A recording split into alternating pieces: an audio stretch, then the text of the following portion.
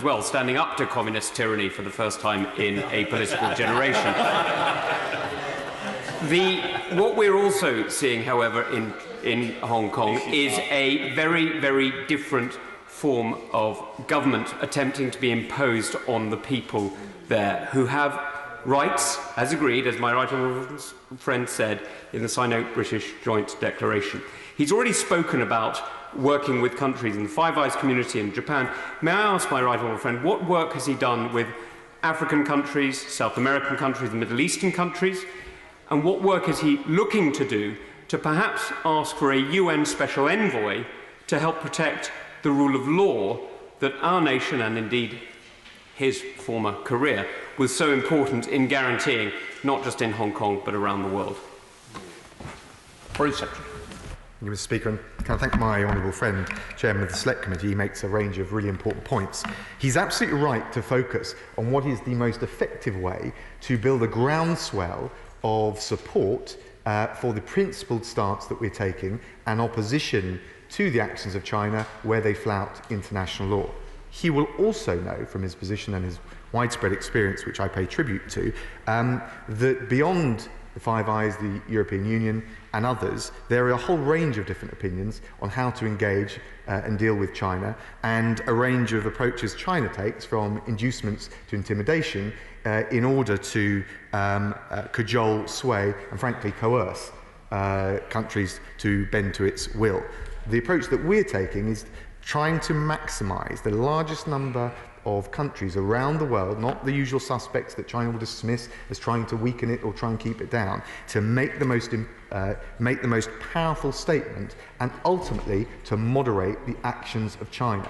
And unless we can build up that bigger caucus of opinion, he mentioned Africa, South America, we're working with all of those partners, we will be less effective when it comes to facing down what is clearly egregious behaviour in relation to Hong Kong and some of the other matters that he referred to. We now come to Stuart Malcolm MacDonald with 2 minutes, and just to inform the House, I'm expecting to run this till about 12:45. Stuart MacDonald. Thank you, Mr. Speaker. Can I thank the Secretary for advance sight of his statement and, like others, welcome much of what was in it. These benches, of course, stand in full solidarity with those in Hong Kong and indeed those in Taiwan who see this as a glimpse of what Beijing might have up their sleeve for them in the future. In fact, anyone who has the heel of state oppression on them right now, which, let's be honest, is increasing by the day, deserves our support. Mr. Speaker, I can accept that this is tricky. It's not a black and white situation given the nature of the actors involved. I think that what the government is doing on BNOs is right, but isn't there a danger that allowing so many people to leave actually is exactly what Beijing wants? And whilst I think that is the right thing to do in allowing people to come here and, as he mentions in his statement, provide them with a path to citizenship, when West Berliners were threatened with oppression, we didn't just offer them all visas to leave, we actually stood up for them and offered to defend them. So beyond the statement on BNOs, which is, I think, right, what else is the government planning to do in future to support those who are not BNOs, who will be left behind in Hong Kong to deal with the effects of this new law? And can I ask him to expand? The chair of the Select Committee took the question out of my mouth. Can I ask him to expand on how he is teasing a greater international coalition? Because that will be tricky if he's going to bring in the Middle East and Africa and others, given China's enormous global economic footprint through things like the Belt and Road Initiative and the China strategy. Can I ask him when he expects to see the text of the law? Is there anything in the joint agreement that allows the UK government to see that sooner rather than later? At what point does he envisage having to take further steps? No one is calling for sanctions just yet, but surely work must be going on to put together something that constitutes a price for Beijing's heavy hand here. And can he confirm if the law that the authorities in Beijing wants to impose has directly led to a reversal on the Huawei decision? Foreign Secretary. Thank you, Mr. Speaker. Can I thank the honourable gentleman for the substance of his position, but also the tone, and we fully welcome his support, as indeed we welcome the support on all sides of this chamber. And it is a powerful opportunity for us to show a united position on this, and something which I think successive governments have agreed on. He asked about B&Os and whether in fact if we offered to change B&O status, that would be a gift to Beijing. I don't think that's true. I don't think from the response of the Chinese government that is correct. They're very sensitive about this. And in any event, it's a point of principle. We have on our part to live up to our international responsibilities and our commitments. And as I explained in my statement, we regard this as part of the package that went with the joint declaration. If that is upended because of action on the national security legislation, it's only right that we rethink the position of B&O passport holders. And that also explains, in relation to the Honourable Lady, why we've been quite careful about timing. We've been prepared for this, we've hoped it wouldn't come, but as often been said in this House, you hope for the best and you prepare for the worst. The Honourable Gentleman asked me about how you build up international support. You do so, in my view, based on principle and the rules of international law. The obvious rejoinder and riposte will be that we're intervening in internal affairs. We are not. We are seeking to uphold China's own freely assumed international obligations. And no, I'm not expecting advanced sight of the legislation from Beijing. We now come to Sir Ian Duncan-Smith. Mr. Speaker, thank you. Can I congratulate my right honourable friend for his statement? But does he not now think that the position of China is altogether too obvious, that since President Xi has arrived, their ambitions globally, both militarily and economically, are now fully on track, and that Hong Kong is just but one manifestation of their global reach through the South China Seas, through their abuse of human rights, and their ambitions over Taiwan. So is it not a case, as a previous Prime Minister of this government once said, that this is the first sip of a bitter cup? And the truth is, it's going to be offered to us again and again and again, and appeasement, which has been the case for the free world, is now no longer an option. So will he now explain how he intends to organise the free world so that we stand up against this? And could he also say, when it comes to Hong Kong passport holders, would he now not work with all our allies around the world to get them to give all those people, if necessary, right of abode? Foreign Secretary. Can I thank my right honourable friend? I think he asked two excellent questions.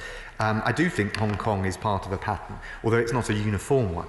And he refers to the violation of the UN Convention on the Law of the Seas. I think he was referring to in relation to the South China Sea. You could add cyber attacks, you could add the treatment of the Uyghur Muslims, and I think at every step the right approach for the United Kingdom, both as a matter of principle but also effectiveness, is to call out behaviour which is contrary to international law on its own terms. That is the way, in answer to the Chairman of the Select Committee and others, how we will build a coalition of like-minded countries to stand firm in the face of such behaviour.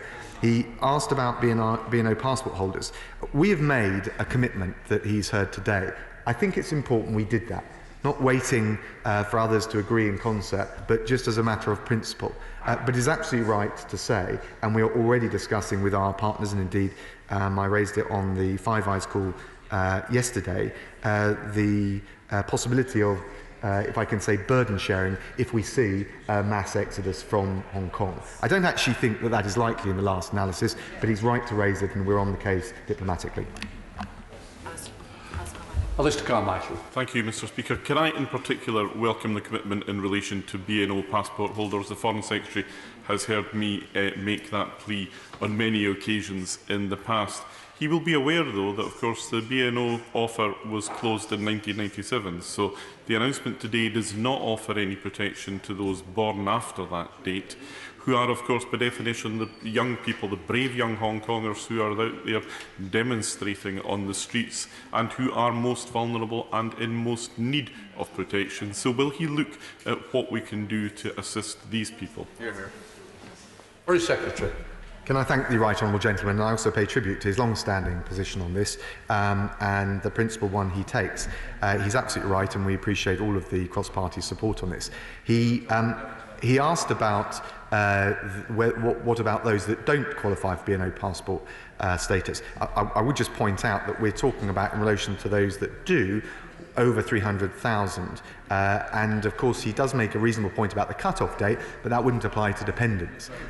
So we have set out, I think based on principle in the right way, the commitment we're making, but as others have already asked, I think what will be important is the international community comes together to make sure that there are options for the wider group that he refers to. John Howard.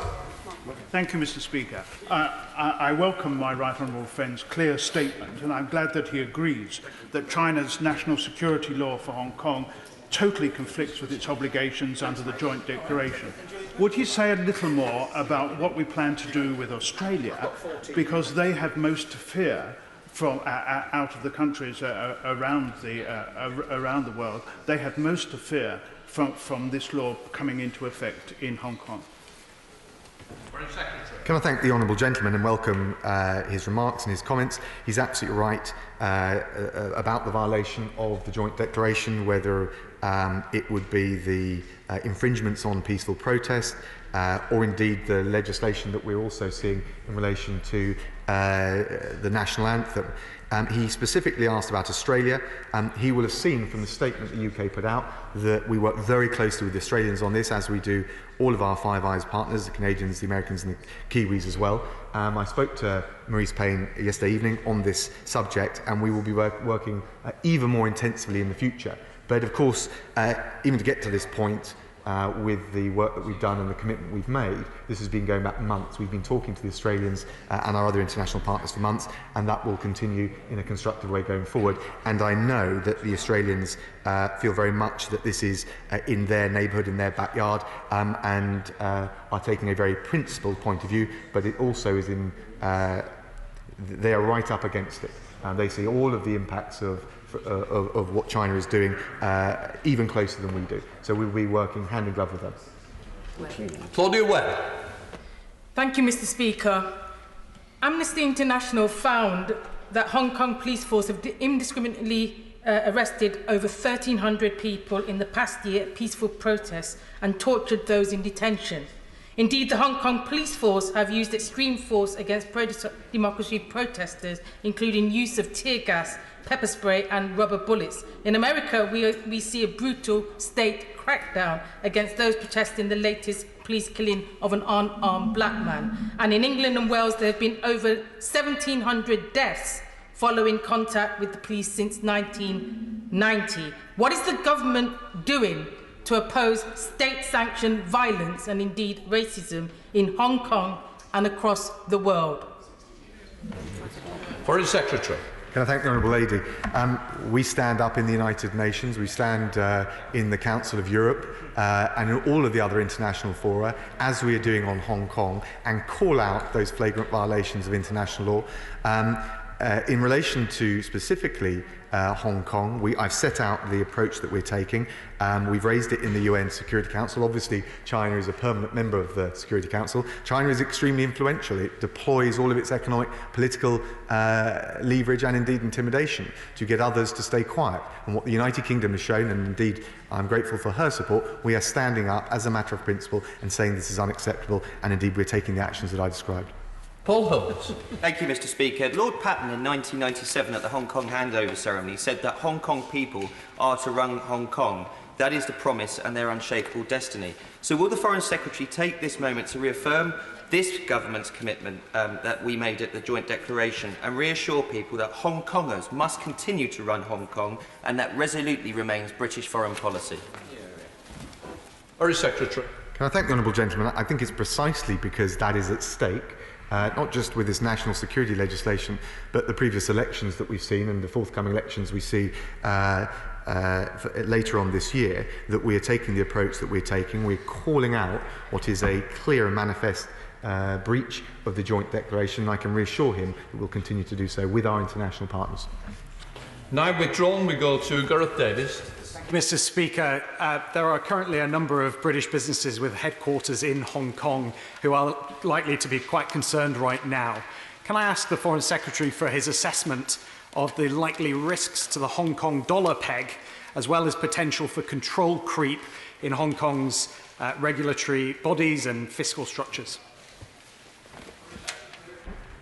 Thank you, Mr. Speaker. Can I thank the honourable gentleman? He's quite right, as I think others have done already, to reflect on the fact that if China is willing to interfere on political and autonomy grounds, it is also likely to pose a longer-term threat to the economic prosperity and economic model that Hong Kong reflects and embodies. I think from the point of view of the UK, we're very mindful of that, both from an investment point of view, but also, frankly, from a point of view of those individuals who are trying to run livelihoods or invest in Hong Kong. The sad reality is that if China continues down this track, it will be strangling what has long been the jewel in the economic crown.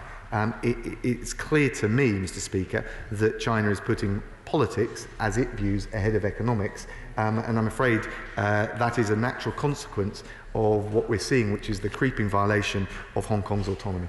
Joanna Chan. Thank you, Mr. Speaker.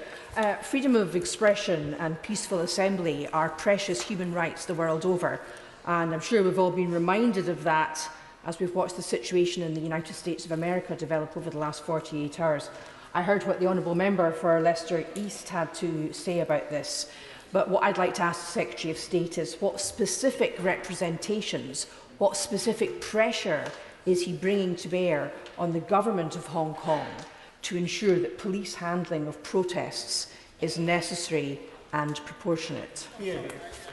Foreign Secretary.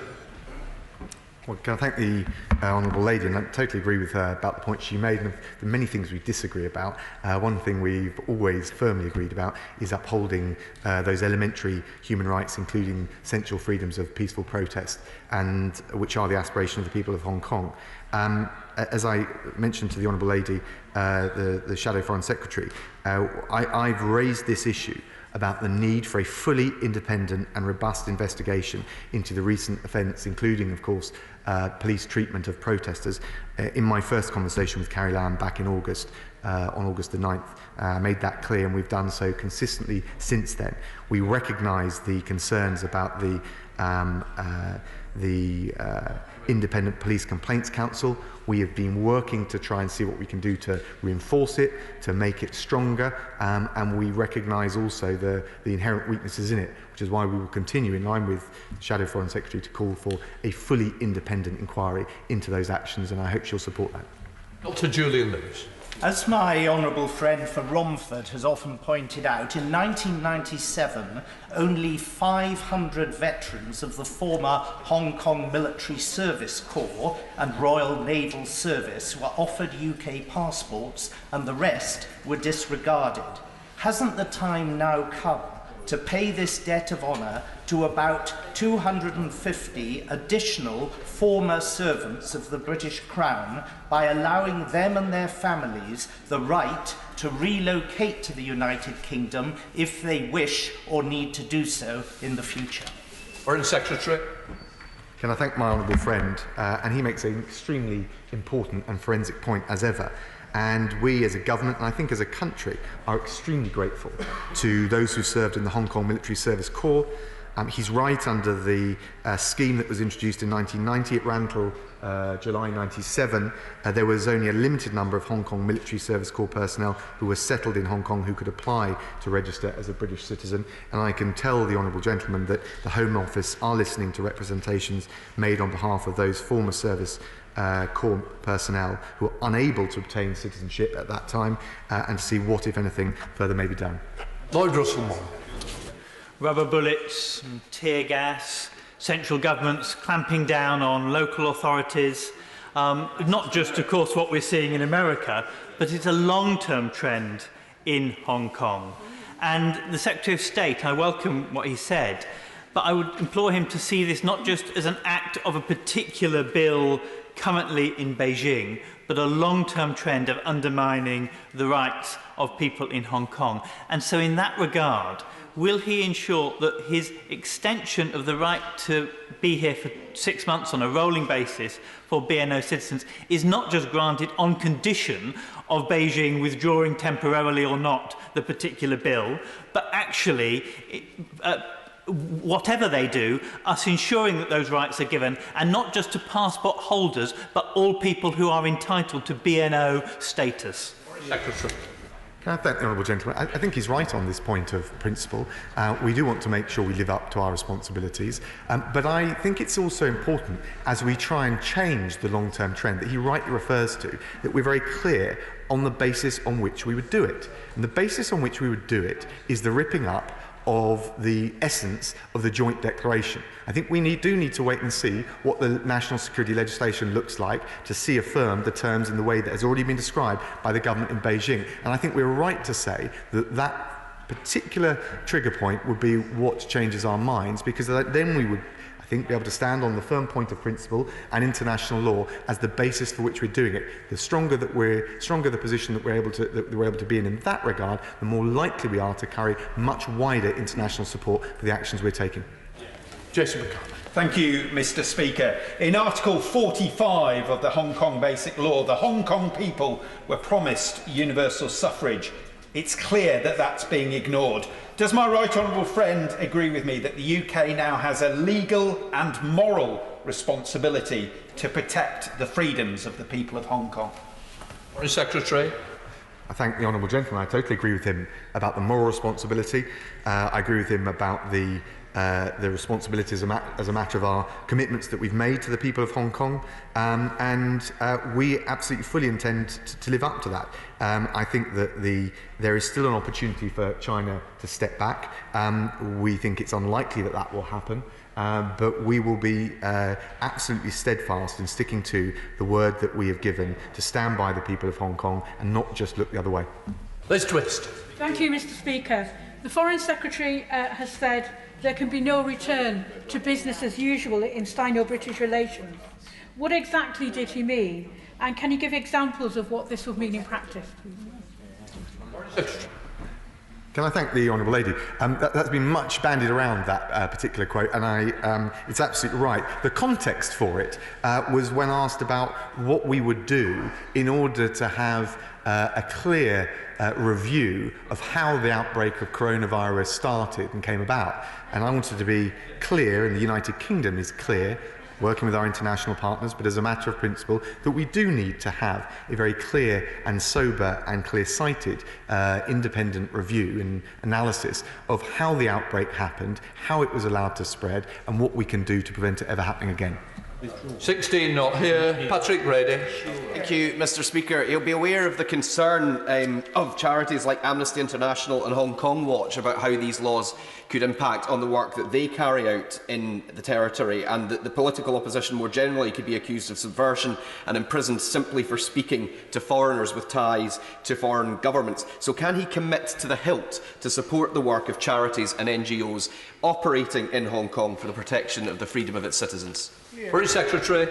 Thank the honourable gentleman. I can give him that reassurance. And of course, the climate for NGOs and for anyone speaking out in an independent form, whether it's in the media or otherwise, has massively closed down. That is not just wrong as a matter of principle, the values that we share in this House. It's wrong, as I've said, as a matter of the joint declaration, but also as a matter of China's view of Hong Kong's future reflected in Chinese law, and in particular the Basic Law.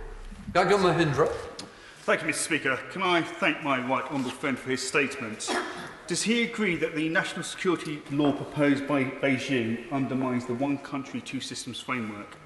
And can he assure me that the UK will continue to be robust to stop the creeping violations of Hong Kong rights and continue to work with our international friends and colleagues? Foreign Secretary.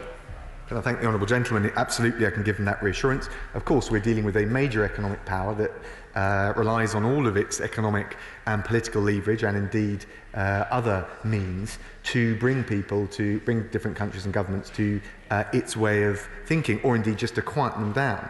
And so the approach that we've taken, as I've described, based on principle, based on international law, is the most likely to be the most effective in building up that groundswell of support that is got the best chance of changing China's behaviour.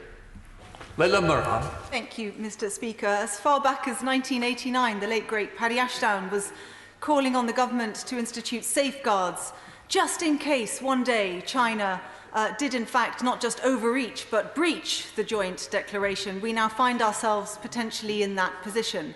and Hong Kongers are finding the world is shifting beneath their feet with nowhere to go. I understand that former foreign secretaries have written to the current Foreign Secretary asking him to set up an international contact group that would look at international human rights, but also a lifeboat policy for Hong Kongers.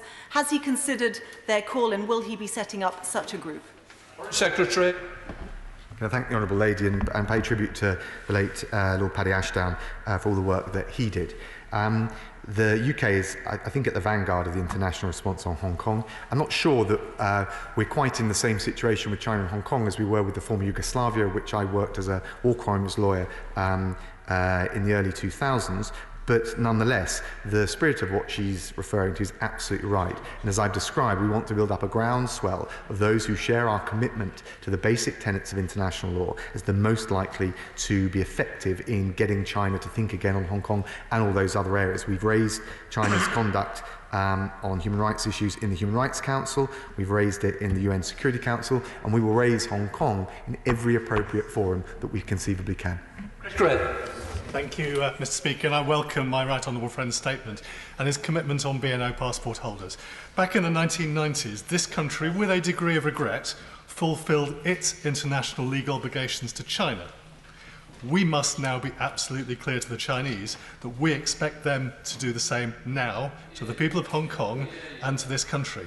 Will he make it absolutely clear to the Chinese government that whilst we want constructive relations for the future, those relations will be incredibly difficult if they go ahead with a measure that completely breaches the agreements they have with us and sends entirely the wrong message to the international community about what China wishes to become?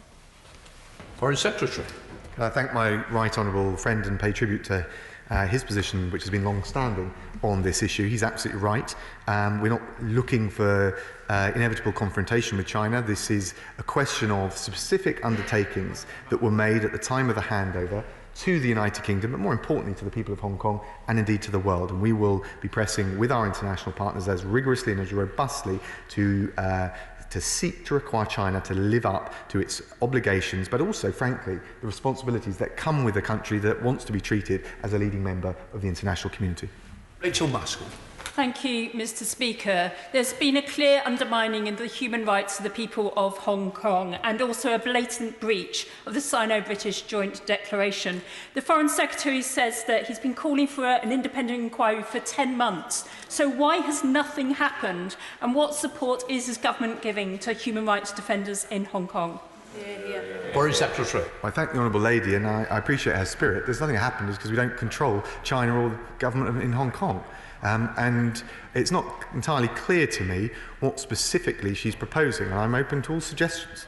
I welcome them. But the reality is we've called for a fully independent investigation in relation to police treatment of the protesters. We will be bringing forward our mechanism for so-called Magnitsky legislation shortly, which I've had well, we've been slightly disrupted because of coronavirus, but we will be bringing it forward shortly. And I pay tribute to the work of the honourable gentleman, speaking from a sedentary position, who's been long-standing on this issue. Tom Randall. Thank you, Mr. Speaker. If this national security law is imposed on Hong Kong, can my right honourable friend confirm that he will work with the Home Secretary to explore all options to support BNO passport holders? Secretary.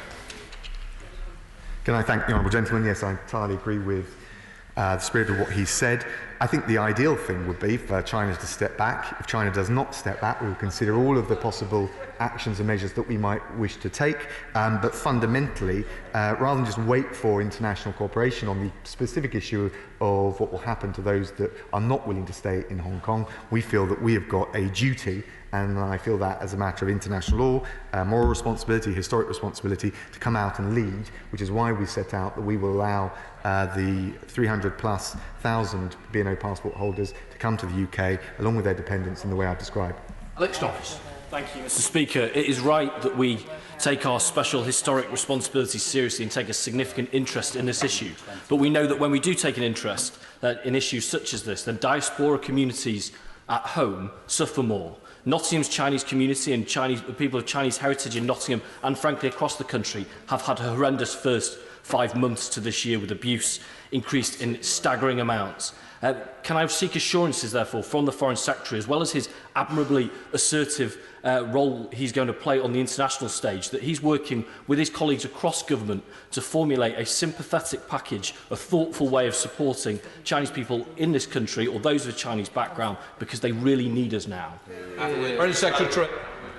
Can I thank the Honourable Gentleman? He's absolutely right. I have a councillor in my own constituency, Xinjiang Wang, who is one of the most hard-working, not just businessmen, but councillors, and I'm sure we've all got examples of that across the country and across the political divides. And it is absolutely crucial that we say to the Chinese community here that we value their contribution, that our stances in relation to the government of China and its violation of the rights and the autonomy of the people of Hong Kong, who we also will extend warm engagement to and embrace them in the way I've described with the change of status, so that they can come here. And I fully support what he said. Dr. Liam Fox. Mr. Speaker, I welcome very much my right honourable friend's statement. Does he agree that China itself is now at a crossroads? It can either be a partner in the international community, which is what we want to see, or take the path to becoming a pariah state, with disputes in the South China Sea, at the World Trade Organization, and a lack of cooperation with the World Health Organization over COVID. Does he agree that if the Chinese Communist Party applies these laws to Hong Kong in clear breach of previous commitments, the world will start to wonder what is the value of a Chinese signature on an international treaty, and that that would have profound international consequences? Foreign Secretary. Can I thank my right honourable friend? I think he's absolutely right that at the core of this, beyond all of the specific issues that he's raised, the freedom of navigation in the South China Sea, the issue of transparency and getting to the truth in relation to the initial outbreak of coronavirus, the wider issues around cyber attacks that China engages in, and of course the issue of the people of Hong Kong. This is not just a question of international law and rights and the violations of those rights, but trust and confidence in the kind of partner that China wishes to become. We, as I've said, unapologetically, we wish to engage with China. We do not wish to see prevent its rise.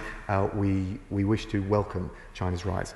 But I think in the way that the right honourable gentleman describes is absolutely right. China must live up to the obligations and responsibilities that come with that status. Florence Esselbold.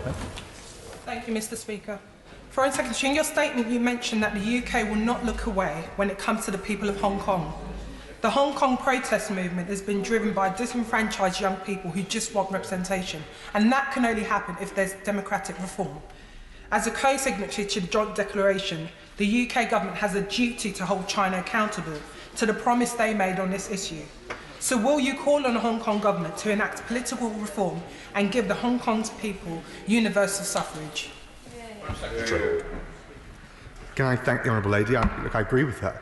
I made it clear in the House of Commons on the 26th of September 2019, my first debate on Hong Kong. So I welcome her support for the position of the government. Of course, the bottom line is we can't force China. But no one is seriously suggesting, I think, that we can, through coercive measures, do so. What we must do is build up a groundswell of international support based on standing up for principle and rights and the rules of the international system to persuade China that it will be bad for China, bad for Hong Kong, and bad for its own aspirations for it to continue down this path. 26 not here, 27 withdrawn, 28 withdrawn, 29 Weir Hobhouse. Thank you, Mr. Speaker. In the spirit of solidarity across the benches in this House on this issue, can I pay tribute to a previous MP for Bath and the last Governor of Hong Kong, Lord Patten, for all he has done for the people of Hong Kong and continues to do. One of my constituents was born in Hong Kong before 1997, but for one reason or another, his parents never applied for a B&O passport. Can he ensure that those who are eligible, but have so far not been a B&O passport holder, can now apply for one? Yeah, here. Foreign Secretary. Honourable Lady, of course that's something that we'll look at, and I agree with her in paying tribute to the Noble Lord and the other place Lord Patten for all the work he did in relation to the handover and as the last Governor, and of course what we want to do, and I think it's true across the House from all the different parties, live up to the responsibilities we made at the time. Mr. Speaker, isn't it most unlikely that China will step back from its actions at this stage, because what they're doing is a projection of political power struggles at the top of the Communist Party? And if he believes, as I do, that that is possible, will he agree with me that it's therefore necessary for the government to prepare to permanently welcome a broader scope of people to the UK, and with them their capital, so they can be permanently established here where we're still free? I thank my honourable friend, and I pay tribute because I know he stands for the cause of liberty wherever it may be, and I've always been shoulder to shoulder with him, and I'm glad to be so again. I think in relation to people of Hong Kong, we've set out, I think, a very principled and generous approach. If you look at the numbers potentially involved, you're talking about over 300,000 holders of B&O passports, in terms of those eligible, close to 3 million. And so I think the UK, in the terms that I've described, is doing its bit. But we also need to work with our wider international partners who have significant Hong Kong communities, significant stake and interest in Hong Kong, to make sure that that is a broader international response. He's right to exude some scepticism about whether China will row back, but I think we've got to give it every opportunity, even if it's only a marginal one. Thank you, Mr. Speaker, and I welcome the Foreign Secretary in standing full square behind the people of Hong Kong. I believe our economic standing is enhanced rather than diminished when Britain stands up for human rights across the world. But does he accept that we would be less susceptible to accusations of hypocrisy if the Foreign Secretary would condemn the words and actions of President Trump in saying, when the looting starts, the shooting starts, and last night using tear gas to clear peaceable Black Lives Matters demonstrators? Thank you, Mr. Speaker. Look, I understand the concern. Anyone that's watched those distressing pictures in relation to George Floyd, or indeed the wider protests and violence across America, we all want to see America come together, not tear itself apart. I just gently say to the Honourable Lady, there is a federal review of what has often been state action underway, and there is charges already been brought in relation to the lead perpetrator, and therefore I think, and I'm not sure she was trying to do this, I'd be a bit careful about the moral equivalence between what's happening in the United States, however sobering and troubling it is, and what's happening in China. Stephen Crowd. Thank you, Mr. Speaker. I thank my right honourable friend for his statement today. I'd like to ask him where he thinks the United Nations are with this issue. The democratic freedoms of the people of Hong Kong are enshrined in international law and an international treaty lodged at the UN. But given what my right honourable friend said a few moments ago about the way China uses its negative influence to try to silence other countries, does he regard the UN as a lost cause when it comes to defending the people of Hong Kong? Because what we should be seeing right now is a UN special envoy being put in place to help lead the international effort. Foreign Secretary. I thank my right honourable friend, and I pay tribute to the work that he's been doing, I know, with other parliamentarians on this subject. I think he's right to press for what we're doing in the UN. There are, of course, some inherent limitations on what we can do in relation to a permanent member with the veto that comes with it in the Security Council. We have raised it in the UN Security Council, although there are all sorts of challenges, as the Honourable Lady has described. We've raised China's behaviour in the past in relation to human rights in the Human Rights Council, and fundamentally I do think it's important, and this is why we've framed our response in the way that we have, in order to garner as much support in the United Nations and equivalent bodies as possible, to base this on principle, to base it on international law, and to base it on the UN's own international covenant on civil and political rights. That is, it seems to me, the surest way to build up the groundswell of support within the UN that he's described. Tamanjeet Singh Desi. Thank you very much. Mr. Speaker, the Hong Kong people are rightly relying on us to show solidarity at this point, especially when Hong Kong police have used extreme force against pro-democracy protesters, including the use of rubber bullets, pepper spray and tear gas. Is the Foreign Secretary concerned about this, and what precise steps has he taken to help avert this in the future? Secretary. Can I thank the Honourable Gentleman? He picks up on a point that has been raised by a number of colleagues. I am absolutely concerned about it. I raised the issue with Carrie Lam, the Chief Executive of Hong Kong. First time I spoke to her back in August. We've consistently raised it since. There is the independent so-called independent police complaints council that is in place. We've got serious concerns about its independence. I think that is what has fueled the remarks by the Honourable Lady, the Shadow Foreign Secretary. Of course, though, as the Honourable Gentleman, I think will recognise there are limits to what we can in practice do to force or to require either China or the authorities in Hong Kong to see sense on some of this. The way we will do it is to exercise our soft power, our influence, and building up a groundswell of support, and the best way to achieve that is based on principle, including human rights and international law. Tim Lawton. Thank you, Mr. Speaker. 1 million Tibetans killed by Chinese oppression, 2 million Uyghurs now incarcerated in re-education concentration camps, and now 7.5 million Hong Kong citizens about to see their civil liberties and freedom of expression snuffed out. I acknowledge and applaud his strong statement, but closer to home, does he not share my concern that a country with such a flagrant disregard of human rights is buying and bullying influence on British campuses, British schools, and British boardrooms? Secretary. He's absolutely right to raise the point of principle that we must be very mindful, I think across campuses and universities and generally in relation to China and otherwise, to protect the freedom of expression and the freedom of speech that we are now jealously guarding for the people of Hong Kong. And he's right to raise the point about concerns around undue influence by that effectively trails back to the Chinese government. That is something we were actively looking at. 35 not here. Andrew Bullock. Thank you very much, Mr. Speaker. I think the very fact that we're debating here today and the House seems to be speaking as one voice will send a very strong message to the people of Hong Kong of our support for them at this time. Can I ask my right honourable friend, with the postponement of the G7, when the Prime Minister plans to raise this issue with President Xi? Secretary. Can I thank the Honourable Gentleman? He's absolutely right. I mean, we'll raise this as we have raised it consistently with the Chinese government at every level, of course, to the extent that they're willing to engage. I think the important point is to engage with China to the extent that we can on these very specific points and the specific basis that I've set out. Of course, China just looks the other way and wants to ignore and flout not just international law, but international opinion. Of course, there are going to be consequences for its own ambitions in the world. Listen to us. Thank you, Mr. Speaker. The Foreign Secretary has talked about the potential to extend to BNO passport holders the right to stay in the UK for an extendable period for 12 months. Can I ask him what would happen after this 12 months and what specific discussions he's had with his colleagues at the Home Office and what rights will be extended to their dependents? Foreign Secretary. Can I thank the Honourable Lady? Well, the purpose of offering extendable periods of 12 months is that there'll be no guillotine that comes down. It allows BNO passport holders to come here. We're removing the 6-month limitation.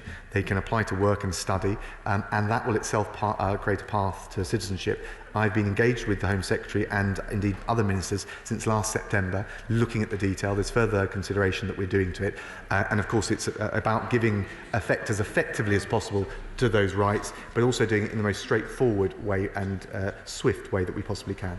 Dr. Andrew Morrison. The Foreign Secretary is right to suggest that the national security legislation has a sense of inevitability about it. Will he therefore go further and make it clear to Hong Kongers that they will always be welcome here, that the government regards them as a potential boon and not a burden, and in so doing make it very clear that post-Brexit we are global Britain and not Little England? Foreign Secretary. Can I thank the Honourable Gentleman? I entirely share that spirit. As someone whose father and their family, to the extent that they were able to, came here as refugees, I think this country has a proud tradition of standing up as a haven for those that flee persecution. I know the Home Secretary feels the same way, and we absolutely intend to live up to our responsibilities, not just as a matter of obligation, but because that is what the British people do at their very best. Catherine McKinnon. Thank you. The Foreign Secretary has rightly made the government and our collective concerns known about the erosion of autonomy and democratic rights in Hong Kong. I've listened very carefully to his responses today, but could he say more specifically what consideration he's given to our future trading relationship with China in the event that it continues down this very troubling path? Secretary.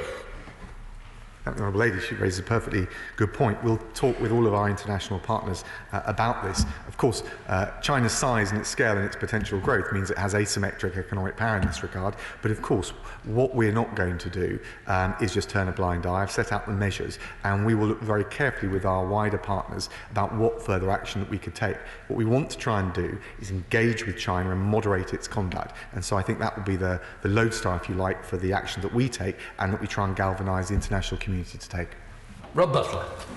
The Foreign Secretary's statement standing up for the people of Hong Kong is very welcome, not least given our historic ties and responsibilities. Will my right honourable friend outline to the House what action he's taking with other members of the Commonwealth to combat the proposed actions of the Chinese government? Secretary. Thank my honourable friend. Well, I spoke last night to my opposite number from New Zealand and Australia and Canada, along with the Secretary of State Mike Pompeo. But that is, I think, the starting point, not the point of arrival. We've got to make sure we build this up into a broader groundswell. I think that working with Five Eyes European partners is important, but I spoke to both within the Commonwealth and outside. I spoke to my Japanese opposite number this morning, and we've got to try and make this as broad a group as possible, based on a like-minded attachment to the principles and adherence to international law. 4-1 withdrawn. Steve Double. Thank you very much, Mr. Speaker. Can I very much thank my right honourable friend and indeed the Home Secretary for the steps they're taking to support BNO passport holders. China has an appalling track record when it comes to the rights of Christians and other faith groups. And there is growing concern amongst church leaders in Hong Kong in light of the recent developments. So what assessment has he made of the particular threat to Christians there, and will he ensure everything possible is done to defend the right of belief, worship and freedom of speech in Hong Kong? Foreign Secretary. Can I thank the honourable gentleman? By the way, he's absolutely right to pay tribute to the work of the Home Office and indeed the Home Secretary, who has assiduously been working on this with my department and others for months. We will stand up for freedom of religion and freedom of expression wherever it stands and whichever minority or group is seeking to avail themselves of it. That is a point of principle, that's what we're about, and that applies to Christian minorities, it applies to the Uyghur Muslims as well, and we do have, of course, the Honourable Member for Gillingham, the Prime Minister's Special Envoy, specifically dedicated to working around the world on this issue. McCarthy. Okay. As the Foreign Secretary has acknowledged, it isn't just concern about what's happening in Hong Kong, it's the treatment of the Uyghur Muslims, it's Falun Gong practitioners, it's what's happening not just in terms of human rights abuses in Tibet, but the terrible environmental destruction that is going on there too. But the Foreign Secretary mentioned the asymmetric economic power of China, and he also implied that basically China's refusal to engage on human rights dialogue means that they can get away with doing whatever they want. Is that really the case? Foreign Secretary. Can I thank the Honourable Lady? And I understand the spirit with which she's asked her question, and I think she makes some important points, that the asymmetric economic size and growth of China is a fact, unless someone wishes to dispute it. I think the important thing that we can do is engage with China as it rises and as it wishes to take up the mantle of being a leading member of the international community, trying to shape the rules of the international system, which is undoubtedly trying to do. You look at the number of elections it runs in international organisations, working with our partners to say, I'm sorry, unless you're willing to live up to the very obligations, responsibilities that come with that role, you won't get the kind of support that will allow you to realise those aspirations. I have had previous conversations with State Councillor and Foreign Minister Wang Yi on this subject. I will continue to engage with him as constructively as possible at any moment in time. But of course, it requires the Chinese government to be willing to engage on their side as well. David Green. Thank you, Mr. Speaker. I congratulate my right honourable friend on his exemplary approach to this crisis so far. Will he recognise, not least from our exchanges this morning, that he has the chance to unite the House and the country behind a complete reset of our approach, recognising that the Chinese government is implacably hostile to our democracy, to our values and to our global interests, and that government policy should in future reflect that sobering but I think realistic analysis? Foreign Secretary. Can I thank my right honourable friend? He's right to say that the action in relation to Hong Kong and in other areas is opposed to our values as well as our interests. And I certainly welcome the fact that we have a cross-party, it feels to me, groundswell of consensus on this issue, because we are stronger when we are bigger than the sum of our parts, and we're more effective in getting our message across. We've now got to translate that into the wider international community. I applaud the Foreign Secretary for what he said today. He's been very, very reasonable. And as the Right Honourable Gentleman just said, I think he's got the whole House behind him. I just want more oomph from him. A bit more sort of vim, a bit more determination, because these are really important principles that the rule of law around the world must hold. And so I want to say to him, please, please, please, bring forward the blasted Magnitsky regulations, which he proposed when he was sitting in that seat back there. I want him to bring them back to the dispatch box, not in weeks and months and years, but in days and hours. Secretary. Can I thank the Honourable Gentleman? I am going to do my level best to get this before the House, before the summer recess. He, I hope, is most understanding, would recognise that we've had one or two other things which have displaced focus. Well, the government hasn't been enforced. I haven't been Foreign Secretary for 2 years, the Honourable Lady saying, from a sedentary position. So we will get on with it. I share his restlessness to deliver it, and I look forward to his support when we do. Robin Moore. Thank you. I really do welcome my right honourable friend's statement. This country has long and historic ties with Hong Kong, and we must take this relationship extremely seriously. Can my right honourable friend assure me that we continue to stand up for British nationals overseas in Hong Kong who will see their freedoms curtailed by Beijing if this law is passed? I thank the Honourable Gentleman, my honourable friend, and I totally agree with him. And what we've tried to do is proceed at the right moment, in the right way, with the generosity of spirit that I think defines this country at its very finest, and which will practically reach out and show those people in Hong Kong that if China follows through on this, they can come to the warm embrace of this country, and we will make the practical arrangements, and of course they're not straightforward, to make sure we give effect to those aspirations. David Lind. Thank you very much, Mr. Speaker. People in this House have rightly made note of the fact that we must protect freedom of expression and assembly. And June the 4th would normally see people marking the Tiananmen anniversary, but the authorities in Hong Kong don't seem to be allowing that to go ahead. What representations is the British government making that would allow people to mark the Tiananmen anniversary and do so in a socially distant way to allow that freedom of expression and assembly? Foreign Secretary. Can I thank the Honourable Gentleman? I think the authorities in Hong Kong have today confirmed that they will not allow the Tiananmen commemoration, which has typically taken place for many years. I think, in fairness, they are explaining that on grounds of coronavirus, but I do share the concerns that he's expressed within the wider context that we see.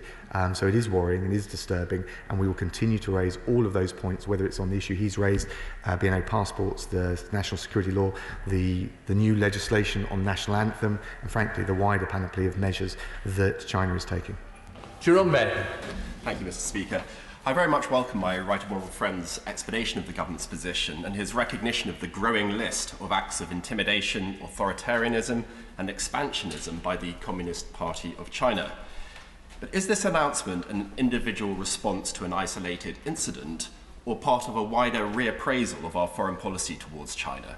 Does my right honourable friend think that the long-applied and hopeful policy of positive engagement with China is not having the desired outcome? And if so, how should this approach change? Foreign Secretary. I thank my honourable friend. Look, I certainly agree that there are huge challenges in engagement with China across a whole suite of issues, from cyber through to intellectual property theft, and of course the people of Hong Kong. We've said throughout that we're not seeking to contain China as a matter of dogmatic strategy. We are seeking to engage with them. There are also opportunities in the relationship on trade, on climate change, with some of the green technology that they're capable of innovating, but also given their role as a major emitter. And what we want to try and do is engage to accentuate those opportunities and mitigate the risks involved. I think the issue with Hong Kong is different. It's a point of principle. It relates to the historic ties that on all sides of the House we've all referred to, and that is why we set out the full detail. But we are going to stand by in this relationship that we have and continue to seek to engage, as difficult as it may be, but we're also going to be absolutely clear If China flouts international law or those wider values or principles that we hold dear, we will stand up and act on that. And equally, we will defend the key equities we have in this country, whether it's intellectual property theft or in relation to telecoms. Wendy Chamberlain. Thank you, Mr. Speaker. Yesterday I was contacted by a constituent who's an overseas student at St Andrews University. He did not apply for a BNO passport at the time of the original offer because he was a toddler and his parents did not apply on his behalf. So I welcome the Foreign Secretary's statement, but there are many Hong Kong citizens who, like my constituent, did not receive a BNO passport in the first place and miss out. Will he consider the proposal put forward by my right honourable friend for Orkney and Shetland in his Hong Kong bill, which I co-sponsored, which would offer a pathway to citizenship for all Hong Kong citizens? Foreign Secretary. Thank you, Honourable Lady. I think we need to be realistic about quite the entire volume that we would be able in this country to credibly and responsibly absorb. So I don't think we can have this debate without acknowledging that at all.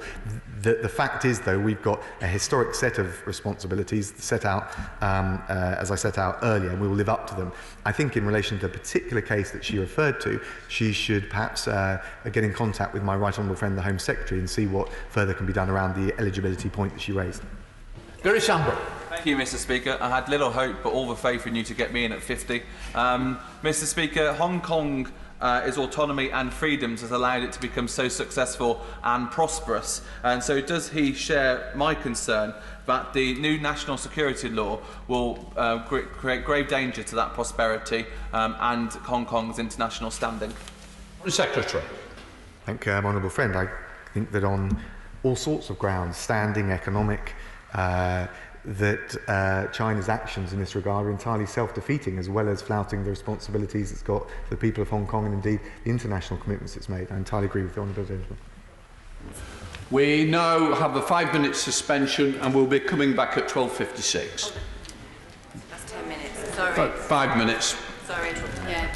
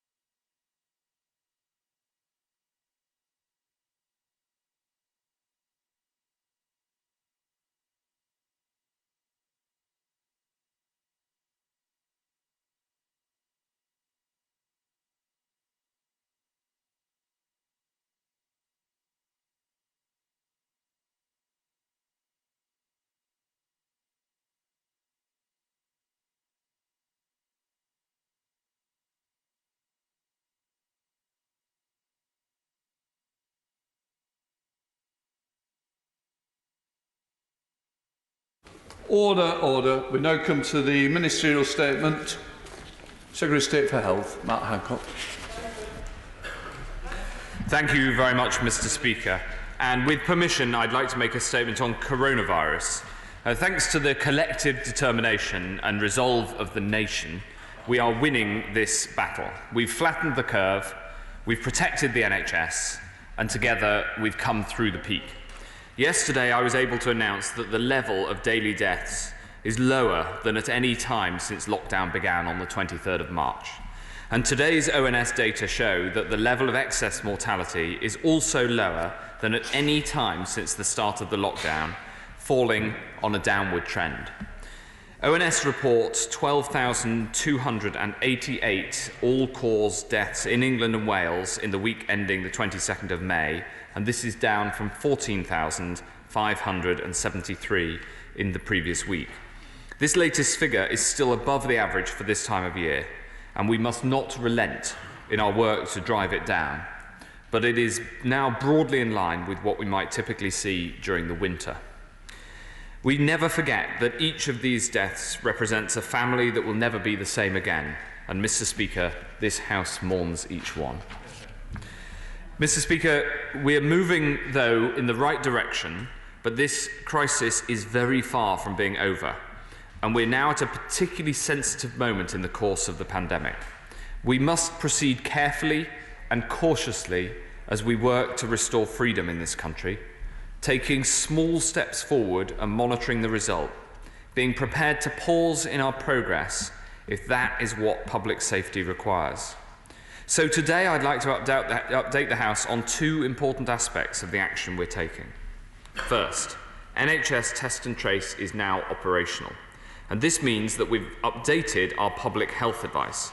Since the start of the crisis, we've said to people that you must wash your hands and self-isolate if you have symptoms and follow the social distancing rules. All of these remain incredibly important, but there's a new duty, and it is a duty, that we now ask and expect of people. If you have symptoms, that's a fever, a new continuous cough, a change in your sense of taste or smell, if you have one of these symptoms, you must get a test. We have more than enough capacity to provide a test for anyone who needs one, and we have more than enough capacity to trace all your contacts. So to repeat, if you've got symptoms, get a test. That is how we locate, isolate, and control the virus. And by the way, I make no apology for this overcapacity. The fact that we have thousands of NHS contact tracers on standby reflects that transmission of the virus is currently low. If we were in a position where we needed to use all that capacity, it would mean that the virus was running at a higher rate, something that no one wants to see. Second, Mr. Speaker, I want to update the House on the work we're doing to understand the unequal and disproportionate way that this disease targets people, including those who are from black or minority ethnic backgrounds. This is very timely work. People are understandably angry about injustices. And as Health Secretary, I feel a deep responsibility because this pandemic has exposed huge disparities in the health of our nation. It is very clear that some people are significantly more vulnerable to COVID-19. And this is something I'm determined to understand in full and take action to address. Today I can announce that Public Health England have completed work into disparities in the risks and outcomes of COVID-19, and we have published their findings. PHE have found the following. First, as we're all aware, age is the biggest risk factor. Among those diagnosed with COVID-19, people who are 80 or older are 70 times more likely to die than those under 40. Being male is also a significant risk factor. Working-age men are twice as likely to die as working-age women. Occupation is a risk factor, with professions that involve dealing with the public in an enclosed space, such as taxi driving, at higher risk. Importantly, the data show that people working in hospitals are not more likely to catch or die from COVID-19. Diagnosis rates are higher in deprived or densely populated urban areas, and we know that our great cities have been hardest hit by this virus. And this work underlines that being black or from a minority ethnic background is a major risk factor. This racial disparity holds even after accounting for the effect of age, deprivation, region, and sex. The PHE ethnicity analysis did not adjust for factors such as comorbidities and obesity, so there is much more work to do to understand the key drivers of these disparities, the relationships between the different risk factors, and what we can do to close the gap. I want to thank Public Health England for this work. I'm determined that we continue to develop our understanding and shape our response. And I'm pleased to announce that my honourable friend, the Equalities Minister, will be leading on this work and taking it forward, working with PHE and others to further understand the impacts. We need everyone to play their part by staying alert, following the social distancing rules, isolating and getting a test if you have symptoms. We must not relax our guard, but continue to fight this virus together.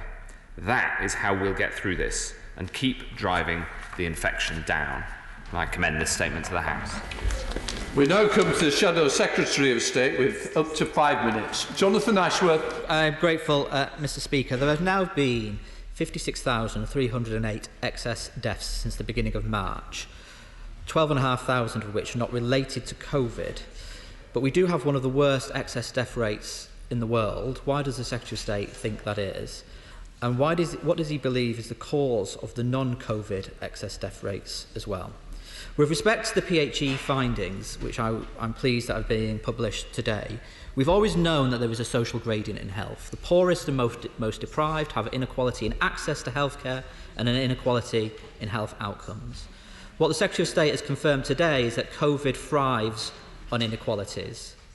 Yes, indeed, Black Lives Matter, Mr Speaker, but it is surely a call to action that Black, Asian and minority ethnic people are more likely to die from COVID and more likely to be admitted to intensive care from COVID.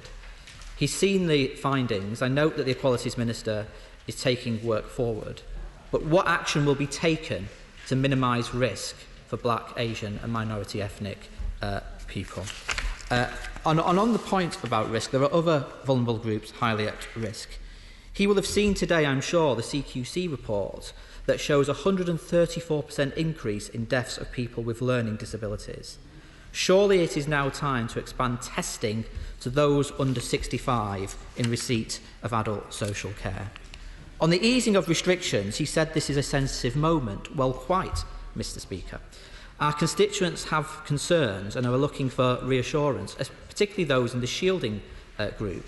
They really shouldn't have had to wake up on Sunday morning to find out that they could now leave the house once a day. They need clarity in details. And why weren't GPs informed in advance? We're still at around 50,000 infections a week. So can I ask him, or press him a bit further on the easing of restrictions? The biosecurity level remains at 4, but his own command paper from May 11th said that changes to lockdown must be warranted by the current alert level. And at the Sunday news conference, the Community Secretary said all the proposed easings of restrictions had been modelled and showed the R value remained below 1. That is, of course, reassuring. But will he now publish that modelling so it can be peer-reviewed? The easing of restrictions was based on tests, so I can ask him a couple of questions. First, on NHS capacity. We know the NHS has not been overwhelmed, but that has been on the back of cancelled planned surgery, delays to vital treatment, postponing of cancer screening, arguably the biggest rationing exercise in the history of the NHS. Will he now publish the total number of planned operations that have been cancelled and detail them by procedure? And as the lockdown is eased, is it his intention to step down some of that surge capacity so this backlogging clinical need can start to be tackled? On managing the virus, his tests, one of his tests is on whether we can manage the virus, but this depends on testing and tracing, as he has said. There's now capacity for over 200,000 tests, but there's still a lack of clarity about how that figure is arrived at.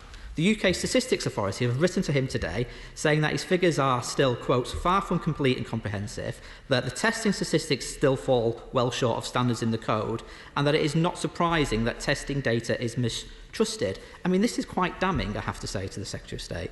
So will he start publishing again the actual numbers of people tested? Will he stop counting tests mailed to homes as completed? Can he detail what proportion of the 200,000 tests are diagnostic PCR tests, what proportion are antibody, what proportion are surveillance? Can he tell us how many care home staff and residents have been tested? And when will he start weekly testing of all NHS staff? That is crucial for getting on top of infections in hospitals. And can he tell us what percentage of the Deloitte-run testing facilities have been sent to GPs? Now, on test and trace, this is absolutely vital to safe easing out of the lockdown. Last week, the Prime Minister told the House, or before the recess, the Prime Minister told the House that it would be world-beating and operational by yesterday. But it's not actually fully operational at a local level, is it? Can he confirm that local directors of public health have been told to prepare strategies for tracing with a deadline of the end of June? That they won't actually start receiving local individual data until next week? And many still haven't been told their allocations of the extra 300 million, nor what they can spend it on yet. When will they get those allocations? Despite this yesterday, he said test and trace is up and running. I'm not sure how we can say it is up and running when local directors of public health are still asking for this information. And will he publish the data on what percentage of infections have been contacted and how many contacts have been followed up? Will that data be published on a daily basis? Mr. Speaker, this is a crucial week given the easing of restrictions, and our constituents want reassurance and clarity. But trust has been undermined by the Dominic Cummings scandal, I'm afraid. Our constituents want to do the right thing for their loved ones and their neighbours. Can he give them those reassurances today? Thank you very much, Mr. Speaker. And I entirely agree with him that it is critical that people play their part in making sure that we continue the work of controlling this virus and driving down the number of new transmissions. I'm glad that he recognises the work that's been done, which is not really just the work of government, it's the work of all of us to get this virus under control. To answer his question specifically, he asked about the inequalities in health outcomes. He's quite right to address this subject. It's a subject that was important before we went into the coronavirus crisis, and it is even more important now. Black lives matter, and as do those of the poorest areas of our country, which have worse health outcomes, and we need to make sure that all of these considerations are taken into account and action is taken to level up the health outcomes of people across this country, because there is no more important levelling up than the levelling up of your life expectancy and the quality of health with which you live that life. He asked specifically about those with learning disabilities and autism. That testing in care homes for those of working age has continued all the way through this crisis, and we're rolling it out further. He mentions the changes to those who are in the shielding category. I was very pleased we were able to make these changes. We announced them at the weekend, and they've been very well received, especially by those who are shielding, because they're now able safely to go outside, which it's hard to underestimate, Mr. Speaker, the impact of saying to people that for 10 weeks the recommendation, medical advice, was that they shouldn't go outside. And I'm very glad we've been able to lift just slightly the restrictions on those in the shielding category. He asks also about the restart of the NHS. It is vital that we get the rest of the NHS going again. That work is underway. The expansion of cancer facilities is underway. The demand for A&E and urgent care is not as high as it was, but I look forward to the full restoration, Mr. Speaker, of our A&E facilities across the country and also in central Lancashire. He asked rightly about the NHS test and trace capability. That is up and running and working well.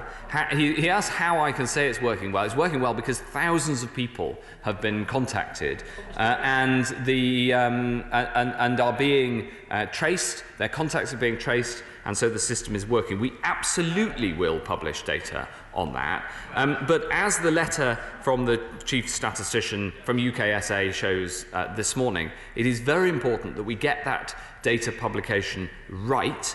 And so we will work with the UK Statistics Authority to make sure that they are happy with how we're publishing that data, to make sure that we get the data published in a reasonable and sensible way, in a way that also supports the operation of NHS Test and Trace, which we agree is an absolutely critical part of the next stage. So I commit to publishing that data and to working with the UKSA on how that data is put together. The final point in response that I'd say, Mr. Speaker, is that the goal here is to have a more targeted approach to the lockdown, so that we can carefully and cautiously lift the broader lockdown. That is what we're working to achieve, and I am very grateful for the support right across the House of our efforts to accomplish that. John Lamont. Thank you very much, Mr. Speaker. Can I start by thanking the NHS and care workers in my own constituency in the Scottish Borders for working so hard to keep us healthy. The Health Secretary will be aware of the very low levels of testing taking place in Scotland, which is clearly a concern as we move into the test and isolate phase. So I wonder, given the role of the UK Government in providing test facilities in Scotland, what further assistance can the UK Government provide to the Scottish Government to help push up the testing numbers? Well, we have supported and helped the Scottish Government throughout this, because whilst they've missed their targets in terms of test rollout of those delivered within Scotland, the UK programme out of the drive-through centres and the home test kits has also been operational in Scotland. So I work very closely with my Scottish counterparts to try to make sure that testing is as available in Scotland as it is in England, and that work is ongoing. Sure. Ian Blackford, leader. Thank you, Mr. Speaker. I'm here today standing in for my honourable friend, the member for Central Ayrshire, who is excluded from taking part, given the removal of the hybrid parliament for now.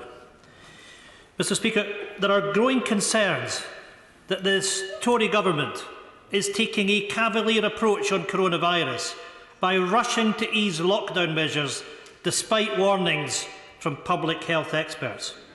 There are serious questions to answer over the political decisions the Prime Minister and the Health Secretary have taken, which could increase the rate of infection and put lives at risk, or even cause a second wave of COVID-19. The Government claims to follow the science. So why have they ignored the experts who have advised against opening schools or easing lockdown further, without pausing to evaluate each step? On what basis were the decisions made to allow groups of people from 6 different houses to meet in England, to tell 2.2 million in the shielded group that they can go outside, to send people back to work in England on the 11th of May without a functioning test, trace and isolate system in place? The results from the Deloitte regional test centres are still not being reported to local public health teams. How does the Secretary of State plan to fix this, and by when? What financial support will be put in place for those so-called on to isolate as asymptomatic contacts, especially as this could happen on more than one occasion? With test and trace depending on people being willing to isolate, if told by a contract tracer, does the Secretary of State not regret that he and his Cabinet colleagues have completely shredded their own lockdown rules to protect a man who thought he was above the rules? In refusing to sack Dominic Cummings for travelling 260 miles with his wife, who was symptomatic, the Prime Minister has destroyed his own stay home and save lives message. We know that the Dominic Cummings scandal has undermined efforts to tackle the virus by eroding trust in the UK Government and its public health guidelines. And we have seen that people are breaking the rules as a result. Does the Secretary of State not recognise that the scandal has already undermined lockdown and could lead to more infections and even more deaths in the future? This is about leadership and it's about responsibility. Dominic Cummings should go, and he should go now. Stay. Well, Mr. Speaker, I look forward to my SNP opposite number returning to be able to have a constructive discussion about how we might together tackle the virus, how we might together protect those who are shielding, who now thankfully it is safe for them to go outside based on the clinical advice, how we can ensure that the test and trace system is rolled out across the whole of the UK, and how the systems can interact together and work together to protect people, especially in border areas where people may need to make journeys over the border. How we can work together as a whole country to keep this virus going down, the number of new infections going down. How we can work together to protect people and to protect our NHS. Those are the conversations that I have with the Scottish Government, indeed with my SNP opposite number here in Westminster, and those are the things that really matter. I'm expecting to run this till 2 o'clock. Harriet Baldwin. Thank you, Mr. Speaker, and will the Secretary of State join me in thanking the teachers in Worcestershire who managed to get 77% of reception classes open yesterday. But I'm told by these teachers that their schools are not large enough for them to welcome all pupils back and observe the 2-metre rule. So could he update the House on why the UK is continuing to maintain a rule that is double that recommended by the World Health Organization? Secretary of State. Thank you very much, Mr. Speaker. Well, we have reviewed the science on the 2-metre rule, and the challenge is that the further apart you are, the less likely the transmission of the virus. And so the 2-metre rule has guided the rules that we have in place to slow the transmission of this virus. So it isn't really the rule that presents the challenge in schools, it's trying to make sure that we ensure that all places are as safe as possible. We keep this under review, as the Prime Minister has said, and I would just congratulate schools across Worcestershire for reopening with 77% of reception classes. It's a very important step forward, and making sure that we have those the guidelines in place to be able to live with this virus whilst we bring the rate of transmission right down is so important. Munira Wilson. Thank you, Mr. Speaker. In view of the Secretary of State's statement confirming PHE's findings that being black or minority ethnic is a high-risk factor, what guidance is he providing to the NHS and social care sectors on rostering of BAME staff in high-risk COVID areas? And will his department be investigating whistleblower claims that BAME locums were disproportionately placed on the rota at Western Hospital, which has recently experienced a major outbreak? Secretary of State. Yes, she's right to raise Western Hospital. We've been working very hard to ensure that the local outbreak at Western has been brought under control, and that is making progress. She's also right, of course, to raise the PHE report that we published today. The critical next step is to make sure that we understand the drivers of the disparities that are seen in the data, and in particular address the question of the impact, taking into account comorbidities such as obesity and the impact of occupation, which are not taken into account in the PHE work thus far, and that's the work that my honourable friend, the Equalities Minister, will be taking forward. Thank you, Mr. Speaker. I know the worry that's been felt by the BME community during this period. I've personally felt it as many of my family members work on the front line in the NHS. So can I sincerely thank the Secretary of State for commissioning the review and continuing its work? And can he confirm that its publication was not delayed due to the sensitivity of its findings? Secretary of State. I can absolutely confirm that. I know my honourable friend understands this, not least because I think both of her parents are doctors, and so absolutely in the heat of this. In terms of the data publication, when I asked PHE to undertake this piece of work, I asked them to produce it by the end of May, which they did. They delivered it to me on Sunday, and we've published it and brought it to the House at the earliest opportunity. John Crack. Thank you, Mr. Speaker. Further to the previous question, is he saying that the report by Public Health England into the wildly disproportionate level of deaths amongst ethnic minority communities was delayed, the publication was delayed purely because further work is needed on elements of it? In that case, at what point will it be published? No, I'm not saying that. I asked Public Health England to produce this work because I was very worried by the evidence of the increased morbidity and mortality amongst black and minority ethnic communities. This work, I gave the deadline of the end of May. The work was delivered to me on Sunday at the end of May, and I considered it on yesterday and brought it to the House at the first chance. Joe Giddey. Thank you, Mr. Speaker. Can my right honourable friend join me in thanking the British Ceramic Confederation for their work advising government on safety in the hospitality industry? A chipped plate is not COVID safe. So would he encourage the hospitality industry to buy high-quality, chip-resistant tableware from our world-class manufacturers in Stoke-on-Trent? Yes, I would. I think that the manufacturing of pottery and chinaware in Stoke-on-Trent has long been one of the finest things of in this country, and my honourable friend is an inestimable representative, along with her two colleagues, for Stoke-on-Trent. And inestimable, exactly. I think that's what I said. And she rightly makes a case, but there's actually a broader point to it, which is that coming out of this, we are going to need many industries that work differently. The economy will not be the same on the way out as on the way in, and in many cases, that we can make changes for the better. And she absolutely is sticking up for the pottery. McCarthy. Thank you, Mr. Speaker. I very much welcome what the Secretary of State has said about the PHE report and the need to get to the bottom of why these racial disparities seem to be a thing. But it's not just enough to work out after the event why this has happened, why there have been so many more deaths amongst the AME community.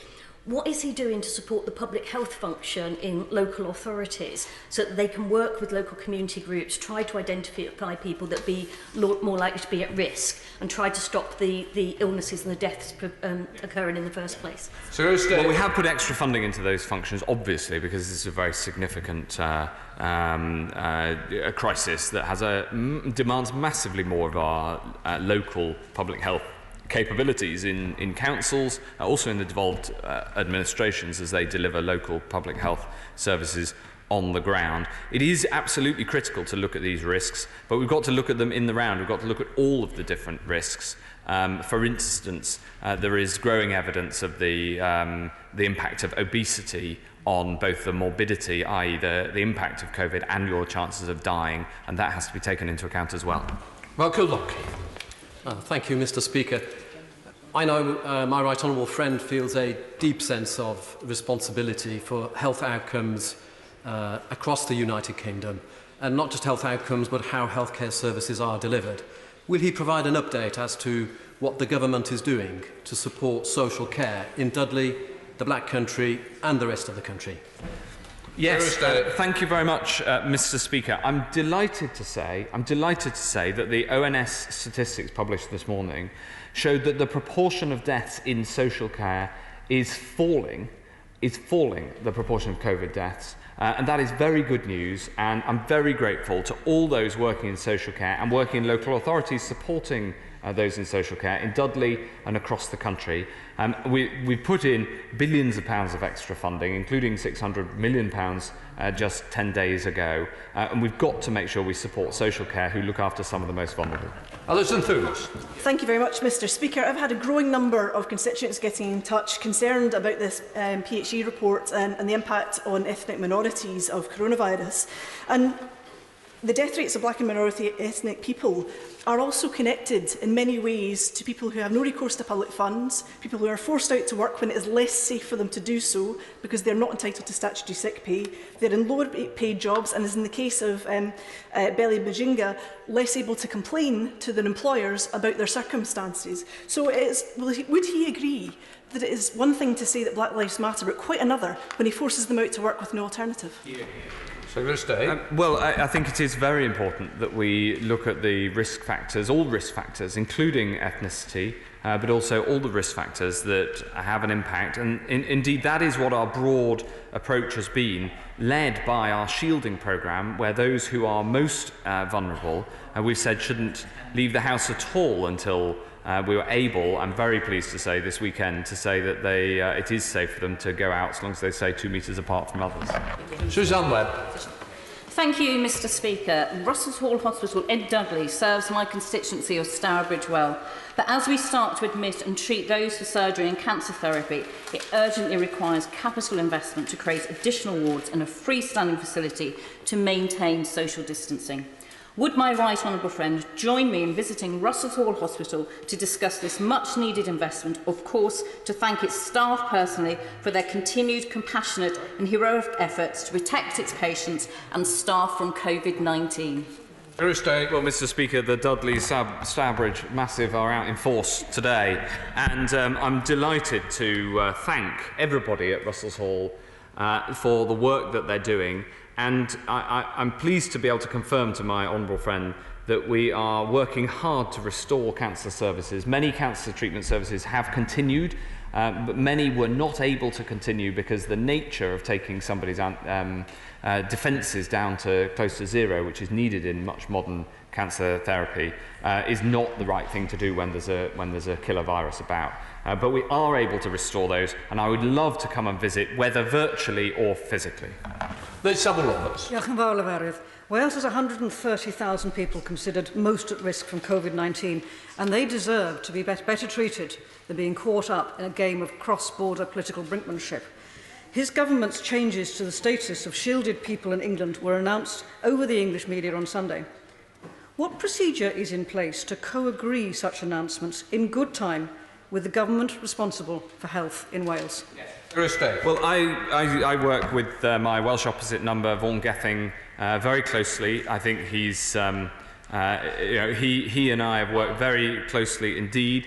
I think that the approach that the Welsh Government have taken has been to work through the 4 CMOs to try to do this on the best possible way. Douglas Ross. Here, here, here. Thank you very much, Mr. Speaker. Scotland has a daily testing capacity of 15,500 tests, but the Scottish Government's own figures suggest that the most recent daily testing was just 2,729. Does the Secretary of State agree that that is a woeful and alarming figure for many people in Scotland? And what further support can the UK Government give to the SNP administration at Holyrood to ensure we are not left behind as the rest of the country moves to the recovery phase? Secretary of State. Well, my honourable friend is quite right to raise this, and all I can say is that we give all the support we possibly can to the Scottish Government to help them get their testing numbers up. Tulip City. Thank you, Mr. Speaker. In the London Borough of Brent, which forms part of my constituency, 2/3 of the communities are from a BME background. So it would come as no surprise that some areas in Brent have the 3rd highest COVID-related death in the whole of London. The Secretary of State has said that he recognises the disproportionate impact that COVID-19 has on BME communities, and he has said that Black Lives Matter. But BME communities are not just interested in slogans or empty rhetoric from us politicians. The BME communities want to know what concrete and practical steps is the Secretary of State taking right now to ensure that BME communities are protected when the lockdown is eased, so that no more people from my community's lives are lost? Secretary of State. Mr. Speaker, the Honourable Lady is quite right to raise this and discuss it in the way that she does. In fact, in Brent, which had one of the highest impacts of this disease at the start, working with the council, we've managed to bring that incidence of disease right down and make sure, for instance, the protection of those who are living in care homes in Brent has led to the outbreak there coming right under control. So I think Brent is a very good example of where, when we saw a focused outbreak at the start of this, we put extra resources in, we put support into Brent Council, and together we've managed to get this disease under control. Debbie Green. Thank you, Mr. Speaker. Along with many of my constituents, I've been very concerned that the number of COVID cases identified in Ashford has been one of the highest in the country. I recognise there are complex reasons for this, but in those circumstances, can I ask my right honourable friend to fill the gap there is in the regional testing centre network in East Kent by placing one in Ashford? Secretary of State. Yes, Mr. Speaker, I'm on it. Ruth Jones. Thank you, Mr. Speaker. And I'm glad the Secretary of State has announced the publication of the report into how COVID-19 has disproportionately affected black minority communities today, but it's taken far too long. It is because Black Lives Matter that the government must do all it can to address this disproportionality right across the UK. So can the Secretary of State update the House on what specific discussions he's had with the devolved administrations about the impact on those from black and minority backgrounds across the UK? Well, Mr. Speaker, the report was delivered to me on Sunday, on deadline, and I've published it 2 days later. So we have been moving at pace in this space. Of course, it's a Public Health England report and therefore focuses on public health in England, and I'm sure that Public Health Wales will want to look at the same questions. Richard Holden. Mr. Speaker, can I congratulate the Secretary of State on hitting his targets for testing, both the 100,000 and the 200,000 target. It is indeed correct that the capacity needs to be there. We don't use the army every day, but it's important that we have it there as a resource. Locally, we have had some issues, though, in County Durham regarding some of the drive-through testing sites, and I've just asked the Secretary of State to look at that as we roll that out to ensure that we don't have those problems in the future. And thank you very much. My honourable friend is absolutely right to raise the importance of having that testing capacity there. But I would also say to all of his constituents in Durham and people right across the country that if you have those symptoms, then get a test, because the tests are available and it's so important for tracing the disease. 19 withdrawn. Natalie Alfie. Thank you, Mr. Speaker.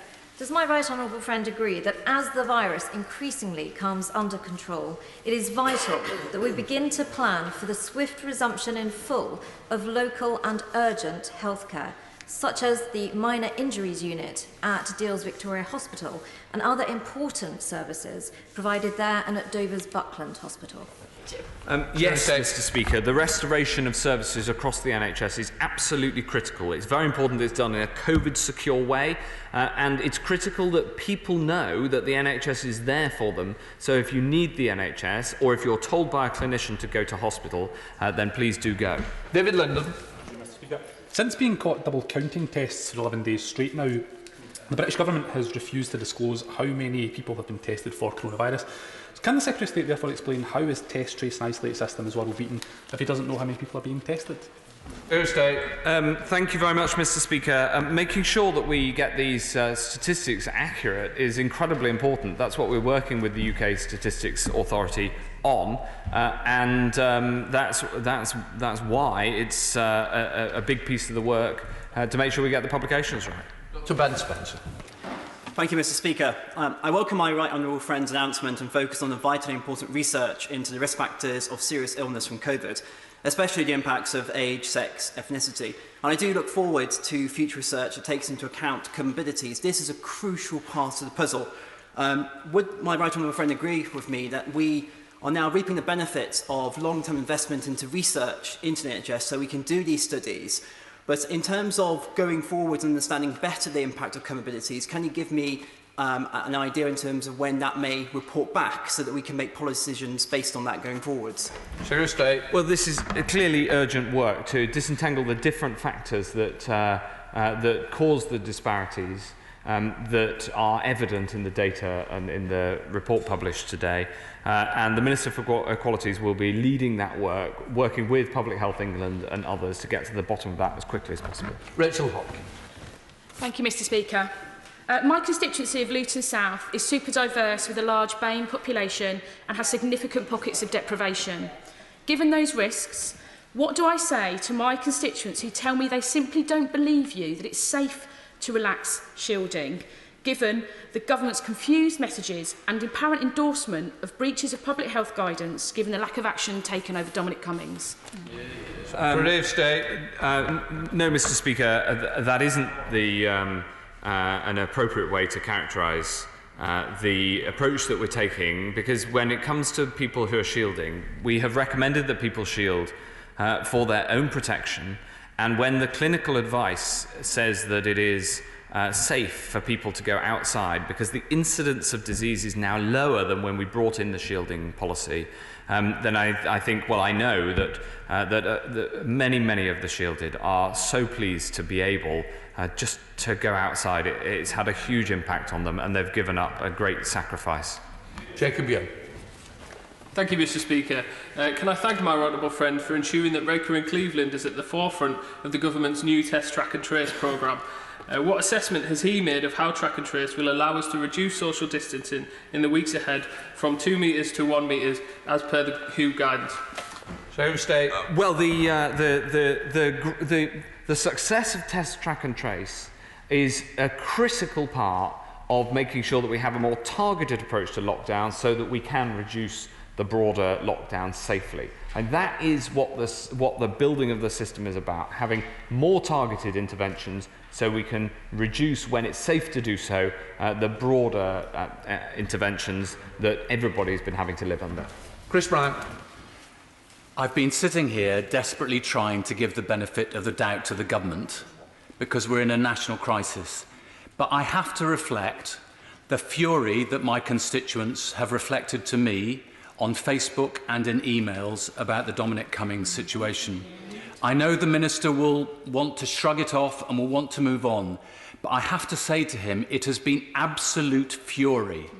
People think that there is one rule for the government and their friends and another rule for everybody else, and they have made massive sacrifices, and they feel that the government isn't standing by them. Please reflect that back to the government. State. I think the most important thing as we go forward and try to tackle this together is that the social distancing guidelines that we've set out are critical for the safety of the nation. We are able safely to make small changes which will improve health because of the negative impact on people's physical and mental health of being solely shut indoors. And therefore it is crucial that people follow the social distancing guidelines, and that will in turn help us to lift these measures more broadly. Felicity Buchan. Thank you, Mr. Speaker. As my right honourable friend is aware, my constituency of Kensington has some of the most extreme health inequalities in the country. The difference in average life expectancy for men is more than 16 years between the richest and the poorest ward. Will my right honourable friend assure me that practical, concrete steps will be taken to alleviate these inequalities? Secretary of State. Yes, absolutely. And I think my honourable friend eloquently puts it, that there is levelling up to do, not just between different parts of the country and different regions of the country, but even within individual constituencies. And hers, of course, is one of the greatest examples of this, as are some of the other inner city constituencies and boroughs. But the levelling up of health inequalities across the country, I think, is going to be an even more important part of the agenda after coronavirus than it was before. Christine Jarvis. Thank you very much, Mr. Speaker. The number of cases and deaths is falling, but a number of health officials, including the Association of Directors of Public Health, say they are not convinced that all 5 of the government's tests have been met sufficiently to ease lockdown restrictions. As of this morning, we hear that Test and Trace is up and running, but there are no figures available. So would the Secretary of State accept that, given that easing the restrictions is risky, you could in fact argue that having us all here discussing it is risky, that there has been, according to my mailbox, an undermining of public confidence in the government's approach by the Dominic Cummings scandal? What additional metrics will the government be using to monitor and contain transmissions, and how do they suggest that we reassure the public that they are effective in being followed by everyone? Well, she's quite right to ask the devices that we need for monitoring. Of course, there are through the public health authorities, there are already extensive operations in place to monitor outbreaks, and we've spotted some outbreaks, as per her colleague who discussed the outbreak in Weston-super-Mare. But she's also right to say that more is needed here, and the new Joint Biosecurity Centre will be an important part of that operation. Teresa. It's deeply distressing to see the toll that this disease has taken on people from black and minority ethnic backgrounds. It's also really worrying that so many transport workers have fallen foul of this disease. And in London, many of them come from minority ethnic backgrounds. So will he urgently engage with transport companies and authorities across the country to keep our transport workers safe, especially from BME communities? Mr. Speaker, this is an incredibly important point because it is absolutely true that there's been a disproportionate impact on transport workers, in particular those who by the nature of their work have to be in close contact with others, for instance taxi drivers. This factor was not taken into account in the PHE analysis, and it's exactly what we mean when we say we've got to understand what are the different causes of the disparities in the data of the impact according to people's ethnic background, because disentangling how much of it is due to occupation and how much is due to other factors is a very important part of the analysis that we need to undertake in order then to be able to take action, for instance, protecting those who work in the transport sector. Mary Kelly-Ford. Mr. Speaker, public health professionals I've spoken to tell me that the success of the government's track and trace system is limited by the turnaround of up to 5 days for coronavirus test results. Yep. This delay is severely impacting the ability of public health teams to prevent onwards transmission and protect the population from the virus. Does the Secretary of State recognise this problem? And if so, can I ask how he plans to achieve a 24-hour turnaround for every test, and when will this be achieved by? Yes, she's quite right, and to report the views of the local public health staff who are right to raise this question. I'm very pleased to say that the turnaround speed has been significantly improved over the last couple of weeks, and now 83% of tests are returned from the drive-through centres within 24 hours. There's continued work to speed that up and to get that proportion even higher, and the Prime Minister has very kindly set me a goal of making sure that all tests from the drive-through centres are returned within 24 hours. Thank you, Mr. Speaker. My veteran friend will be aware of the excellent work taking place at Colchester and Ipswich hospitals, working in partnership with local independent providers to increase capacity for dealing with non-COVID cases, such as cancer, for example. Can you say what more can we do to increase capacity with the independent sector so that we really bear down on the backlog in elective surgery? This is an incredibly important point because this backlog has, of course, built up as we had to protect the NHS in the heat of the crisis. And the independent sector has played a critical role in helping us get through the crisis, and will play a critical role in the future. And I think it's put to bed any lingering outdated arguments about a split between public and private in healthcare. What matters is the healthcare that people get, and we could not have got through this crisis without the combined teamwork of the public and private sectors working together. Very good. Professor Newton spoke today of the vital importance of increasing serology to tackle the virus. Capillary blood from finger prick tests has long been used to test and control viruses from measles to dengue fever.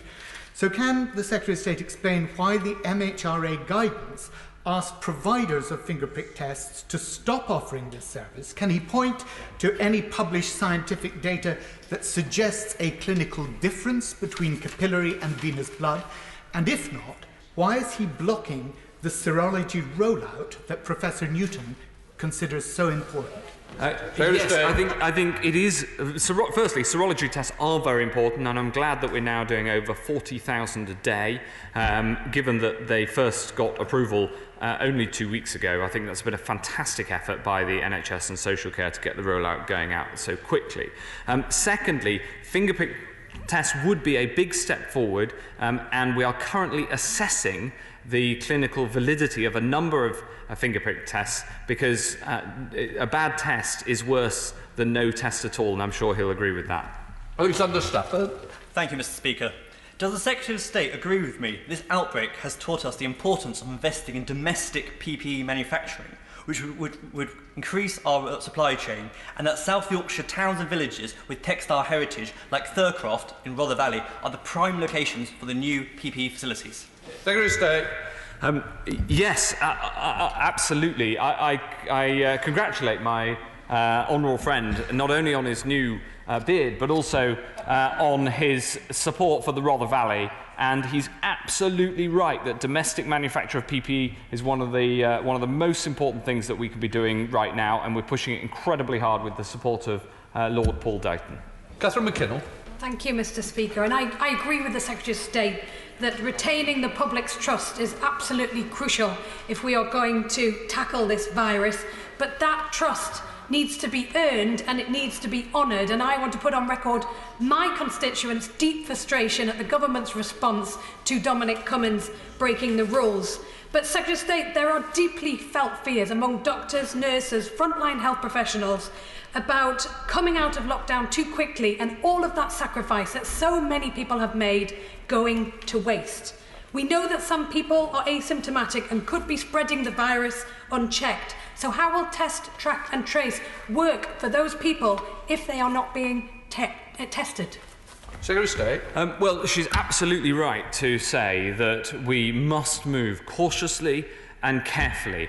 They weren't the exact words, but I'm putting them in her mouth and she's nodding in agreement, because we must not lose all of the advantages, all of the progress that we've made, because while the number of people sadly dying from this disease is down to almost a tenth of what it was at the peak, that is still far too high.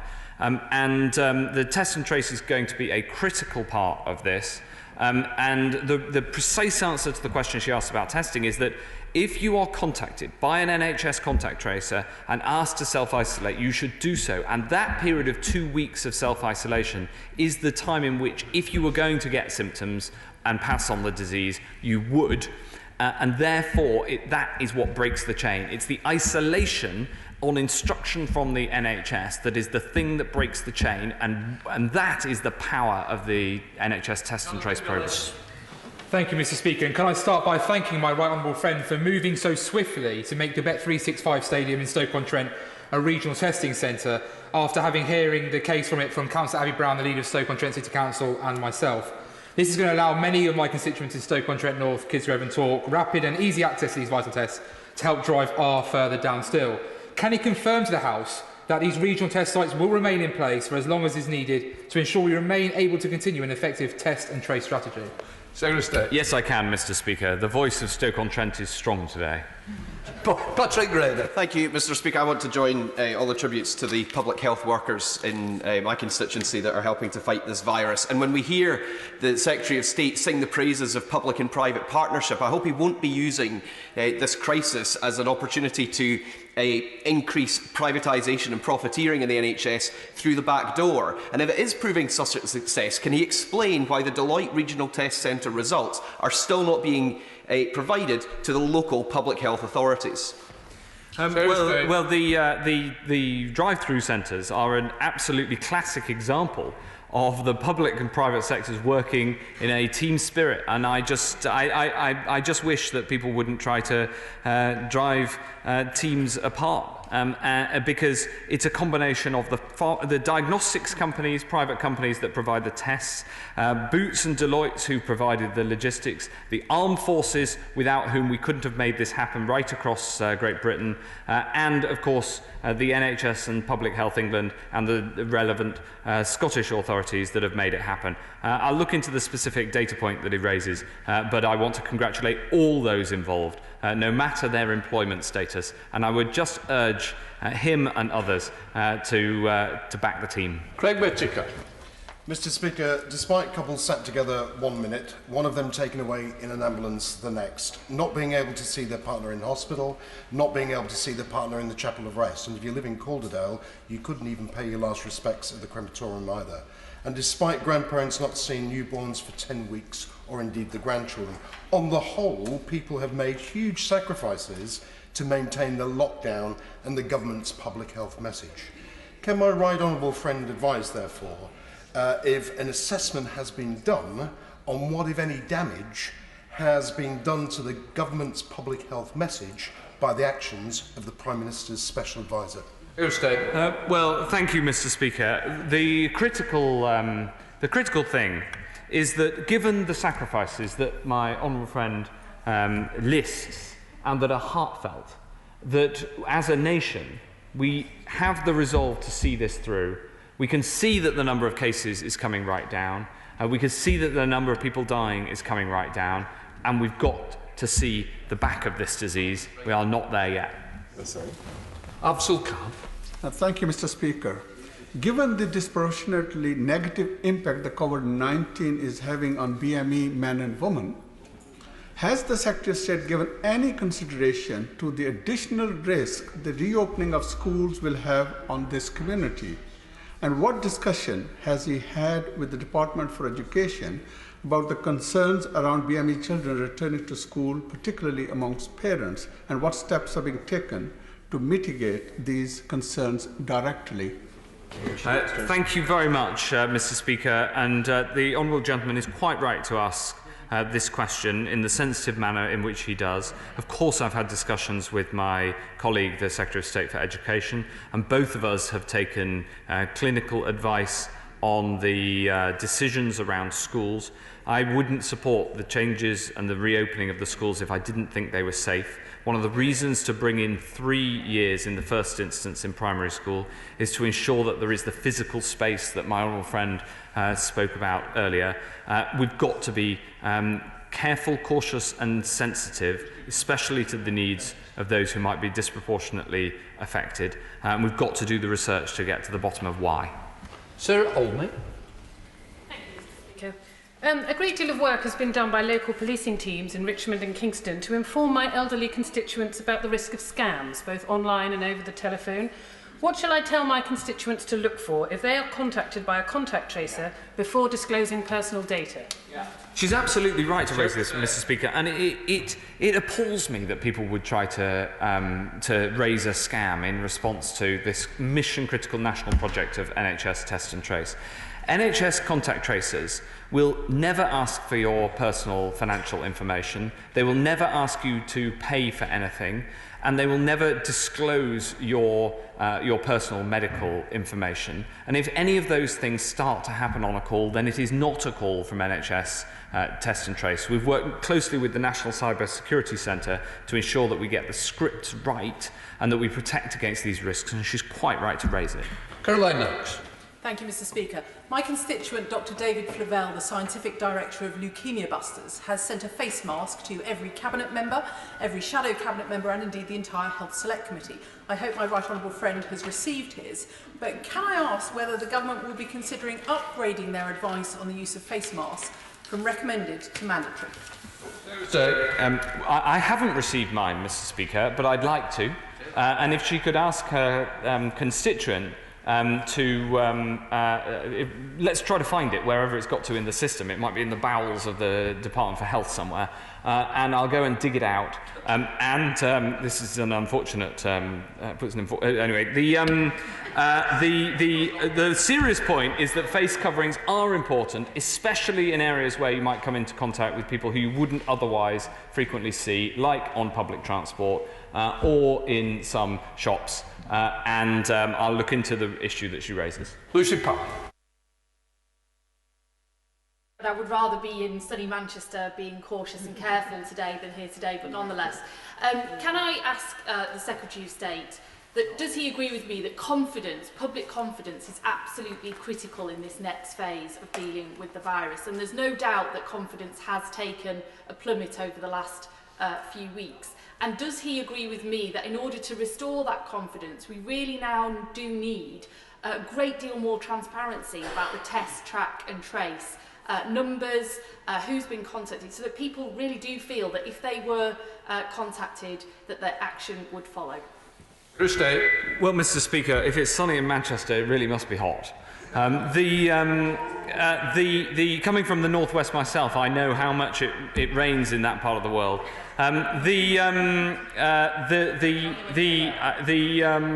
I've completely lost my train of thought. The point that she raises, though, is a very important one about test and trace. Subject to patient confidentiality, which I take very seriously, of course we will be publishing data on the test and trace system. We'll be working with the UK Stats Authority on the best way to do that. I spoke to David Norgrove earlier today and had the conversation about that and about how our teams should work together to make sure that we can publish it in the right, appropriate way. Thank you, Mr. Speaker. I welcome the progress that has been made on testing, but I have a specific case of a care home in my constituency which caters for people with disabilities. Because the residents are typically under 65 and don't have dementia, they don't have access to testing in the same way other care homes do. Could the Secretary of State look into this case? Yes, of course I will, and I'll get back to my honourable friend. Kate Green.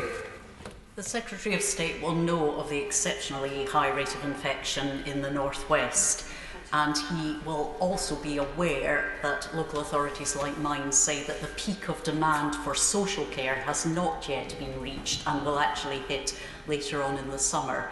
In order to facilitate both transparent information to the public and good capacity for local planning, will he commit to regular publication of the R value on a regional basis? Secretary of State. We regularly publish the R value on a national basis, and we're increasing the scope of our surveillance testing regime to be able to increase the detail around that. That's one of the key tasks for the weeks ahead. Jason McCall. Thank you, Mr. Speaker. With track and tracing now being rolled out, if there happens to be localised increases again in the rate of infections, localised second waves, to what level would the Secretary of State recommending bringing back localised restrictions? Would it be at a county level, a town level, a council level, a village level, or even a street level?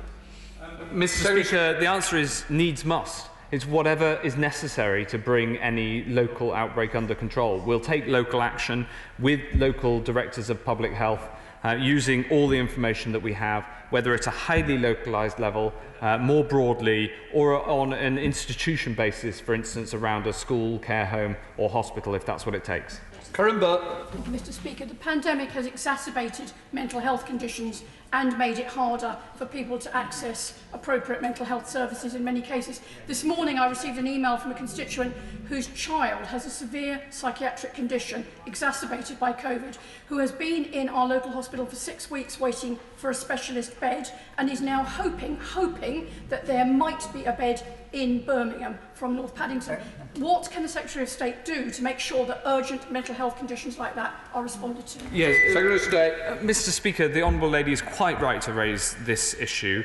Mental health services, especially for less severe mental ill health, have in fact been in some ways strengthened by the crisis because the extent of psychiatric support online, which in some cases we've discovered has been more effective than face-to-face, especially around paediatrics. But of course that isn't the case in all areas, and especially with some of the more severe conditions like the one that she outlines. I'm very happy to look into the individual case, and we're doing everything we can to restore services safely and COVID secure so that people can get access to the services that they need. Saxby. Thank you, Mr. Speaker. I would like to thank my right honourable friend for the guidance as we move through the phases of lockdown. But can he reassure my constituents in North Devon that it is not too soon for our beaches to be used safely, provided that people are maintaining social distancing? Yes, Mr. Speaker, we've learned a lot about this virus over the past 3 or 4 months. We've learned, for instance, that asymptomatic transmission is a very significant problem and a challenge. But one of the things that we've learned on the other side of the ledger is that transmission outside is much, much lower than indoors. It's not risk-free, but it's much lower, and that means that we are able to do things like recommend that being on the beach is one of the lower risk activities, but do still keep 2 metres apart because that makes it because that is what the guidelines say is safe. So I'm delighted that the beaches, the beautiful beaches of North Devon, are once again providing the pleasure to families, to local families, so that they can really enjoy the weather. Tony Ananazzi. Thank you, Mr. Speaker. Secretary of State, Tegan Appleby has been in intensive care twice in the last 10 weeks because her family were unable to pay for the medical cannabis that they needed to keep her alive. The families of these epileptic children have been put on a back burner by Brexit, a general election and now COVID. The sums of money we are talking about are tantamount to what his department spends on paperclips. Will the Secretary of State make a call to NHS England immediately and right this wrong? Well, as the Honourable Lady knows, this is an area that I've put significant effort into trying to resolve. We have made some progress. I'm sorry to hear about the conditions that she describes, and I'll ask the Minister for Public Health to take this forward immediately afterwards.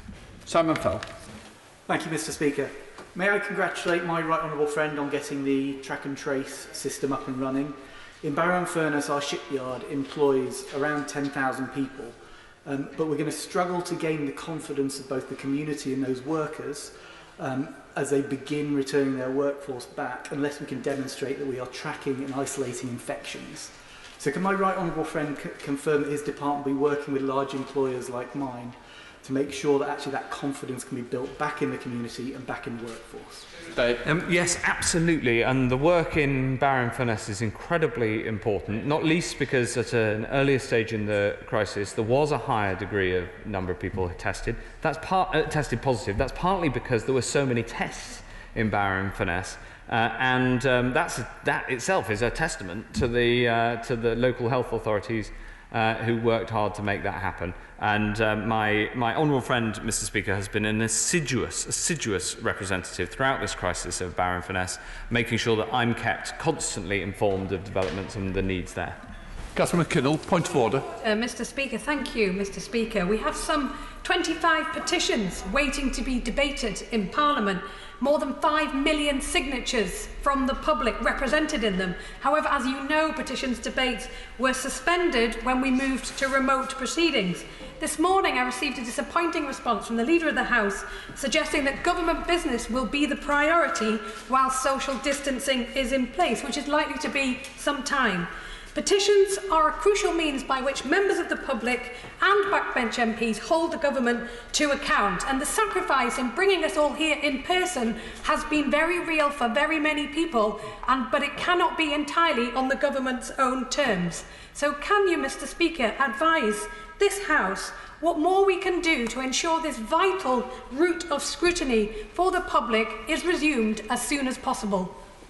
Well, as you know, it's not a matter for the Chair. The business of the House is a matter for the Chamber to decide, and no doubt today there will be an opportunity, and I would have thought Thursday to raise it at business questions would be a good place to put it with the Leader of the House and allow him to come forward with what measures he will be putting in place, if any.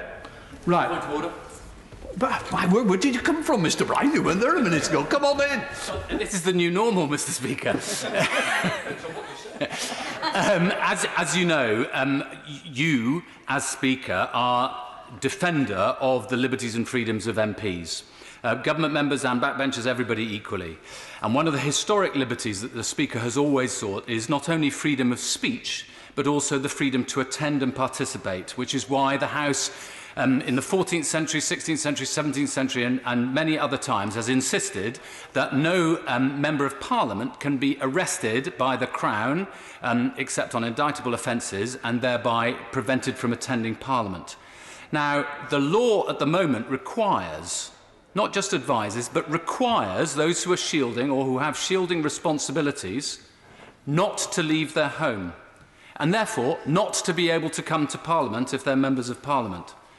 I just wonder what your feeling is about the liberties of this House if significant numbers of our members are prevented from participating in debate or in divisions by virtue of the decisions of the government. What I would say is my sympathy is with those people who are shielding or of a certain age who cannot attend that House. I've been very clear and put that on the record. But business of the House is a matter for the government, as we well know, to set the agenda. What I would say is I hope those conversations are taking place now to try and to come to an arrangement. And what I would say is I hope that those conversations will be very fruitful and as quickly as possible. But there is a decision for the House to take And the House can take control of it. And there's no better champion than to lead that at that moment.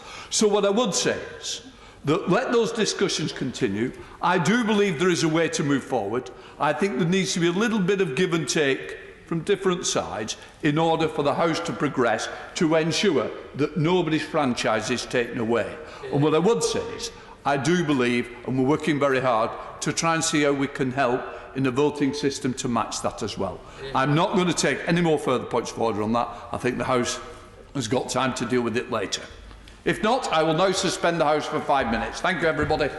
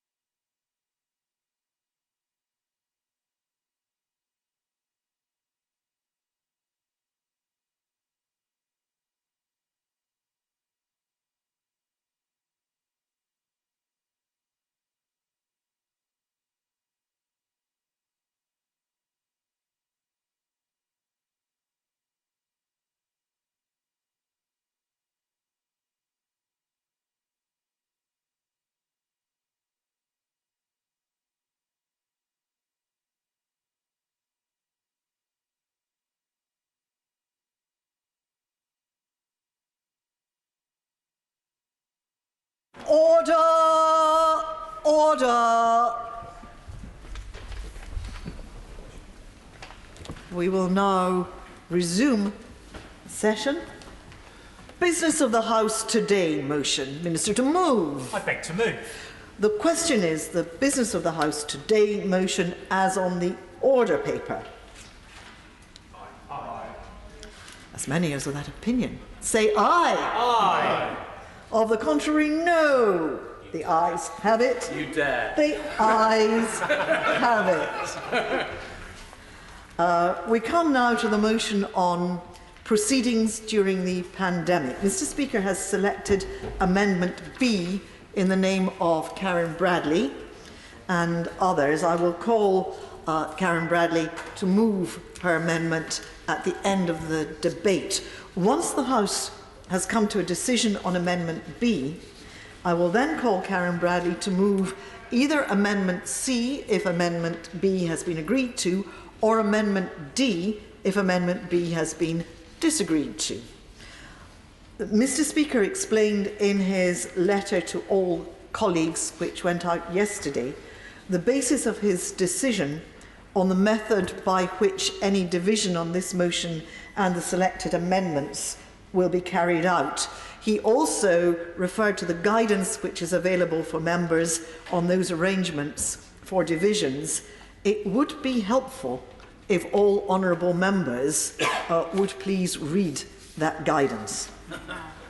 There will be further short statement before a division is called, but if I could just say, it would greatly assist with arrangements if whips or other honourable members give advance notice of an intention to contest a decision, and if the names of tellers are provided in advance, and if tellers are present in the chamber to take their positions and start counting immediately. I should warn honourable members who wish to take part in this debate that there will be strict time limits applied because it's a short debate. For backbenchers, the time limit will be 4 minutes. I cannot, of course, impose a time limit on honourable members speaking from the front bench, but I hope that they, will, out of their usual due deference and consideration for other members, keep their remarks to a minimum. I call the Lord President of the Council to move the motion. Thank you, Madam Deputy Speaker. I beg to move the motion standing in my name on the order paper. The rationale for returning to physical proceedings is a straightforward one. Parliament is the assembly of the nation. The public expects it to deliver on the mandate provided by last year's general election, and it expects it to conduct the kind of effective scrutiny that puts ministers under real pressure. Neither expectation can be fully realised while we are not sitting physically. That is why we are returning to work safely at the first opportunity in order fully to conduct the essential business not possible from our homes. This assessment is based on the facts. The stopgap of a hybrid parliament was a necessary compromise during the peak of the virus. But by not being here, the House has not worked effectively on behalf of constituents. Legislating is a key function of Parliament, yet there has been no ability for legislative committees to meet since the 23rd of March. This means that for 10 weeks there has been no detailed line-by-line consideration of bills that will affect people's lives.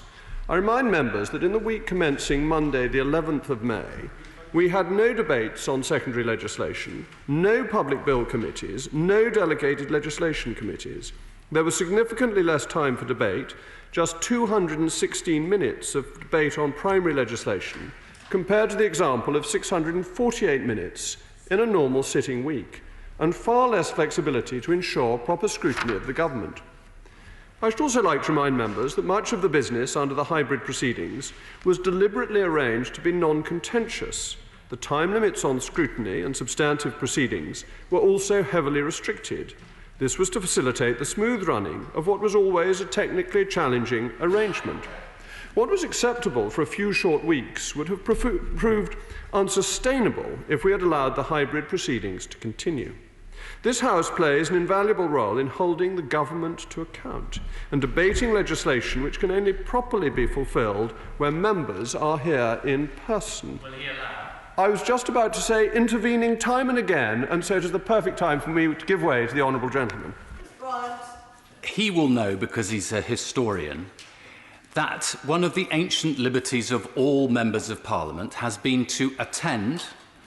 Such a liberty has been asserted even when the Crown has wanted to arrest people, and the House has insisted that people should be allowed to attend. But at the moment, by law, there are lots of MPs who are banned from attending Parliament because they are shielding either themselves or others in their household.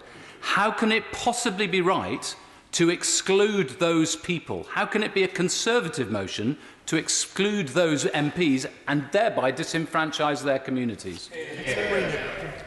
Madam Deputy Speaker, nobody is banned from attending Parliament by law. The ancient right of MPs dates back to 1340, entitles members to attend. However, I accept that for some members with particular health conditions it is very difficult to attend, and I will be... no law exists that stops members attending Parliament. I will give way to the honourable gentleman. I'm extremely grateful to the Leader of the House giving way. Yesterday, in the public proceedings of the Procedure Committee, the question was asked directly of the Clerk, and the Clerk confirmed that members are bound by law outside of the particular act that the Leader is making reference to. And if, for example, a county or a part of the United Kingdom, a nation, was put into lockdown, the Member of Parliament would have to abide by that law unless they were specifically exempt from within that law. We might have gone back to having amendments, but that doesn't mean we can have long amendments. Lord President. Deputy Speaker, the ancient right to attend Parliament goes back to 1340, and as the honourable gentleman, the member from the Rhondda, pointed out, this is something that has been used against the Crown in the past. It is a most important and long-standing right. There must always be an exemption for members to attend Parliament. What I was going on to say, to elaborate, is that I will be bringing forward, as I promised I would on the 20th of May, a motion tomorrow to allow members who, for medical grounds, are unable to attend to continue to appear for scrutiny, that is to say questions, urgent questions and statements, remotely. That will be brought forward tomorrow, as I promised I would do when we discuss these matters in response to an urgent question on the 20th of May. I'll give way to my honourable friend. Thank you, Madam. And as usual, the Leader of the House is making a strong statement, but on this particular point on voting, surely it should have been as we are in a recall of Parliament, surely every member should have the right to vote today on whether to accept the new proceedings. So why is today's vote not being done remotely? Lord President. My honourable friend is right. Every member does have the right to vote, and that members accepted that these proposals would be temporary, that they would continue until they expired. And one has to deal with these matters in good faith, that it was put to members who were very reluctant in some cases to accept remote voting to agree to it on the basis that it was temporary. It expired, and therefore it comes back automatically without any motion to physical voting. I will give way to my honourable friend. Would my right honourable friend agree with me that today there are low-paid clinical staff working in the NHS who are free of the surcharge as a result of this House having its voice heard?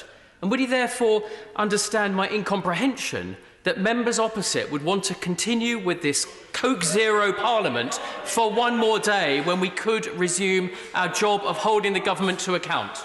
Madam Deputy Speaker, my honourable friend puts it extremely well, that lots of people are going back to work, and we have a role as leaders within the country and within the community to do that. And I will, of course, give way to the honourable gentleman. Thank you, the Leader, for giving way. Can I ask the Leader of the House if he could outline his intention with regards to ensuring that minority parties like ourselves, the Democratic Unionist Party, are able to speak in areas directly from their constituency through the present system in this House? For example, the upcoming debate on abortion. I would like to assume that there will be at least some Northern Ireland MPs able to speak in this Northern Ireland legislation in committee, as I understand it will be. Ever mindful that this week the Northern Ireland Assembly will be deliberating on this matter. Ministers, right honourable and honourable members in this House, wish to see the Northern Ireland Assembly making that decision, but if it has to be made in committee here, it's important, Leader of the House, Madam Deputy Speaker, that we have an opportunity to have Northern Ireland MPs on that legislative committee. Madam Deputy Speaker, that's a point that is really not one for today's debate. I completely accept what he is saying about representation on committees for minority parties, but that's really a matter for business questions rather than for today's debate. Though I might add that the voice of Strangford is always heard in this House, and that is our good fortune as members of Parliament. To go back, I was saying just before the Honourable Gentleman, Member for the Rhondda, intervened about having members intervening, and we have seen in the last few minutes how this enhances and develops and evolves the debate, ensures that ministers are held to account, and allows the debating of amendments clause by clause in the chamber, so that constituents' views can be represented to ministers and then to vote physically, so that we are here coming together as a single Parliament. The standing... I will give way to the Honourable Gentleman, and I will then, yes. I thank the Leader of the House for giving way, and of course he is a strong advocate of the Union. He must appreciate that at the present time it is incredibly difficult, in fact not at all straightforward, for members from Ulster to get here to the British mainland. And as a result of that, I'm wondering if he accepts, if the Lord President accepts, that the socially distancing queuing arrangements that are now going to be trialled, they actually defeat the purpose to some degree of us actually having those debates, because they will eat into so much parliamentary time that we are eager to use for debate and cut and thrust. Lord President. Madam Deputy Speaker, the temporary measures that are going to be used for voting will take a little bit longer than the ordinary division lobbies, that is true. But this will be dependent to some extent on honourable and right honourable members, on how many divisions they demand, which is... No. I notice certain caterwauling in the background, but I would point out that divisions are not demanded on every item that comes before this House. If it were, the budget resolutions would take a day to be passed. That is a perfectly routine matter. And that members decide what they wish to vote on, and Madam Deputy Speaker asked if notice could be given beforehand, that we will of course look at if there are faster ways of providing for divisions to take place.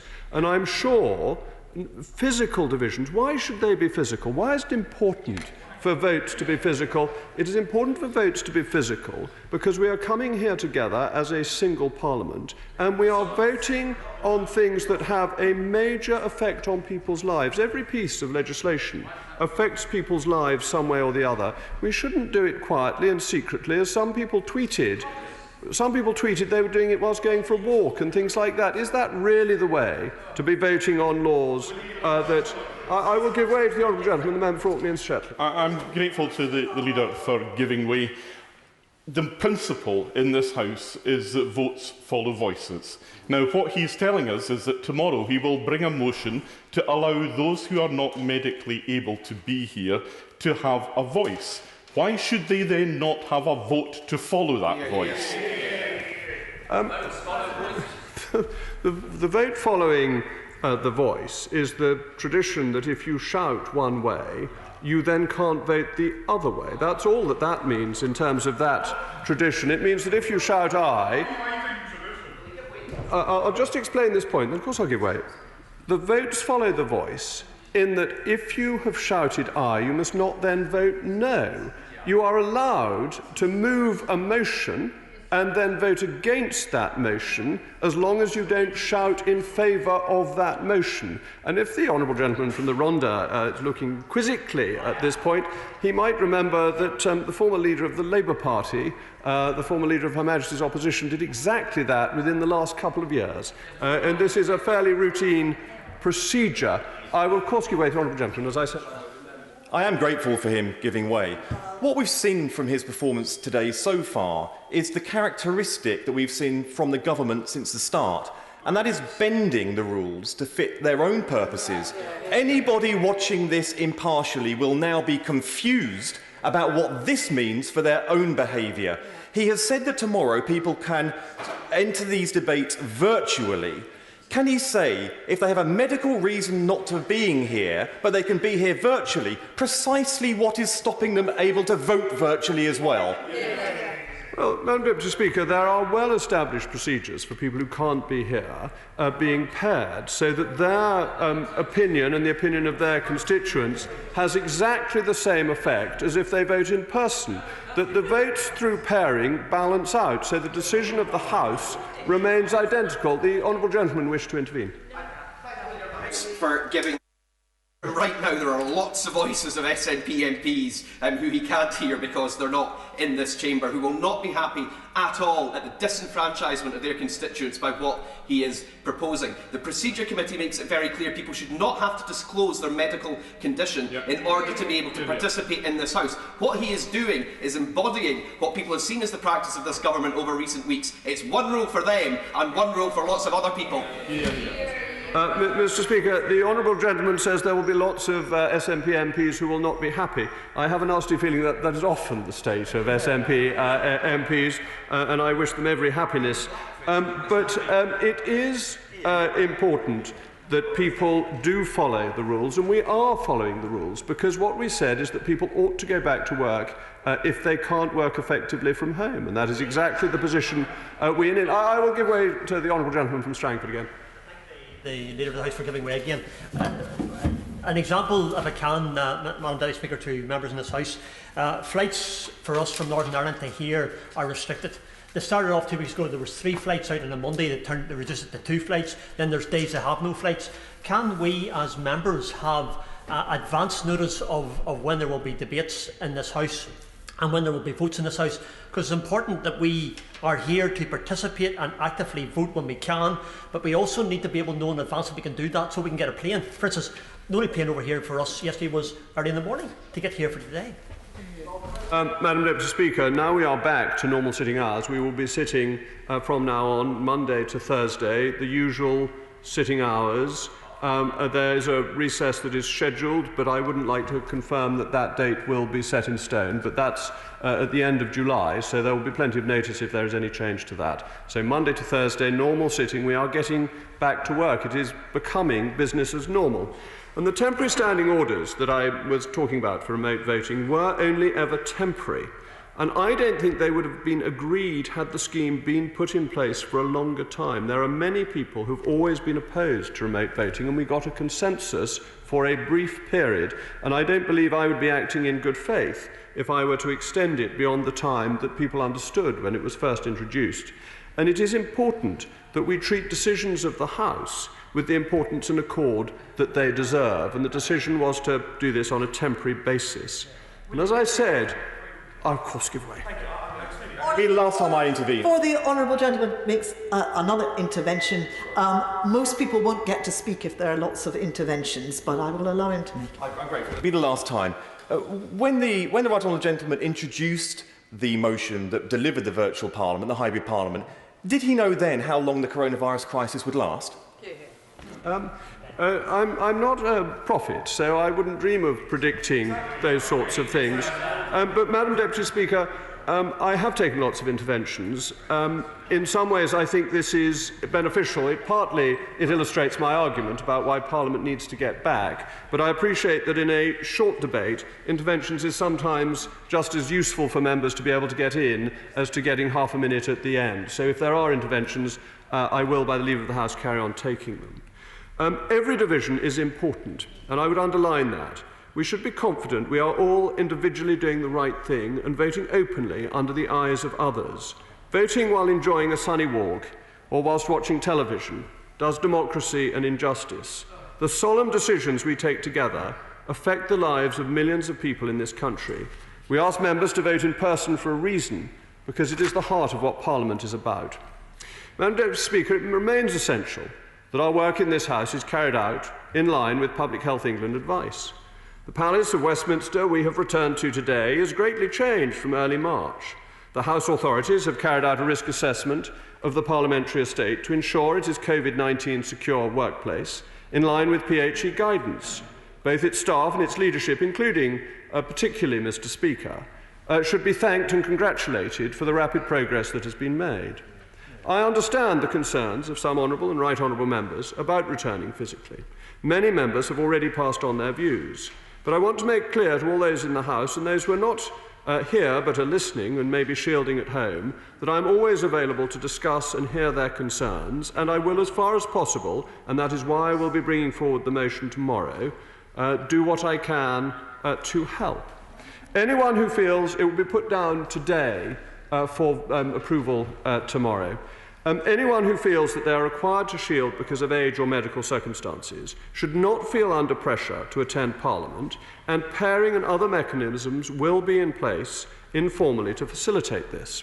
Building on this, I've consistently said that I've been working with the House authorities to see... Of course I'll give way to the Honourable Gentleman. For the Honourable Member, and I agree with him about the nature of debate and response and making a decision at the end of that debate. But what argues against that is the practice of pairing, where the decision is taken before the debate. Many honourable members want people, their constituents, to know where they stand on issues. Why don't we make the pairing records on the record? Madam Deputy Speaker, I hear mutterings around the chamber saying that that is a good idea. Unfortunately, neither the Chief Whip from his side or from my side is present in the chamber at the moment. I think it might be useful to consult them before I made an off-the-cuff suggestion. But I can assure the honourable gentleman, who is a wise and experienced parliamentarian, that I will pass his views on to the Chief Whip, and perhaps he would be so kind to do the same to his own Chief Whip, and perhaps there could be a meeting of minds in that area. So, what I was saying about working with House authorities to see how MPs with underlying health conditions have been told to shield or receiving specific government advice about their health may be able to continue to contribute to proceedings within this House. I mentioned this on the 20th of May and will reconfirm that I will table a further motion on this later today to some virtual participation by honourable members. As it happens, for this motion, I have used some of the language used in the amendment tabled by the Shadow Leader, to whom I give my thanks, and other opposition members to ensure that such participation is available for members unable to attend Westminster for medical or public health reasons related to the pandemic. Turning to the motion itself, it may help if I briefly set out the government's approach. Today's motion is the necessary paving step which gives the House the opportunity to signal how it wishes to conduct proceedings in the coming weeks.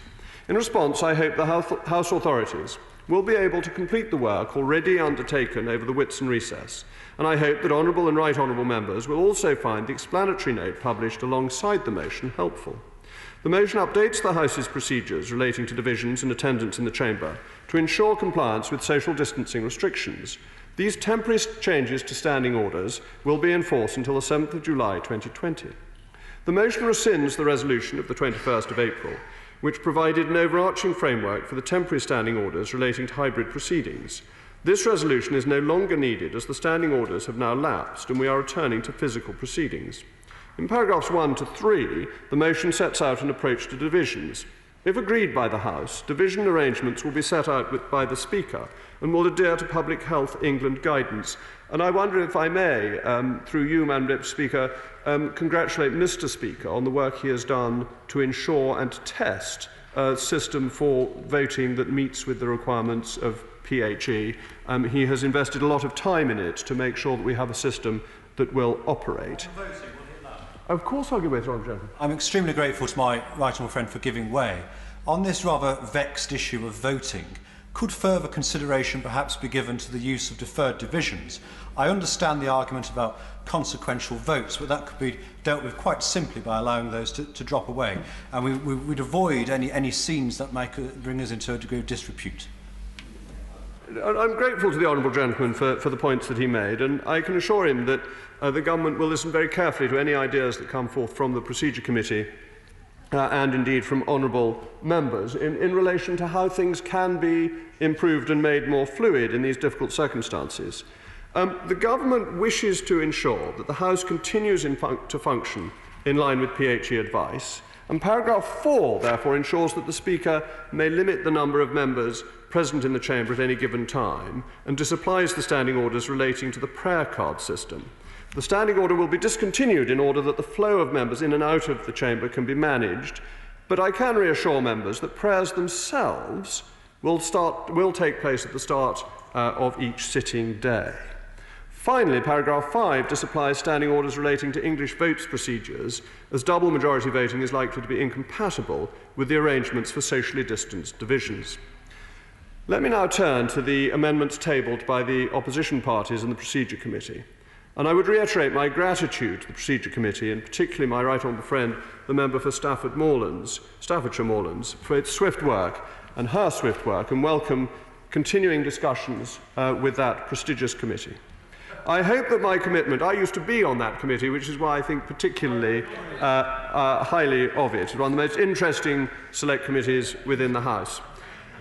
I hope that my commitment to bring forward tomorrow a government motion to allow some participation in hybrid proceedings for those who are shielding demonstrates my commitment to ensuring safe participation for as many members as possible, and that those amendments which seek to require some hybrid participation can be withdrawn on that basis.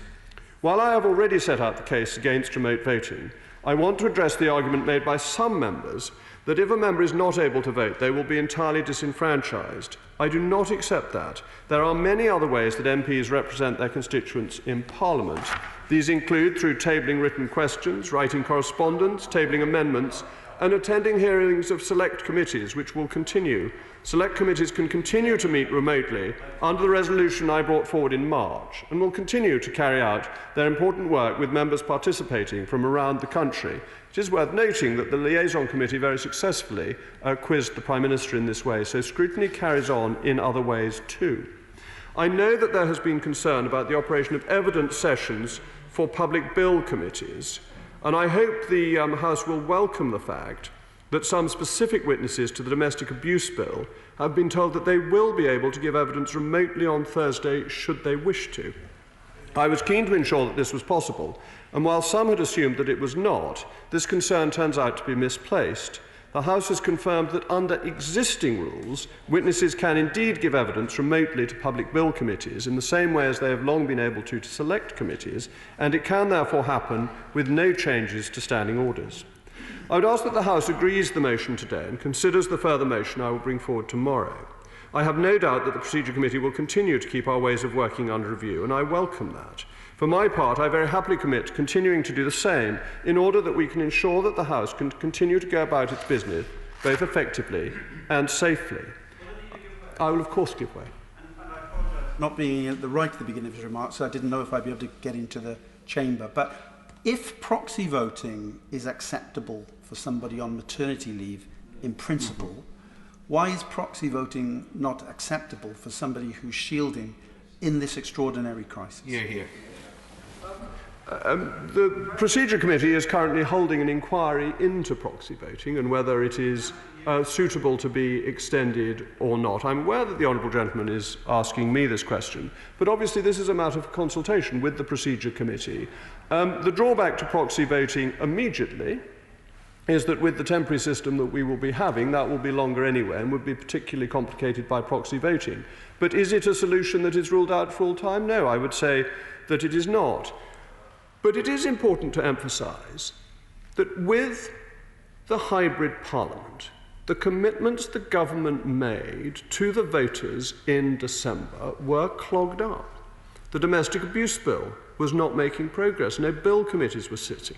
The fire safety bill, the Northern Ireland legacy bill, fisheries bill, trades bill, counter-terrorism bill. What we do in this House is important, and that we do it at a reasonable and efficient pace matters, and to do that we need to be here physically. And I know, I understand, I sympathise that those members who are shielding face difficult times, and they are following advice which may prevent them from being here to vote. And that is difficult for them. And I know that they... Of course I can both, the Honourable Lady.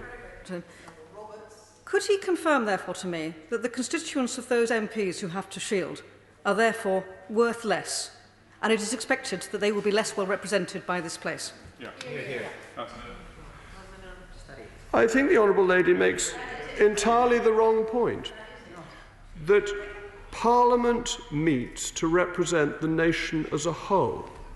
We come here together not as ambassadors representing various powers. We come here as a United Kingdom Parliament. That is the nation, the United Kingdom, that we come here to represent, and we come here together, and that we are, as a collective, as a single United Kingdom Parliament, a strong and legislative body that represents the whole people of the United Kingdom, and we each participate in that in our different ways on a daily basis. But that, of course, I'll give way to the honourable gentleman. The member's the House is absolutely correct on that point. But where it falls down is that when members are obstructed from actually getting here because there are not sufficient flights to bring members to the House, that's where it falls down from Northern Ireland's point of view. I'm wondering, is there going to be steps taken through the government, with the airports, with the airlines, or something that will ensure that members from Northern Ireland can't get there? Thankfully, the issue of shielding, as far as I'm aware, does not affect the 8 members that attend from Northern Ireland. You could lodge with him in his house around the corner. Well, I'm glad to see the honourable gentleman in his place. I absolutely appreciate that it is harder for some members to get here than for others. I'm very glad to see the leader of the SNP in his place, because his constituency is particularly far away from Westminster. I think he had a 16-hour journey to get here, and I think that shows a proper commitment to our parliamentary democracy that he is here. Perhaps he is a secret unionist, but it is nonetheless a pleasure. It is a pleasure to see him here, because that is how we bring a parliament together to have the debate on the matters that are of concern to our constituents. And I absolutely accept it is more difficult for some than others. I'll give way to the honourable gentleman, then. Thank you. Would the Leader of the House accept that we should be an exemplar of best practice, and when we are deliberately excluding people from portions of their responsibilities because of their disabilities, we are in no position to tell employers who breach equalities legislation that they are in the wrong as well? Mr. Speaker, Madam Deputy Speaker, I've obviously looked at the equalities considerations in relation to this, and the government, the Parliament, is completely in accordance with them, because it is necessary for us to meet here physically to do our business, and that's in line with the government's guidelines. Which bill does the honourable gentleman not want us to have? Does he want to give up on the domestic abuse bill? Does he want to give up on the fire safety bill, the Northern Ireland legacy bill? Are we going to get these bills through? I will give to my honourable friend, and then... I thank him very much. I wonder if the leader has a view, just introducing another subject, on the issue of call lists during statements and urgent questions. Because right now, it seems to me that they prioritise those who may sit browsing Member Hub, which I have to confess is not me 24 hours a day, in a short window to submit a request to be part of an urgent question statement, as opposed to being here and persisting to catch the chair's eye. Madam Deputy Speaker, I think the system of catching Mr. Speaker's eye is a preferable system, but needs must, because we can only have 50 members in the chamber at any one point. But it is a temporary expedient, and some of the other courtesies and normalities of this House are being suspended. We are not... of course I give way to the right honourable gentleman. I'm most grateful. The leader just said there that this was a temporary expedient, and that's absolutely right. We're living through a crisis, and there are the difficulties that have been expressed by our friends from Northern Ireland, myself from Skye, the right honourable member for Orkney and Shetland. And you put that in the context that we have been able to participate over the course of the last few weeks, but get on with our job of representing constituents when our mailbag has never been fuller. And the likes of myself and the right honourable member from Orkney and Shetland are having to give up 30 hours to get here and go back. What a waste of time, where we could be acting professionally, staying at home, doing our job and questioning the government remotely. Madam Deputy Speaker, the problem is we're not doing our full job. We are doing an important part of our job in dealing with constituency inquiries, but we are not doing the important job of legislating, of getting through that business which the government committed to deliver in the general election. And the honourable lady, right honourable lady, I'm sorry, says, don't worry, I'm saving up the honourable gentleman. The right honourable lady says that we are getting it done, but I would remind her of what I said at the beginning of the debate. We have had 216 minutes of debate on primary legislation compared to 640 minutes in a normal sitting week. We've been running at a third of normal legislative capacity. The job of Parliament is to deliver for the British people, and I would ask again, which bill would the Right Honourable Lady wish to sacrifice? I give way, the Honourable Gentleman. The Leader of the House has a very high Stuart understanding of what Parliament is here to do, which is, it seems to be, to do the government's bidding, to legislate in the way that the government wants. But even the Stuarts, when King Charles II returned, in the Cavalier Parliament, of which he would have no doubt been a proud member, insisted in the Treasons and Seditious Practices Act that no MP should ever be denied their just ancient freedom and privilege in debating any matters or business which shall be propounded or debated. Even the Stuarts thought that there shouldn't be put anything in our way in terms of participating. Why won't he just allow us to have remote voting until the summer recess? Just before the Lord President answers the intervention, I am also concerned about the rights of as many members as possible to participate this afternoon. Several members have intervened more than once. Let's have a little bit of restraint, Lord President. Sometimes the Honourable Gentleman makes the point for me more eloquently than I could have made myself. There is an absolute right of members to attend Parliament. It is a most antique right. It predates the Stuarts. As I keep on saying, goes back to 1340. Members may attend if they wish to. I give way to the Honourable Lady. Thank you to the Lord President. Has the Lord President done an estimation of the number of additional members who will be kept away from this place if, after today, one of the people in this palace is tested positive, and therefore any one of us, maybe all of us, may have to stay away for up to 2 weeks? Has he done that calculation, and does he have a plan for what happens in that instance? Well, Madam Deputy Speaker, the answer to that is look around. If you seek a monument, look around.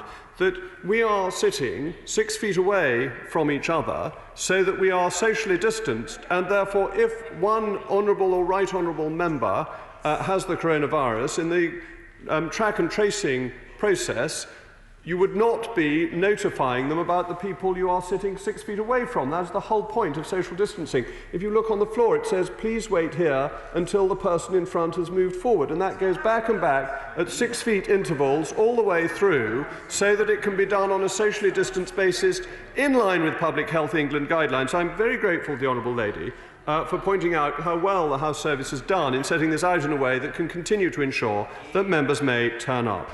But let me continue my conclusion, because there are many things that make the lives of MPs difficult, and I'm not trying to pretend that this is not the case. But we nonetheless have a duty to the country and voters to fulfil both our collective constitutional function and our individual roles. The collective of Parliament requires that we return physically, so we can allow proper redress of grievance, hold the government to account, and deliver on the mandate provided at the election, and pass the important bills that I have listed before. I have no doubt there will be some teething problems with the voting system today.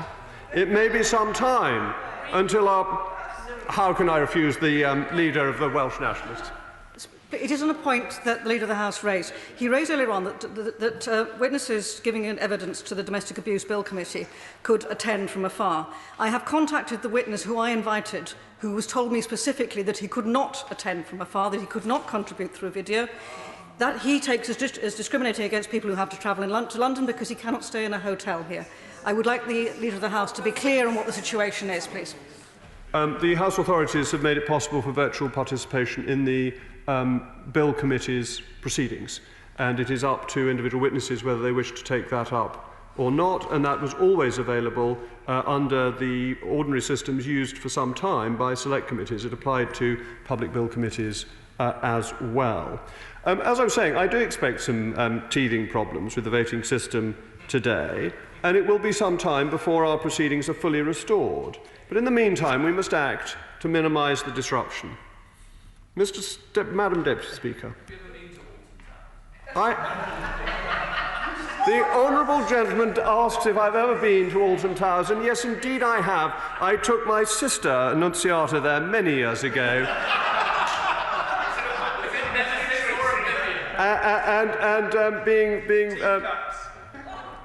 Anyway, that's enough of my reminiscences, because I think it is important that we protect, preserve, prioritise our parliamentary democracy, that it has to continue regardless of the disease that is afflicting the nation. For order, Mr. Burke. Thank you, Madam Deputy Speaker. I know it's unparliamentary for someone to filibuster, but when there's a 90-minute debate and we're now this long... I thank the honourable gentleman. I don't need his point of order. I have been trying to move the debate forward, but honourable members are so excited at being back here and being allowed to intervene that they're doing it far too often. No more interventions, Lord President. Madam Deputy Speaker, the interventions prove my point. We need interventions to make Parliament work properly. We need proper debate. We need to be back. We need to have a proper, full-blooded democracy, and Madam Deputy Speaker, that is what we are getting. The question is, as on the order paper, I call the Shadow Leader of the House, Valerie Vaz. And I trust that honourable members will not unnecessarily make interventions upon the honourable lady, because I'm hoping she's not going to take more than 5 or 6 minutes. Otherwise, we simply will run out of time. Valerie Vaz. Thank you, Madam Deputy Speaker, and can I thank the Leader of the House for moving his motion, and I note that the amendments were not selected in the name of mine and other honourable members. So I speak in support of the amendments in the name of the Chair of the Procedure Committee and the other Select Committee chairs, and thank them for their deliberations and their timely reports, which has helped to inform the debate. I don't know if the leader is living in another universe, but the pandemic is still going on and it's still very serious. The government chose not to renew the temporary orders on the 21st, which enabled every right honourable and honourable member, wherever they are, whatever their responsibilities, to take part on an equal basis in all the proceedings of the House. And it worked. I know the leader likes to say we need to get back to work here, but I want to pay tribute to all my colleagues who have worked incredibly hard on both sides, and their staff, who've ensured that we've worked double the casework that we've had on behalf of our constituents. We are at work. So will he please stop peddling the myth that we only work when we are physically here? Please stop it. And where is the evidence? The leader said in the House on the 20th of May in response to the urgent question that there was a risk assessment, and yet his article for Politics Home said it was being done. Which is it? Has he inadvertently misled the House? If so, could he publish it for everyone to see? Now, he will know that the BAME staff are found in the lower paid and operational roles where they cannot work from home.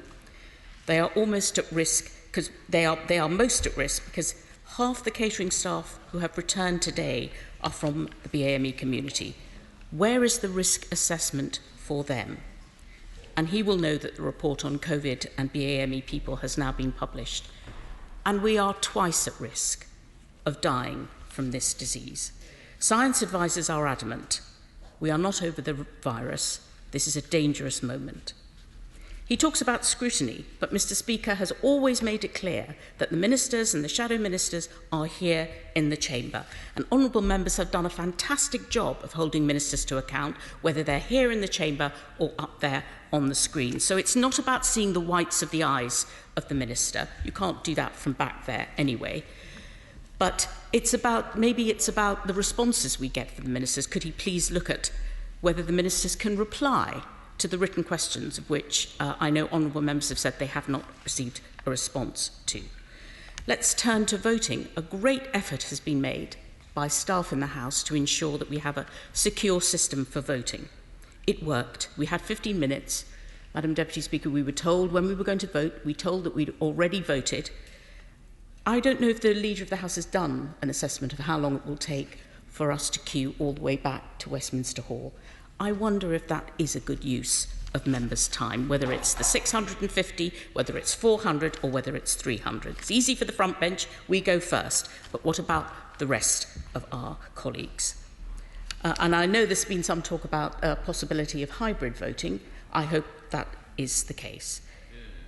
But there is a fundamental flaw in the argument that the leader has leader has set out today. Can he guarantee that members and House staff are going to be safe? It may be COVID-19 secure, but there is movement. The rate of infection is different in different parts of the country. We are all moving around. We could be silent spreaders. What the Leader of the House is proposing is discriminatory. The Equalities and Human Rights Commission have said so. So if you are able-bodied, you can come in. You have to ignore government advice about shielding, the R factor, but you have to come in. Now, if for whatever reason you are following the government guidelines and you cannot be here, you're effectively losing your vote. If you pair, you are not voted. You're not recorded as having voted. Now, I know that members who have been on maternity leave have faced a torrent of abuse because they haven't voted, and that's why we moved to a proxy voting system. And it's happening now, because one of his own colleagues, the Honourable Member for Stroud, is facing exactly the same thing, and we congratulate her on the birth of her baby. So we are put in an invidious position, Madam Deputy Speaker, having been told by the government you're at risk, and then being told by the Leader of the House that you must come in. The alternative is that you lose your vote. In conclusion, Madam Deputy Speaker, the government have not lifted all the restrictions. The pandemic is still here. It is not right or just or fair to all members. Members rightly demand parity. This is staggeringly arrogant from the Leader of the House, in the same way as he said that he thought the first prorogation was lawful. The Leader wants to demand and instruct. Honourable and right honourable members want to cooperate, discuss and agree a way forward that treats us all the same and is fair to everyone. Science advisors say this is a dangerous moment. The Leader has shown that he just does not care. I have to impose a time limit now of 5 minutes, but that will be reduced later. 5 minutes for the proposer of the amendment and chair of the Select Committee, Karen Bradley. Thank you very much, Madam Deputy Speaker. And I think perhaps I should start by declaring an interest as the Member of Parliament for Alton Towers. I am delighted that the Leader of the House has both visited my constituency and also seen the expertise at which queuing can be obtained and can be managed as seen at Alton Towers, and other theme parks are available. Oblivion and Nemesis, I have to say. I will address amendments B to D, tabled in my name and the name of several other Right Honourable and Honourable members, including 15 other Select Committee chairs. Madam Deputy Speaker, I hope you will allow me to address my remarks not just to this chamber, but to those members who are unable to be present in the chamber because of the limitations on space, which you are quite properly enforcing, and to those members who, because of the conditions caused by the pandemic, are having to follow proceedings from elsewhere. Since the 16th century, this chamber and its predecessors have been the absolute focus of this House's life. Our procedures are founded on the principle that everything done in the chamber. That is a sound principle. We rely as members on face-to-face communication. The word parliament comes from the French parler. The idea that the chamber is now not available to many of us is a massive dislocation. And let me be clear, I do not want the measures we are debating today to be in place for a second longer than they have to be, to keep our colleagues, our staff and the staff of the House as safe as possible from coronavirus. And I look forward to the time when the guidance is relaxed and we can meet here again, all of us. And I have to say to my right honourable friend, this is a very uncomfortable day for me. I do not like being badged as a rebel on House business. I'm also determined that we will get back into a fully physical Parliament as soon as possible. The Leader will recall that I tabled an amendment to slow down the introduction of remote voting on the 22nd of April, which the government would not then accept. And I'm very much in the traditionalist camp. and on the record for saying that the hybrid arrangements were suboptimal. So let me be clear. The sooner we are back to normal, whatever that is, the better for me. But the physical parliament we are in today is far from optimal itself. No more than 50 in the chamber, and in fact 40 seats in the choir seats, as they're called. No bobbing, no long queues to vote, very little spontaneity, and so many great parliamentarians absent.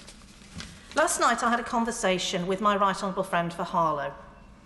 He said I was able to discuss that conversation in this chamber. He is a great parliamentarian, a great campaigner, and a great champion for his constituents. He wanted to be here today, but his doctor has advised him that he must not for his own health. So the idea that we decide today to disenfranchise him completely seems to me to be absurd. I take what the leader has said about tabling a motion to allow virtual participation. I very much welcome that. But can I say to the leader, I would like to see a copy of that motion before I make a final decision to not push amendments in my name B and C, which are related to virtual participation. Of course I'll give way. Isn't it a double injustice that the honourable member for Harlow not only is disenfranchised by this vote, but by the nature in which this vote is being taken today, he can't even participate in his own disenfranchisement. The honourable gentleman makes exactly the point that my right honourable friend made to me last night, and I know how frustrated he is by this. But if I can move on to divisions, because I think we have had debate about hybrid proceedings, and I look forward to seeing the motion from the government, as I say, hopefully before the end of this debate. Now, Madam Deputy Speaker, I am an ex-whip. I have every sympathy with the desire to get back to fully physical voting. That is the way that whips manage the business, manage the party, and that's the way actually that as backbenchers we get interaction with our colleagues and with ministers. But I say to him today that the proposals that we've put forward, well, we will perhaps get the chance to test those proposals shortly, and I look forward to seeing what members feel about those proposals. I back up the comments made by my honourable friend who's no longer in his place, the chair of the Constitutional Committee, about deferred divisions, and I would support the government in changes to standing orders that allowed deferred divisions on second readings and other debates so that we would not have to have so many physical divisions. I also would welcome tests of other forms of voting, but when we introduced remote voting, we did so after we had tested it and tried it. Nobody has tested and tried this proposal for physical voting. So I say to the Leader of the House, please consider accepting the amendment, allow remote voting to continue for a short period of time, and we will all work together to find a form of physical voting which all of us can be happy with. Of course I will. Thank you, the right honourable member, for giving way. My party's minded to support Amendment D that the member is proposing on behalf of the committee.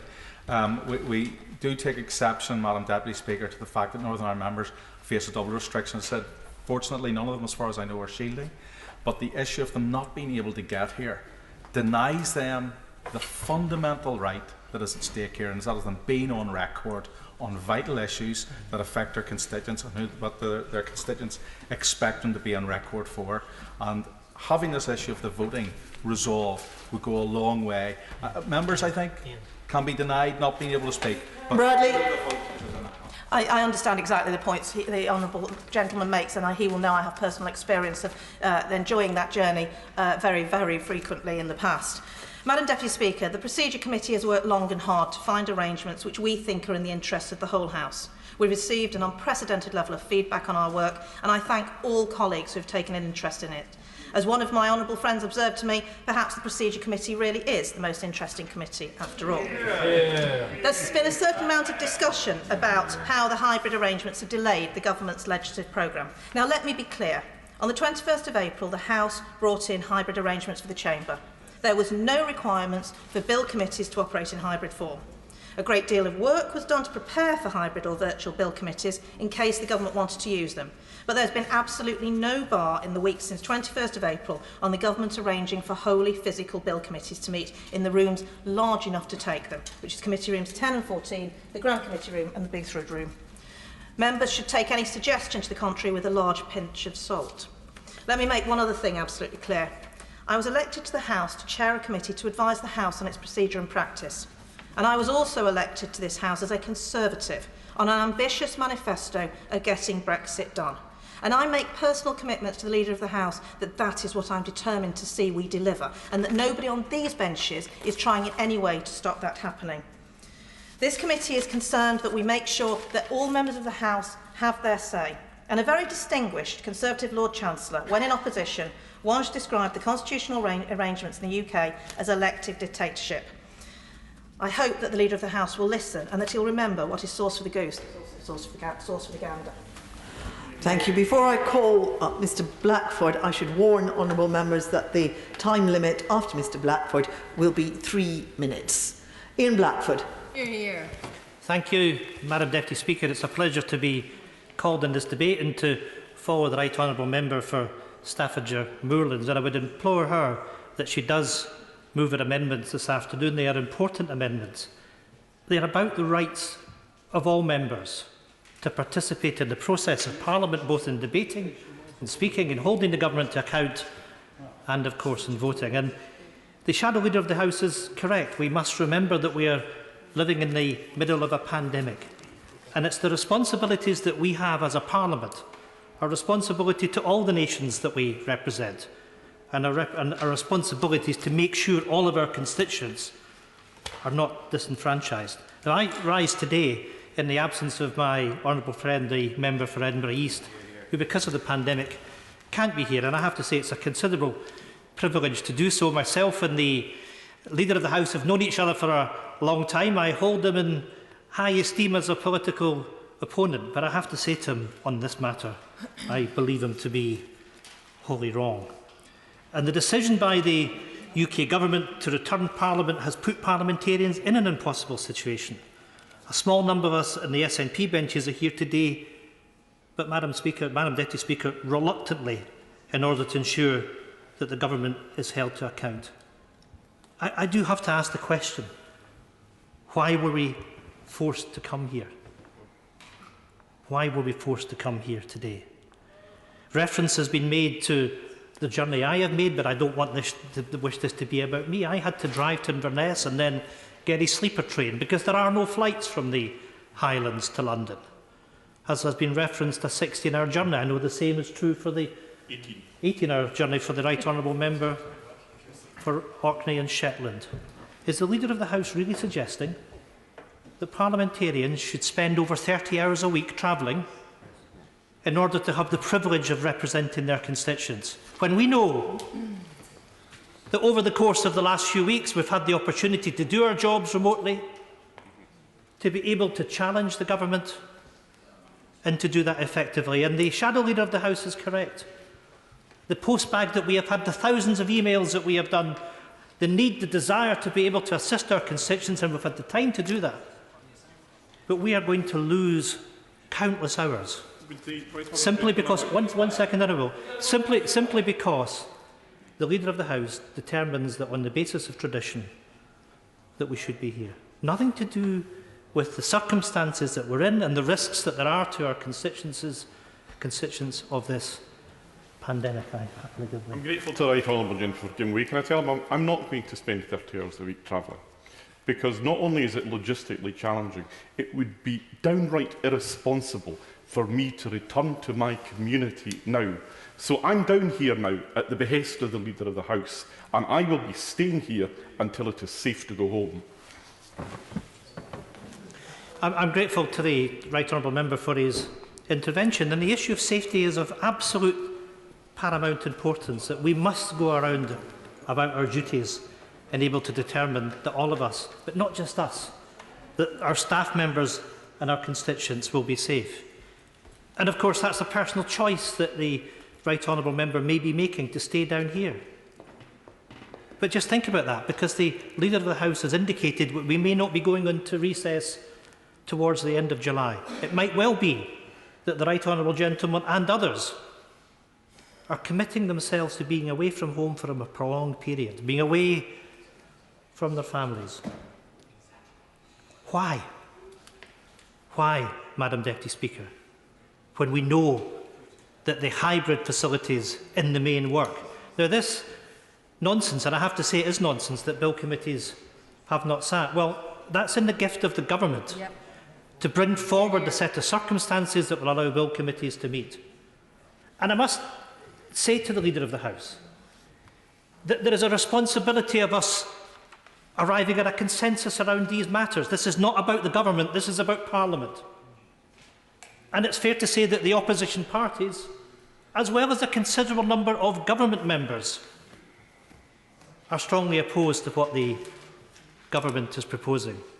And I would implore the Leader of the House that on reflection that they will accept the amendments that have been put, that will then allow us collectively to deal with the situation we are in, to get to a set of circumstances where Parliament can do its job. But I've got the situation here today that very few of my members are here, because we didn't want to expose more members than was necessary to the kind of risks that the Right Honourable Gentleman referred to. And I pose that question again. Why should we be in this situation? And if I may say so, Madam Deputy Speaker, this is not just about members of Parliament that have health concerns. And even if we arrive at a situation, as has been suggested, that they can be excused, they can be paired, that then means that anyone that is in that category has been identified as having particular health circumstances. Is that right? But it's not just about members of Parliament that have their own health concerns. It's the fact that members of Parliament that have family members that perhaps are shielding. We're talking about a considerable number of members of Parliament that risk being disadvantaged. And of course, in Scotland, and it was the case in England as well, the public advice was to stay at home, to protect the NHS, to save lives. The government's official line was that if you can work from home, then you should. Well, Madam Deputy Speaker, we can work from home. We should work from home, because that's the right thing to do, not just for Parliament, but it's the right thing to do for our families, for our colleagues and for our constituents. We've asked employers to be flexible. The Commons should be too. MPs were working effectively. The hybrid system, though not perfect, was more efficient than the system that we now have in place. And the Right Honourable lady from Stavanger Moorlands made reflections on that. Look at the number of people that can be in the chamber and contrast that with those that can participate in our hybrid proceedings. And the whole point about the hybrid proceedings is that if members for their own reasons choose to come here, they can continue to do so. But those that need and want and should participate on a hybrid basis are not being disenfranchised. Many colleagues across the House cannot come into work, members who are shielding, members that cannot travel. And it's the UK Government that is willingly disenfranchising them and their constituents. I'll happily give way.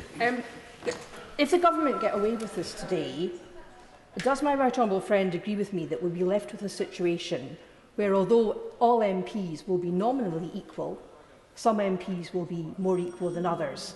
And isn't that very much a reflection of the pattern we saw last week when the Government displayed such a cavalier attitude to that core principle of the rule of law, which is equal treatment before the law? Absolutely. I agree with my honourable friend, my honourable and learned friend. And I will say to the Government that there are real questions that we as opposition parties wish to put. But at the same time, there is a recognition that we are in a real crisis. We're in a health crisis. We have an economic crisis on the back of that. And where appropriate, we must work together. And there has to be that generosity of spirit from the Government in dealing with these issues. I'm being implored to speed up, so I will. Plans to shut down virtual participation in Parliament are a shambles. They are unworkable, unsustainable, and they're unravelling further by the day. For votes to take place, a queue of over 1 kilometre would be needed through this building. Can you just imagine how the public must look upon this? That we're going to be queuing right out of this place, and we'll be taking a considerable period of time. Now, the Leader of the House raised the issue of how many times we might be voting, but there are times that we have multiple votes. We will be losing hours per day if we are to determine our right. And it is a bit ridiculous that members on the government bench think this is funny. Yeah. Really? You think this is funny? Yeah, this is serious because we're talking about the lives of our constituents. No, I won't. You've lost your right to do that. This is ludicrous and a waste of our time. I'm sure our constituents would wish us to use our time more effectively. The House of Lords will soon have a remote voting system in place, whether members can vote via a smartphone or a tablet. For what reason is this the case for one chamber, but not the other? Madam Deputy Speaker, we know that asymptomatic carriers of COVID-19 are the silent spreaders in this pandemic, and it can spread on contact, lasting for hours if not days on hard surfaces. Can I ask what efforts have been made to ensure that these benches have been cleaned between sittings?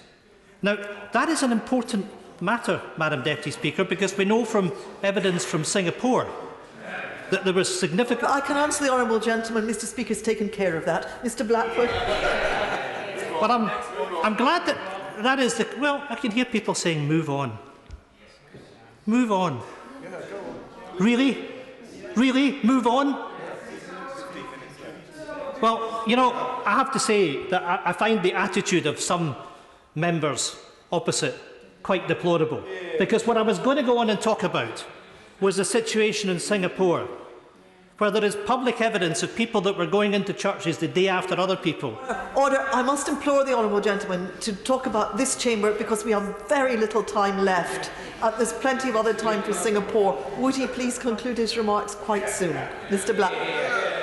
I'm afraid I'm going to take my time to make sure I'm putting the case of members of the Scottish National Party. And the reason that I'm mentioning Singapore, Madam Deputy Speaker, is because people were getting COVID-19 going into church on the basis of people that had been there the days before. These are serious matters and they deserve to be properly aired. Madam Deputy Speaker, the UK Parliament's Procedure Committee has called for remote voting and participation to remain an option for as long as the pandemic continues, and that should be the position that we adopt. The committee outlined significant deficiencies in the plans and concluding virtual participation should be allowed to continue while coronavirus restrictions are in place to allow MPs who are not able to come to Westminster because of the continuing restrictions caused by the pandemic to contribute to debates and represent their constituents. The Government's decision to ignore the cross-party consensus to retain hybrid proceedings and ploughing ahead with plans to force hundreds of MPs to physically return to Parliament have been widely criticised. The Public and Commercial Services Union, which represents security, catering and support staff in Parliament, said that the virtual system had worked well, with General Secretary Mark Zaworska saying it was strange why the government is in a rush to change course when a second COVID spike is a strong possibility. A second COVID strike is a strong possibility. The Electoral Reform Society have branded moves for MPs to vote in Parliament beyond a farce. The Leader of the House argued that democracy would once again flourish, having been curtailed under the hybrid system. This is simply wrong. You know, I'm getting a little bit fed up of the remarks which are coming from opposite about this as being indulgent. I'll tell you what's being indulgent. It's MPs being dragged here when we know that the hybrid system works, and MPs being risked being disenfranchised by the government. That's what's self-indulgent, Madam Deputy Speaker. While MPs are shielding and unable to travel to Parliament, we're experiencing a democratic deficit imposed by this UK government. I believe it is wholly wrong that we should be in this position, and I hope we can achieve a resolution that will see us return to a hybrid parliament that will allow all our colleagues to participate in questions and statements and debates and voting from the security of their own homes. We should be in a position that we can do our jobs and protect everyone else by staying at home, by doing, Madam Deputy Speaker, the right thing. With a time limit of 3 minutes, Sir Christopher Chu. Madam Deputy Speaker, may I begin by expressing my embarrassment on your behalf that all your entreaties to the Right Honourable Gentleman fell on deaf ears, and he shows so little respect for you in the chair. The reason that I wish to participate in this debate is because I'm a member of the Procedure Committee, and I have a slight difference with my right honourable friend, the chair of the committee, because while I agree with the committee's plea that it should be possible as far as possible for people to be able to participate in the proceedings, and I'm delighted that my right honourable friend, the Leader of the House, is bringing forward a motion tomorrow, I do not believe that it is necessary to actually have remote voting. My right honourable friend, the member for Harlow, would normally be sitting here in normal times, and he can't be here today because he's on medical advice. But ever since I was first elected in this House in 1983, no person who's away from the House on medical advice has been able to do anything other than get a pair. And that system worked very well in the 1983 and 1987 parliaments. And when I raised this at the Procedure Committee, my right honourable friend, the member for Staffordshire Moorlands, said that the genie was out of the bottle and it was no longer possible to persuade members of the public that if you are not physically present here for voting and you are paired, that you're not doing your business. Well, I think, Madam Deputy Speaker, that we have got a big education job to do to try and explain to our constituents and to the public that we can do a really good job as members of Parliament without physically having to be here to vote every time. That's indeed what ministers do when they go on trips, when select committees meet away. People are often paired. And I think there's something to be said for making that pairing arrangement more transparent, as the honourable gentleman from Manchester suggested earlier. But let's not demean ourselves by saying that pairing is some second-best arrangement. Pairing is a really fair way of ensuring that people who are ill and unable to attend this House can have their votes counted, because under a pairing system, one person's vote on one side is cancelled out by somebody else on the other side. And the honourable gentleman has been in the House almost as long as me, and he knows that the system works very well for those who are ill. And I think that it would be wrong to change the system now. This Procedure Committee has got an inquiry going into it, but we can't resolve that today. And that's why I think let's proceed with the motion in the name of the Leader of the House, and let's allow ourselves to have real voting here. And for those who can't get here to vote, let's encourage and make it more transparent, perhaps, encourage pairing system. Thank you. Chris Elmore. Thank you very much, Madam Deputy Speaker. I speak as a traditionalist. I am a whip. My DNA that has been constructed in this institution has been taught by the Right Honourable Member for Newcastle East and the Right Honourable Member for Tynemouth. Therefore, I am very much a traditionalist. But the system does not work. The Mogg Conga, as it's now being deemed, through the House into Westminster Hall, is as a result of the government not continuing the motion at the end of, before the recess. Nobody else, just the responsibility of the Leader of the House. It also seems, according to some people that have been briefing out, that even Number 10 didn't realise the process of what the Leader of the House was doing on the day before recess, it would seem. You know, it would be helpful to understand what the Leader's view is on that, because Number 10 don't seem to know what's going on. But the point is that this is about disenfranchisement. There are members who have to shield. They're not vulnerable. Most of the people that I know who are shielding are far from vulnerable members. They are honourable, hard-working, decent people, but like many people in this country, they are taking the advice of their clinicians. But it's also the fact that there are members who are partners of key workers, who no longer have childcare, so have to be at home to look after their children. This is about the Leader introducing a system that is no longer equal. and that is deeply unfair. But I want to use the remainder of my minute and a half, Madam Speaker, to bust some myths that my right honourable friend, and I do pay tribute to my right honourable friend, the chair of the Select Committee, of which I'm proudly the minority ranking member of, I think is how some people think of it, as the vice chair. Just a joke to my honourable friend, member of the Rhondda. He never normally likes my jokes. But can I just bust the myth to the leader? There has been no delay on bringing forward bills for the Public Bill Committee. There are rooms in this House that could be used, 4 of them. There are only 4 or 5 bills at a maximum currently being debated on the floor of the House or gone through to committee. It is the government, I would put, that have stopped the bills going into committee, not the opposition whip's office. I will give way.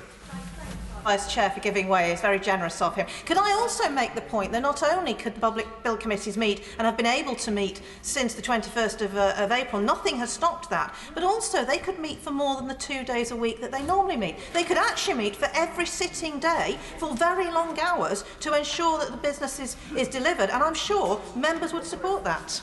I would quite agree with the Right Honourable Lady, and further add that in fact in one committee that is going to programme sub today, it will be meeting for 3 days a week at 2 sessions a day, and it does have the option to do 4 if it wishes. And that has been at the request of the government. The government have delayed that process from starting.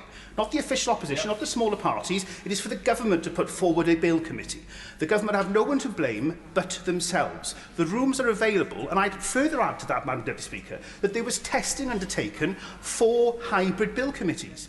The Clerk of the House and officers of the House were asked to undertake that hybrid version, and my understanding from testing was it worked perfectly well, including taking evidence from witnesses. So the reality of what the leader has suggested, and I would never ever wish to suggest any member has misled the House, maybe inadvertently, but it simply isn't correct to say that anyone was blocking public bill committees coming to committee to sit. It simply isn't true. The opposition were able to put forward members to go on committee, the government were able to do the same, and those debates could take place. Some bills, like the finance bill, as the leader knows, don't need witnesses, don't have witness sessions, they're just line-by-line scrutinies. So it could have easily have been done. And I'd ask the leader to clarify that when he comes back to respond. I'm in support of the Right Honourable Member's amendments today. In fact, I've added my name to them. And I will proudly vote for them on the basis that this is about fairness and about bringing true equality for all members of this House, no matter what their reason for not being able to attend. Jeremy Wright. Thank you very much, Madam Deputy Speaker. It's a pleasure to follow the honourable gentleman. And I want to start by saying I agree entirely that the government are right that remote scrutiny is inferior to members of Parliament being here to do it directly. And that's no criticism of those who've worked very hard to make a virtual Parliament work at all, but it's the reality, I think, of the ways in which bills and ministers are most effectively scrutinised. I also think it's to the government's credit that it is seeking to restore the most effective scrutiny of itself. And in relation to those of us who can, I understand its preference that we conduct our scrutiny from here. But this debate, Madam Deputy Speaker, and the amendments to the government's motion we're considering are really about those colleagues who cannot be here, specifically those who cannot be here because the government has, for good and sensible reasons, told them they should not be. For those colleagues, there is, in my view, a strong case for preserving some means of virtual participation in our proceedings, and I'm grateful to hear what the Leader of the House has already said about that. I look forward to hearing more. But surely the most fundamental part of our job is casting our votes. And in that, we should be most concerned with the most fundamental principles.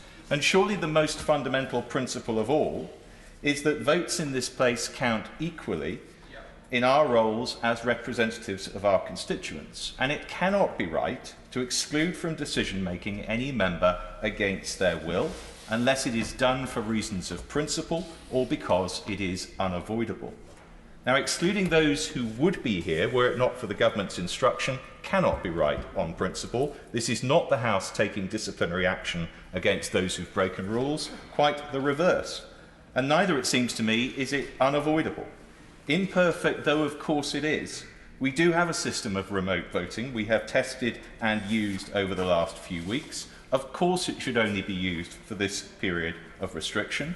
But while that period continues, it remains the only way those excluded from this place can vote. And I don't believe, I'm afraid, the government solution is satisfactory. Pairing and slipping are exclusions from voting for which a member has volunteered in most cases. The members we are talking about today are not all volunteering to be excluded and to exclude their constituents from the process of legislative decision-making. They are being excluded through no fault or wish of their own. I will once. I apologise for taking again, but I was referred to earlier as letting the genie out of the bottle by my honourable friend from Christchurch. My point was the public expects us to vote. The public expects us to be here. The public is looking at our voting record. We will be judged on our voting record. And to say I took the decision at that point to allow myself to be paired, or I was not able to do anything else other than be paired because of my medical condition, will probably not be sufficient for many of our voters. Yes, I understand my right honourable friend's point, and I was going to go on to say that although I understand my honourable friend from Christchurch's point, we are not, of course, as has just been said in the debate, dealing only with those who are ill. Some people are not ill, but are being required, again I stress, by government instruction to keep themselves away from this place. And for those reasons, Madam Deputy Speaker, and with considerable regret, I cannot support the government's approach here in relation to voting, and I will support my right honourable friend for Staffordshire Moorlands amendment in that respect. Graham Stringer. Thank you, Madam Deputy Speaker. Any honourable or right honourable member who was a member of this House during the lengthy debates we had on our membership of the European Union after the referendum will be in no doubt that minds and votes were changed during the debate. I know, because I was one of the people who changed my mind after the debate once or twice, sometimes with discussion. Conservative proposer of an amendment actually voted against his own amendment after the debate, and I suspect a little arm twisting by the whips. At the present time, we have in this country some of the most authoritarian legislation that we have ever had, for reasons that are understandable and credible. But that means that as a House, I believe, we have not been having that thorough, full-bodied debate where people can change their mind and vote at the end of that debate. And I think that is the whole House not properly doing their job on this matter. One of the issues put forward is that people want their constituents to know which way they have voted. If they've not been part of the debate, I don't really see the distinction between pairing and voting via your iPhone. The only distinction as we have at the moment is whether or not it is recorded in Hansard. And I take the Leader of the House's point he made before that he will discuss this with the Whip. Because if pairing is recorded in Hansard, then there is really no difference. Constituents know where people stand on that issue, even though it's not the exact equivalent of a vote. The other issue I want to put before the House in the brief time allowed is the number of people in the chamber.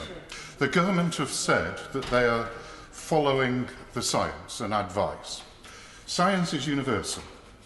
The World Health Organization recommends a distance of 1 metre. There are other countries recommend 1.5 metres. We, together with a small number of countries, represent 2 metres. There's been very little study on COVID. The studies that lead to those distances, which are not universal, are on previous viruses, not this virus. I would urge the government, partly for the sake of democracy, partly for the sake of getting the health issues right, to look at it and look to moving towards the World Health Organization recommendations on this. Caroline Noakes. Thank you, Madam Deputy Speaker, and I have a great deal of support for my right honourable friend, the Leader of the House's view that debates held in this place without intervention are sterile, that we are failing to scrutinise the government adequately. However, as Chair of the Women and Equality Select Committee, I have to endorse the comments of the Shadow Leader of the House. These measures do not just look discriminatory, they are discriminatory. Instantly, a number of groups with protected characteristics are excluded. Those who are pregnant or new mothers. Older members might be advised not to come here via public transport. The underlying health conditions of either members or their families are, to be frank, none of our business, but they will be excluded, as we have heard my right honourable friend, the member for Harlow, has been. I absolutely appreciate the lengths that Mr Speaker has gone to make sure that we have adequate arrangements for queuing, but how suitable are they for people with disabilities, including hidden disabilities? COVID has too often been described as a great leveller, in that anyone can catch it. We saw that from my right honourable friend, the Prime Minister. But its unequal impact is well documented. Older people, men, those from BAME backgrounds, those with underlying health conditions, they now have a very stark choice. Stay at home and play no part in proceedings, losing your right to cast your vote on legislation, or come here and expose yourself and your family to greater risk. I absolutely accept that this House is not our employer, but good employers have a duty to make reasonable adjustments to make sure workers with disabilities and health conditions aren't substantially disadvantaged. By taking away the ability to vote remotely, we are substantially disadvantaging those people. I would argue that my right honourable friend's amendments are in fact in themselves a reasonable adjustment, and for that reason I'll be supporting them this afternoon. Alistair Carmichael. Thank you, Madam Deputy Speaker. The Leader of the House, in introducing this debate, suggested that we should deal in some facts. So just for the benefit of the record, I want to place a few facts of my own on record here. In order for me to get here today, it required a journey of 18 hours, starting with an aeroplane, a taxi, a normal train, 4 hours in Edinburgh waiting then for a sleeper train that I picked up at 1 o'clock this morning to arrive at Euston at 8 AM. I cannot and will not do that every week. Apart from anything else, the return journey will be 26 hours long, and it would require me then to go into self-isolation for 14 days, the only responsible way to live in a community such as mine. So having come here, I'm here for the duration because I cannot go back until it is safe to my family and my community for me to do so. I do not tell the House that, Madam Deputy Speaker, because I look for any sort of sympathy. I've 19 years a Member of Parliament. I've learned better than that by now. I'm telling this House because I think it is important that this House should be a Parliament for the whole of the United Kingdom. And every part of the United Kingdom should be able to participate here. And what the Leader of the House brings to us today is a recipe for us being a Parliament essentially of people who live within driving distance of London. And that is simply as unacceptable as it is dangerous, and it is a downright disgrace for a Leader of the House who sits in the interest of the supposed Conservative and Unionist Party to be bringing a measure of this sort. I accept that there were real difficulties with the hybrid process. I accept that there were real difficulties with the stilted nature of the debate that you had in the virtual Parliament. But believe me, the difficulties of the virtual Parliament are absolutely nothing compared to the difficulties that will come from the two classes of Member of Parliament that we will have as a consequence of the measures that are being brought before us today. When digital was the default option, it didn't matter who was shielding, it didn't matter who was able to move or who couldn't. Now it will become very obvious. And we know it can only be a matter of time before somebody who ought to be shielding, who shouldn't be here, will find that there is some big incident in their constituency, and they will want to be there articulating the case of their constituents, because that is what we do, and inevitably they will end up coming here when they shouldn't. They will end up putting themselves, their family and their community at risk. Madam Deputy Speaker, Mr Speaker, this is not too late. The amendments that have been brought by the Chair of the Procedure Committee are good and sensible, and I would entreat the House to accept them. Ben Spencer. Thank you, Mr. Speaker. Listening to the debate today, I have to say I've found a newfound affection for the virtues of brevity, so I will keep my points very brief, which are I very much welcome my right honourable friend's commitment to bring forward a motion regarding ensuring people can take part in scrutiny measures going forward, but I do implore him to look into proxy voting for people, because it seems that covers and solves quite a few of the issues around voting that we've been discussing today. Thank you. That's great, thank you. Right, who have we got? Peter Carr. Mr. Speaker, thank you very much. Some of the most respected members of this House have been silenced by their inability to be here. I've spoken to some of them and asked for words to share so their voice is heard in this debate. The Right Honourable Member for Derby South says the following: I was elected to this House in 1974. I've always tried to maintain my attendance and voting record. Under ordinary circumstances, I would have wanted to take part in the boundaries vote. I'm appalled that it is the rules of this House that are preventing me from doing so. The Honourable Member for Lewisham Deptford says the following: as Shadow Minister for Disabled People, it is outrageous that I can't raise the important issues that face people with COVID-19. They felt that they live as an afterthought in this crisis. And it is this exclusion of my right to participate does nothing to dispel this belief. The Honourable Member for Huddersfield, as the longest continuous serving member on the opposition benches, I am deeply disappointed that I am being denied the democratic opportunity to intervene in debate and cast my vote. The Honourable Member for St Helens South and Wiston, I have been a loyal servant to my electorate, and I am desperately disappointed that the House is stopping me from voting on behalf of my constituents. There is no need for this, and it is deeply undemocratic. The Right Honourable Member for Barking, I cannot believe that colleagues from across this House, with whom I have worked closely down the years, are going to vote to deny me and many other members of this House the democratic right to vote during this pandemic. The House should never discriminate and never disenfranchise colleagues in this deliberate way. It is not fair to us, and it is not fair to our constituents. These members that I have mentioned... Order. That concludes the debate. I'm required to put the question, but I have a short statement to make. As I said in my letter to colleagues last week, the House simply cannot conduct division safely via the lobbies. Any suggestion to the contrary, from whatever quarter, directly contradicts the best professional advice from Public Health England. The House is faced with a choice before it and must decide it in the way, because the House have chosen to allow the remote divisions and temporary orders to lapse. The government alone does control the order paper.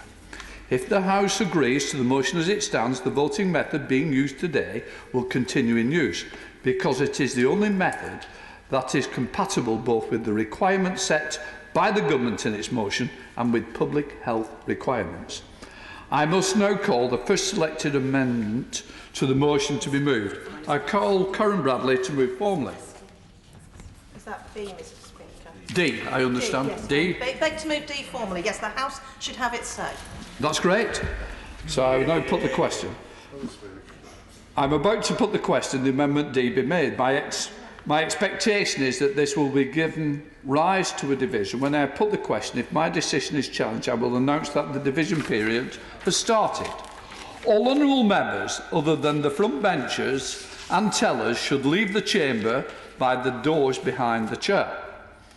I will not give the instruction to lock the doors earlier than 28 minutes after I call the division. Once the division period has started, I will put the question again almost immediately thereafter and name the tellers.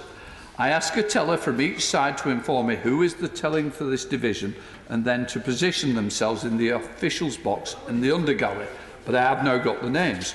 The process by where members state their names and say aye or no at the relevant dispatch box is proceeding, and like swearing in, will be broadcast. Members should say anything else and members near the front of the queue should be aware that what they say may be picked up on the microphone. I will not allow points of order to be raised while the voting and counting is in progress, as they will delay the division. When a division is complete, I will ask one of the tellers from the winning side to announce the result from the ministerial dispatch box. If the second division is expected immediately after the first, I will suspend the House for 5 minutes. Finally, I urge all honourable members to be patient during the process, and in particular to observe the requirements of social distancing. The question is that Amendment D be made. As many of that opinion say aye. Aye. The contrary, no. No. Division! Clear the central aisle.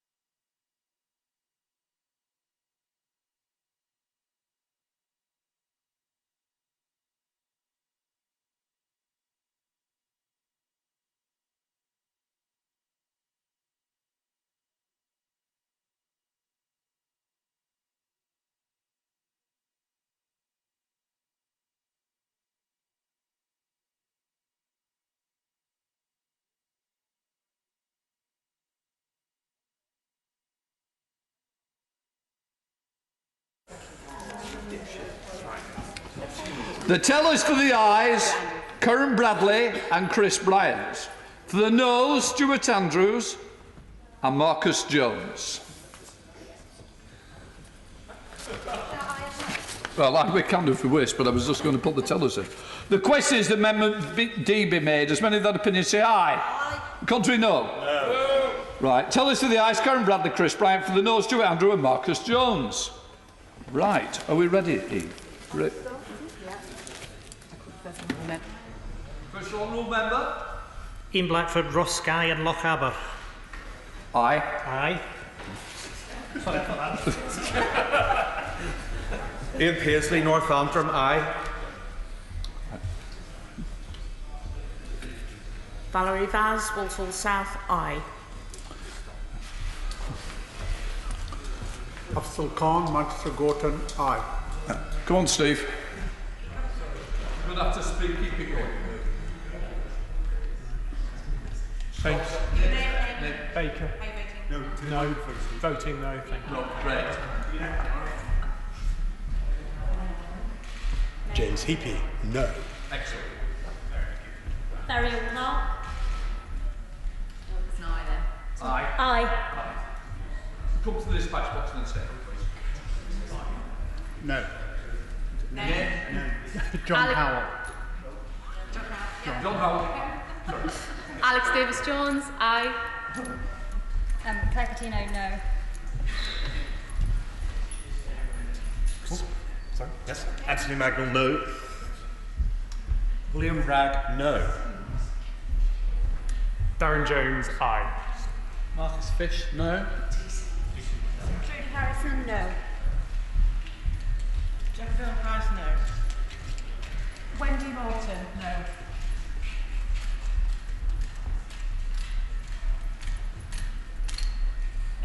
Neighbour, no. Fleur Anderson, aye. Aye.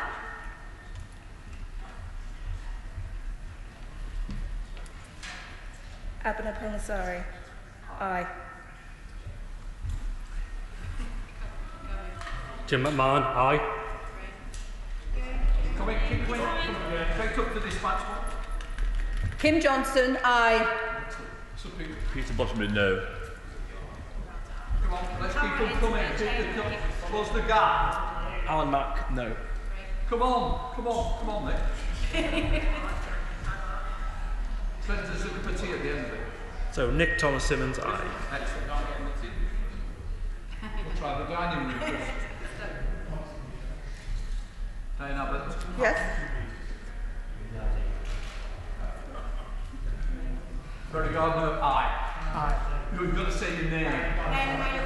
David Evnett, no.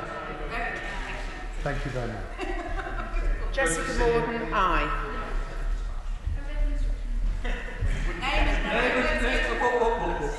Name and how you're voting. Oh, Alex Shelbrooke, no. Thank you. Thank you. Lucy Powell, aye. Ed Miliband, aye. Rachel Reeves, aye. David Linden, aye. This is a nonsense. Drew Hendry, aye. Joe Churchill, no.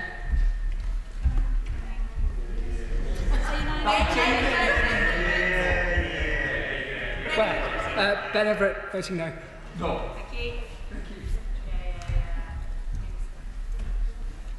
Ian Stewart, no. Excellent.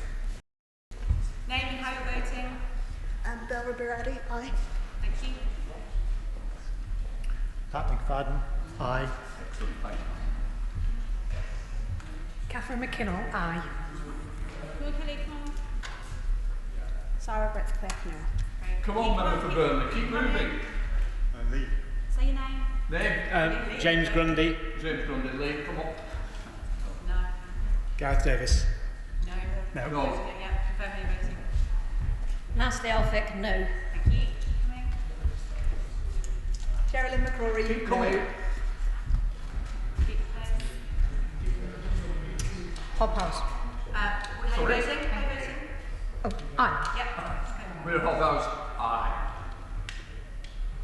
Ian Bairn, aye. James Gray, aye. Bit more, no. Stop it, but Damien Moore. No. Damien Moore, no. Damien Moore, no. Jamie Moore, no. Daniel Kupczynski, no.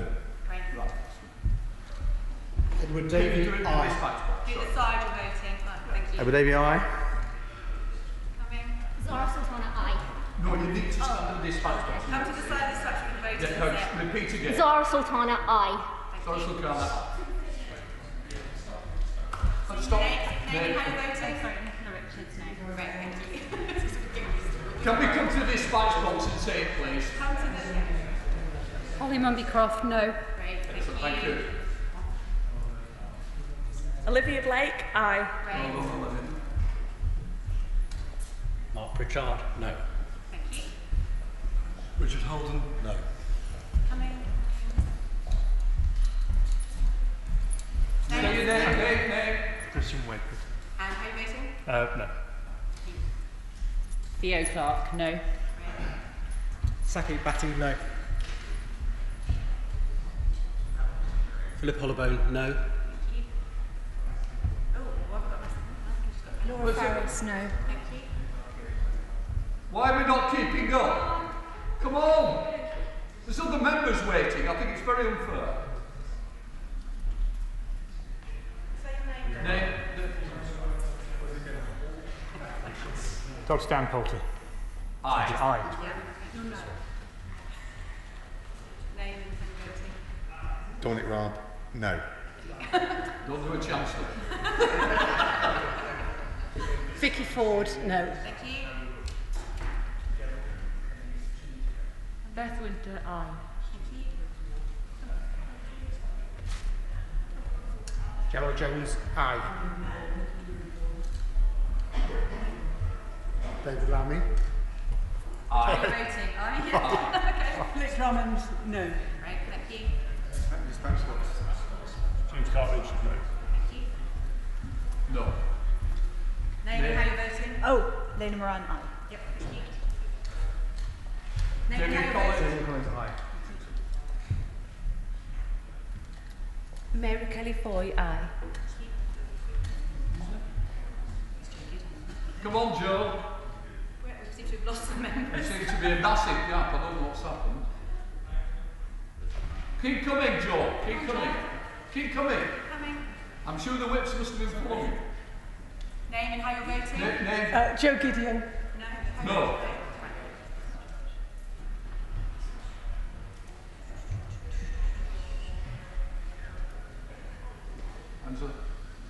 Angela Reed will know. Yeah. Angela Eagle, aye. Excellent. Confused me there. I confused myself for a minute. Come through. Come on. Name and how you're voting. Toby Perkins, aye. Thank you. The member for Wakefield.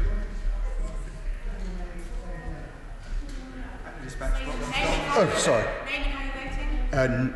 Imran Khan, Wakefield, no. Thank you. Thank you. Good to see you. Name and how you voting. Andrew Murison, no. Thank you. Come on, Chris. Chris Eaton Harris, no. John Lamont, no. Mims Davis, no. Margaret Greenwood, aye. Oliver Dowden, no. Name and how you're voting. Alex Sharman, no. You do need to say the dispatch box. Name and how you're voting. Stephen Kinnock voting aye. Thank you. Name and how you're voting at dispatch box. Alistair Jack, no. Chancellor. Speaker, Rishi Sunak, no. Excellent. There's a lot of you watching this, I'll tell you. Caroline Dinage, no. Thank you. Name and how you're voting. Andrea Leadsom, no. I love that. Name and how you're voting. Anthony Brown, no. Thank you. Coming. Simon Clark, no. Amanda Manning, no. Always tell the wits. Robert Goodwill, no. Another wit. Dean Russell, no. Greg Williams, no. Lucy Fraser, no. Damien Green, no. Name and how you're voting. Alex Norris, aye. I'm also proxy voting for Sarah Owen, who's voting aye. Can't. Look, proxy, full proxy, sorry. Yeah, sorry, I'm right. Just changed it. Victoria Prentice. How are you voting? No. We should be on the list of who's voting proxies. We should know that list. Lee Anderson, no. Okay, who's the list of nominees? Mark Eastwood, no. Nick Fletcher, no. We should have that list. No. Dean Sahawi. Ruth Edwards, no. Not Robert. Name? Robert Sims. How are you voting? No. No. Matthew Pennycook, aye. I'm not quite sure about the dress code. I will allow it today, but in fairness, I think the whips need to take that on board.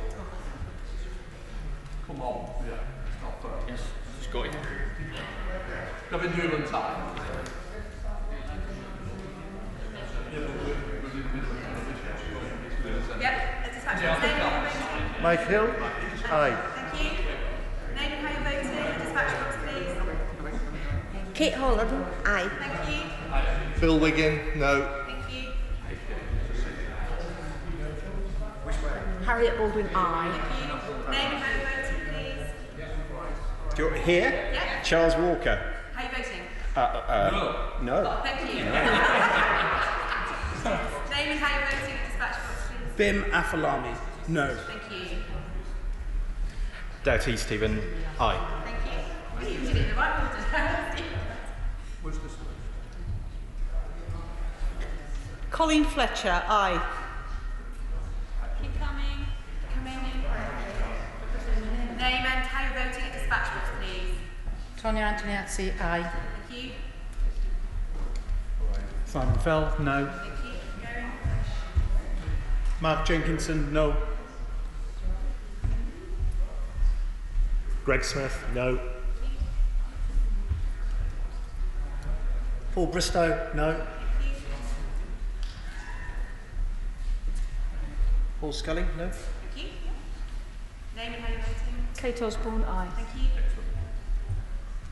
Alison Phillips. Aye. Yeah. Andrew Stevenson, no. Thank you. Desmond Swain, no. Name and how you're voting. Fiona Bruce, no. Thank you. Jonathan Gunnis, no. Mark Fletcher, no. Thank you.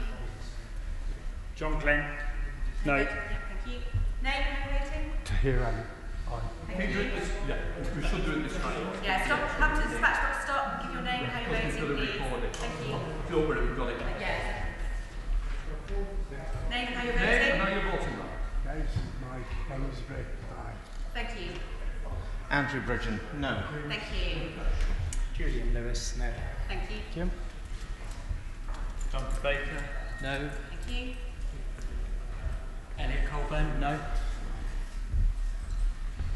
Jack Brereton, no. Great.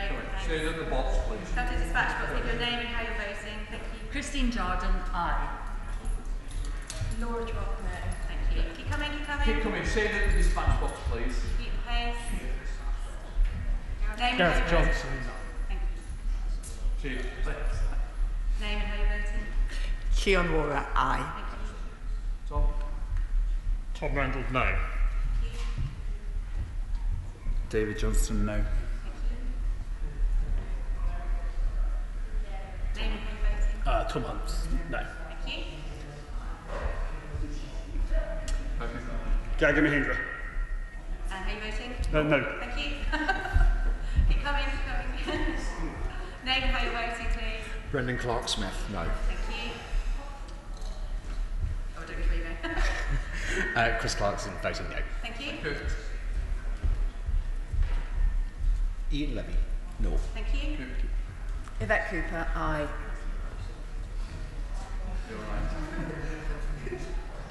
Name and how you're voting. Karen. Karen Buck, aye. Thank you. Name and how you're voting. Jess. Jess Phillips, aye. Thank you.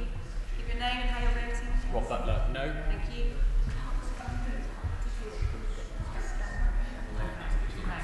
Stand up to dispatch box. Name and how you're voting. Stuart Malcolm MacDonald. Aye. Excellent. Name and Stephen Morgan. Aye. thank you.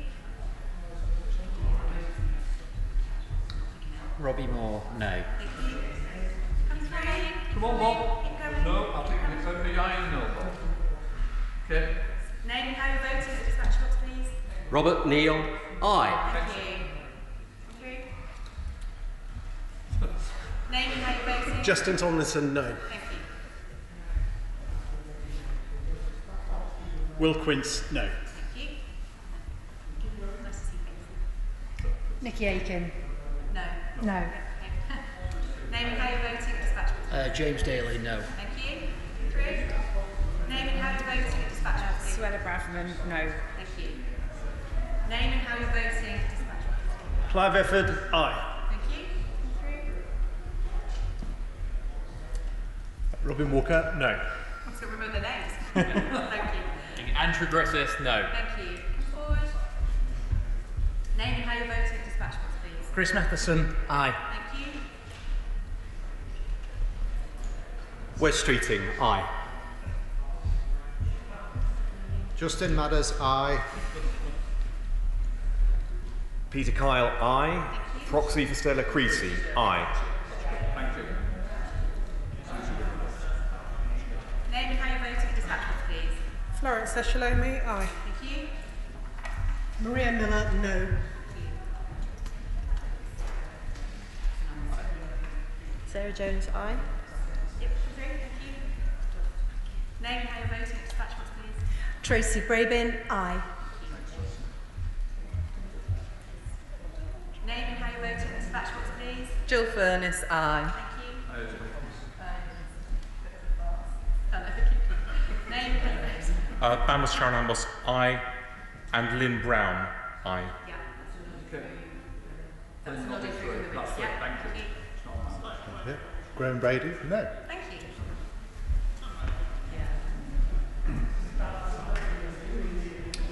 Gareth Bacon. No. Thank you. Keep coming.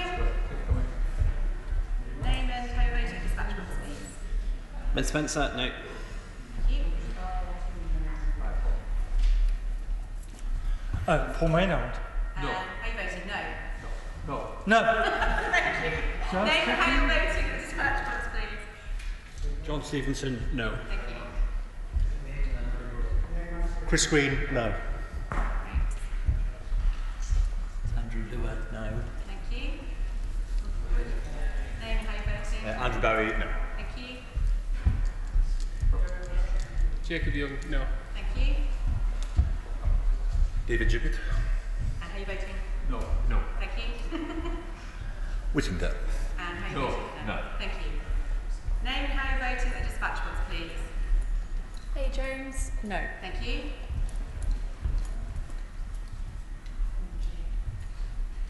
Name and how you're voting at the dispatch box, please. Sarah Dines, no. Thank you. David Jones. How are you voting? No. Thank you. Name and how you're voting at the dispatch box, please. Name and no. Name and how you're voting, please. Suzanne Webb, and no. Thank you. Gary Stanbrook. No. Thank you. Name and how you're voting. Crispin Blunt. Aye. Thank you. Keep coming. Name and how you're voting. James Davis, no. Thank you. Felicity Buchan, no. Thank you.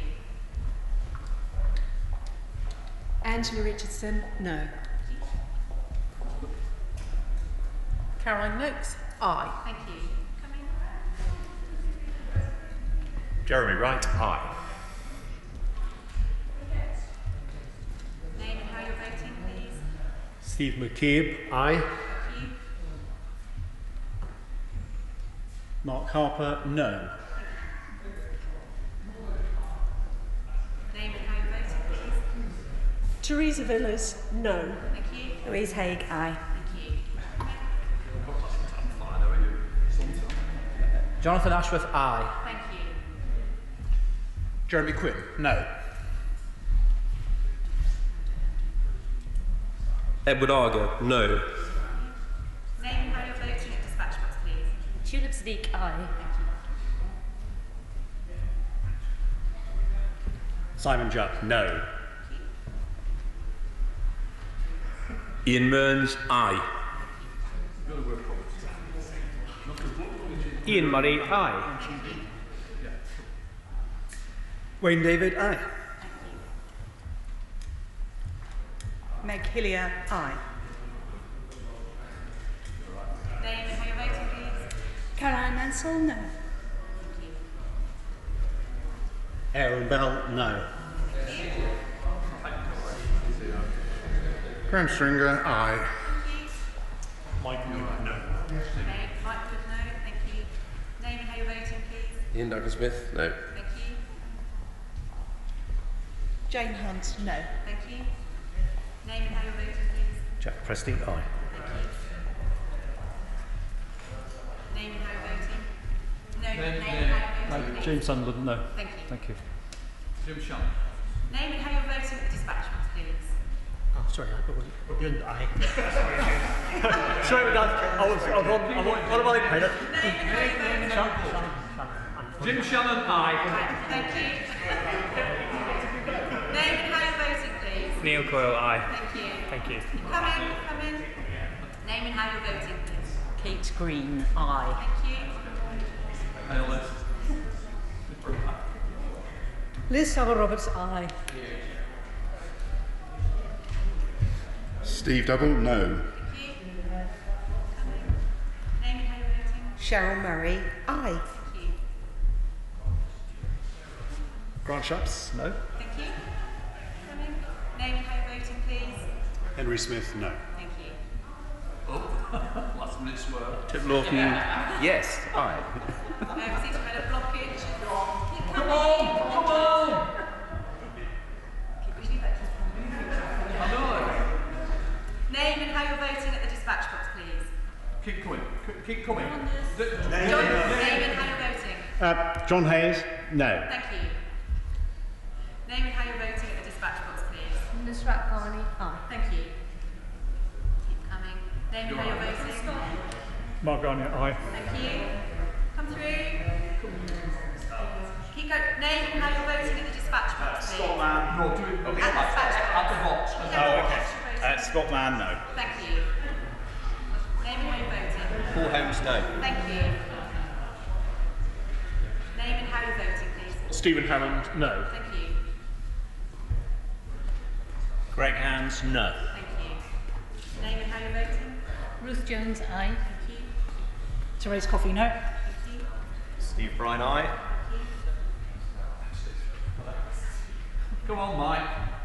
You used to be fitter when you were in the guards. Yeah, but I'm not good. You're encouraging me to go for which one you want? Whichever you want. Name and how you voting. Name and how you're voting, please. Henny, no. Excellent. Well done, Mike. You're going to have to keep them coming. Sorry, would you want to send your name to the dispatch box? Joy Morrissey, Beaconsfield. No. No. Julie Marson, no. Come on, Tracy. Tracy Crouch, Chatham and Aylesford. Keep coming. Keep coming. Just keep coming up to the dispatch box. Name and how you're voting. Robert Largan. Sorry, can you say in the box? Oh, Robert Largan, aye. Thank you. Right. Name and how you're voting at the dispatch box, please. Giles Watley. Aye. Aye. Yeah, that's how you're voting. Yep. Thank you. Name and how you're voting. Redwood, aye. Thank you. Keep coming. Name and how you're voting at the dispatch box, please. No, Philp. Thank you. Your name Name and how and you're how you're voting, voting. please. Liz Kendall. Aye. Thank you. Nick Smith, aye. Thank you.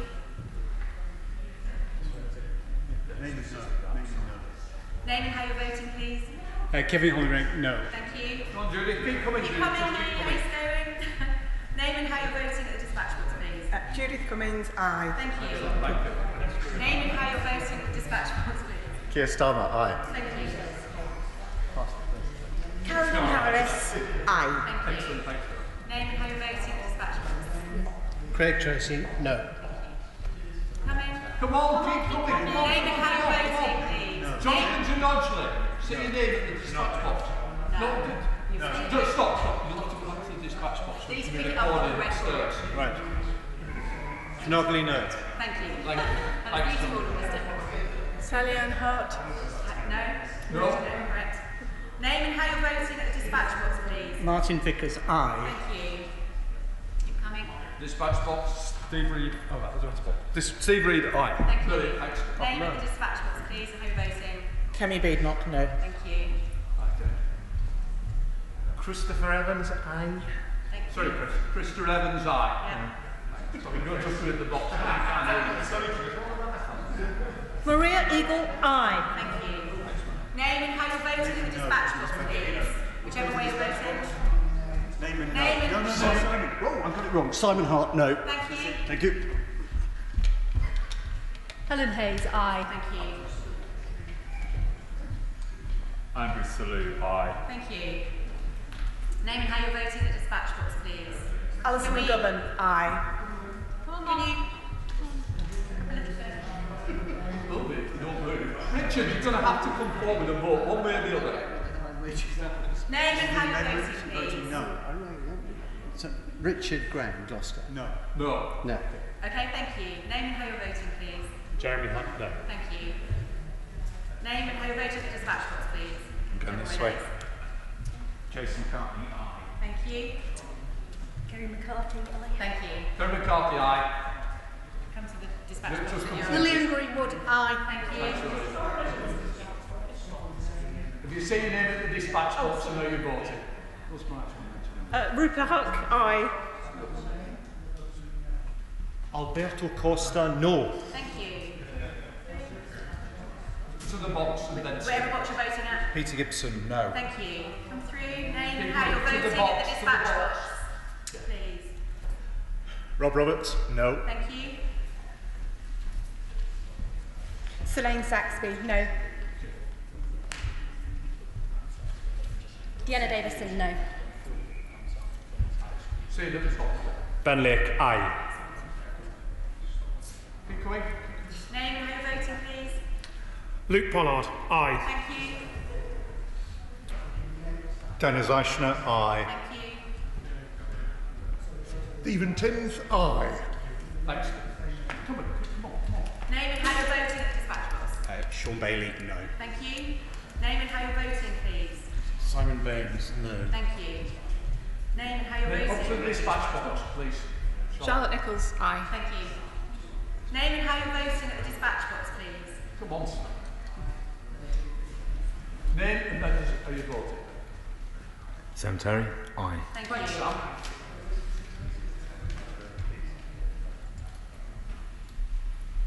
Andy MacDonald, aye. Thank you. I'm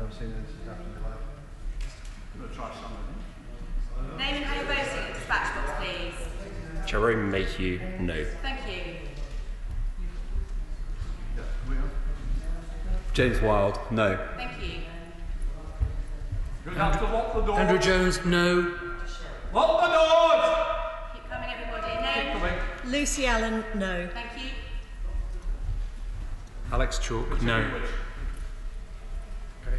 Mark Pawsey, aye. Thank you. Greg Clark, aye. Thank you. Andy Carter, aye. Come through, name and how you're voting, please. Oliver Heald, no. Thank you. Name and how you're voting. David Mundell, no. Robin Miller, no. Just keep coming, just keep coming. Danny You have Kruger. to lock the doors beyond the queue. Sorry, did you give your name and how you're voting? Danny Kruger. Sorry, thank you. Come Danny Kruger, no. Thank you. Stuart Anderson, No. Thank you. Anthony Higginbotham, no. Thank you. John, can you say your Name name and how box? you're voting, please. John Craddock, Staggerham and Rhineham. Aye. No problem. Name and how you're voting. Rebecca Long Bailey, Salford and Eccles, aye. Thank you. Ben Bradshaw, aye.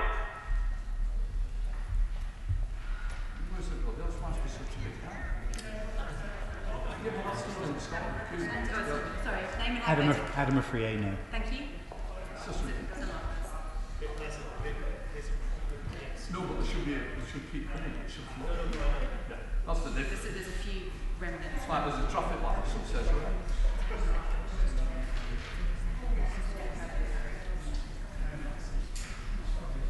Angela Rayner, aye. Right.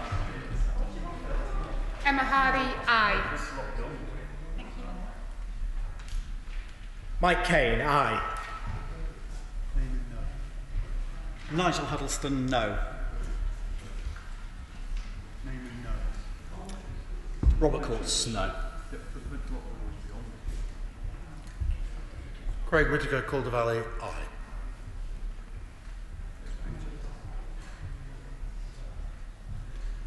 Peter Bone, Wellingborough. Aye. Aye. Yeah, no, thank you. Name and how you're voting at the dispatch box, please. Nia Griffith, aye. Thank you. Alan Cairns, no. Thank you.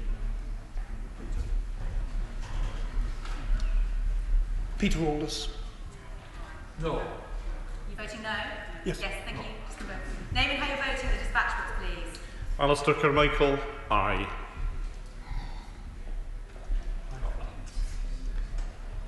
Wendy Chamberlain, aye.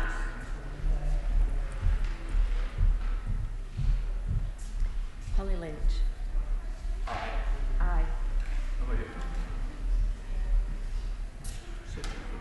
Jeffrey Donaldson. Name and how you're voting, please. Aye.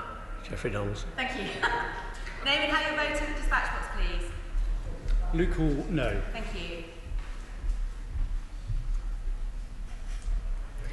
Tyra Watemi, aye. Thank you. Yeah, perfect. Name and how you're voting at the dispatch box, please. Jane Stevenson, no. Thank you.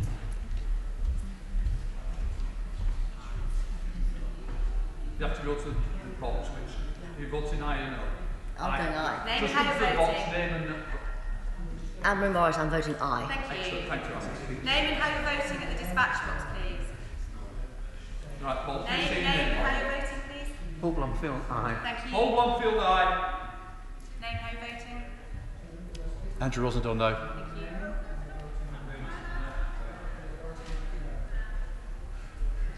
Name and how you're voting, please. Kwasi Kwarteng, no. Thank you. Name and how you're voting, dispatch. Julian Smith, no. Thank you. Name and how you're voting. Kevin Jones, no. Aye. Oh! Thank you. Come on, folks. Name and how you're voting at the dispatch box, please. Name and how you're voting. Keegan Gillian. Thank you. No. Thank you. Name and how you're voting at dispatch. Priti Patel. No. Thank you. 3. Name and how you're voting at the dispatch. Robert Buckland. No. No. Thank you. Jesse Norman, no. Thank you. Name and how you're voting at the dispatch box, please. Name and no. Name and how you're voting. Gordon Henderson.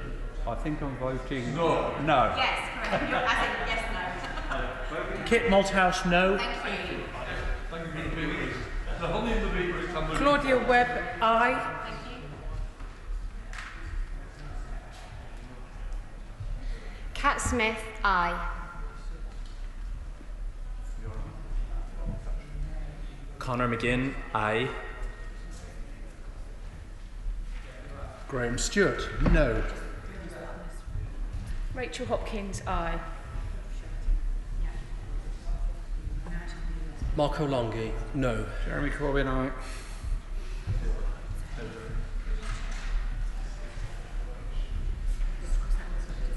Hugh Merriman, no. Thank you. Name and how you're voting, please. Chris Grayling, no. Thank you. Name and how you're voting. Stephen Crabb, no. Thank you. Name and how you're voting. Douglas Ross, no. Thank you. John Healy, aye. Thank you. David Amos, no. Thank you. Chloe Smith, no. Thank you. John Penrose, no. Daisy Cooper, aye. Name and how you're voting at the dispatch box. Brown, no. Thank you. Rachel McLean, no. Yes. Rachel McLean, no. Thank you. Please keep you up on the mic. Virginia Crosby, no. Are you sure it's not yet? That's that side. Name and how you're voting. Hello, Jonathan Reynolds, aye. Thank you. Matt Warman, no. Keep coming. Keep coming. Hilary Benn, aye.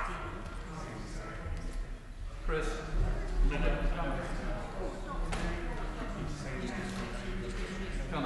Alex Sobel, aye.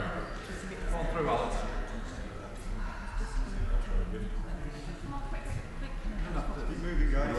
Name, say your name. Nigel Adams, and I'm voting no. Lee Rowley, no. Lee Rowley, no. Name and how you're voting at the dispatch box, please. Munira Wilson, aye. Thank you. Damien Hines, no. Thank you. Matt Weston, aye. Thank you. Name and how you're voting. Cameron Singh Desi, aye. Thank you. Bridget Phillipson, aye. Thank you. Edward Simpson, no. Thank you. Alex Cunningham, aye. Lisa Nandy, aye. Thank you very much. Christopher Choate, no. Thank you. Name and how you're voting at the dispatch box, please. Alexander Stafford, no. Paul Howell, no. Thank you. Matt Vickers, no.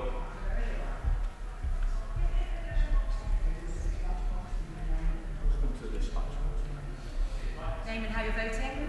Rishnara, Thank you. Missionary Ali, aye. Name and how you're voting at the dispatch box, please. David Simmons, no. Thank you. Come in. Name and how you're voting, please. Robert Jenrick, no. Thank you. Keep coming. Keep coming, come on, Chris. Name and how you're voting, please, at the dispatch box. Chris Pincher, no. Thank you. Name and how you're voting, please. Darren Henry, no. Thank you. Coming. Thank you. Kevin Foster, Torbay, no. Liam Fox, North Somerset, no. Catherine West, aye.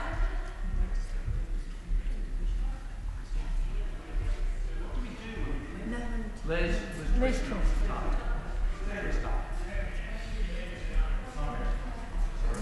David. Sarah Olney, aye. Shuttle McDonough, Aye. aye. Name and how you're voting at the dispatch box, please. Sorry. No, that's all right. Thank you. Emma Lowell-Buck, aye. Thank you. Coming. Kevin Brennan, voting aye in the mock shambles. Rees-Mogg, no. Thank you. Gavin Williamson, no. Thank you. Alex Burkhart, no. Michael? Michael Ellis? No. Thank you. Joanna Cherry, aye. Thank you. Coming. Richard Fuller, aye. Thank you. Name and how you're voting at the dispatch box, please. Yeah. Clifton Brown, aye. Thank you. Coming. Tugendhat, Often Rouse, waiting, aye. Thank you. Derek Twigg, aye. Thank you very much. Coming. Thank you. Name and how you're voting at the dispatch box, please. Lloyd Russell Moyle, aye. Thank you. What a farm. Andy Slaughter, aye. Thank you very much.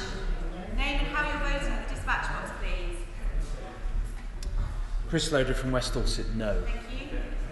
Coming. Name and how you're voting, please. Coming. Liz Truss, South West Norfolk. No. Thank you. Name and how you're voting, please. No. Name. Seeley, SWO, thank you. Name and how you're voting. John Speller, aye. Thank you. Name and how you're voting at the dispatch box, please. Ed Balls, Mark Francois, voting no. Thank you very much. Name and how you're voting at the dispatch box. Neil Parrish, voting no. Thank you very much. Come through, keep coming. Name and how you're voting. Scott Benson, no. Thank you. Penny Mordaunt, no. Thank you. Penny Mordaunt, no. Liam Byrne, Hodge Hill, aye. Thank you. Keep coming. Name and how you're voting, please. Ruth Cadbury, aye. Thank you. Through. Name and how you're voting. Kelly Tolhurst, no. Thank you. Andrew Percy, aye. Carl McCartney, no. Hello, Mum. Rich Maskell, aye. Name and how you're voting at the dispatch box, please. George Eustace. George Eustace, yes. Sorry, George Eustace, no. Thank you. Name and how you're voting at the dispatch box. Nicholas Brown, aye. Thank you. Sir Alan Campbell, aye. Thank you. Name and how you're voting at the dispatch box, please. Come on, Bob. Come on, Bob. Bob Stewart, no. Thank you. Chris Almore, aye. Thank you. Jeff. Cricket. Jeff Smith, aye. James Morris, no. David Davis, no. Michael Tomlinson, no. Benefit of seeing anyone else do it. Eddie Hughes, no. And somebody else on the end. I've not got with paper. And Siobhan Bailey, no. Yes. Yeah. Maggie Throop, no. Tom Persclough, no. Maria Caulfield, no. Mike Freer, no. David Rutley, no. And a proxy vote for Nigel Mills, aye. Rebecca Harris, no. Thank you. Patrick Grady, aye. Leo Doherty, no.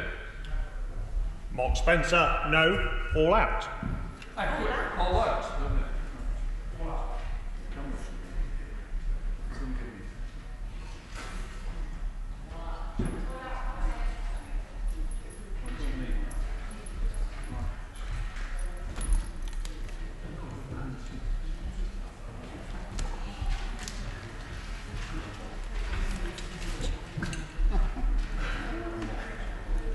So that's, oh God, it's not. So that's. Yeah, further votes, absolutely. That was forever, wasn't it? And nobody voted for it. What did you read? 500, 550?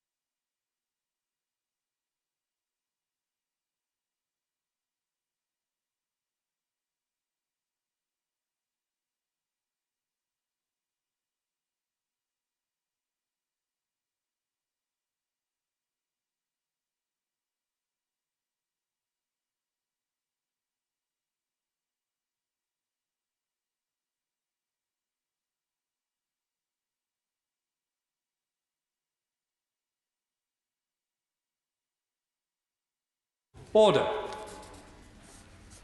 The ayes to the right, 185. The noes to the left, 242. The ayes to the right, 185. The noes to the left, 242. The noes have it. The noes have it. Unlocked. Order. The question is that the main question, as many of that opinion say aye, as amended, as many of them say no. Aye. Division. This wasn't as amended because you remember. No, it wasn't. That's what I know. So let's say, what's your next thing on the script? Division. I'll ask all the members to eventually tell us. I don't need to read that. Right. Are the tellers the same or they Hang on. No. 2 seconds. Yeah, don't worry. Give it a couple of minutes. To get our people in, that's Oh, no, don't worry. It was swapped. I don't mind, I'm being told what to do. I think they're different tellers, so just ask them behind you and you can call them out. You've got to put the question again anyway, and then... Get them on a different paper. No, you read the question again and then you call the tellers. Jeff Smith and Chris Bryant. Jeff's always... For the nose. And Chris Bryant. For the nose. And Chris Bryant for the nose. Who's doing the eyes? Looks like Marcus and Stuart. We've moved. No, just Stuart Andrew. And Marcus Jones. Put the question again, I guess, and then announce the tellers. Ready, folks? Yeah. The question is that the main question, as many of that opinion say aye. Aye. Oh, thankfully. No. The tellers for the ayes, Stuart Andrew and Marcus Jones. For the noes, Jeff Smith and Chris Bryant.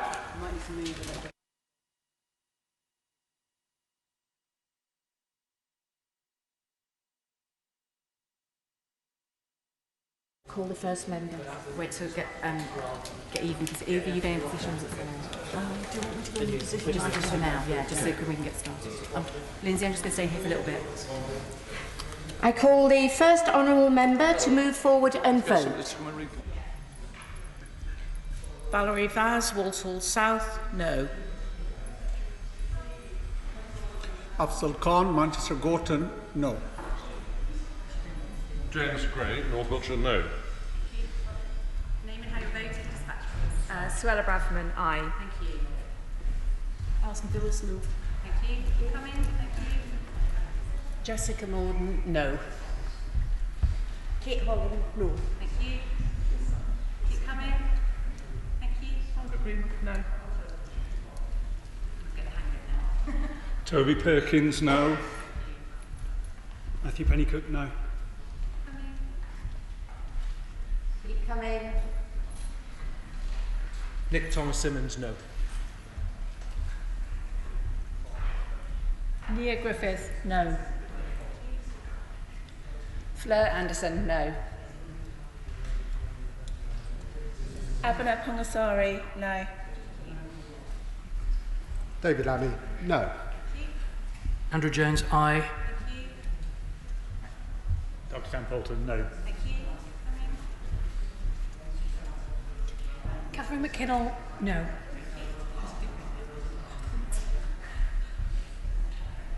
Name and how you voted, please. If you can do it with the dispatch box, that's really helpful, because then it picks up on the microphone. Do you see what I mean? Desmond Swain, aye. Thank you. Name and how you're voting at the dispatch box, please. Jackie Doyle Price, aye. Thank you.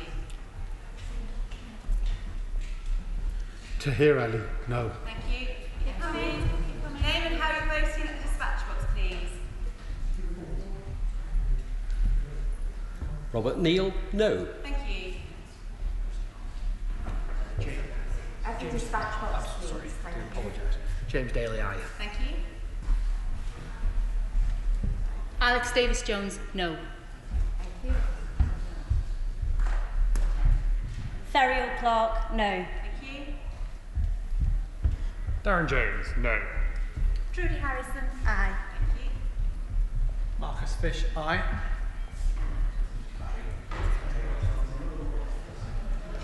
John Howell, aye. Gavin Newlands, no. I think it was to speak. David Linden, voting no. Thank you. Drew Hendry voting no. Lucy Powell voting no. Ed Miliband voting no. Rachel Reeves voting no. Click Drummond, aye. Sherilyn McCrory, aye. Keep coming, Ben. Ben Everett, aye. Keep coming. Sarah Ratcliffe, aye. Kate Osborne no.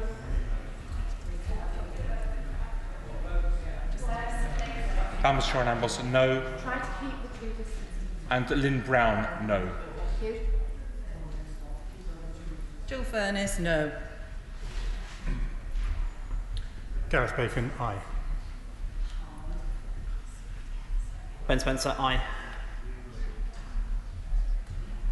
Damien Collins, aye. Priti Patel, aye. Robert Buckland, aye. Simon Clark. If you could do it at the dispatch box when it picks up the microphone. Simon Clark, aye. Thank you. Shinakali, aye. Kwasi Kwarteng, aye. If you do it at the dispatch box, Oh, it's sorry. really helpful. Because it Kwasi Kwarteng, aye. Thank you. John Glenn, aye. Natalie Elphick, aye. Gareth Davis, aye. Fiona Bruce. If you do it actually at the dispatch box when it picks up the microphone. Fiona Bruce, aye. Thank you. Alan Mack, aye. Elliot Colburn, aye. Keep coming. Lovely. Mike Hill, no. Andrew Lua, aye. Christian Wakeford, aye. Saki Batty, aye. If you go right up to the microphone, it's helpful. Saki Batty, aye. Thank you. Alex Sharma, aye. Keep coming. Paul Scully, aye. Thank you. Laura Trott, aye. Wayne David, no. Ian Murray, no. Kate Green, no. Pat McFadden, no. Nikki Aiken, aye. Jonathan Gullis voting aye. Mark Fletcher, aye. Jacob Young, aye. Oliver Heald, aye. Wendy Morton, aye. Do it at the dispatch box, that's really good because it picks up the microphone. Wendy Morton, aye. Thank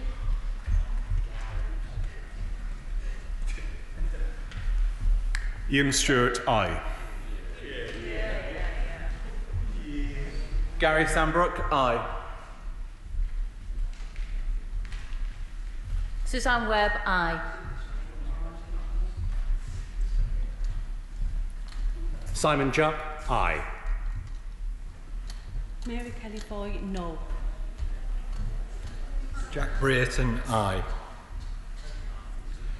Justin Tomlinson, aye. Will Quince, aye. Chris Clarkson, aye.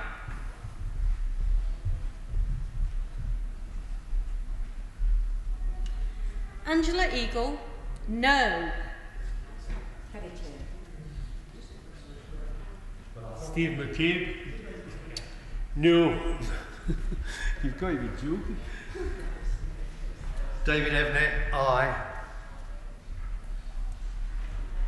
Alex Norris, no. Also voting on proxy for Sarah Owen, no. Thank you.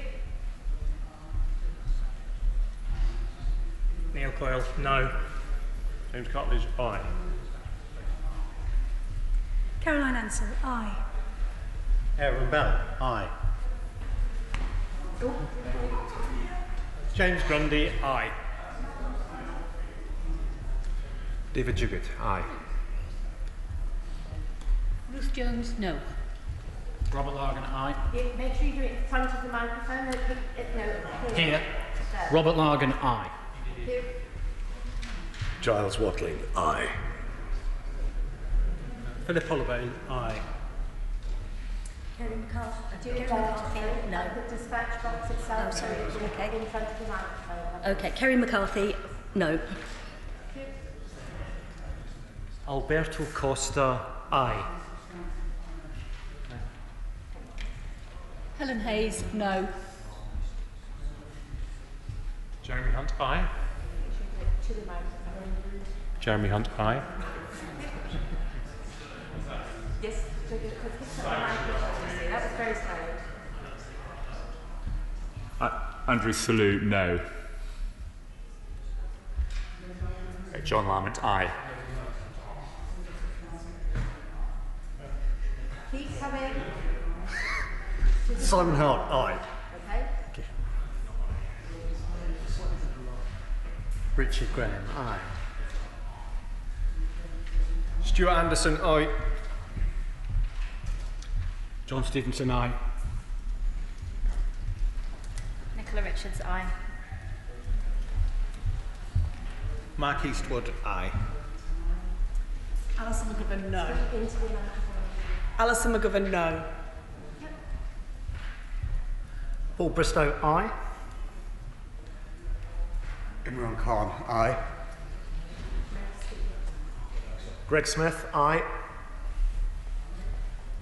Fiona Davison, aye. Stephen Morgan, no. Sally Ann Hart, aye. And to speak it into the microphone. Selene Saxby, aye. Jess Phillips, no. Nusrat Ghani, aye. Peter Gibson, aye. And to speak into the microphone.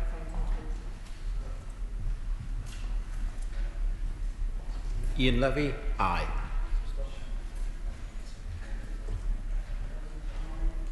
Florence Eshalomi, no. Tulip Sadiq, no.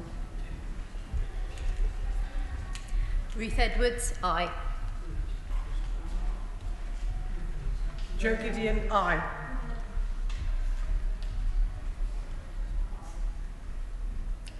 Brendan Clark Smith, aye. Holly Mumby-Croft, aye. Anthony Higginbotham, aye.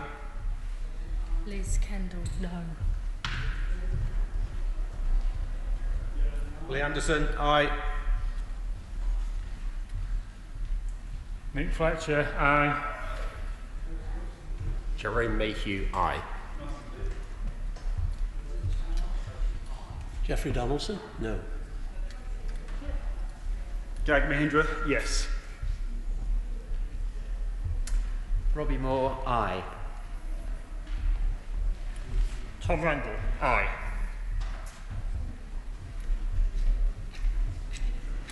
Liz Savile Roberts, no. Ben Lake, no. Vera Hophouse, no. Victoria Prentice, aye. Emma Hardy, no. Jonathan Reynolds, no. Holly Lynch, no. Marco Longi, aye. Teresa Villas, aye. Robert Sims, aye. Rebecca Powell, aye. Danny Kruger, aye. Rachel McLean, aye. John Cruddas, Dagenham Raymond, no. Tom Hunt, voting aye. Angela Rayner, no.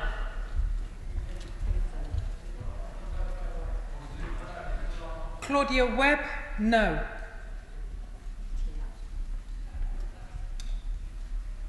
Andy MacDonald, No.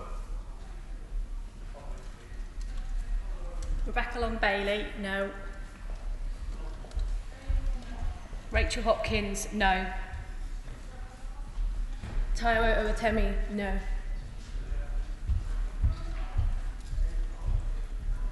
Hilary Benn, no. Mike Amesbury, no.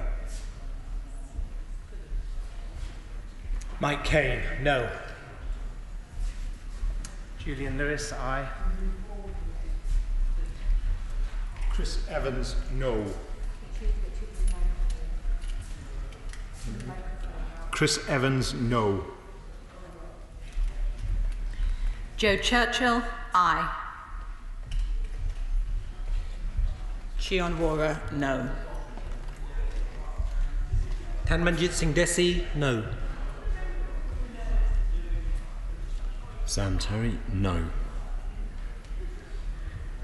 Andy Carter, aye. Edward Timpson, aye. Alex Cunningham, no. Daisy Cooper, no. Alexander Stafford, aye. Rupert Huck, no. Paul Howell, aye. Matt Vickers, aye. Chris Pincher, aye. Robert Jenrick, aye. Okay. Robert Jenrick, aye. Thank you. Luke Hall, aye. James Wilde, aye. Maria Eagle, no. Gavin Williamson, aye. Gavin Williamson, aye, that was. Alex Burker, aye. Lloyd Russell Moyle, no. Could have walked to Barnard Parsons. Andy Slaughter, no. Was Andy Slaughter, no? Liz Truss, aye. Neil Parrish, aye. Scott Benton, Could you aye. make sure you do it into the microphone, please? Scott Benton, aye. Mark Francois, aye. Matt Woman, aye. Kim Johnson, no. Sean Bailey, Do it into the microphone, please. Sean Bailey, aye. Thank you. Ian Baird, Do it into the microphone. Oh, sorry. Ian Bain, no. Zara Sultana, no. Charlotte Nichols, no. Do it into the microphone, Charlotte. That's it. Charlotte Nichols, no. Thank you. Stephen Crabb, aye. You've actually gone through the no. I'm so sorry. Stephen Crabb, no. Aye.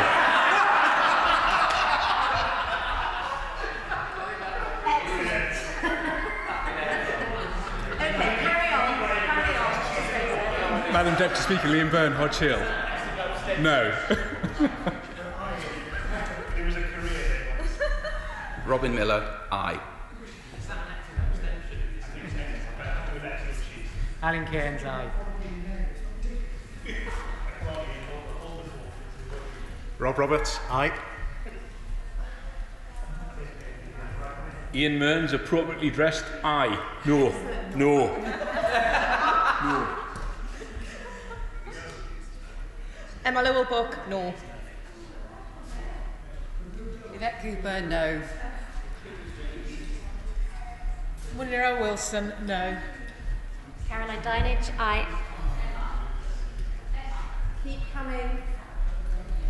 Gillian Keegan, aye. Virginia Crosby. Make sure you do it into the microphone. Virginia Crosby, aye. Paul Holmes, aye. Stephen Hammond, aye. Graham Brady, aye. William Ragg, aye. Liam Fox, aye. Rishi Sunak, Yeah, if you do it aye. into the microphone. Oh, right. Rishi Sunak, aye. Thank you. Kevin Holding, aye. Greg Hands, aye. Edward Arger, aye. Kevin Brennan, definitely no. Kit Malthouse, aye.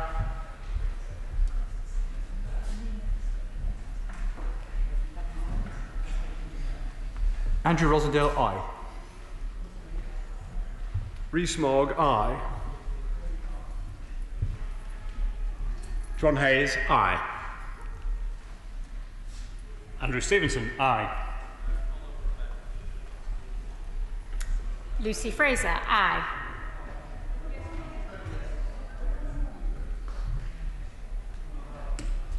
Colleen Fletcher, no. Felicity Buchan, aye. Aaron Buck, no.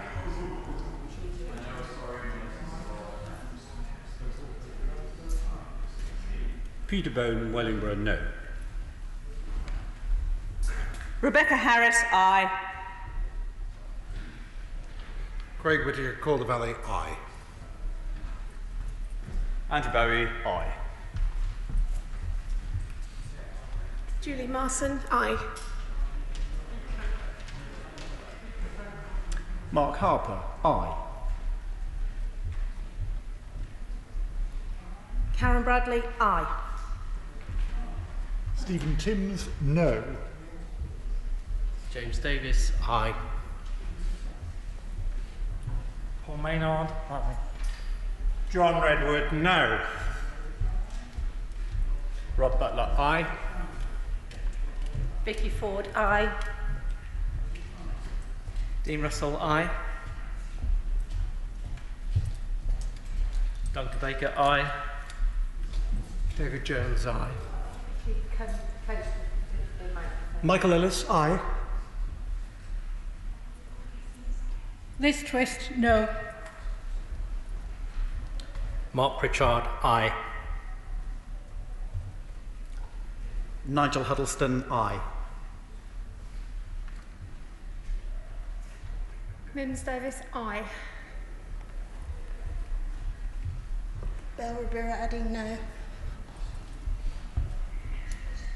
Luke Pollard, no. Alex Sobel, no. Tracy Brabin, no. Sarah Jones, no. Sarah Jones, no. Daniel Zeichner, no. Joy Morrissey, aye. Cheryl Murray, aye. Sarah Dines, aye. Gareth Johnson, aye. Mark Jenkinson, aye. Simon Fell, aye. Robert Courts, aye. Chris Eaton Harris, aye. Chris Groening, aye. Andrew Percy, aye. Just.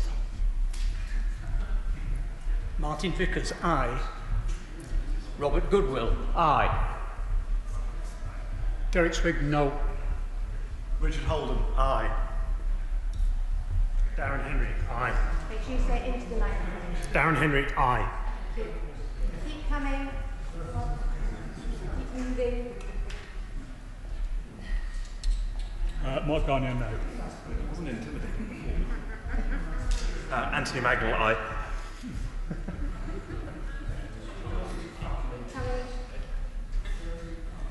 Bim Afalami, aye. Damien Green, aye. Theo Clark, aye.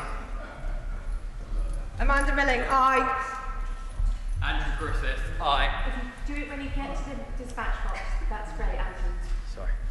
Stage fright. That's Andrew Griffiths, aye. Nadeem Zahawi, aye.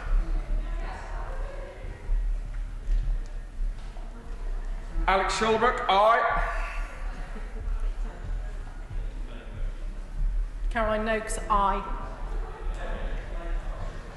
Harriet Baldwin, no. Harriet Baldwin, no. Thank you. Crispin Blunt, no.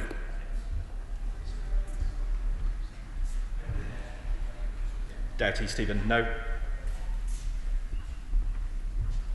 Jonathan Ashworth, no. Lisa Nandy, no. Jane Stevenson, aye. Louise Haig, no. Olivia Blake, no. Faye Jones, aye. Okay, a bit louder there. Faye Jones, aye. Thank you. Laura Farris, aye. Clive Efford, no. Rushnara Ali, no.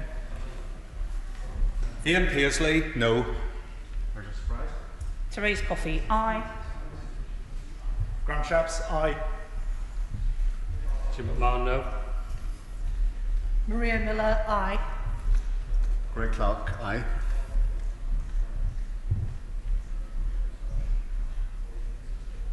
Barry Gardiner, no. Gerald Jones, no. Jane Hunt, aye. Preston, no. If you do it just a bit louder near the dispatch. Jack LePresti, no. Thank you. Robin Walker, aye. Stuart Malcolm MacDonald, no. Abstain in person, vote aye and no. Is that allowed? Chris Green, yes. Thank you. Jim Shannon, and it's You no. Right at the microphone. Sorry. No, at the microphone. Oh. Yes, no, that's it. Jim Shannon, no. Thank you. Leila Moran, no. Whittingdale, aye. David Mundale, aye. Simon Baines, aye. Adam Afrier, aye. Make sure you do it at the microphone. That'd be great. Adam Afrier, aye. Thank you. Richard Fuller, aye.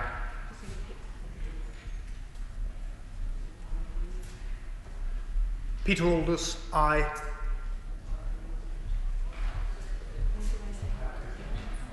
Henry Smith, aye. Steve Double, aye. George Eustace, aye. Scott Mann, aye. Do it at the microphone. Scott Mann, aye. Thank you. Cat Smith, no. John Healy, no. Bridget Phillipson, no. And Lee Rowley, aye. Do it at the microphone. Lee Rowley, aye. Great, thank you. Ian Duncan Smith, aye.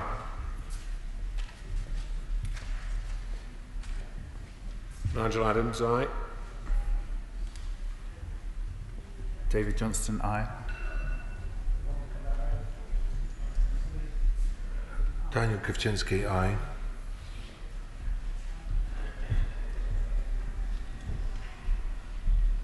Ian Blackford, no. Angela Richardson, aye. Conor McGinn, no. Lucy Allen, aye. David Simmons, aye. Murison, aye. Jeremy Corbyn, no. Andrew Brudgeon, aye. Rachel Maskell, no.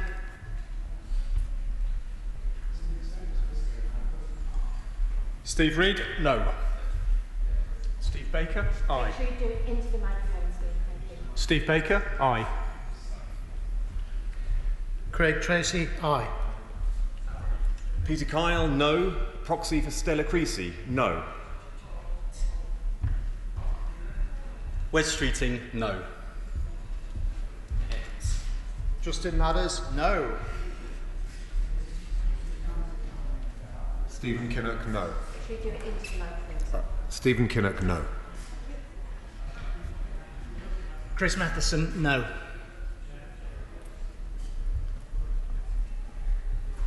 Charles Walker, aye.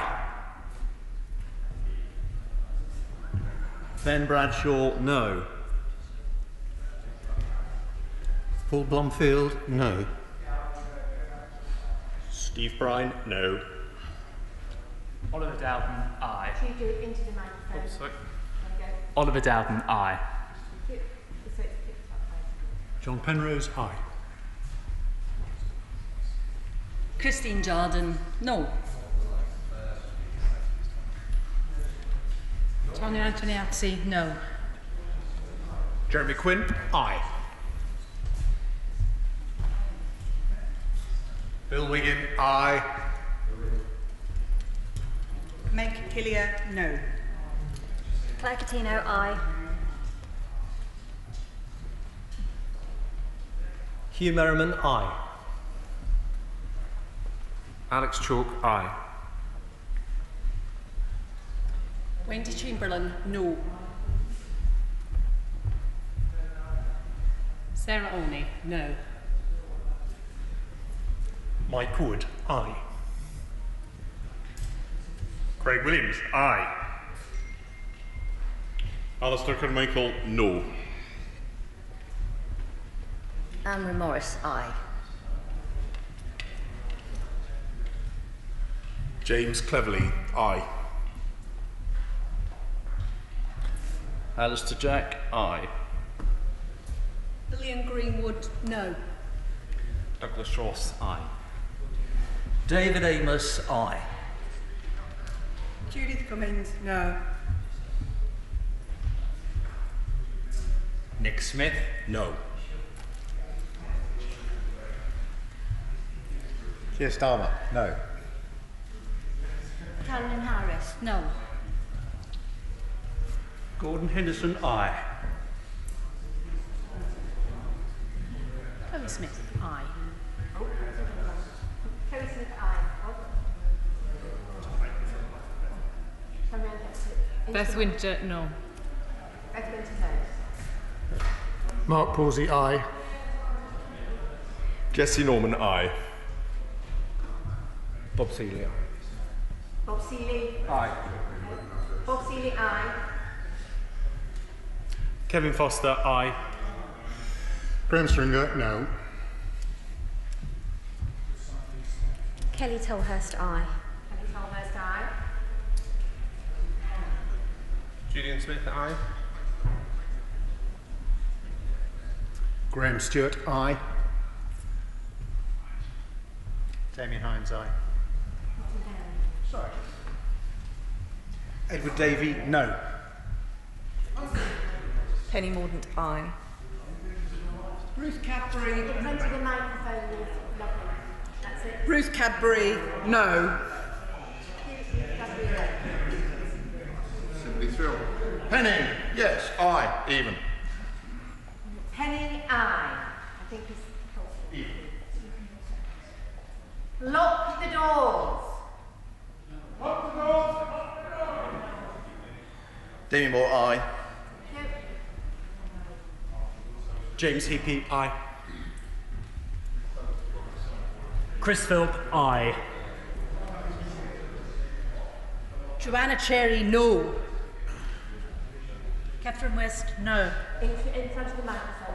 Lovely. Catherine West, no. Thank you. Catherine West, no. Nicholas Brown, no.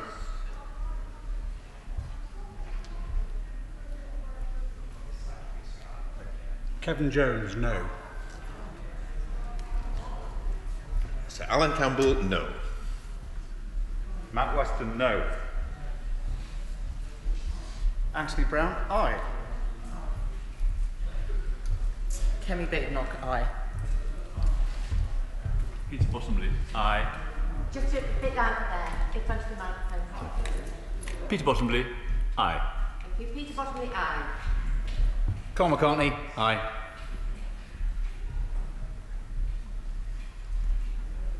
Chris Loder, aye. Christopher Chope, aye.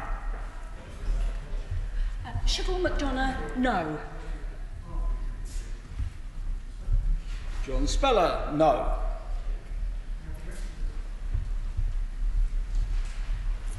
James Sunderland, aye.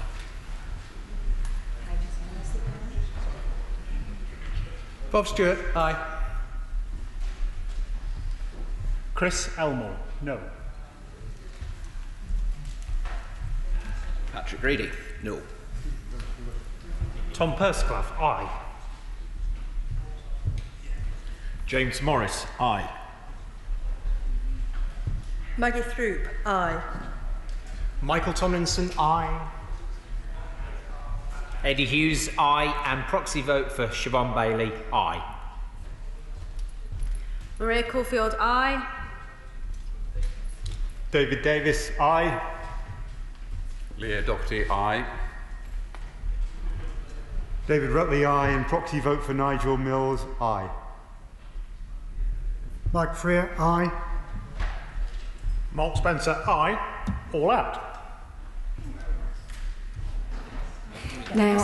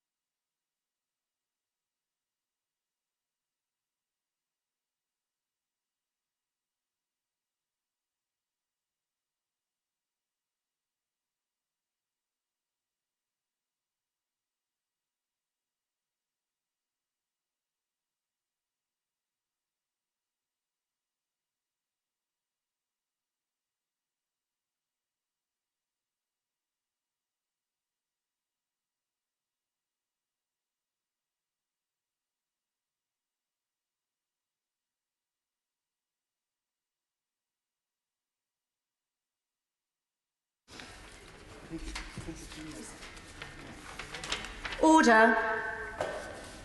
The ayes were 261. Oh, I'm sorry. Thank you. The ayes to the right, 261. The noes to the left, 163. Thank you. I was ahead of myself. Can't think how that happened. The ayes to the right, 261. The noes to the left, 163. So the ayes have it. The ayes have it.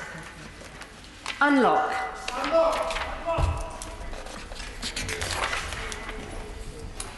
Thank you. The clerk will now proceed to read the orders of the day. Parliamentary Constituencies Bill, second reading. Now. Mr. Speaker has selected the reasoned amendment in the name of the Leader of the Opposition and others under the provisions of the Business of the House Today motion. I will call a signatory of that amendment to move it at the conclusion of the debate. Minister Chloe Smith to move second reading. Thank you very much indeed, Madam Deputy Speaker, and I beg to move that the bill be now read a second time. It is a great pleasure to open this debate, and the purpose of the bill is a straightforward one: to meet the government's manifesto pledge of delivering updated and equal parliamentary boundaries, making sure that every vote counts the same. We will do so on the basis of 650 constituencies. The principal legislative framework set out in the Parliamentary Constituencies Act 1986 remains in place, and this bill makes a small number of amendments to that in order to move us forward with some aspects of the timing and the process of future boundary reviews, and as I say, returning the number of constituencies to 650. There's a fundamental flaw which she brought out for us in her very first paragraph, because I think government ministers think that by trying to rejig the constituencies, they will make every vote count equally. It's not true. The only way you can do that is by having a proportional election system. What could make every person count equally is if we didn't count our boundaries by the number of voters or registered voters in the constituency, but by the number of people, which is what every other country in the world does. Madam Deputy Speaker, a huge chunk of what he is proposing there is out of the scope of this bill, but in terms of what is in scope, I do hope, therefore, he will be rejecting the Labour Party's amendment tonight, which goes against equalising the size of constituencies by arguing against the tolerance quota. I'm sure he will consider that as he comes to his vote tonight. Now, let me prompt a question that might legitimately be asked, Madam Deputy Speaker, as to why we're doing this legislation now, given the other challenges that are presented by the coronavirus. Now, we do, of course, absolutely rely upon the electors of the UK to cast their vote and choose the politics of the day, the government of the day. And fundamental to that is this idea that each vote carries the same weight. We can only achieve those equal votes through a robust system of boundary reviews. They should be regular, they should be thorough, they should be impartial, and it is those that provide us with updated and equal constituencies. Now, the last implemented update of Westminster constituencies was based on electoral data from the very early 2000s. That means that our current constituencies take no account of our youngest voters, and nor do they reflect nearly 2 decades of demographic shift, house building and migration, and that cannot be right. So the purpose of this bill is to update those rules, and it needs to do that so that the next review, which is due to start in early 2021, can proceed promptly and deliver with some certainty those updated and equal constituencies that the electorate deserves. I will run through the main element of the bill, and with your permission, Madam Deputy Speaker, let me say at the outset that in doing this, I have engaged extensively with interested parties, including representatives of the parliamentary parties, including electoral administrators, to make sure that these proposals are as good as they can be. So as I mentioned at the start, the bill will amend the existing legislation to ensure that we continue to have 650 parliamentary constituencies for the UK, as we do now. And in order to achieve that, the bill brings to a close the 2018 boundary review without implementation. It removes the government's obligation to bring those recommendations of the 2018 review into effect, because those proposals would take us down to 600 constituencies. Now, this is a change of policy from that adopted under the coalition government, and we've listened to views expressed across this House, Madam Deputy Speaker, including that of the Public Administration and Constitutional Affairs Committee. And I'm pleased that members opposite have stated their support for retaining 650 constituencies. We do believe that that decision to move to 600 seats is no longer the right choice for the British public because circumstances have changed. In the past decade, the population has grown, and we have, of course, left the European Union, which means that we have significant areas of policy and lawmaking coming back to all the legislatures of the Union, including the UK Parliament.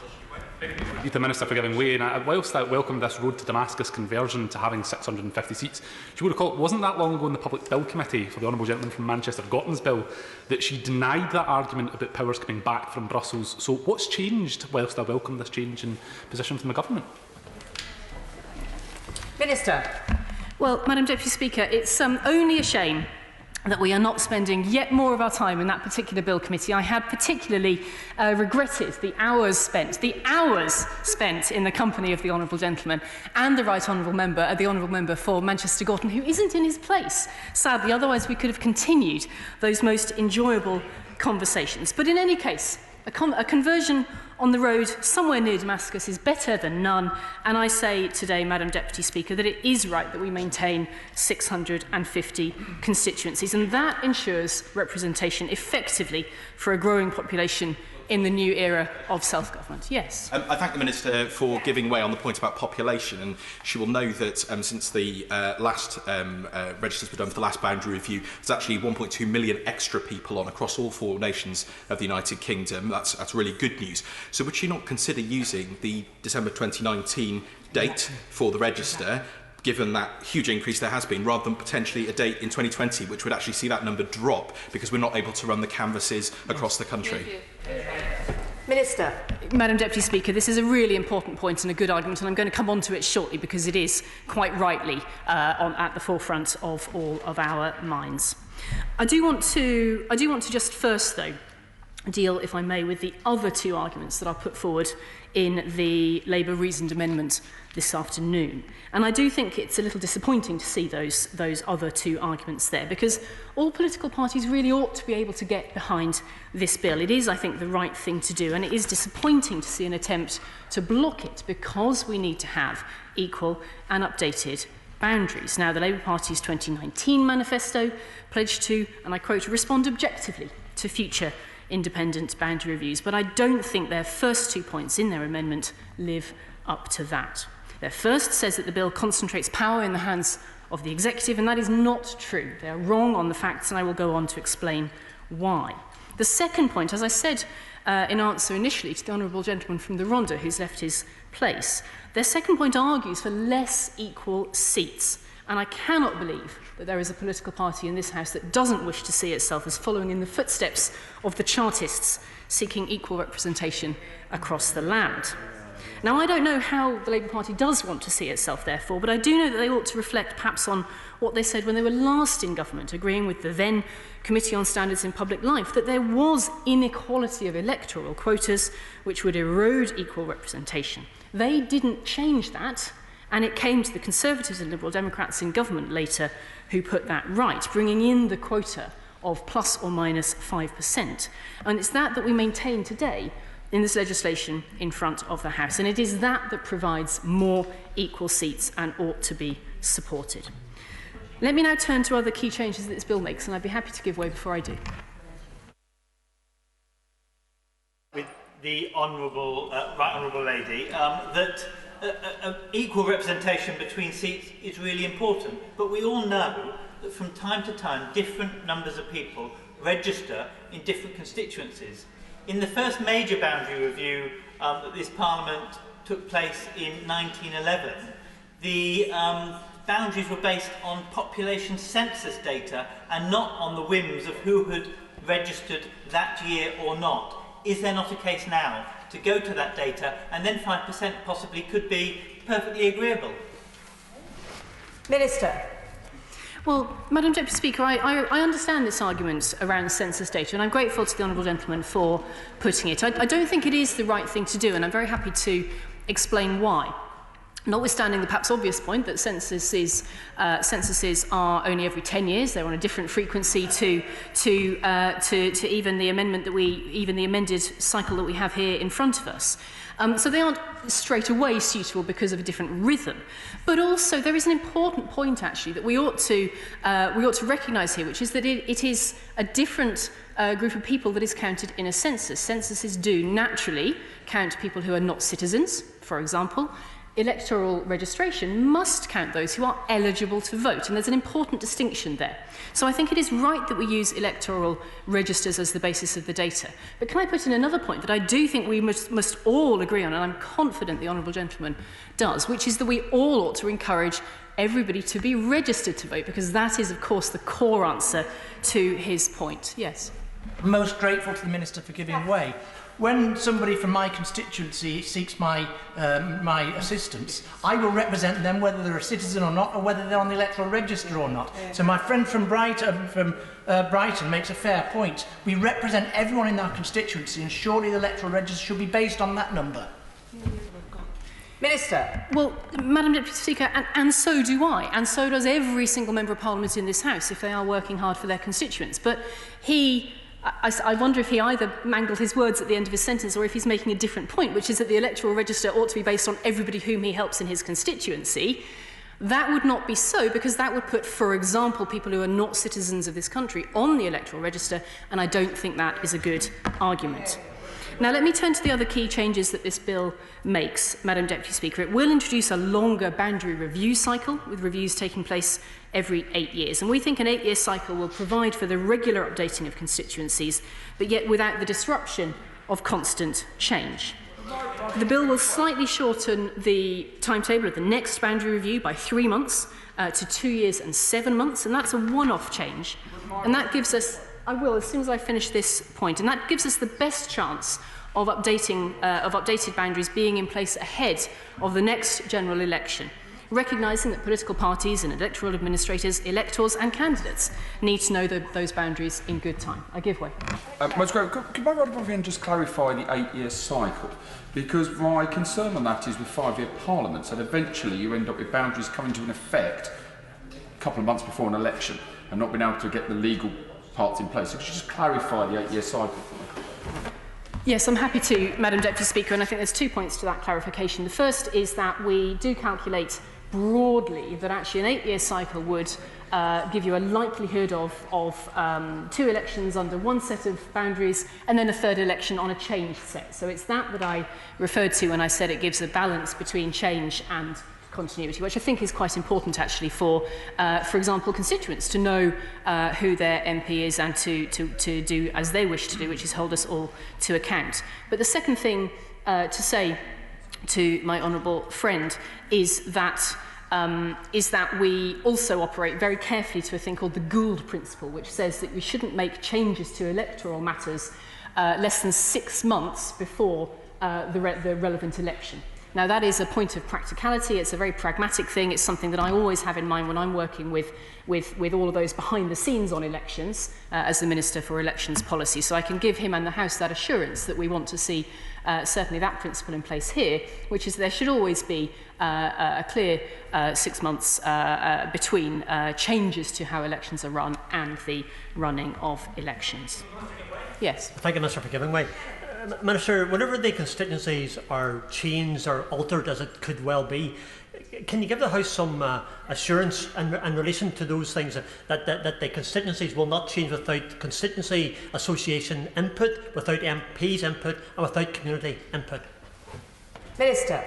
Yes, I certainly can, Madam Deputy Speaker. Very straightforwardly, the public consultation elements of the legislation stay in place, and we think that's very, very important. So everybody that he has just listed there absolutely has that chance, because there is ample public consultation to be able to put their views in and help get the right results for communities, which I think is very important. Yes. Thank you. I thank my honourable friend for giving way. And I know this bill is very much in its infancy and there's a very long way ahead, but representing the largest geographical constituency in England and Wales, it would be remiss of me not to point out that we need to consider the needs of rural communities. You know, our needs are stretched, our needs are different, so I think I would urge the Minister to work closely with rural communities as we design this bill. I thank my honourable friend for that point, and she's quite right. There certainly are aspects of community that really come out when you're thinking about rural seats, just as there are also for urban and suburban seats. And I know that all such arguments will be brought out to the boundary commissions as they undertake their work after this legislation passes. I can also reassure my honourable friend that there is a specific point in the factors that the boundary commissions have to use, which deals with particularly large constituencies, and that one remains the same, which she may have in mind, although I think her neck of the woods doesn't get quite to that sizing, but she'll know the one that I am referring to. Let me return to the things that the bill changes. The bill will indeed improve the timings of the public hearings that form part of that extensive consultation process I was just referring to. The hearings will be moved to a little later in the boundary review timetable so they can be targeted to areas where interest is greatest, and that's something that often only becomes clear as the review gets going. The bill will also improve the way that the boundary commissions have to consider local government boundaries. Now, these are one of the factors that the commissions may take account of when they develop their proposals. Currently, they may only consider those local boundaries that have been implemented at a local council election prior to the start of a review. The bill in front of us lets the boundary commissions take into account the local boundaries that exist at the beginning of the review, but also to take account of prospective boundaries, so ones that have been formalised in legislation but not yet used in an election. This measure will help to keep constituency boundaries better aligned with local government boundaries. For example, taking into account forthcoming amendments to council wards in London, Wales, Wiltshire and Cornwall, should the orders for those areas be made by the time of the review. Yes. I thank my right honourable friend for giving way. In London, there are a lot of boundary changes taking place in my own borough of Havering. Because of the pandemic, these have been delayed. The decision's been delayed instead of December till early next year. Will she confirm that that will not preclude us from using the new boundaries when we look at the constituency boundaries under this review?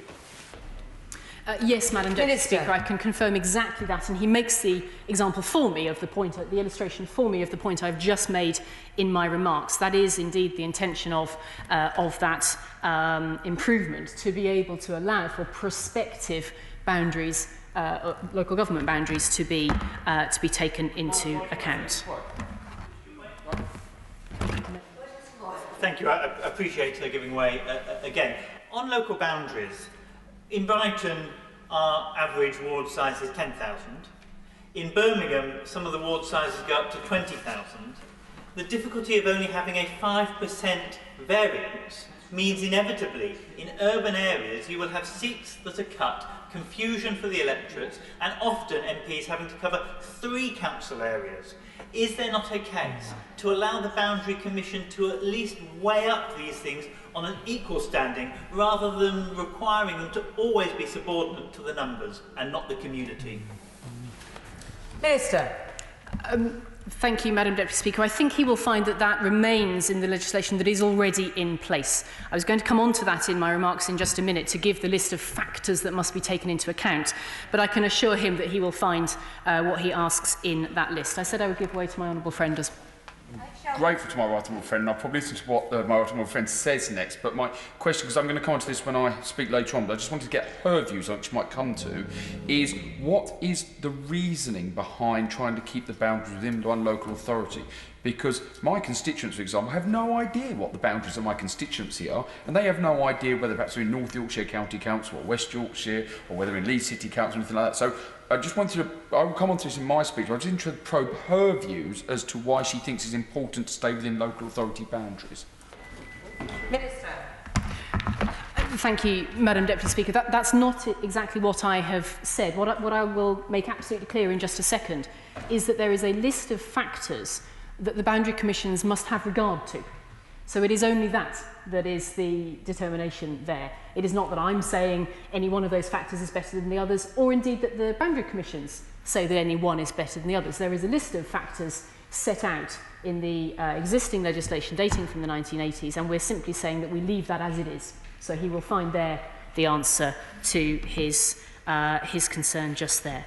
Let me just go on to talk about how the proposed constituencies will be brought into effect, Madam Deputy Speaker, and that will be done automatically by an order in Council, without debate or approval by Parliament. And I know this is of some interest to honourable and right honourable members, and the purpose of this change is to bring certainty to the boundary review process. It's to give confidence that the recommendations of the independent boundary commissions will be brought into effect without interference or delay.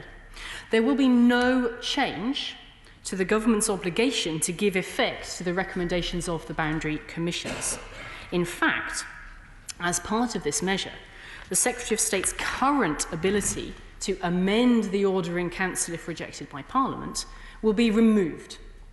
The Executive's power will, if anything, be reduced. If this bill did not proceed today, blocked as the Labour Party wants it to do, they would leave more power in the hands of the Executive.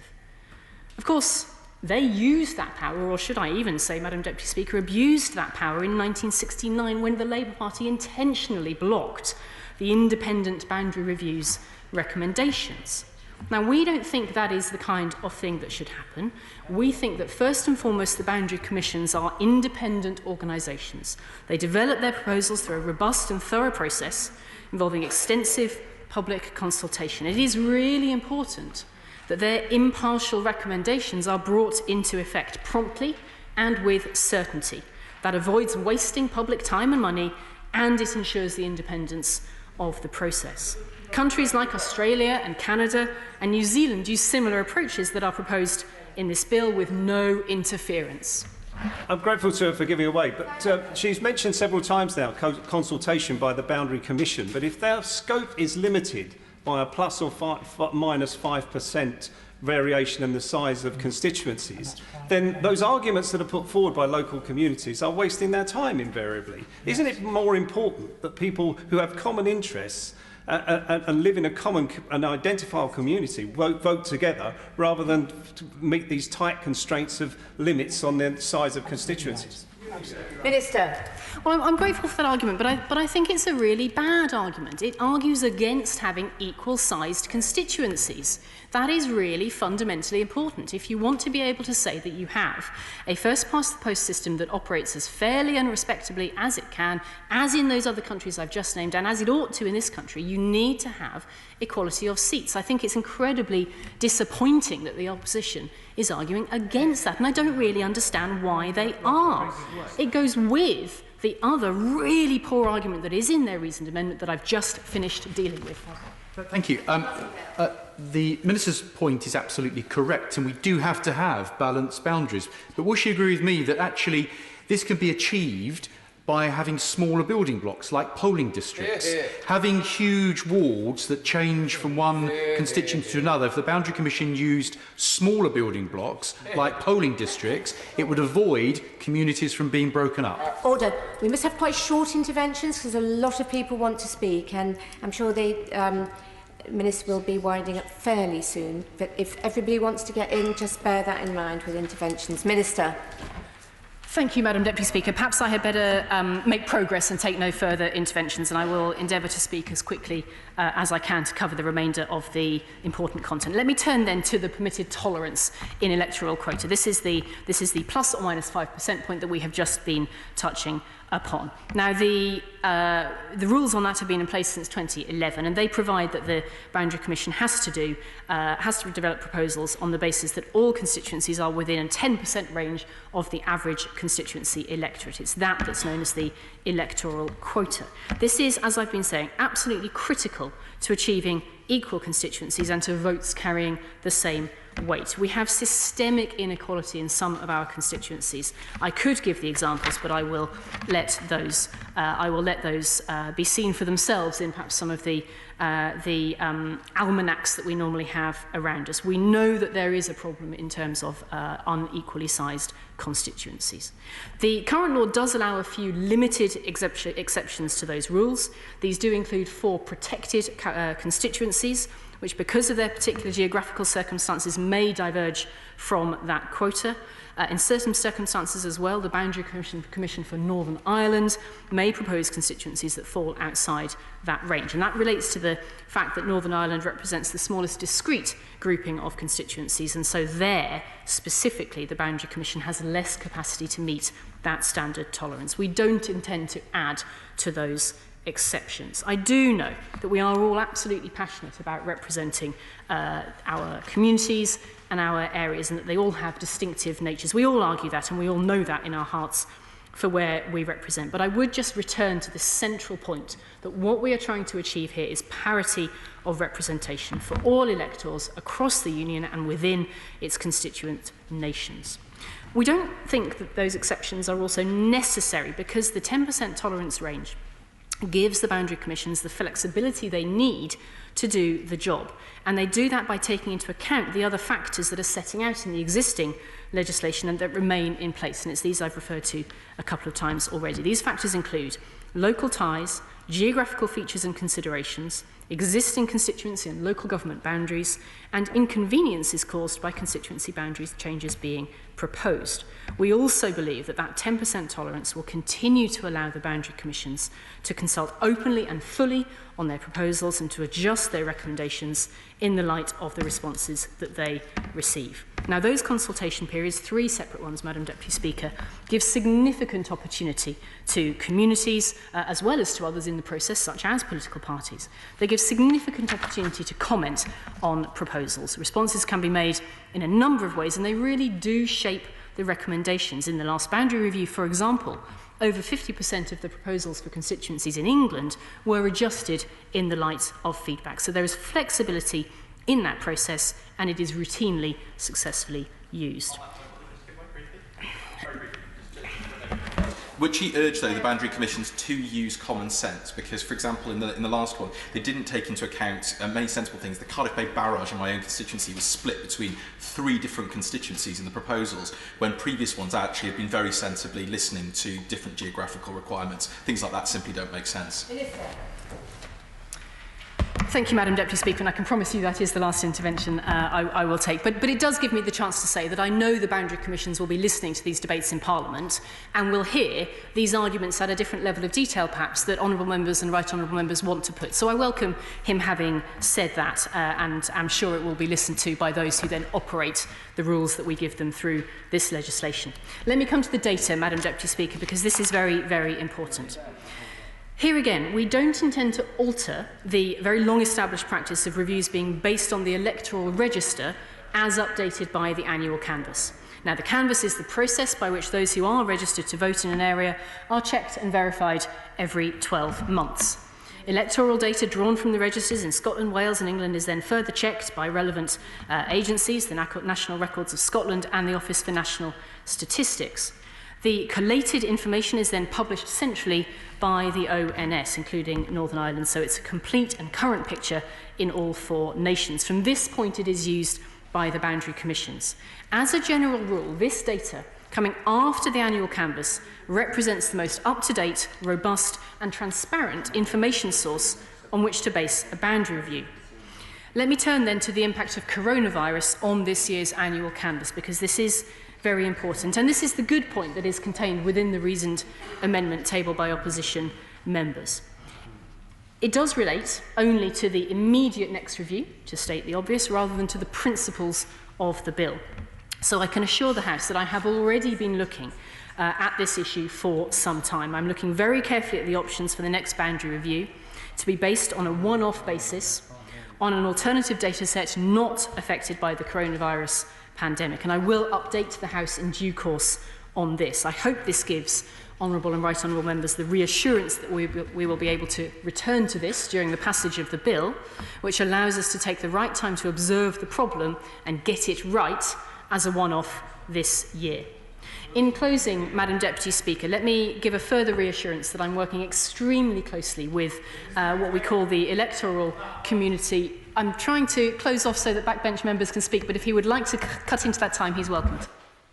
Well, can I thank the Minister for giving way, but her most recent remarks about which register the next boundary review is going to be based on were a bit ambiguous. Is she saying it's going to be based on the 2019 numbers or the 2020 numbers coming, please?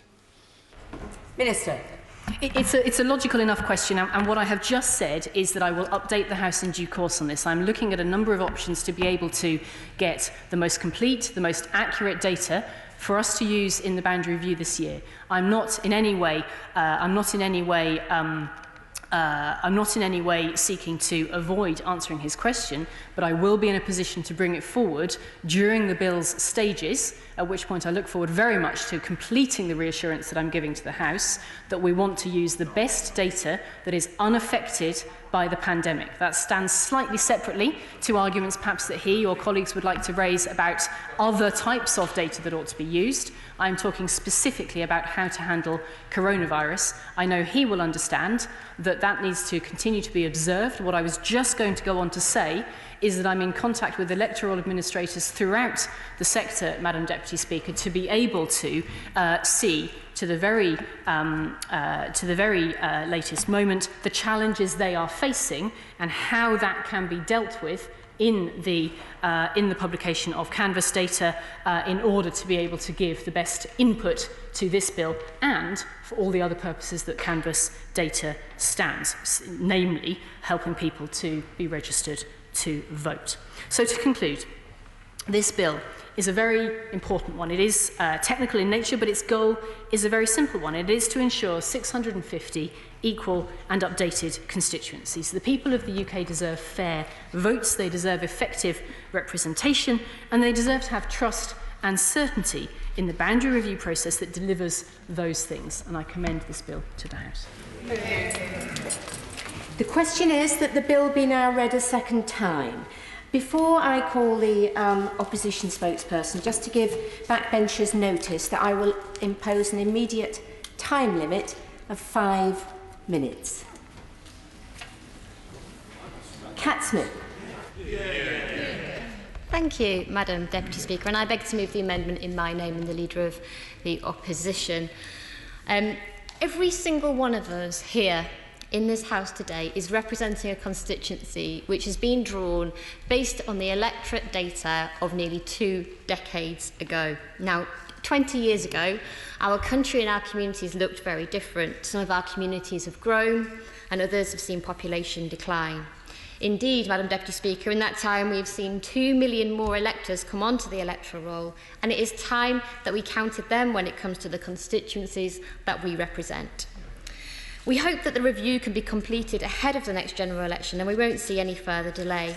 After 2 shelved boundary reviews, the public won't want to see more taxpayers' money wasted on a review which doesn't see the light of day. We need a boundary review and the opposition stands ready to work with the government on that, if it is to be a fair review and the rules aren't inserted or omitted on any perceived political advantage for any party. The bill must proceed with the aim of delivering a fair and democratic boundary review. We want to see new boundaries reflecting the country as it is today and ensuring that all communities get fair representation. These boundaries must also take into consideration local ties and identities. So I turn now to the specifics of the bill. I start by welcoming the government's decision to reverse their previous position of reducing the number of MPs to 600. As we have left the European Union and the work of the UK's 73 MEPs falls to this House, it would have piled a heavier workload onto fewer shoulders. But more importantly, it would have handed further power to an executive because reducing the number of MPs whilst refusing to cut the size of the government payroll creates a dangerous level of executive dominance at the expense of Parliament and our democracy. Welcoming the return to 650 brings me to the last 2 wasted reviews on the 600 figure. With 2 abandoned reviews, we're in a farcical situation with boundaries. Whilst Tory ministers argued with their backbenchers, public resources were flooding down the drain. Millions of pounds of taxpayers' money has been wasted. The unfinished 2013 review cost British taxpayers £7 million. It wasted the time and expertise of the boundary commissioners working towards a target that was destined to be scrapped. And the 2018 review was equally as wasteful. In a written question, the government estimated the cost at £8 million. The government haven't provided a recent figure on that, but I have given the Minister the opportunity to do so in tabling a written parliamentary question asking just that. However, one of the biggest concerns the opposition has with the bill is the government's decision to end parliamentary oversight of the process. It is yet another attempt to diminish scrutiny over executive power. Parliamentary oversight is a fundamental to the democratic passing of a bill, and this bill is no different.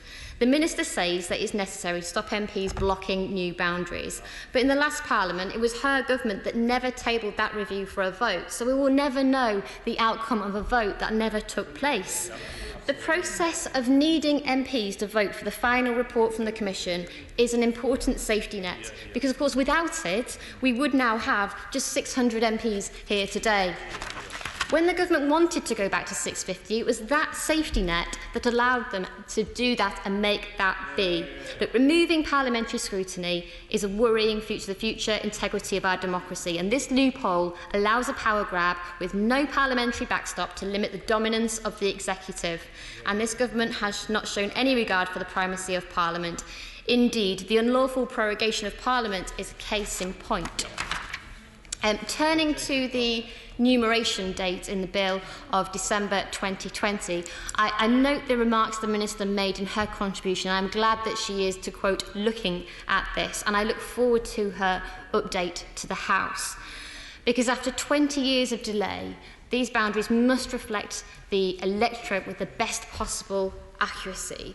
And I do urge her to consider ditching the 1st of December 2020 register in light of the unprecedented COVID-19 crisis we are currently living through, because our councils are working flat out to support our communities at this present time, and to ask them to undertake an annual canvass at a time of social distancing when they have stretched capacity risks that register being patchy at best. So I do welcome the remarks the Minister said, and put on record my thanks to the hard work all our councils are doing in supporting some of our most vulnerable residents at this time. I'll give way to my honourable friend. Thank you very much. Would my honourable friend agree that there is maybe a case to always link it to the last general election which has taken place? Because we know that that is a credible register, and there might be other crises that come up in the future, and the government will always have to be changing it, whereas always based on the last election is something that we know always is based on a mandate that people have exercised. I thank my honourable friend for that very sensible point, because what he notes, of course, is that we see a spike in voter registration when we have a general or a local election. And, of course, this year there are no elections because of the coronavirus crisis, but yet just 6 months ago we had a general election in this country, and we know that the December 2019 register is incredibly accurate because of that general election and the spike in voter registrations that we saw. We are also aware, of course, that electoral registration officers are already expressing concern about the impact of coronavirus will have on the December 2020 registers, and the prevailing opinion is that the annual canvass is likely to be impacted in some significant way. So I urge the Minister to favour using the very recent general election date of December 2019. The ONS released that data just last week, and we saw more than 1 million people register between December 2018 and December 2019, indicating, of course, that the December 29 register is much more accurate than what we will potentially see at the December 2020 register. And given that that data was published last week, it demonstrates the data lag in terms of the collating of that data. So if, for example, the government was to continue to use the December 2020 register, commissioners would be likely waiting until May 2021 before they had collated all that data from EROs and be able to get on with their work. Let's help the boundary commissioners begin their important work as soon as possible by using the data published last week, which we already have, which is relevant to December 2019 and the general election. I'll give way. Member accept that one of the key issues in this is to make sure that the electoral offices are properly sourced and supplied and located across the various constituencies. And one of the problems in the last election was that because there had been a refurbishment and indeed a reduction in those election offices, there were some errors in terms of sending out people's polling cards. Some households didn't know who could vote and who could vote in those households, and that this is also a good opportunity to ensure that the electoral offices are properly supplied and in the right locations also. I thank the Honourable Member for giving me the opportunity to put on record my concerns about the overstretched nature of electoral returning officers in our councils right across this country. Cuts to local government have not protected electoral returning officers and the resources that they're working with. Turning to the issue of electoral quota, look, I know that members from across the House will highlight their concerns about the impact this boundary review is going to have on communities in their constituency. Community has never been stronger than during these troubling months. Right across the country, we're seeing communities come together to support vulnerable people. And now more than ever, community connection must be valued and respected. But the restrictive 5% quota tolerance in this bill flies in the face of protecting community ties. I know many of my Welsh colleagues are planning to speak this afternoon, and they'll highlight some of the geographical challenges this quota throws up, by which I mean mountains dividing constituencies. And in Devon and Cornwall, the government has repeatedly ignored the historic and proud identities of those counties. Boundaries based on strict numbers that ignore identities do not carry community support, as we have seen with the so-called Devon Wall seat in the last review. Will the Minister ensure that there is no Devon Wall seat in this bill? I suspect Cornish MPs might want to table an amendment to protect Cornish identity, and if they were to do so, would the Minister back them? As the Minister knows, consensus amongst respected experts such as Ron Johnston, David Rossiter, Charles Patty agree that the 5% rule causes significant disruption to community boundaries. Indeed, they concluded that the substantial disruption on the map of constituencies in the aborted 6th review was not entirely the result of the reduction of the number of MPs from 650 to 600. Their report showed in detail that disruption was caused by the introduction of the uniform national quota and the 5% tolerance. Can I commend to the Minister the Honourable Member for Wellingborough's Private Members Bill, which suggests a 7.5% quota. Communities across the UK will be more representative if a wider quota is introduced. Why is the Minister refusing to accept the evidence and introduce a quota which will be better for everyone? Madam Deputy Speaker. Of course I will give way. Madam Deputy Speaker, isn't this an example of sort of the prayer of St Augustine, who give me charity and continence, but just not yet? If we're going to do this, let's do it right, let's do it now. This is just an argument for perpetuating inequity. I completely dispute the Honourable Member's argument there, and it is absolutely not. I am very keen that the government is able to get on with this boundary review. I want new boundaries to be in place ahead of the next general election. As the moment we stand in this House representing constituencies based on data 2 decades old, the status quo is absolutely something we should move on for. What I'm saying is that the quota that we are asking for is 7.5%, because then we can keep community ties together and actually represent constituencies that look like the communities that we stand up here and claim to represent. I'll give away. Very briefly, Madam Speaker, and listen very carefully to what the Honourable Lady says, and I'll come on to the 5% issue about how perhaps we can reach it rather than moving. But the OSCE standard around the world says that there shouldn't be a variance of more than 10% in the constituency to have a fair election. So in terms of that being an international standard, I just wonder if the Honourable Lady could just develop her argument comparing to that international standard.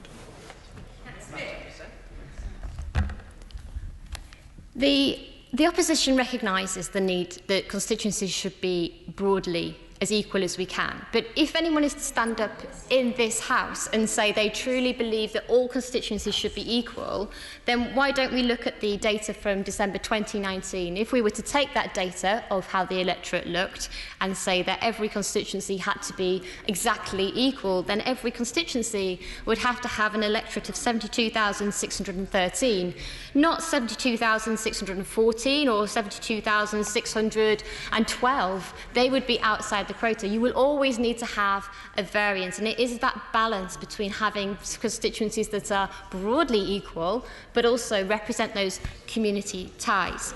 To turn to the giveaway. Lady for giving way, is she saying, because her amendment doesn't mention 7.5%, if she's saying this is Labour Party policy, then that would lead to a situation, would it not, where you could have two constituencies side by side with 15% difference in the numbers of those two constituencies, thereby totally undermining this argument that every vote should have an equal weight? The 7.5% is what I drew attention to, which is in the Honourable Member for Wellingboro's private members' bill. If he wants to know where that figure comes from, I suggest that he speaks to his honourable friend. Look, there are many aspects of this bill, Madam Deputy Speaker, and I'm conscious that you do want to get all backbenchers in.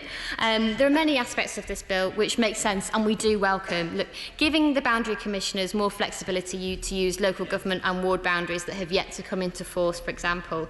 And we also welcome the move to hold reviews every 8 years. The longer cycle will limit the disruption caused to parliamentary constituencies, resulting in potential savings, but ensuring that MPs remain accountable to their constituents and that we are not elected to this place and then never given our constituents the chance to hold us to account in a re-election. Madam Deputy Speaker, I look forward to hearing the contributions from all members in this important debate. It's time for a democratic boundary review, and the Labour Party will not stand in the way of that. But this bill must not strengthen power of an executive at the expense of Parliament, and I do hope the Minister will consider changing the enumeration date given the extraordinary circumstances of COVID-19. Thank you. Sir Peter Bottomley. Madam Deputy Speaker, I'm aware that boundary changes can make a difference to MPs and their prospects. When the boundary changes came in before the 97 election, the ones proposed in my former seat were the best possible for me, but adverse, and I was stood and lost. At the last moment, there was a deal between the Tory leader of Greenwich Council and the Labour leader to bring in the worst possible ones. So, as a major boundary change, it allowed the Honourable Member for Eltham to come in, having not succeeded the previous time, even though there's a rumour he held a victory party at 10 o'clock in the previous election and had to come and hear my victory speech. The self-interest, when people consider these issues, is epitomised by the background paper written by the Liberal Democrats in 1982, when they wanted to have multi-member constituencies, with the exception of the Orkneys and Shetlands, the Isle of Wight, and I think probably the Isle of Ely as well, all three Liberal-held constituencies. In the same way, if people look at the Colin Rawlins and Michael Thrasher article in Parliamentary Affairs, volume 47, issue 3, in July 1994, they describe very calmly what the Labour government tried to do in 1969, which was to put through primary legislation to avoid the Boundary Commission proposal being implemented. When the House of Lords blocked that, they weren't going to take any action at all until court action forced the then Home Secretary, James Callaghan, to put it to the House of Commons, and then had a three-line whip for the Labour Party to vote against the boundary changes. That I regard as really showing that people do look at some of these things from self-interest. If we'd had the changes to 600 MPs, as it happens, the constituencies in Worthing West, my constituency, and my honourable friend East Worthing and Shoreham wouldn't have changed. We had the right number of electors. True. I'd be disappointed if with 650 there have to be changes, but I doubt they'd be very significant. I do think that next time we come to a bill like this, government may want to consider whether they really want to say to the Electoral Commission it has to be exactly 650 or 600, or whether they can allow a margin of appreciation in case that helps to sort out a particular problem. We know last time that the Isle of Wight argument ended up with 2 proposed seats, and that may be the kind of flexibility which would be useful. I'm not saying we should change the bill now, but when we consider what to do in the future, we should do that. My last point is perhaps the most important one, which is we ought to use, as the government proposes, the electoral register, but much, much more effort should go in to making that electoral register full.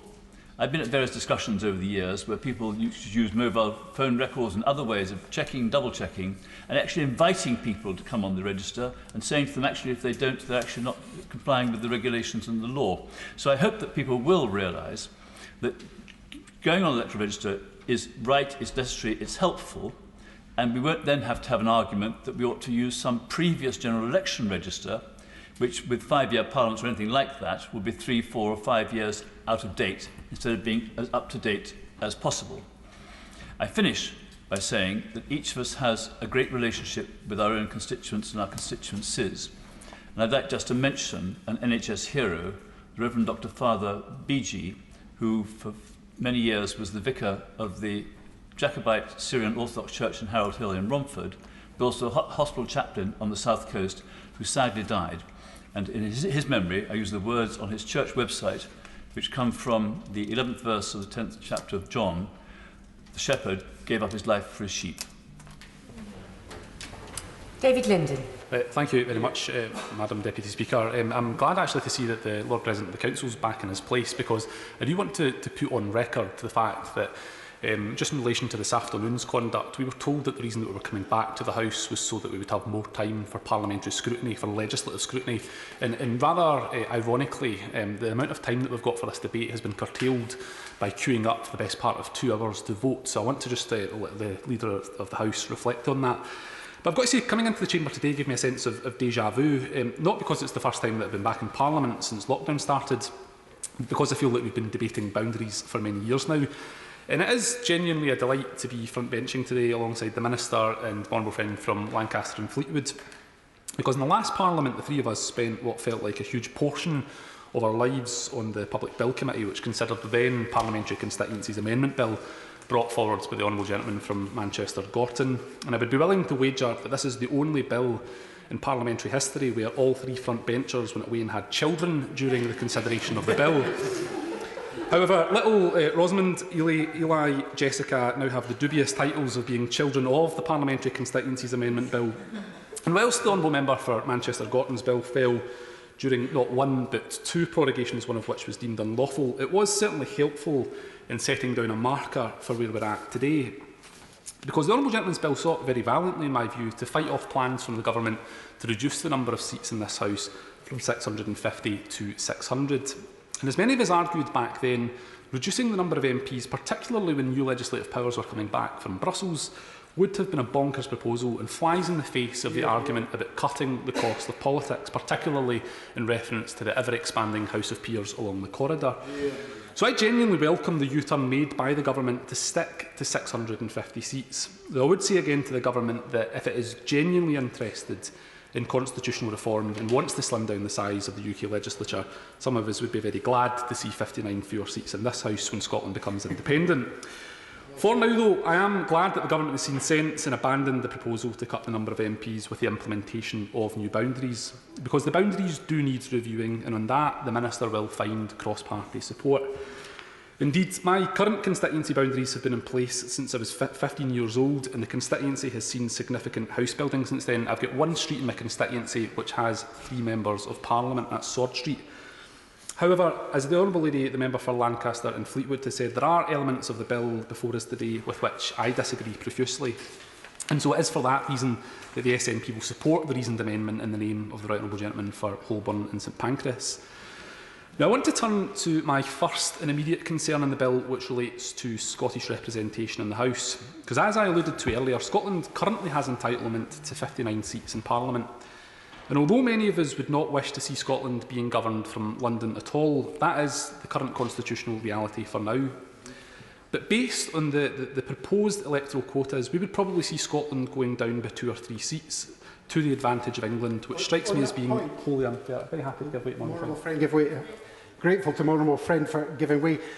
Does he agree that the electoral quotas proposed in this bill risk reducing representation in rural Scotland even further, particularly in the Highlands? I already face a 110-mile round trip to conduct my advice surgeries, and my colleagues have to travel on small boats and go to overnight stays to conduct their duties in their constituency.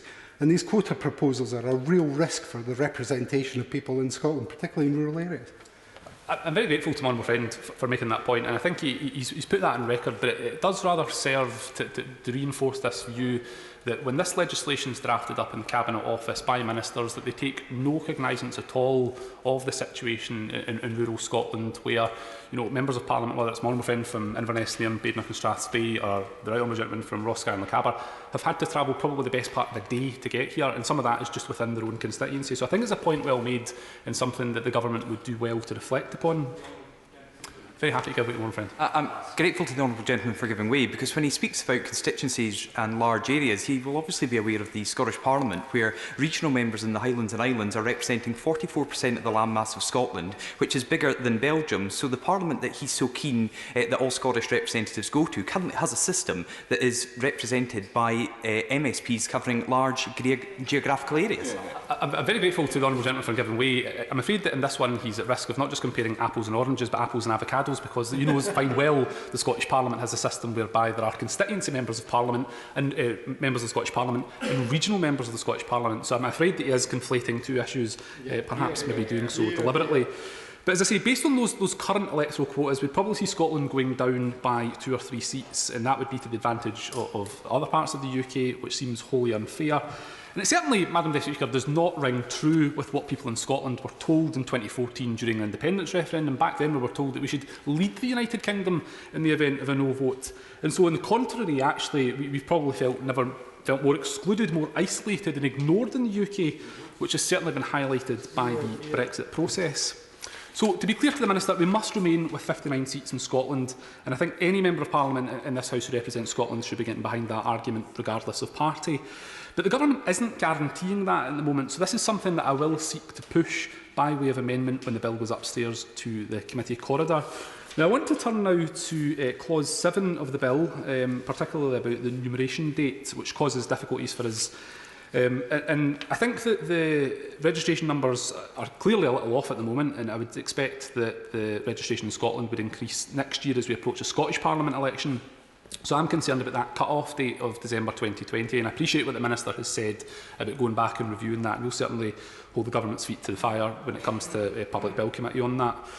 Thirdly and finally, I am deeply concerned with the provision of subsection 3 of clause 2 of the bill, which I believe is a power grab, thereby removing the role of both houses of Parliament. It wasn't that long ago that ministers, including the Lord President of the Council, spent huge amounts of time talking about the sovereignty of Parliament, that Parliament's sovereign, that Parliament's taken back control. Yet subsection 3 of clause 2 specifically removes the role for both houses of Parliament in terms of that. And frankly, it is alarming, Madam Deputy Speaker, to see the Executive trying to grab power over boundaries, which has led in places like America to nonsensical partisan electoral maps.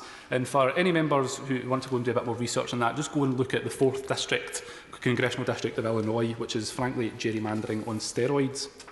Now, the Government's explanatory notes for the bill gloss over the fact that boundaries will, and I quote, no longer be subject to any parliamentary procedure or approval, unquote, instead being in the gift of the Cabinet Office and its ministers. So that is fundamentally an executive power grab.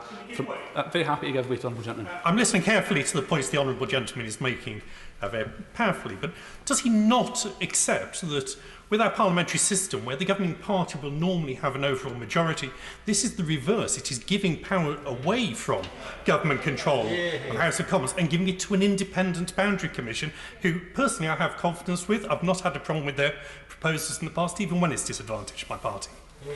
I'm very grateful to the Honourable Gentleman for giving way. I mean, the one flaw in that argument is the fact that in the last Parliament the Government started with a majority and the majority disappeared. I don't think it happens to be a bad thing that you put things in front of Parliament. If Parliament doesn't want it, it rejects it. And I think we all remember, those of us who served in the last Parliament, the inconvenience that was and the stress that caused the Government. But I'm afraid that the Honourable Gentleman, who I understand I think is a Brexiteer, cannot have his cake and eat it and on one hand say that, you know, Parliament's sovereign, Parliament should be taking back control, and then bring forward legislation which removes the role of Parliament. That, I'm afraid, is something with which there is a massive contradiction. happy to give the one thing. Thank you. I thank my honourable friend for giving way once again.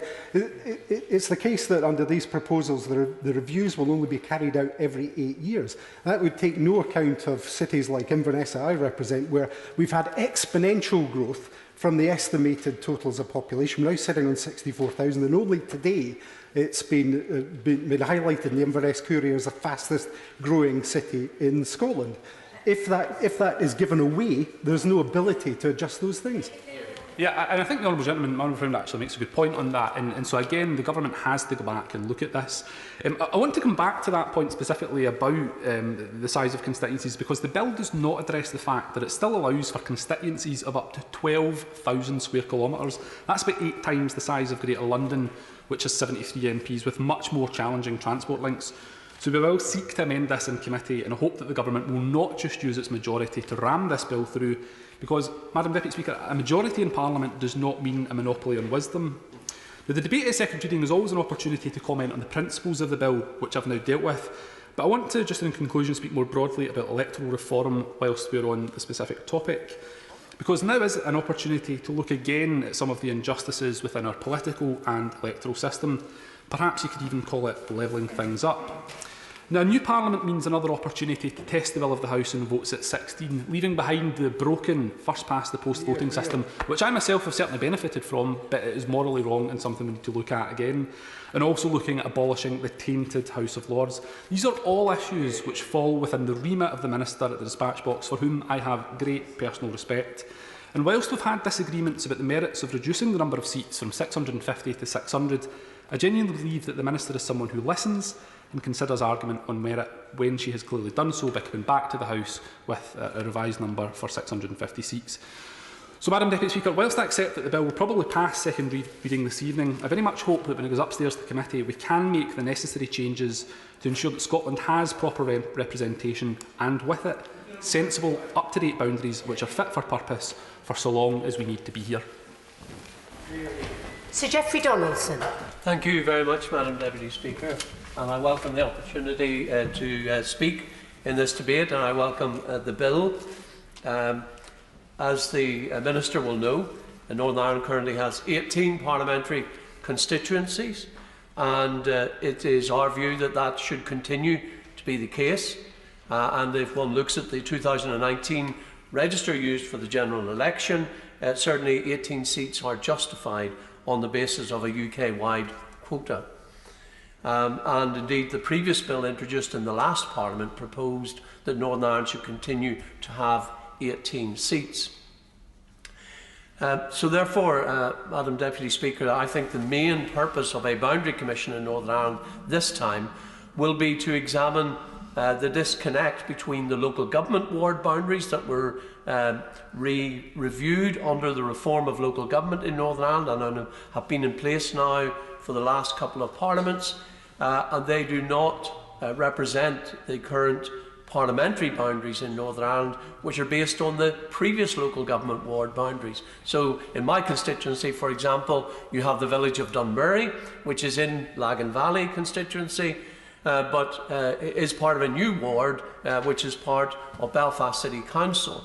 And therefore there's a disconnect between the local government ward and the parliamentary ward, and that does cause confusion for people when they're voting at two elections, as often happens in Northern Ireland. On that point, of course. I thank the honourable gentleman for giving way.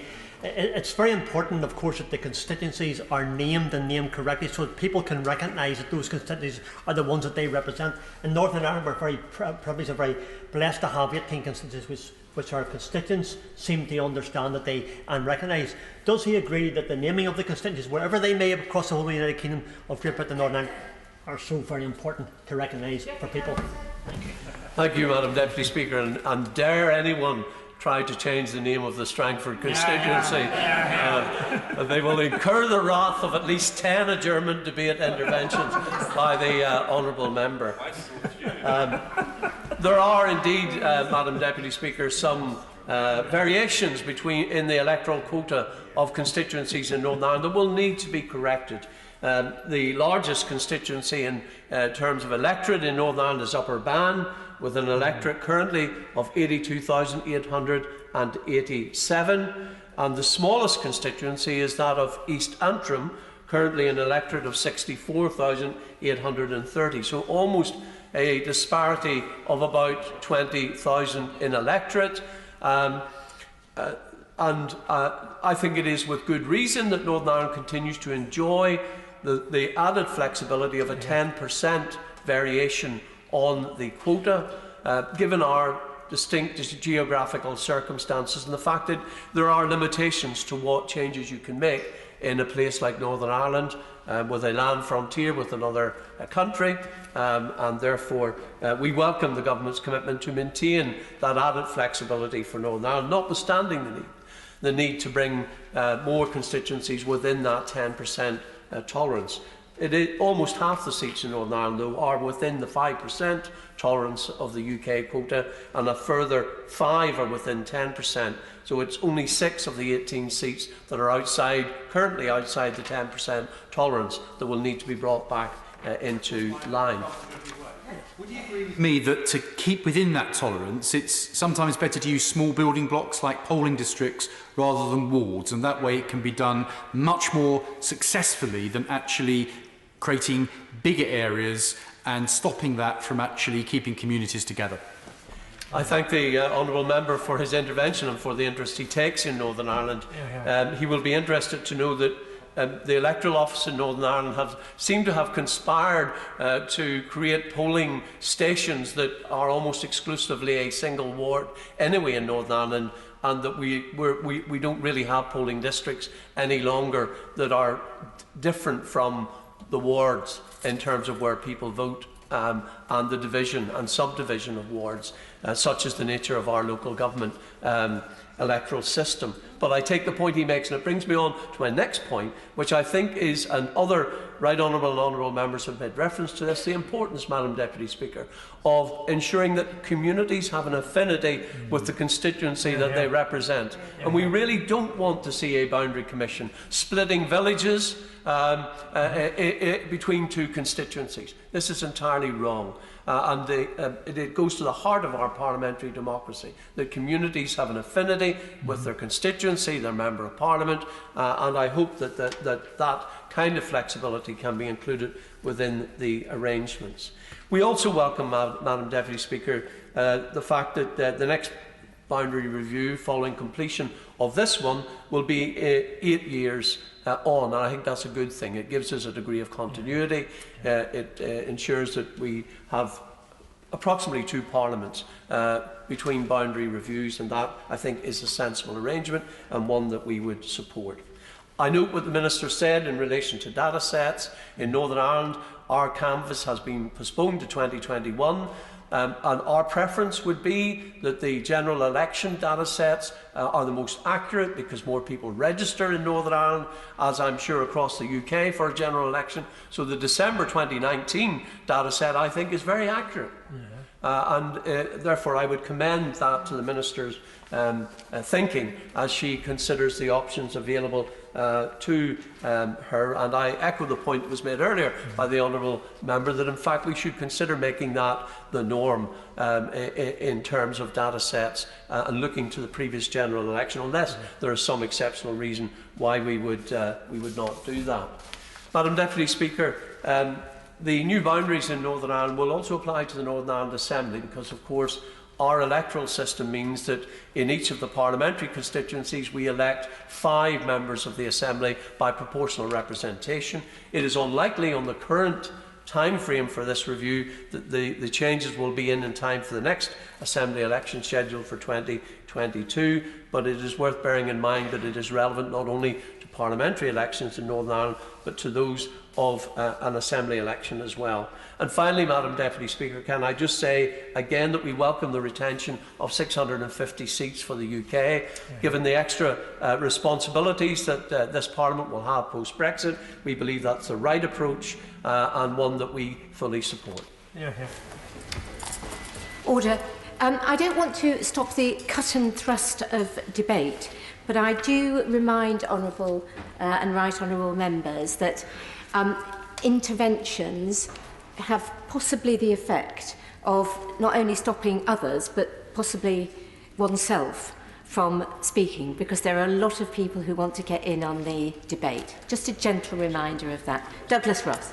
Thank you very much, Madam Deputy Speaker, and it's a pleasure to follow the Right Honourable Gentleman for Lagan Valley in this debate. And I rise to speak on behalf of the people of Murray. I am very attached to my constituency, a constituency which is coterminous currently with the Murray Council boundary, and it's a council that I've represented originally from 2007 until 2017, and then subsequently for 3 more years in my election to this place. But I also accept that 2 decades is a long time to go without any discussion or debate or consultation on the boundary of Murray and the other 649 seats represented in this Parliament. The Honourable Gentleman for Glasgow East said he was 15 when the last boundary changes were made in his seat, and while not 15, I was not old enough to vote in Murray the last time the boundaries were changed. So I think it is important, and I think we've heard so far in this debate, and I'm sure we will continue to hear, cross-party support for a need to look at the boundaries. And I listened intently, and I will look at the amendments that come forward at Bill Committee from the Honourable Gentleman for Glasgow East about maintaining the 59 seats in Scotland, but we cannot ignore the fact that the average Scottish constituency has 67,200 electors, 5,000 less than the average English constituencies. So it is important that there is equality across the whole of the United Kingdom, and I know he wants to come in, so I won't use the time that's added on. I will allow an intervention, but I won't use the time, Madam Deputy Speaker. There are particular constituencies in Scotland, namely Orkney and Shetland and the Western Isles, where there's a reason why there's smaller numbers. So the figure that's quoted is perhaps inaccurate in that respect. It's artificially different because of those island constituencies. I accept that point, and I think again the 2 constituencies that he has mentioned, Orkney and Shetland and the Highland Nanyir, it is important again the proposal coming forward from this government respects those 2 constituencies because of the points he is making, and I think it is important that in supporting this bill at second reading and throughout its process that we are recognising the geographical implications of those island communities that are represented here.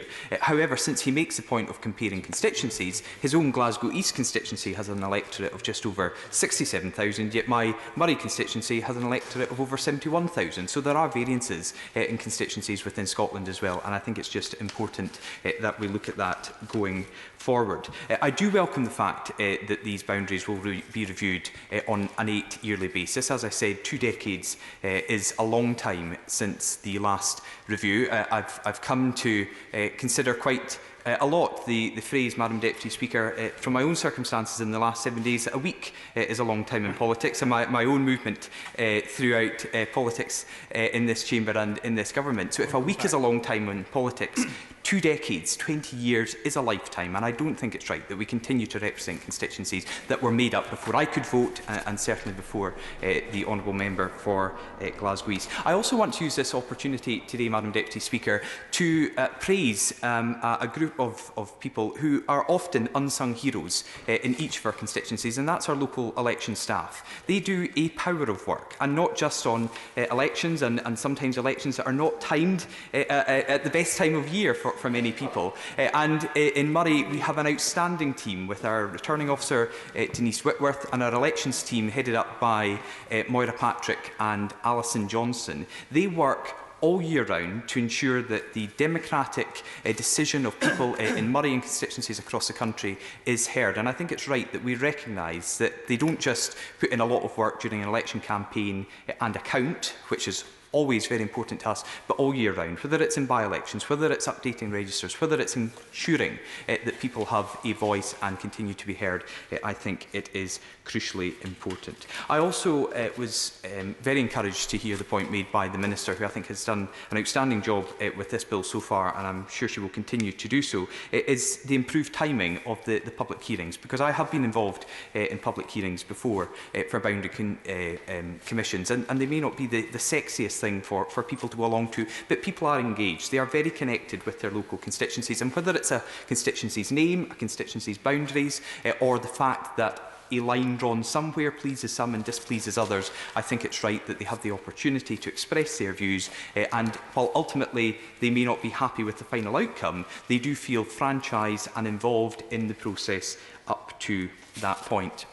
And I just want to conclude, because I said I wouldn't use the extra time with the intervention, to say that while I welcome the cross-party support we've heard so far during this debate, I am left at the moment confused with the Labour position. Because I'm unsure, from listening, and I thought it was a good speech from the Shadow Minister, but I am unsure at the moment, in the reasoned amendment that is going to be pushed by the opposition, what they are actually calling for. Are they calling for 7.5% tolerance, because it's in the private member's bill of the honourable gentleman from Wellingborough? In an intervention, the Shadow Minister couldn't tell us if that was Labour Party position. So it's been proposed from the dispatch box. They are telling us the 7.5%, but not saying if that's a Labour Party position or not. So I hope during the course of this debate, and perhaps in summing up, we get more information on that. Because whether it's 5% or 7.5%, or as others have said, the international standard of 10%, you are always drawing a line somewhere. And people will not be happy just over or under one side of that line. So I think it's important that we have that clarification from the opposition, because it's a point that was made in the opening remarks that I think has been left hanging. I was keen to get involved in this debate, Madam Deputy Speaker, because it's another opportunity to mention Murray. In some way or another, Murray will continue after the next boundary change, and I think it's important that we can all take forward and our support for this bill in the second reading, and I look forward to seeing its future progress through this House. Stephen Kinnock. Thank you, Madam Deputy Speaker. I'd like to start by thanking my honourable friend, the member for Lancaster and Fleetwood, for her vitally important work in persuading the government to U-turn on the vital issue of how many MPs there should be. It's absolutely right that we should remain at 650. Reducing to 600 would have both reduced the ability of MPs to properly fight the cause of our constituents, particularly at a time when Brexit will increase the amount of legislative work that we do in this place. It would have created a significant and unfair advantage for the Conservative Party, given the way that the new borders would probably have fallen, and it would have driven a coach and horses through the geographical logic of dozens of constituencies. So I am very proud of my party and my front bench for securing that vitally important U-turn. But nevertheless, I do have a number of very serious concerns about the legislation, and that's why I'll be voting for the reasoned amendment in the name of the Leader of the Opposition. Firstly, I have grave reservations about the proposal that the variance be limited to 5% higher or 5% lower than the average constituency size of 72,600. This gives the boundary commissions a ridiculously small amount of leeway, which will inevitably lead to some ludicrous consequences. The unnecessarily narrow margin will split long-established communities from one another, erode local identities, and divide neighbourhoods. Many of our constituencies are built on these strong local bonds. If they weren't, we might as well name every constituency 1 to 650 and be done with it. Yes. My own constituency of Aberavon is a case in point. The valley's villages are linked to town hubs locally by transport routes. For instance, the Avon Valley connects directly to Port Talbot, while Neath Valley links with Neath Town Centre. A boundary change would split either of those pairings, with the geography of the area meaning that a constituent could have to travel miles to see their MP and not knowing which of the two local MPs to contact about a particular issue. This kind of painting by numbers approach to the boundary review would erode trust in our democratic processes. Polling shows that trust in politicians and politics is worryingly low. So breaking our historic communities up along artificial lines would be utterly self-defeating. I would therefore urge the government to increase the electoral quota tolerance from ±5% to either 7.5 or 10%. I think this is an issue that needs to be hammered out in committee. I'd like to see detailed proposals on that, but ±5% is clearly too low. Reducing the number... My second concern is around parliamentary oversight. If we want to protect our democracy, why is the government not allowing the Boundary Commission's changes to be brought back to Parliament to scrutinise? This is nothing short of a constitutional outrage.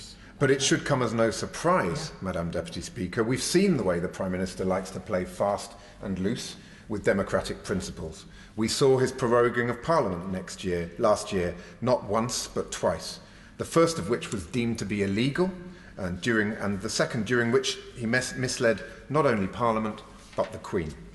And we also saw his reluctance to allow scientific advisers to answer perfectly legitimate questions at the 5 p.m. press conference last Tuesday. Now, there is the potential for gerrymandering. The process is too opaque, and there are concerns and scepticism about the possibility of pressure being applied by the government on the boundary commissions. If the government has confidence in this process, why are they not allowing Parliament to scrutinise the final proposals? The final point I'd like to make is about which electoral register will be used to reshape the constituencies.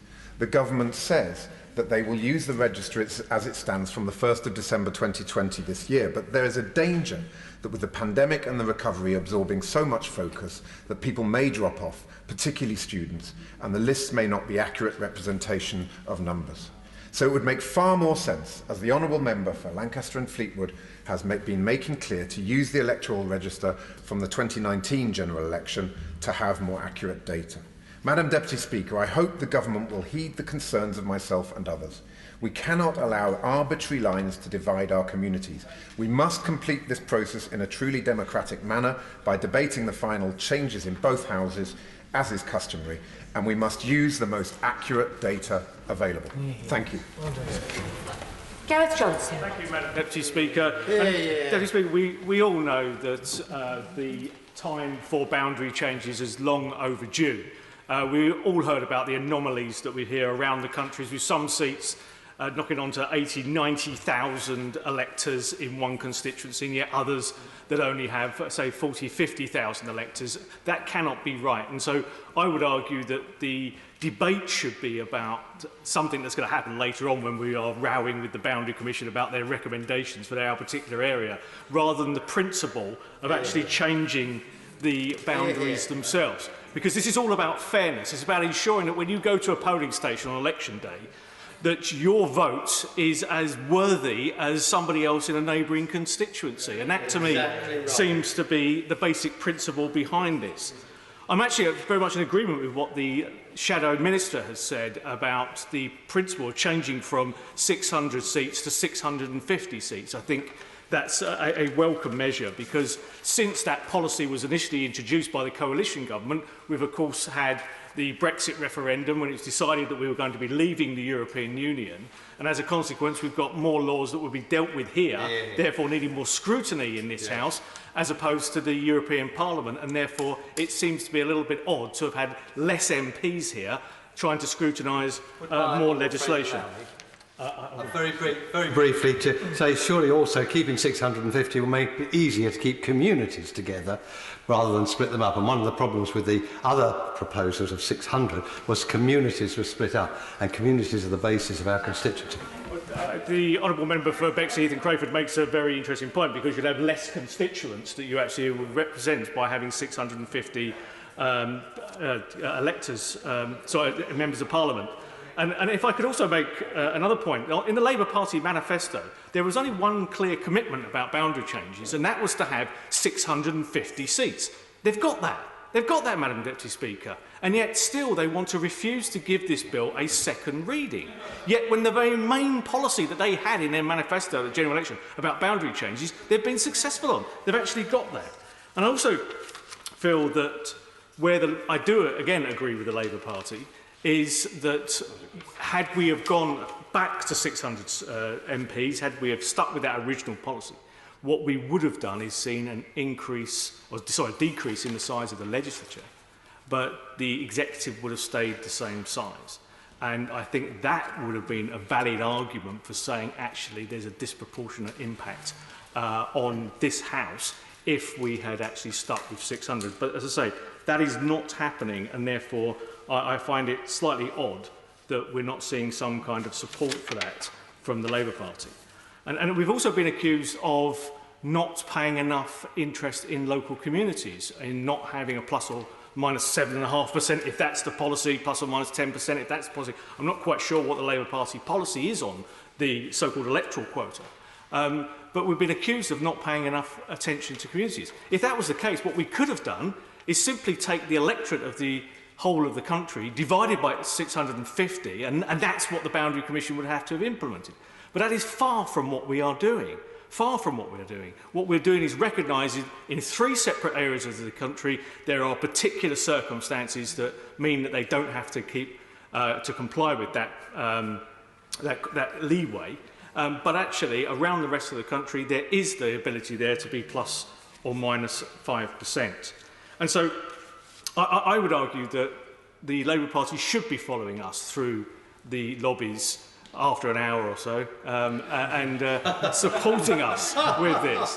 What we should be doing is actually being together on this, because the general principle is one that I think we can all support, that we have an equal weight to each person's vote. And so, Madam Deputy Speaker, I would accept that MPs are naturally nervous when we come to boundary changes. Nobody likes them. We shouldn't have them too often. You know, we all work very, very hard trying to get to know towns, individuals, villages, getting to build that bond that exists, very importantly, between a Member of Parliament and his or her constituents. That is actually a fundamental principle of British politics. And every time we have a boundary change, at the stroke of a pen, you can lose whole communities. And therefore, I think it's only natural that we should be very, very nervous about this whole process. But those arguments come later down the road, when the recommendations come from the Boundary Commission, which, by the way, is actually an independent organisation.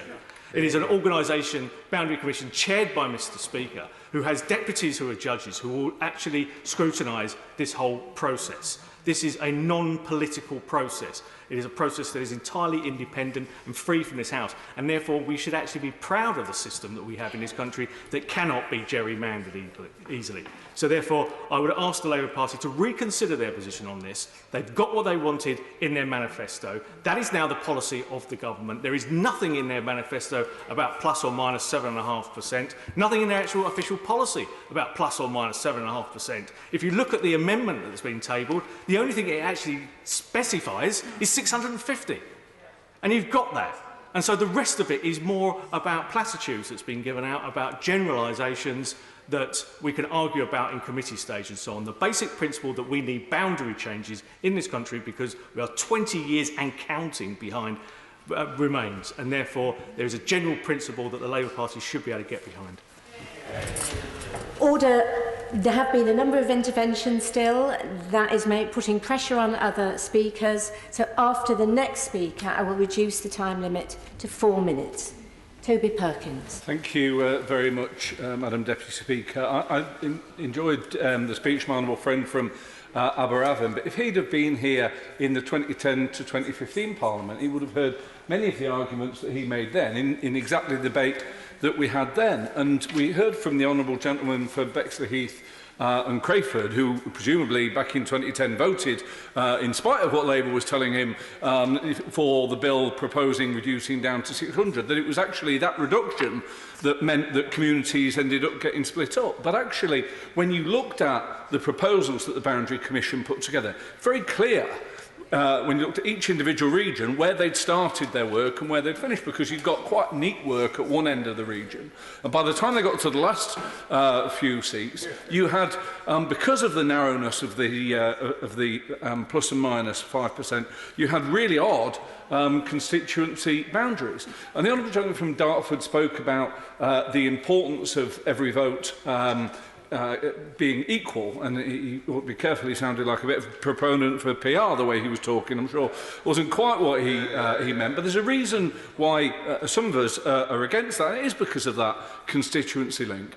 But that constituency link, that precious constituency link that all of us who've been members of Parliament and gone back to try and ask for the votes on a second and subsequent occasions and know how important the work we've done for our constituents has been to that, will recognise how important that link link between a voter and the place that they seek to represent. Now, I'm very lucky. I'm the Member of Parliament for Chesterfield. Very clear what is Chesterfield. The vast majority of the people in my constituency are in Chesterfield Borough. There's 2 wards from Chesterfield Borough that are in the North East Derbyshire constituency, but most of the people in my constituency are very clear where they're from. There are many other constituencies where it is much more oblique, and the more narrowly we have this difference between the plus and minus tolerance level, the more difficult it is for the Boundary Commission to put together proposals that take into account those things. And when you remove the parliamentary scrutiny, many of the people who are speaking up for absolutely the right reasons now may be coming back and saying, I still think I was right to vote for that bill. But it's the Boundary Commission. They've come up with these proposals. If only they'd have done it different in my constituency, if only they'd given me this ward, it would have all been okay. But of course, it's that domino effect of all the other different constituencies that make it very difficult to achieve that. So the members of Parliament are really taking their constituencies in their hands and their communities in their hands when they propose and vote tonight for the narrow tolerance level that we've got, alongside removing any element of parliamentary scrutiny.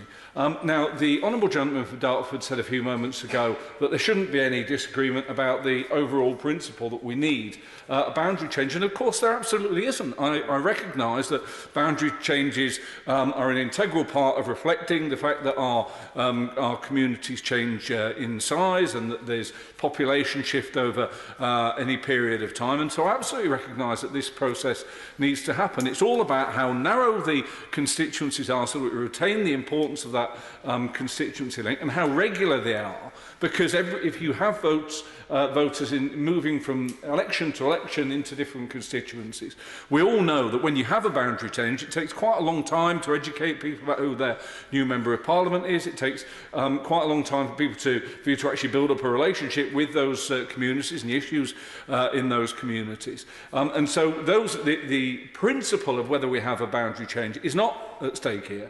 What is at stake is how we actually operate on this. And I think if many of the things that had been argued for by the Labour Party when we discussed the parliamentary constituencies back in the 2010 Parliament had been supported, actually the government would have got the boundary changes that it wanted, rather than actually finding that 10 years on we never actually had them introduced. And that should disappoint all of us who believe in democracy. I'll make one final point. The likely outcome of the parliamentary constituencies bill will be that a city like London, which we've seen huge growth in terms of the size of its populations, but with a transient population, with a population less likely to register in some other areas, is likely to see a reduction in the number of seats that it has.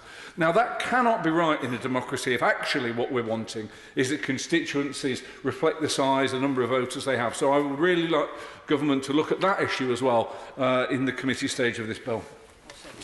Kate Osborne.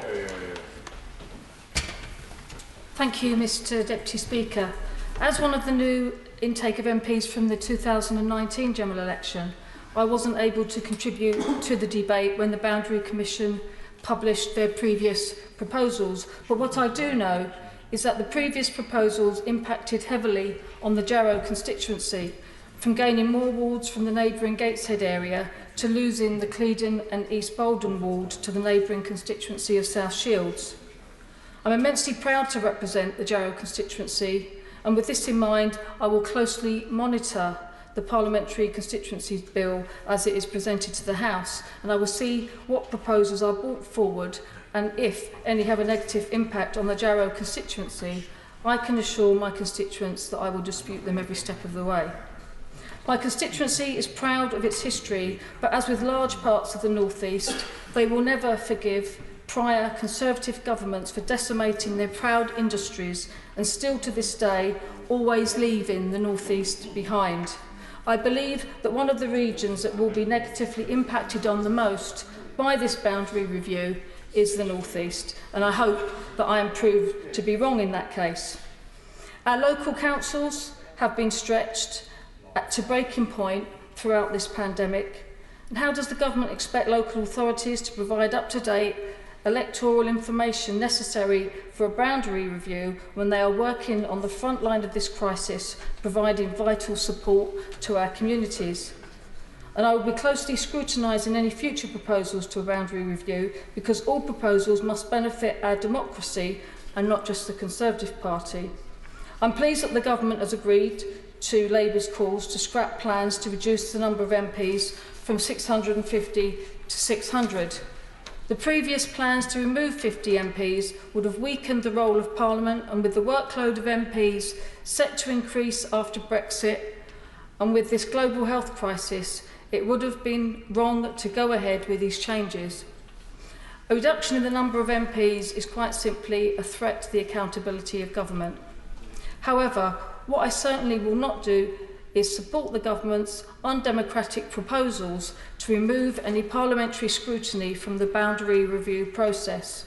Parliament has always had the final say over this crucial legislation, and removing parliamentary scrutiny is worrying for the future integrity of our democracy.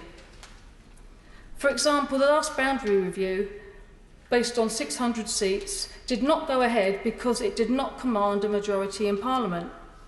Under this new bill, the 600-seat review would have passed with ease. Let me remind you again that this is the same government who prorogued Parliament illegally, so we know all about this government's capabilities.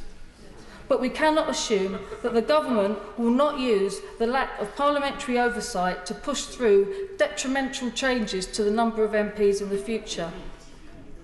We will and must resist any attempt to gerrymander the electoral map, but if the government does force the changes through, you can be sure that I will fight any negative proposals against my constituency of Jarrow every step of the way. Thank you.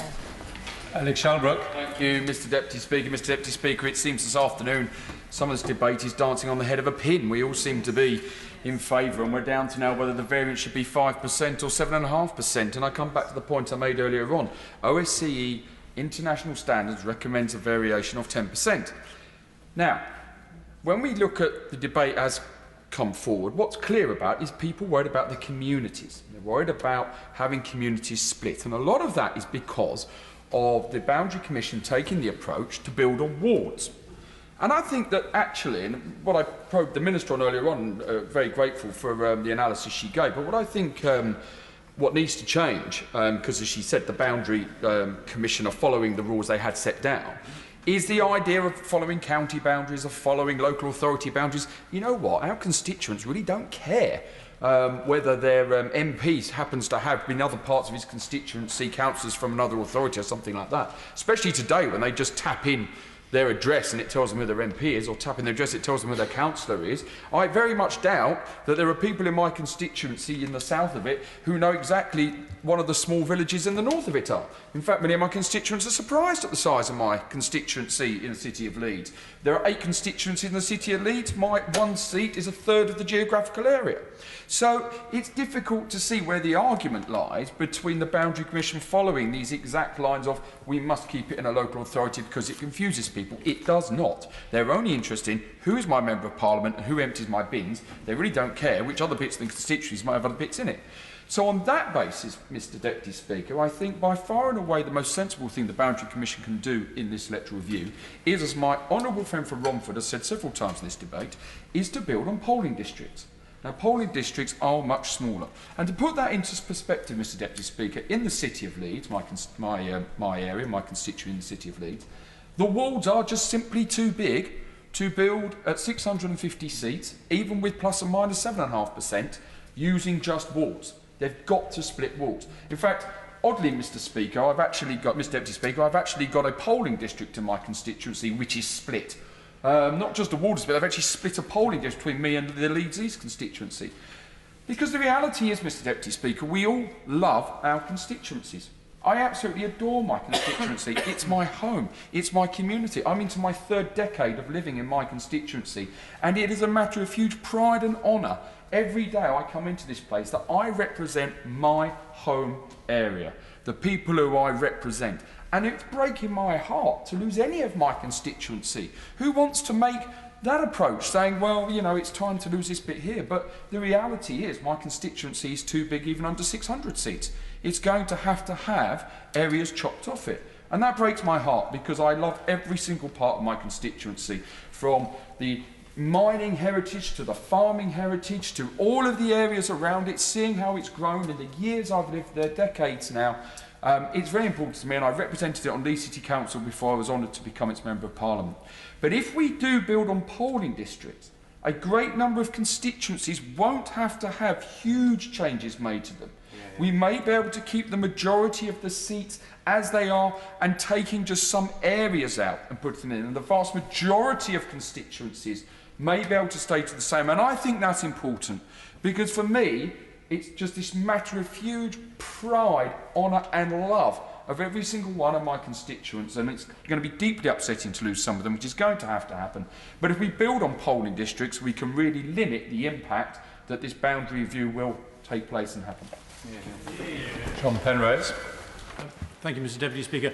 I must confess, when I heard the front bench speaker for the Labour Party begin her remarks, my heart soared, because it felt as though, it sounded as though there's an outbreak of agreement and peace right the way across on all sides of the aisle, that we all agree we've got to get on with this. That's wonderful. We all agree now on the number of MPs that we're going to have. Also wonderful. But then, rather like the member for my honourable friend for Dartford, I started to think, well, hang on a second. If we agree on so much, how come there's a reasoned amendment about this? How can that be the case? And what I come back to is the point I made earlier on in an intervention, which is I just worry that people looking into this place from outside will see a bunch of MPs arguing their own book and not being really honest about it.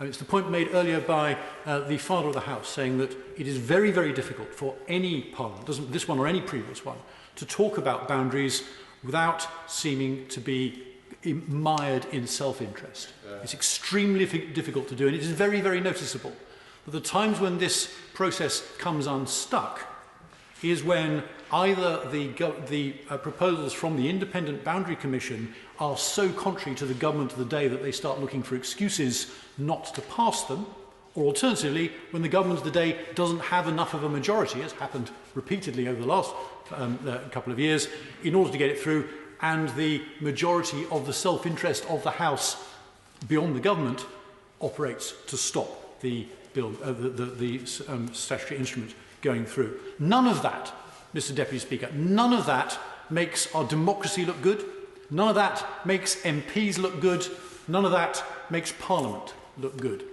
Because there's an old saying about the difference between a hedgehog and a fox. The hedgehog knows one big thing, and the fox knows many small things.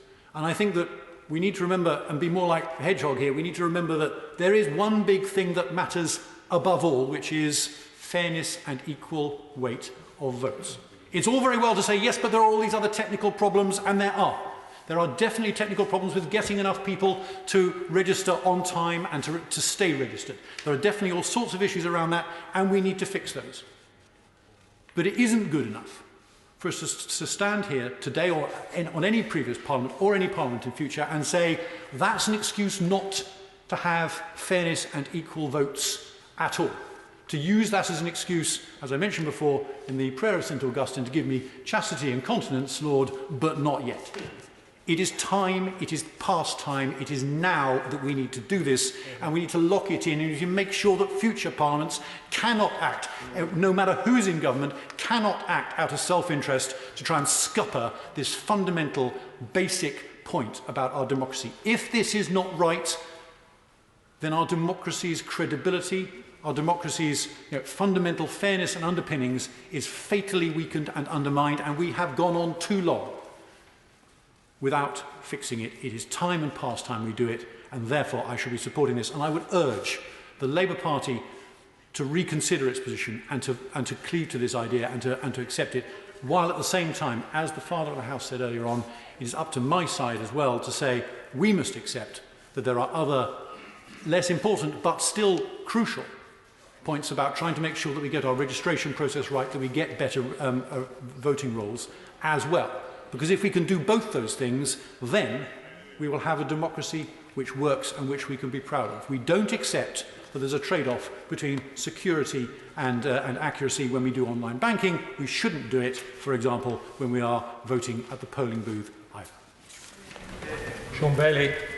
Thank you, Mr Deputy Speaker. And Mr Deputy Speaker, I'd actually like to start my comments by adding to a point that the Honourable Gentleman, the member for Glasgow East, raised about today's proceedings, and actually pay tribute to the House staff and the parliamentary staff for ensuring that we were able to do that today. Whatever your views on that, they've done a fantastic job in ensuring that while we're back here, we can participate as we need to.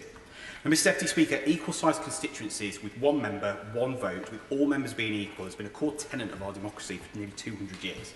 And I'm really proud of the fact that the communities I represent were at the heart of that battle 200 years ago to ensure that every individual had their vote heard, no matter where they came from, no matter how much money they had in their wallet, no matter how much property they owned.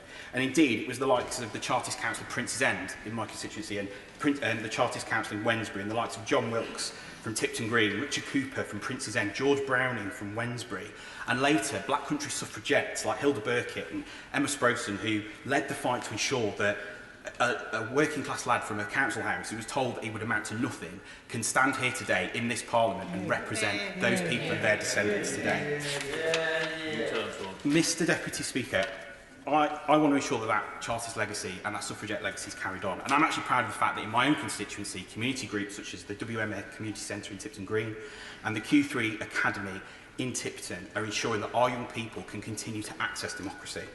Now, I believe this legislation honours that tradition.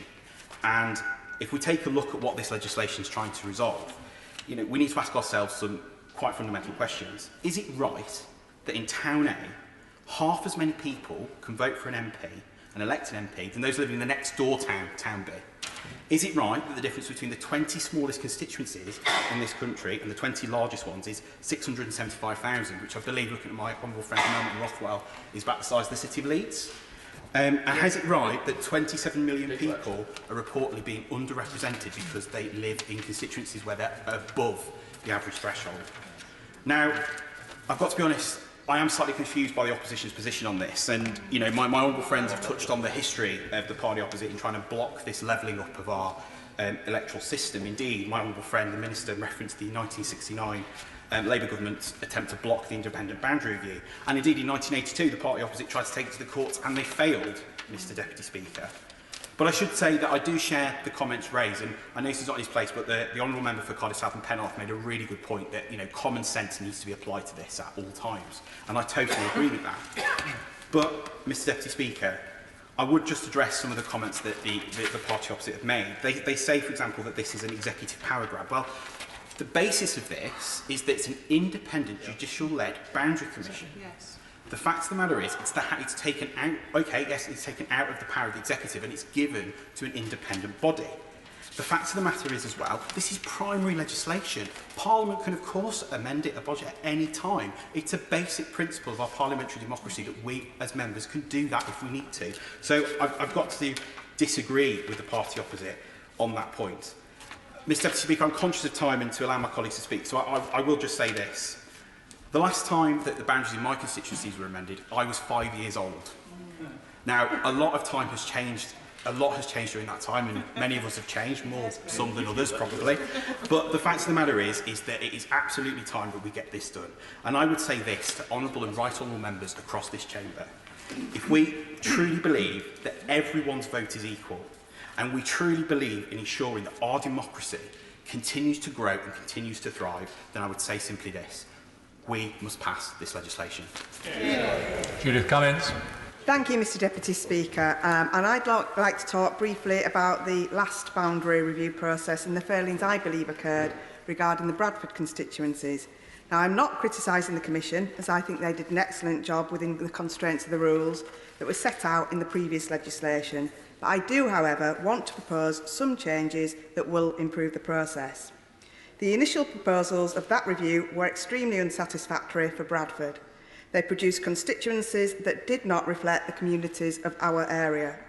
For example, they split my constituency of Bradford South across 4 different local authorities of Leeds, Calderdale, Kirklees and Bradford. The Commission has noted a strong depth of feeling against our initial proposals and a distinct Bradfordian identity. Their report also said, our assistant commissioners, faced with what was considered an exceptionally challenging task in constructing constituencies in Bradford that would be acceptable to local respondents and that did not cause split wards. Their final recommendations accepted many of the arguments put forward by my constituents, and the Commission moved a considerable way within the constraints that had been set for them. Now, I've learned from that experience the value that people place on their constituencies matching in the closest possible way their established community identities. And that's why I believe this bill must be used to improve the process that draws up our next set of constituency boundaries. There are two major constraints the Commission faced in creating constituencies that voters can readily identify with. The first was the use of whole wards as the building blocks for constituencies. In some large metropolitan authorities, these building blocks are far too big for this purpose. In Leeds, for instance, wards can contain over 17,000 electors, and both Bradford and Kirklees have wards in excess of 13,000 electors. So working with building blocks of this size within the electorate tolerance of 5% actually made it impossible to create constituencies that people felt very strongly attached to. Now, I believe that local authority boundaries and people's sense of place should take precedence over ward boundaries. And to achieve this, the Commission should be allowed to make use of split wards in drawing up new boundaries.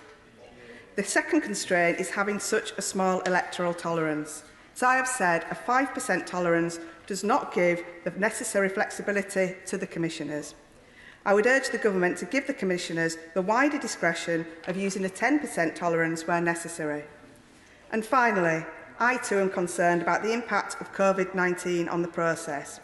Under the legislation, the boundary redrawing will be based on the electoral register from the 1st of December 2020. Now, given the Minister's remarks in opening, I would say to her there's no better time than today's debate to more fully update the House on this point and to get on the record the options that she is considering. To conclude, this bill should give the Electoral Commission the tools they need to produce constituencies of approximately equal size and which crucially keep communities together within coherent boundaries. I believe the measures I have referred to would improve the bill and produce a more democratic process for all. Thank you, Mr Deputy Speaker. Laura Farris. Thank you, Mr Deputy Speaker. I rise to my feet to support this bill, knowing that I might well be a turkey voting for Christmas at the end of it. I am a new MP, but I'm reliably informed by my predecessor that when the Boundary Commission previously turned its attention to my seat, of its various proposals, none of them helped. But perhaps that enhances the force of my support for this bill, because I give it without much to gain. In the 6 months I've been a member of this House, I have thought very carefully about what it means to represent and also what it means to be represented. And before consideration of this bill, I actually hadn't been fully aware of the extent of the population disparity between the various seats. And it's striking how closely the comments of my honourable friend, the member for West Bromwich West, resemble my own. I didn't know that the seat of Ashford, with its 90,000 constituents, had more than double the constituents of the seat of Caithness, Sutherland and Easter Ross. And I take the very sensible remarks that were made by my honourable friend, the member for Brecon, that there are important geographical considerations. But it doesn't avoid the fact that a vote in Caithness has twice the value of a vote in Ashford, and to me that distorts representation. When he wrote of true and false democracy, John Stuart Mill said, "In a really equal democracy, every community is represented in equal proportion.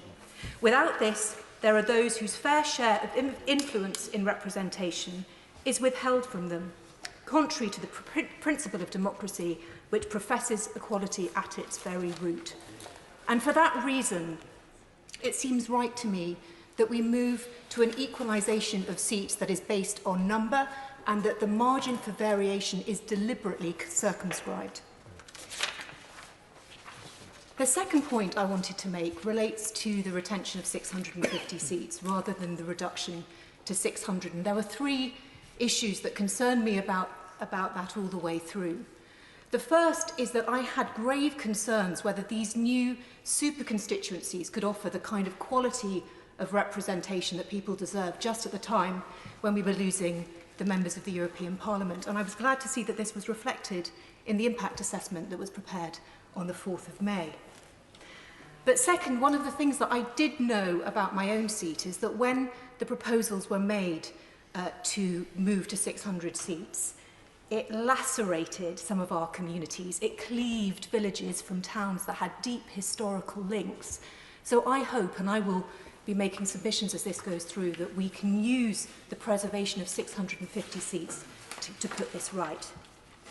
And thirdly, I welcomed the intention of the coalition government to manage the cost of Parliament, but I felt that it was directed at the wrong chamber. We currently have an upper chamber that comprises 783 members, costs the taxpayer less but almost as much as us. And if the members of this House were honest, if you spoke to your constituents and asked them how many members of the upper chamber they could name, they may not be able to name any at all.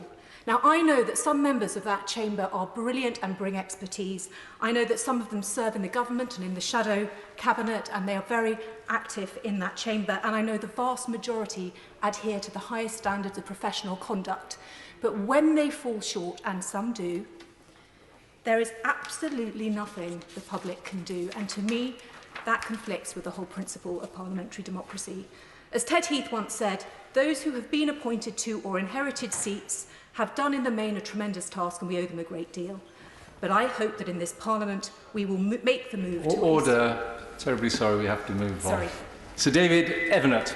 Well, Mr Deputy Speaker, and I'm delighted to be able to have the opportunity to say a few words on this important debate today.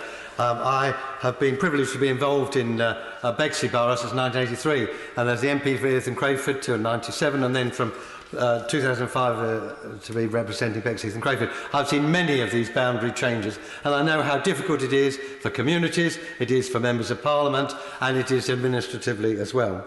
Our 2019 Conservative Party manifesto pledged to update and equal parliamentary boundaries, making sure that each and every vote counts the same.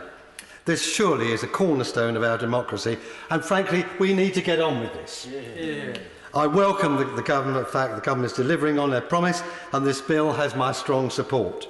It's necessary, it's sensible, and it's important. I was disappointed with the comments from the Labour Party because there are basic principles that they support. In committee they can discuss and debate some of the minor areas of it, but I was disappointed they couldn't give their support totally to the principle. The last Boundary Commission did reduce, or proposed to reduce, the number of seats to 600. Personally, I believe this was really arbitrary and tokenism rather than a value to democracy. And certainly with the Britain now thankfully coming out of the European Union, we now have more work to do as members of Parliament, and therefore I think that 650 is a good decision by the government to maintain, and I strongly support that. Of course, a reduction in the numbers also meant that communities were split up, as I mentioned in my intervention to my honourable friend, the member for Dartford, which isn't good for representation. My constituency in the borough of Bexley is a collection of small towns: Bexley Heath, Welling, Crayford, Erith, and the community of Slade Green. These communities are valued and supported by residents, local businesses and community activists. Historic and community ties matter. And that's why I think it's important that the Boundary Commission, when it looks at this, must take those as a top priority. Together with the numbers, the community interest is so important. I welcome there's going to be an electoral quota. Whether it's 5% or 7.5% is something we need to discuss and debate. And I'm sure the Leader of the House will take that on board when it goes into committee. I thought 5% was fine, but, you know, we can obviously debate these things. I also believe that we need to have the most up-to-date electorate that we can have to make sure that we're not, as we have been in the past too often, looking on out-of-date registers when we look at size of constituencies. So I think it's sensible. The review process, I think, is good too, that my honourable friend the Minister raised about the initial consultation period. The public hearings will be after the second proposals that they have put forward. And that gives more time for constituents, community groups and other organisations to give feedback to the Commission before the final recommendations. I think it's a good bill. It's a bill that we need to get on with. I think it's a bill that improves democracy. And of course, change is often a difficult thing for all of us. But it's important, I believe, that this bill goes through, that we get down to some business, and we're implementing our manifesto commitment. So to that, I give this bill my wholehearted support and look forward to its passage through this House. Yeah. Rachel Hopkins.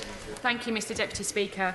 I'm pleased to be able to speak in this debate, as electoral boundaries have a special place in my heart, and no, not just as a newly elected MP, but as someone whose career prior to being elected to Parliament included a thoroughly enjoyable stint some 20 years ago working for the Local Government Commission for England on periodic electoral reviews of local government boundaries. I'm still friends with many of those other boundary geeks who work there, and indeed it's right that I declare an interest that some of those friends and colleagues also moved on to work more recently for the Boundary Commission for England on parliamentary reviews. It would be remiss of me in this debate to not mention and thank all those hard-working electoral administrators working across our local authorities. Good democracy requires good administration, and it's important to recognise the immense efforts that many of these officers continue to make to ensure that all our constituents are accurately and appropriately registered to vote, and that elections are well run and within the law, all against a backdrop of ever-diminishing council budgets during a decade of austerity. And so I speak in this debate with some experience of the process of making boundaries and an understanding of the public's response to both well-made as well as poor boundaries. As much as I'm a politician with a keen eye on the outcome of any boundary changes to the length of time I may have in this place to serve. However, I just want to focus on the first 2 points in supporting the reasoned amendment put down by my honourable friend. Firstly, the legitimacy of our democracy rests in public confidence in the process as much as the outcome. And as part of that, the process of making boundaries must be as transparent as possible so the public can have as much ownership of these structures of elections as much as the outcome. It's for this reason I believe that the removal of parliamentary approval from the process is a backward step. Parliamentary scrutiny of any proposals ensures transparency of the process within the public domain and avoids any perceptions, rightly or wrongly, of power grabs by the executive. Secondly, I welcome the Minister's comments around the proposed numeration date being set at the 1st of December 2020, but recognising that the annual canvass for the electoral register this year in late summer autumn is likely to be significantly impacted by coronavirus. If it's to be the electoral register of the 1st of December 2019 that's looked at, I might also add that she may want to look in her options at the ONS figures, which stated that almost 500,000 people joined the register between the 1st of December and the 12th of December. So to get that really accurate data is really, really important. My final point is around the variance from the electoral quota. This can have a detrimental impact on both the representation of communities and effective administration, as has already been said. But if the number of MPs is fixed and the electoral quota is fixed, the only element of flexibility to support community identity and community connections is the percentage variance from the quota. This will help reflect whether it's moved further away to 7.5%, 10%, that is to be debated. But it can reflect the topography in more rural areas, and it can help better reflect the community connections in urban areas. The numbers are quite small when you actually look at it in the round. Finger in the air, if the quotas are around 73,000, a 5% variance would give you around 3,500 electors. A 7.5 variance would be around 5,500 electors. That's not much of a difference. In fact, people in this chamber have smaller majorities. Maybe that's why they want to stick with the 5%. So overall, I would say that if some say, if it ain't broke, don't fix it. But I would suggest a greater flexibility in quota helps create better constituencies by providing for better community identity and connections with constituencies and ensure greater public buy-in to any proposals. Andrew Rosendale. Thank you, Mr Deputy Speaker. The imperative to review our boundaries is absolutely essential now. We're talking about an electoral register of 20 years ago, and I know that every member of this House will agree that it's time to get this job done, and I commend the government for moving forward on this as fast as possible. This bill, I believe, will create a new political map for the United Kingdom that will see us through at least the next 2 general elections.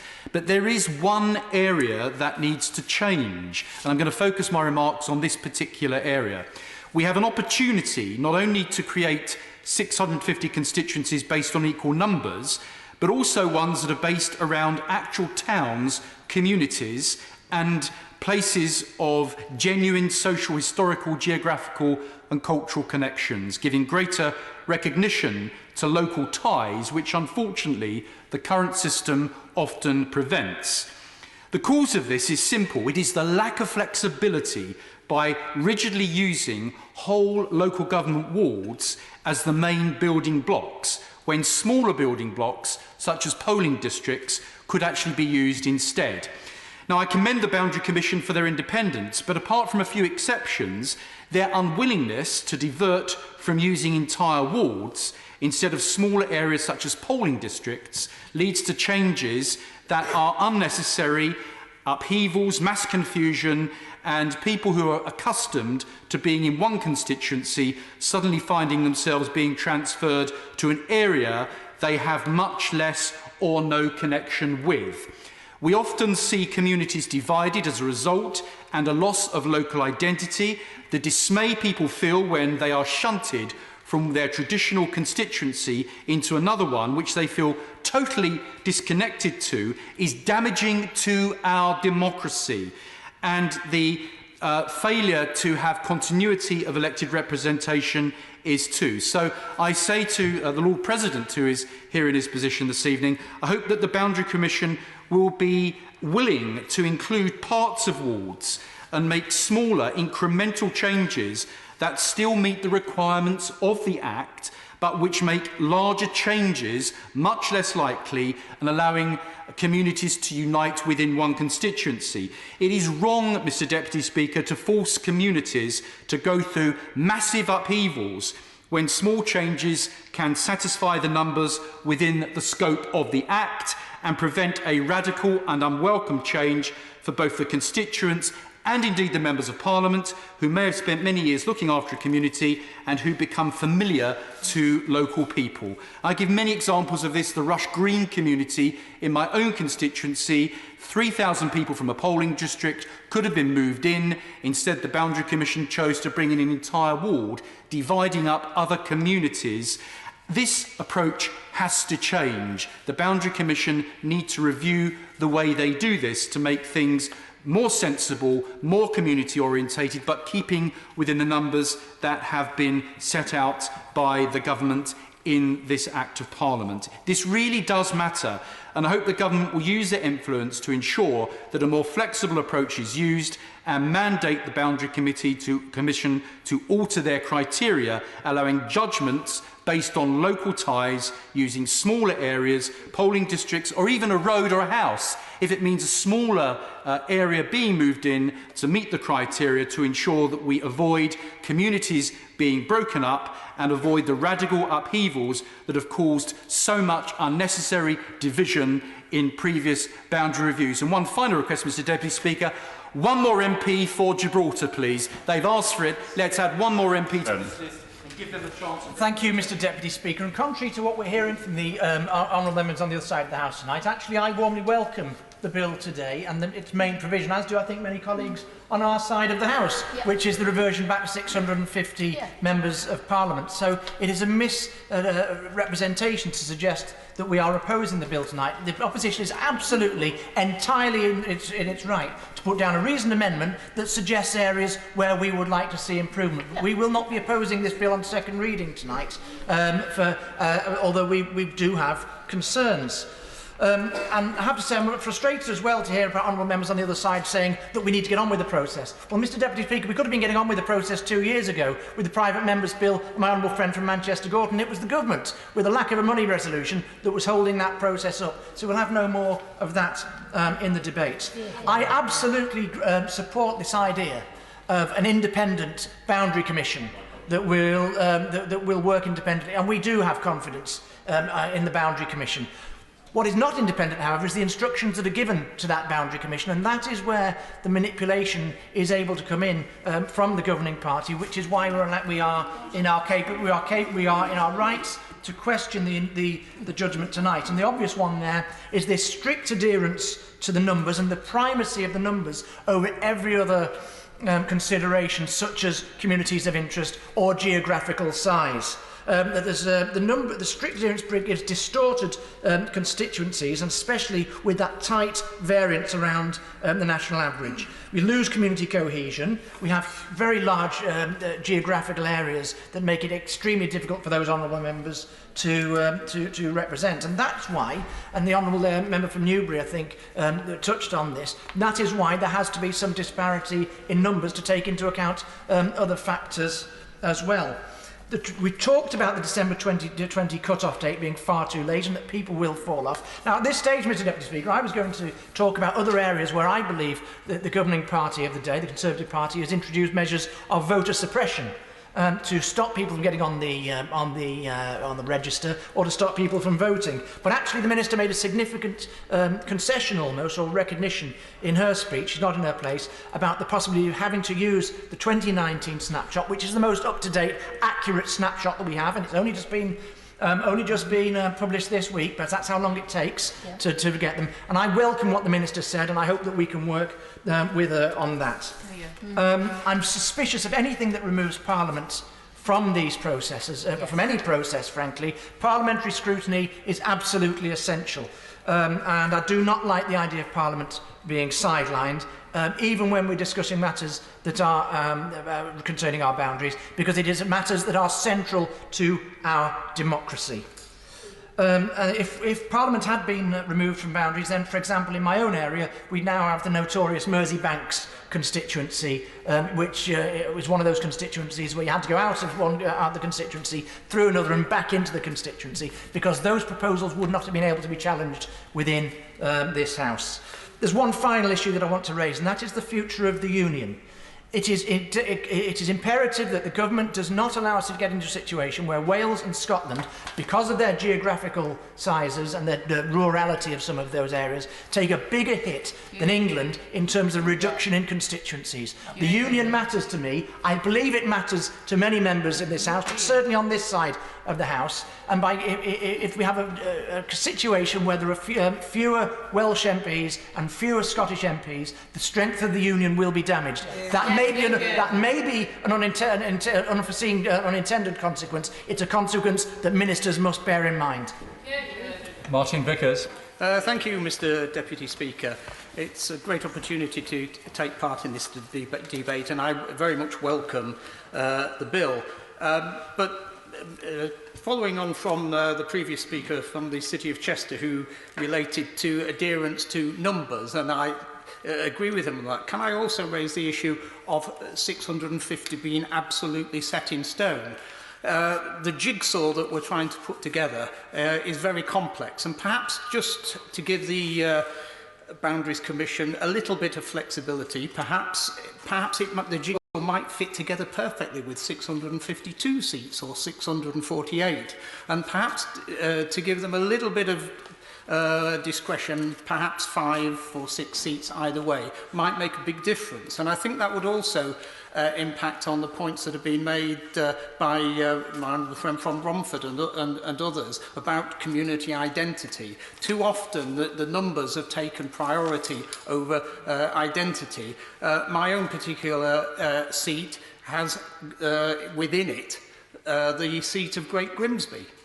The Grimsby seat, as I say, is an island in my constituency, so therefore it can only get the extra 10,000 votes that it needs to reach the quota by inroads into my own seat. But that also, of course, means that then my seat of Cleethorpes will have to move further out. And we have a problem, and this is the main point that I want to get over. We have a problem with the regional boundaries, which were supposedly abolished and so on. But in actual fact, the 2 unitary councils in the north of Lincolnshire are part of Yorkshire and Humberside region. and Greater Lincolnshire, the old Lincolnshire County Council and the districts are in the East Midlands, and great numbers of the suburbs of the Grimsby and Cleethorpes metropolis are actually in a different region. And in the past 2 reviews, that has prevented the Boundaries Commission from looking at some of the villages who clearly identify with the Grimsby Cleethorpes area, but they are not able to be considered because the Boundary Commission, and I understand the reason why they have to have a template to work to, have actually used the regions as a boundary. Now, there are moves within Greater Lincolnshire to more devolution, combined authorities, all sorts of things are being talked of. But basically, the point is that the 2 unitaries and the county council area are coming closer together in terms of policy and economics. And the discretion I spoke of earlier actually would give more ability to follow local identities. I mentioned sort of Grimsby and Cleethorpes, that's obviously my part. There are streets in Grimsby where the footpath is in Grimsby and the road is in Cleethorpes. And woe betide anybody on one side of the road to tell the person that they live in Grimsby or Cleethorpes. They have a distinct identity and they want to relate to the town. Grimsby is an ancient borough. First charter was granted by King John. And it's one of those seats that actually hasn't changed its boundaries since World War II. And now it's going to have to be judged quite reasonably because we've got to balance the numbers. But I do think it's important that we do that. And finally, I would agree with the comments that have been made about the final decision not coming back to this House. Too often we are faced with decisions by outside bodies, independent commissions, agencies and so on, where we are told, oh, you as an MP, no, the government or the Parliament has no say, we can't overturn that. This should eventually come back to Parliament, Mr Deputy Speaker. Alex Davis-Jones. Diolch, Mr Deputy Speaker, and it's a pleasure to follow the Honourable Member for Cleethorpes on a topic that I know elicits strong feelings on all sides of the House. Now, colleagues will be aware that I've only recently become a member of this place, although it feels like much, much longer. And since the election, the coronavirus pandemic has quite rightly been at the forefront for us all. And as I continue to receive hundreds of emails every day, some relating to coronavirus, some on local issues, many on the movements of a certain special advisor, I'm reminded of just how important it is that voices across the UK are fairly represented in this place. Now, I echo the comments made by my honourable friend, the member for the City of Chester, that I welcome the government's decision to agree on the opposition's cause to scrap the plans to reduce the number of MPs to 600. And I will be voting on the reason amendment tonight tabled in the name of the Leader of the Opposition. But it is clear that the current proposals will see a reduction in representation in Welsh constituencies. The government claims that people of all 4 nations in the UK will have equal representation in Parliament. But I disagree, and the situation in Wales is murky to say the least. In Wales, the proposals are likely to see a reduction to around 31 seats, with many of Wales's losses being added to England's total. The Electoral Reform Society Cymru has been critical of the proposals, and I share their concerns that a cut in the number of Welsh MPs puts additional pressure on the already overstretched Senedd. The Senedd has faced a decade of cuts thanks to this Tory UK government and the coalition that came before. It is also clear that the Barnett consequential funding formula for devolved nations like Wales is hugely outdated and leaves Wales without its fair share. I genuinely struggle to see how members representing seats in Wales on the benches opposite me here can actively support and encourage a bill that will weaken Wales's voice in this chamber. That's right, Alex. For a party that places so much focus on defending the union, I am disappointed and dismayed to see Wales's voice undermined in this bill. On a logistical point, a cut in representation will have a real impact on the work of the MPs and the staff can take on. Tory cuts to social security measures over the past decade, coupled with a cut in representatives for Wales, will only further stretch MPs' ability to assist constituents with pressing casework issues, including welfare support and immigration matters. A cut in the number of representatives will put pressure on many of our caseworkers who are already overstretched. And as an MP, proud to be representing my hometown, I stand in this place today as a proud unionist.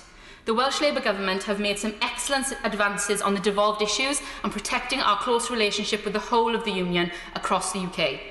The coronavirus crisis is a key example of the divergence that our devolved nations can take on a particular issue.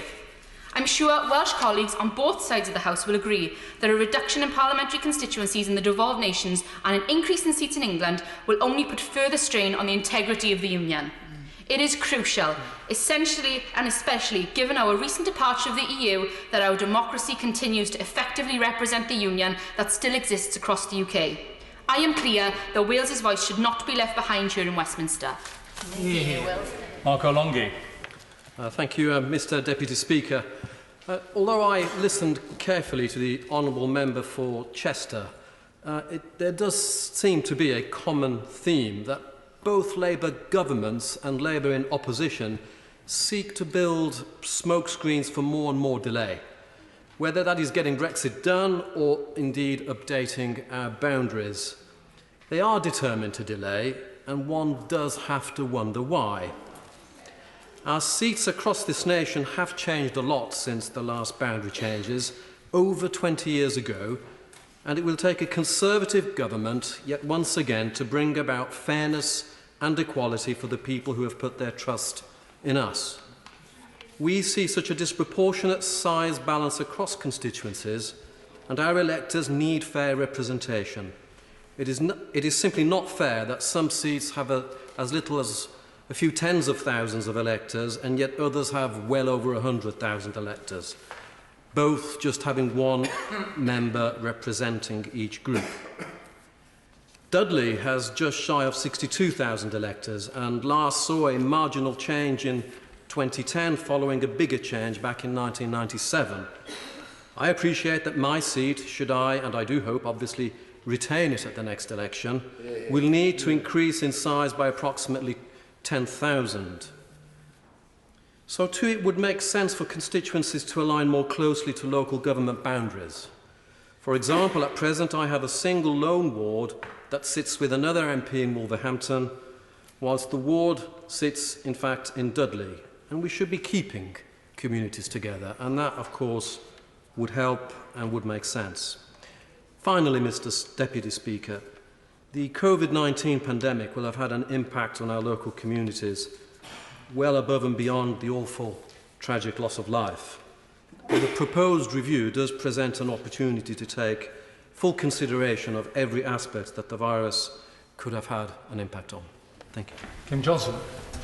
Thank you, Mr Deputy Speaker. I welcome the opportunity of speaking on this important bill. However, I believe that basing the review on the number of registered electors as of the 1st of December 2020 will not provide an accurate or up-to-date picture of our current electorate and will have huge implications on cities like mine with universities.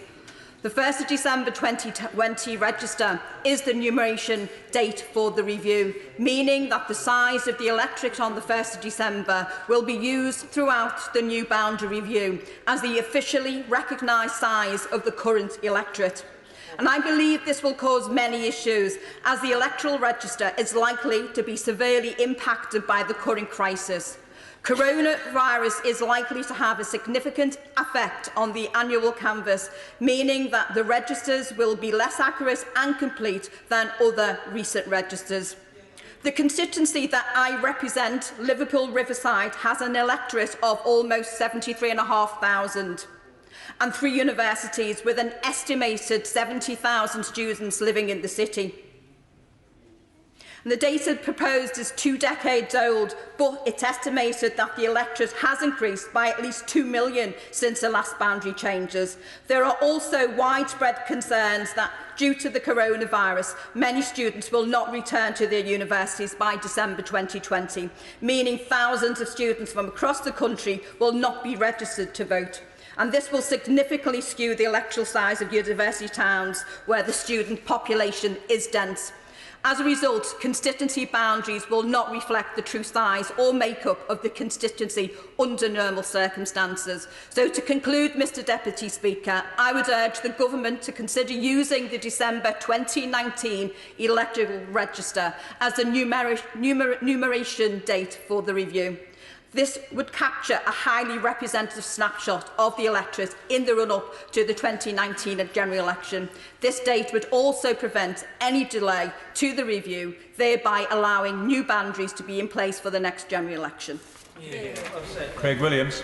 Thank you, Mr Deputy Speaker. Can I start by outlining my great support for the government's position in terms of increasing the number to 650? My predecessor and many Welsh MPs have been labouring that point ever since the initial policy came out of reducing to 600, and I think now we are leaving the European Union and the tier of politicians that once was MEPs in this country is being removed. The fact that we need more members of Parliament covering devolved areas in terms of seats now.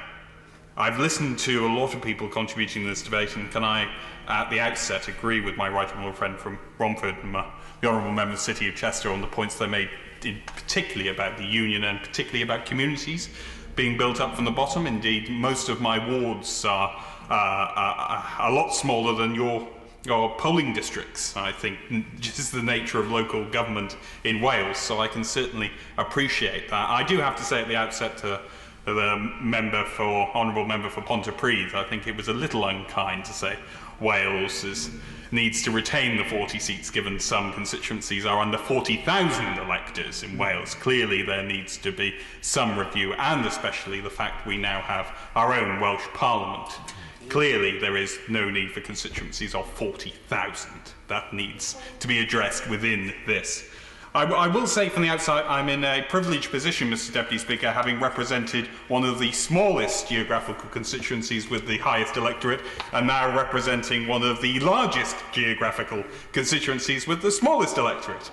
I will, at the outset, put a steer into the Boundary Commission about Montgomeryshire, of course, because it was formed in 1542 by the Royal Charter of Henry VIII, which gives Montgomeryshire some certain legs in this chamber. But there is a point there that I wanted to make, Mr Deputy Speaker, to the front bench, which is about the variants and about looking at the geographical challenges as well as population. Montgomeryshire is, for the initiated farmer, 537,000 acres big. For the uninitiated, that is a large constituency that involves a lot of travel. That comes with the challenge as well as large electorates' populations. And the 5% variance could do with a little kick. I think that's the norm internationally I've heard is 10%, 7.5% I'd be pushing for, and I hope at the committee stage that we go into that in some detail. The point that I've alluded to from the City of Chester about the Union, I think that our nation, Scotland, Wales and Northern Ireland, some thought has to be given to how this interacts with the constituencies there. It also, in Wales, we have two forms of electing assembly members, as it was, but the next time it will be members of the Senate. There are regional and there are constituencies, and crossing first past the post constituencies with the regions in Wales will cause even more confusion than currently exists, and I would implore the Boundary Commission to look at that. But I will end, Mr Deputy Speaker, because I want to allow other colleagues to come in. I can see you'll be up on your feet shortly, with a plea about Montgomeryshire and other rural constituencies. You could see this contribution as the first submission to the Boundary Commission, as is, that we must look at those huge geographical areas and with variance and with the freedom to protect those communities and protect constituents that find it hard to relate when you are travelling for close to 2 hours. Colleagues, honourable members, it is easier to attend this chamber in London than get to the south of my county council. From the top of Montgomeryshire to the bottom of Brecon Radna, On my feet. several hours. Wendy Chamberlain. Thank you very much, Mr Deputy Speaker. Now, the Government's General Election Manifesto made the following commitment to make sure that every vote counts the same, a cornerstone of democracy. And the Government's right. Our votes do not count the same. In December, it took 33 times as many votes to elect a Green MP as to elect an SNP MP. 33 to 1. That is a staggering inequality right at the heart of our electoral system. So I'm very much in favour of making each vote carry the same weight, and it seems that members across this House do agree that democratic equality is a matter of importance. But to properly combat that, the only response is electoral reform, but I'll leave that debate until next week and my time with the Minister then. What the Government really means by making every vote count the same is to tighten the boundaries for constituencies so that there's the same number of potential voters in each one. And in principle, this sounds like it would make sense.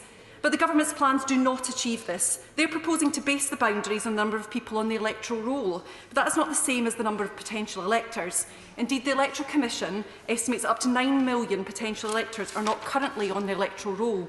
And as we know, this marginalises groups for whom there are structural difficulties in getting onto the electoral roll. I'm hopeful that the Government will consider using the December 2019 electoral roll. We should take advantage of the fact that the upcoming electoral events encourage people to register and to be enfranchised. We should promote this engagement with our process. There's an obvious solution on all this, which is automatic voter registration. I do not see why the Government refuses to pursue it. Perhaps they are following their instincts. Now, the single most important argument for first past the post, and indeed I think this is the reason why many members fail to look at electoral reform in the way that I do, is that members represent identifiable local communities. And I think that members will agree if that we cannot achieve a sense of local representation, then the idea of a one-member constituency is undermined. Now, as someone who advocates a proportional voting system, if I was going to design a flaw in first past the post, I think it would be this. Create rules so stringent that MPs represent random chunks of the country and so delicately responsive that a tiny change in one part of the country will lead to a ripple effect spreading from constituency to constituency and meaning completely new boundaries every 8 years. And I agree that basing the building blocks of seats on wards leads to shotgun constituencies. My own constituency boundaries splits the High Street and Leven in North East Fife, but at least it is all in Fife Council. And I've hugely valued during the COVID pandemic engagement with NHS Fife and Fife Council, and my constituents have too. One final issue I wish to comment on is that of overseas electors. One of the Government's manifesto promises is to abolish the 15-year rule on the eligibility of overseas electors, and presumably legislation will be brought forward over the coming session. They will be able to vote in the next general election, but whether the date of the electoral register used for the boundary review is this year or last, they will not be on it. My colleague, Lord Wallace of Saltaire, has tabled written questions asking the Government to estimate what the number of overseas electors is, and there is no estimate. We are walking blind into this. We're putting restrictive percentages in place now and then adding in an unknown number of voters at a later point, completely undermining what the Government is trying to achieve. And as I touched upon earlier, the incredibly sensitive flexibility conditions will create further upheaval. So I return to where I started. The Protect Our Democracy section of the Conservative Manifesto. There are a number of commitments in that section. Today's legislation represents the first brick in that wall, but clearly, as the issue with overseas voters illustrates, there are going to be foreseeable problems in terms of what comes after. This might be the first brick, but the wall will end up being unstable. Thank you. Maria Miller. Thank you, Mr Deputy Speaker. And can I start by commending the Minister for what was, I thought, a very powerful speech in presenting this bill to the House today. We all come here with equal power vested in us by our communities.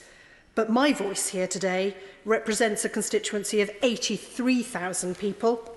The lady I'm following represents a constituency of 61,000 people. It is difficult for us to explain to our constituents why that inequity is there.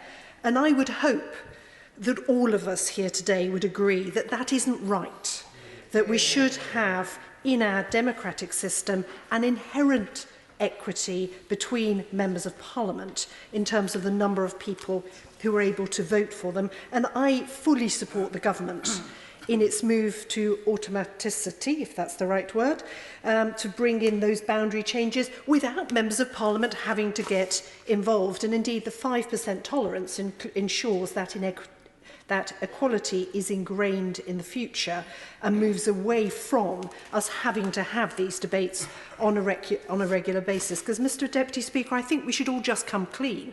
This is a difficult issue for members of Parliament. We have an inherent interest in the outcome of boundary reviews, which it makes it difficult, as my honourable friend, the member for Westham-super-Mem, I think made the point incredibly well in his contribution. We need to put it outside of this place for those decisions to be made. One thing that hasn't been discussed today is that new ONS data estimates there will be a new 6 new constituencies generated in the south-east region of this country. Now, I think this place does need to give some thought to how those new constituencies should be constructed, because constituencies should have a sense of purpose. They should have a sense of history, a sense of community. When my constituency was first part of a boundary review back in the 1940s, there were just 13,000 people living in Basingstoke. There are now 83,000 people living in my constituency, and it sprawls across 4 constituencies. So my challenge to the Boundary Commission is very simple, and I think the Minister needs to help them with this, that we should construct constituencies not just on numerical constructs, but they should be constructed for communities first and foremost, and that we should construct those constituencies for the future, not simply salami slice away what has gone before. This is, I think, the right thing for us to be thinking about now, because this boundary review will be seismic in some areas of the country, and we need to make sure we grasp the opportunity. Now, at the moment, the provisions in the 1986 Act in Schedule 2 are very sparse in terms of the directions they give to the Boundary Commission. They do talk notionally about local ties, and that can often be something that figures large in the consultations that follow. But is there opportunity here to give more direction to the Boundary Commission about the importance of constituencies, importance of mid-sized market towns like Basingstoke, which has been seen actually in 2010 significant boundary changes because we've done the right thing and built new houses, but we've been rewarded by a fragmentation of our constituency, which I think is not necessarily healthy for the future. So why do we have in certain parts of the country towns split east-west, north-south, and others simply salami sliced away? We need to have a better approach to how we construct our constituencies for the future. Ruth Jones. Thank you, Mr Deputy Speaker. And I think I win the prize for patience this evening. And many of my points have already been made, but I make no apology for reiterating, because this bill will have important impact on all of us in this House. Now, the onset of COVID-19 pandemic and its continued impacts in Newport West and across the United Kingdom, and indeed our whole world, has shown now more than ever that strong and constructive scrutiny of the government is vital. And that's how we must approach this bill and this debate as it works its way through the House. As such, I am pleased that the government's plans to cut the number of MPs has been scrapped, because this is not the time to engage in less democracy, and as we leave the EU, it is even more vital that the increased workload of MPs is reflected in the makeup of our national parliament and the design of its constituencies. I am concerned about the removal of parliamentary approval and scrutiny from the process, though, Mr Deputy Speaker. Under the current rules, Parliament has the ultimate authority to accept or deny the boundary changes. The draft boundaries order must be agreed by both Houses of Parliament before being approved by Her Majesty at a meeting of the Privy Council. However, the measures contained in this new bill will remove Parliament from the process, which means Parliament will no longer be required to approve the draft order before being made by Her Majesty at the meeting of the Privy Council. Now, we all remember what happened the last time the government attempted to bypass Parliament as it sought to illegally probe Parliament, and this is not a good way to go. Another key part of the bill is the fact that the review will be based on the number of registered voters as of the 1st of December 2020. This means that the size of the electorate on the 1st of December 2020 will be used throughout the new boundary review as the officially recognised size of the current electorate. We know the pressures that will be triggered by Brexit and COVID-19 and the uncertain housing situations at the moment. This risks the data on which these major changes will be based being flawed and incomplete. We all remember what we were doing in December 2019 and can testify to the obvious fact that the general election acts as a major drive of registering to vote. We see huge spikes, as already been alluded to tonight, in voter registration during national and local elections too. And we now know there will be no election between today and December the 1st, 2020. So we will lose that ability to ensure that the voter roll accurately reflects those entitled to vote. So let's stick to the December 2019 data. My final point is that we must take account of geography, not just numbers of voters. Mountains and valleys, rivers and reservoirs make a difference, and I would urge the Minister to remember this. So whilst I won't be opposing the second reading today, I am pleased the Government has made some concessions, but I caution them to take the politics out of this process and to give the people of England, Scotland, Wales and Northern Ireland the House of Commons they need and deserve. Wind-ups at 7:44. Lee Rowley. Thank you, Mr Deputy Speaker. I will try my best to fit in what I have in the minute and a half or so that I have. I welcome this bill and I'm glad to see that it is being brought forward. It's been a long time coming, even for those of us who are relatively new in this place, and it provides clarity on a national level, or will do, and it also provides clarity on a local level for constituencies and seats like mine, which have been moved around in the proposals over the past 10 years or so. It will be good to get a final clear view about what is going to happen and when. And if I could just make 2 brief points before wind-ups begin. The first, I support the principle of equalisation. One person, one vote is important, but also the representations of those people being equal in this place. And it cannot be right, as competent, as capable and as excellent as my colleagues are in other parts of Derbyshire, that one member of Parliament in Derbyshire has 10,000 less people than myself, and another member of Parliament has nearly 9,000 people more than myself. That variation does ask questions about how we represent our constituencies in this place, and it is why I'm not convinced by some of the arguments that have been made in this chamber tonight, including, unfortunately, from the honourable member from Pontypridd on this matter. And secondly, it is vitally important that we have up-to-date information and data on this. And whilst the data itself came later, the processes for starting the data in the 5th periodic review, upon which I was elected in December, were done before I even became eligible to vote. And since then, I have voted in 6 general elections, I have stood in 3 of them, and I've had the privilege of being elected in 2. And it cannot be the case that we continue to use data that is that far out of date. It undermines the legitimacy of this place, and I look forward to it being corrected in this bill when it goes through the House. Wind-ups, Helen Hayes. Thank you, Mr Deputy Speaker. I'd like to thank all the honourable members who have contributed to this important debate this afternoon. My particular thanks go to my honourable friends, the members for Aberavon, Chesterfield, Jarrow, Bradford South, Luton South, the City of Chester, Pontypridd, Liverpool Riverside and Newport West, for their contributions which demonstrated their depth of commitment both to democratic representation and the communities they serve, and raised important issues about the detail of this bill. Several members, including those representing the City of Chester, Pontypridd, Lagan Valley and Montgomeryshire, raised important points about the impact of this legislation on representation in Scotland, Wales and Northern Ireland. Strong devolved representation within the nations is critical to the integrity of our United Kingdom. A bill which reduces the number of parliamentary constituencies in the devolved nations while increasing the number of English seats risks putting further strain on the integrity of the Union, and I hope that the Leader of the House, in responding, will address this point directly. Members across this House agree that the periodic review of constituency boundaries is a vital part of our representative democracy, and that this review is long overdue. It is our constituencies that give shape and meaning to our democratic process, and our constituencies ensure that the concerns of each part of our diverse United Kingdom are given voice and representation.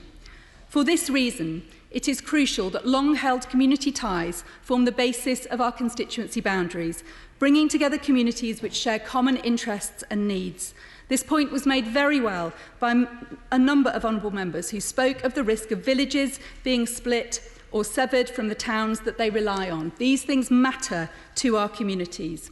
It is therefore extremely disappointing that the government has once again refused to compromise on the issue of the 5% electoral tolerance. I ask the Leader of the House, what response can he provide to the apolitical academic experts who have highlighted the restrictive and damaging impact that the 5% quota will have on constituency boundaries? Just a slight widening of this electoral quota to 7.5%, supported by the member for Montgomeryshire, will vastly improve the geographic and community coherence of new boundaries and ensure better representation for communities as a result. Mr Deputy Speaker, when the Government introduced the Parliamentary Voting System and Constituencies Bill in 2010, a pre-legislative inquiry heard evidence from several witnesses that the proposed number of 600 constituencies chosen by the Government was not based on clear evidence. The Hansard Society told the committee that the number had been, and I quote, plucked from thin air, 600 simply being a neat number. The Government has now made a U-turn on this arbitrary number. But as my honourable friend, the member for Lancaster and Fleetwood, mentioned, the review in 2013, based on 600 constituencies, cost the taxpayer in the region of £700 million, and the 2018 review is likely to have a cost upwards of £8 million. Does the Leader of the House accept that the government's political indecision has been a waste of taxpayers' money? And will he clarify for the record now how much the 2018 boundary review cost? Mr Deputy Speaker, many members have raised the alarming removal of parliamentary oversight from this process. Parliament has an important role to play as an emergency backstop to prevent power grabs by the executive. But the Tories are attempting to remove this backstop, threatening serious, unforeseen consequences for the future of our democratic process. This move is deeply concerning for the integrity of our parliamentary democracy.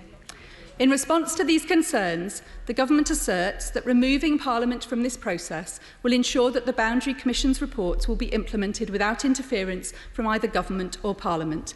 But this is not strictly true. The government makes the legislation that instructs the boundary review process. And ministers have already taken political advantage of the process by creating a loophole in the bill. Without parliamentary oversight, the handbrake which previously prevented the Tories from removing 50 MPs on an entirely arbitrary basis no longer exists. If passed, this new legislation will allow the Tories to force through reductions to the number of MPs without any backstop being in place to prevent it.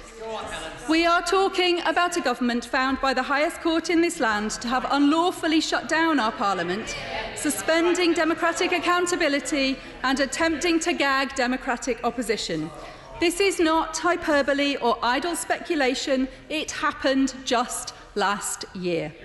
In such a context, there can be no guarantee that ministers will not take advantage of the silencing of Parliament in favour of strengthening their own executive power.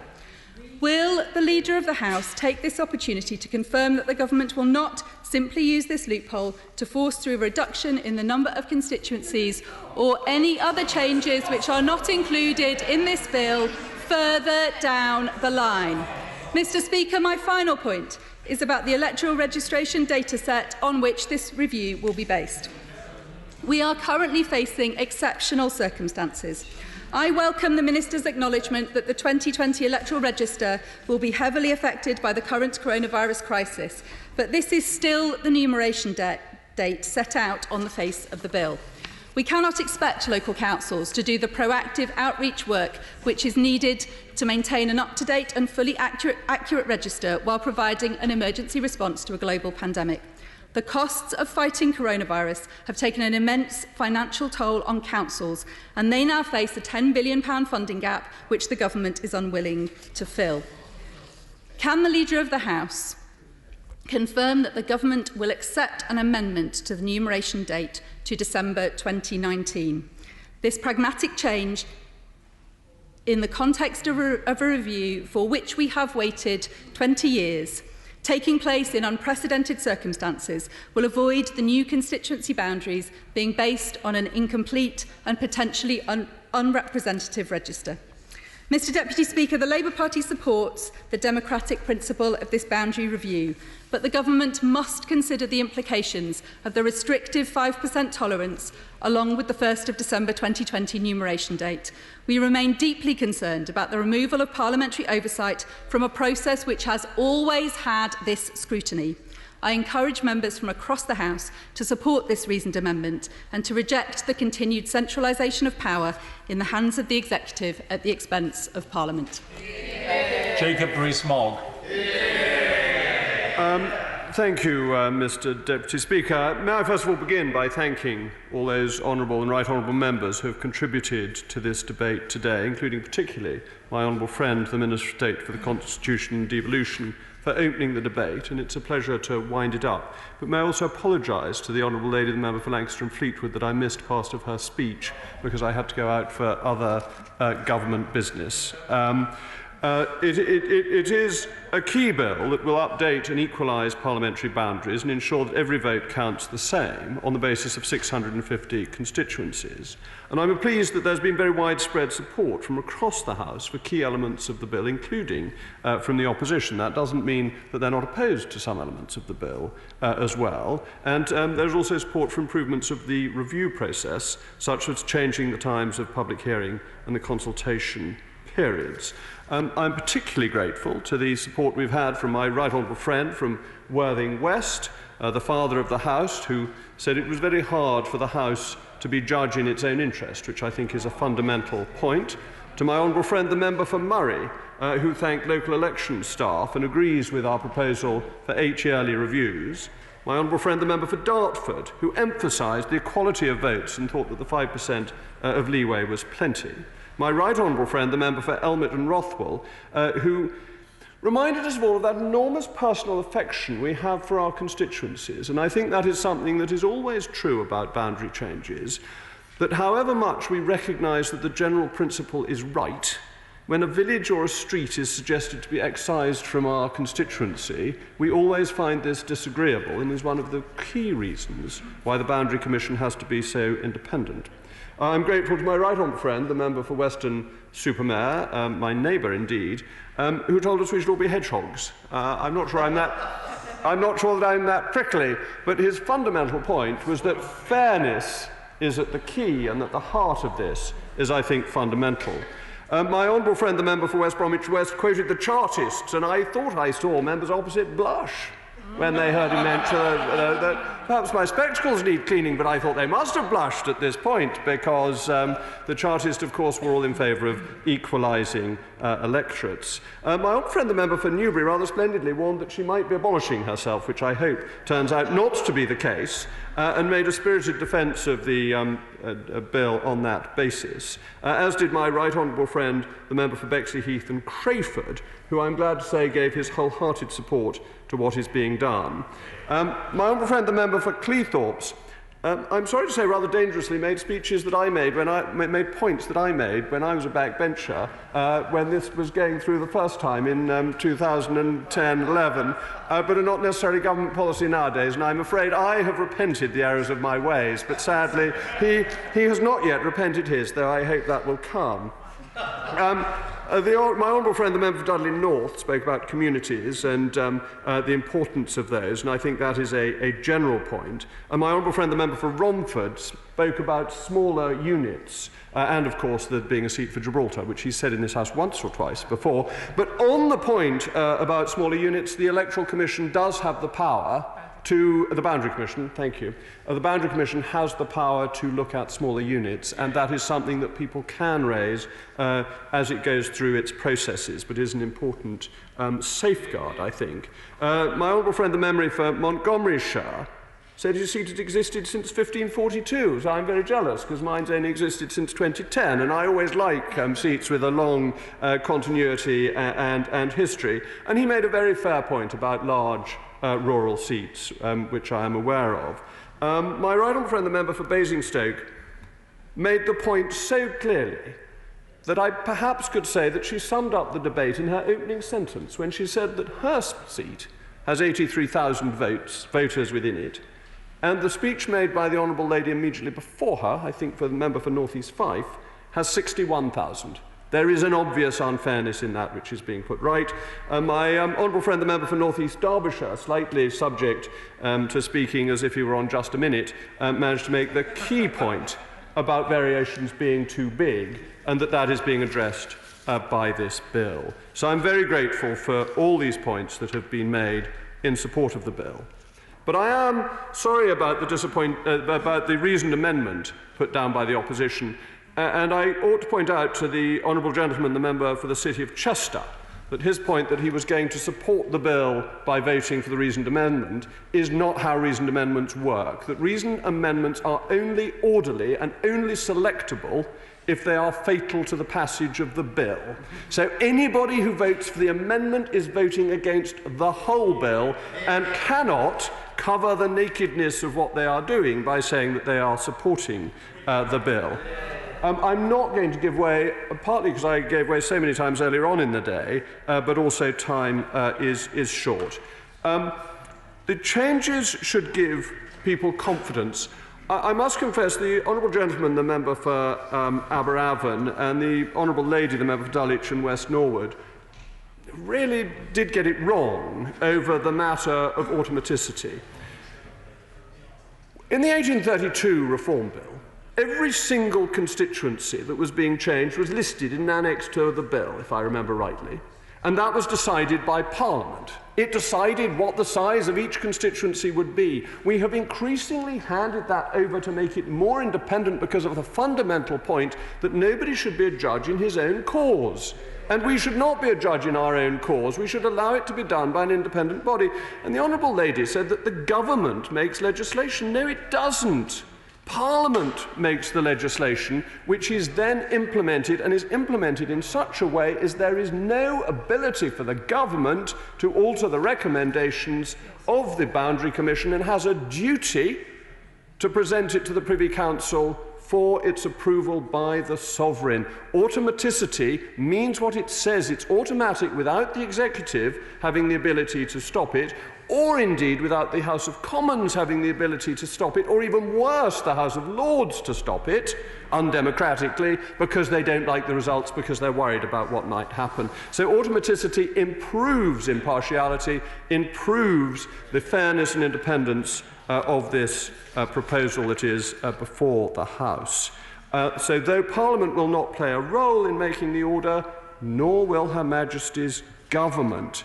The key other point that was on the Union, because we heard from a number of honourable members about the impact of the tolerance level and equalisation on parts of the Union, and this bill does not change the tolerance level which was put in place by Parliament in 2011. And bear in mind it's 5% plus or minus, so it is effectively a total of 10%. It's about 7,000 voters if you take the swathe from the central, total swathe from the central point.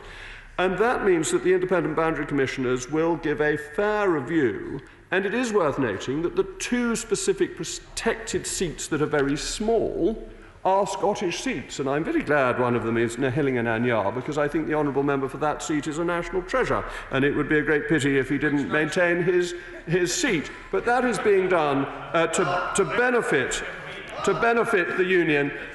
Too late, I'm sorry to say.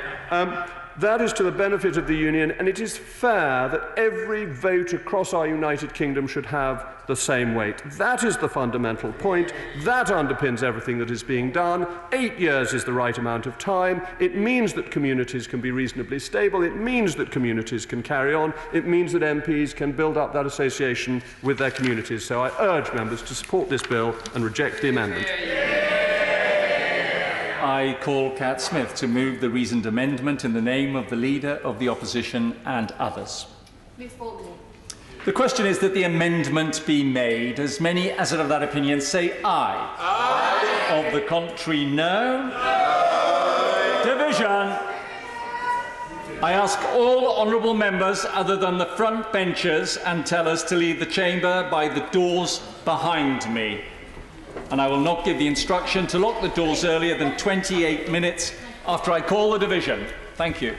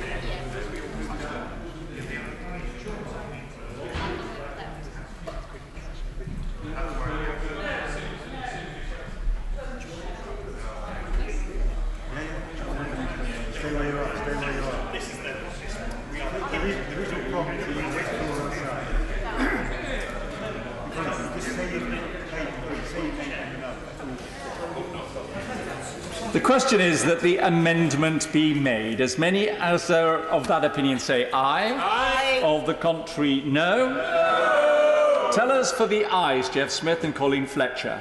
Tellers for the noes, Stuart Andrew and Marcus Jones.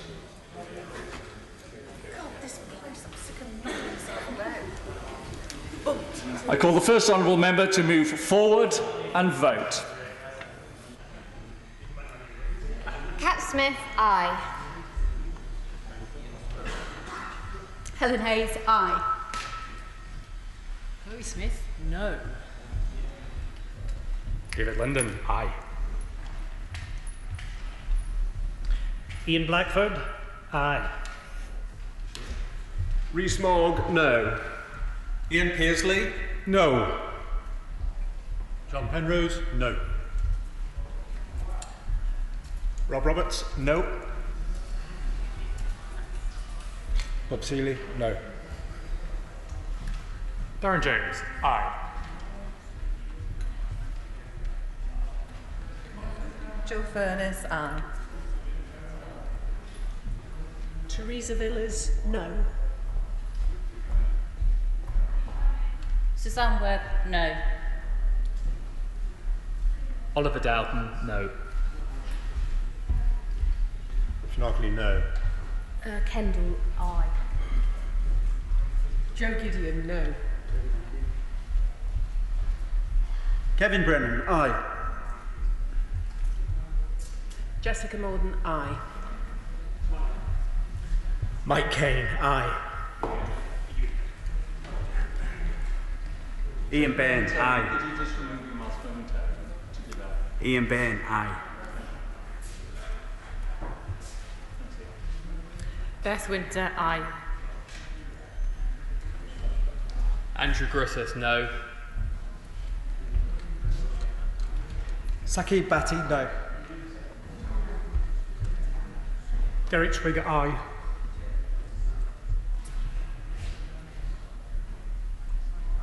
John Howell, no. Kevin Hollingreck, no. Richard Holden, no. Laura Farris, no. Gavin Williamson, no. Michael Ellis, no. Greg Clark, no.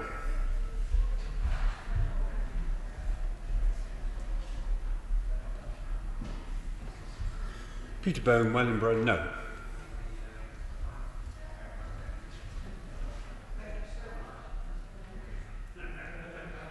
Angela Eagle, aye.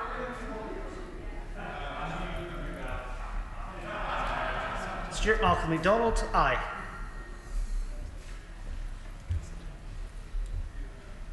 Abhinav Pungasari, aye. Luke Pollard, aye. Rachel Reeves, aye. Imran Ahmed Khan, no. Selene Saxby, no. Dean Russell, no. Alex Norris, aye. Also proxy vote for Sarah Owen, also aye.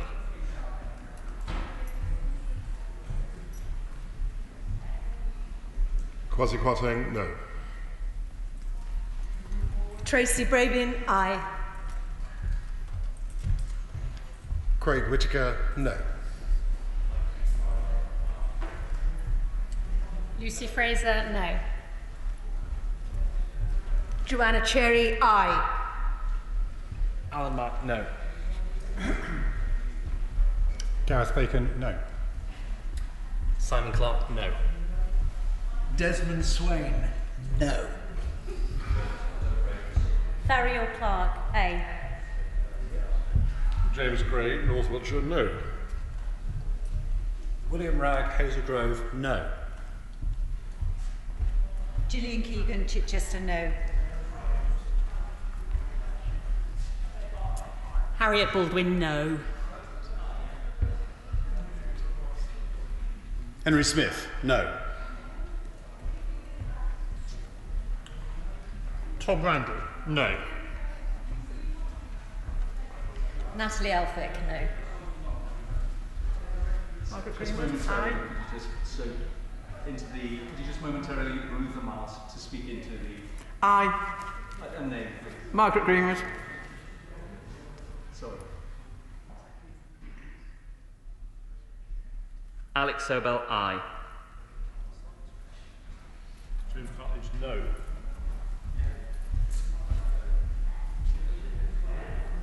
David Lammy, aye. Flake Drummond, no.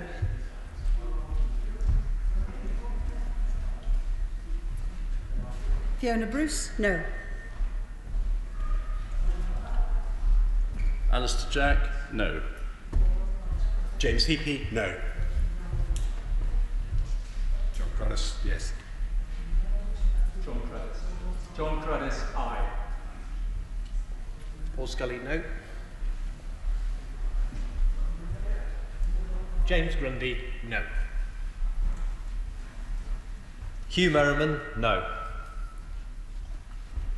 Elliot Colburn, No.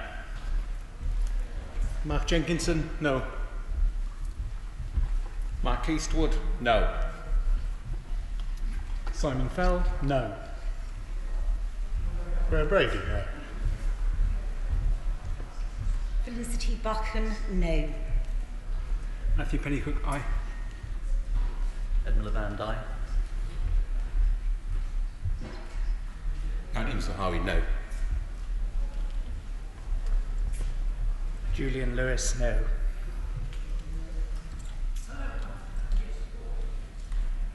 Afzal Khan, Manchester Gorton, aye. Stephen Morgan, aye. Robert Sims, definitely no. Ian Mearns, aye. Mr Deputy Speaker, Clifton Brown voting no. Could you just remove your mask temporarily when Sure, you're in front of no the problem. microphone so everybody can... Zara Sultana, aye. Thank you very much. Doughty Stephen, aye. James Wilde, no. Jim McMahon, aye. Paul Blomfield, aye. Can you just temporarily remove the mask and speak into the microphone? Paul Blomfield, aye. Thank you, Paul. Oliver Heald, no. Jacob Young, no. Catherine McKinnell, aye. Kit Nordhouse votes no. Carl McCartney also votes no. Jonathan Gunnis, no. Mark Fletcher, no. Pim Afalami, no.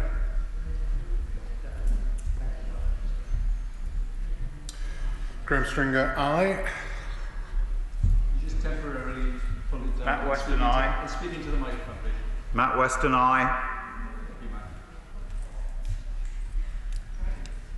Jack Lepresti, no. Daniel Kravchinsky, no. Shion Wara, aye. Ruth Edwards, no. Paul Maynard, no. Lloyd Russell-Moore, aye. No gerrymandering for me, please. Drew Hendry and I vote aye. Wendy Morton, no. Andrew Salou, no. Gordon Henderson, no. Barry Gardiner, aye. Nusrat Ghani, no.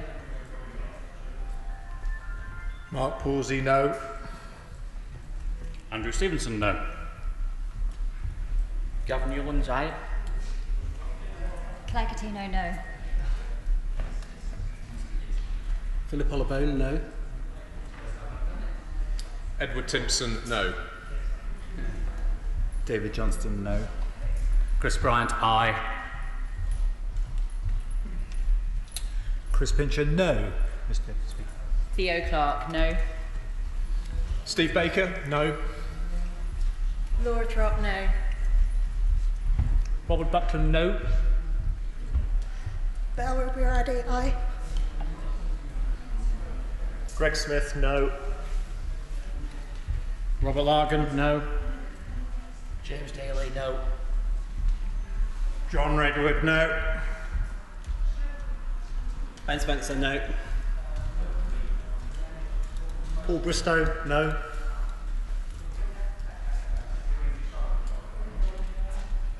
Liz Howell Roberts, aye.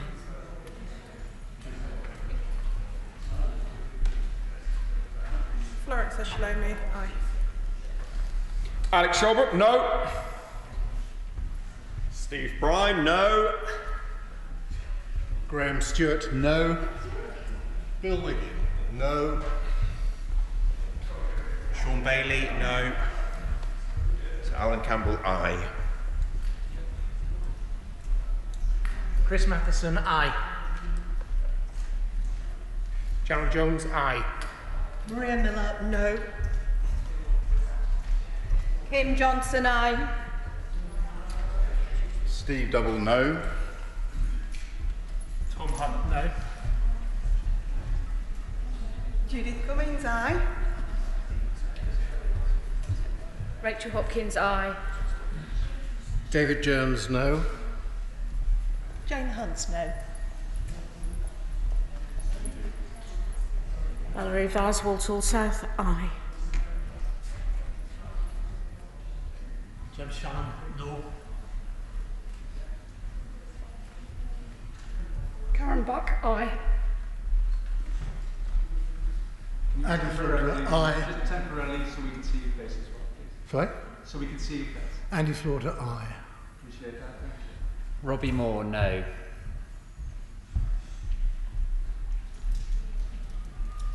Duncan Baker, no. Amanda Milling, no. Simon Jupp, no. Alex Davis Jones, aye. Ruth Jones, aye. Kate Holloway, aye.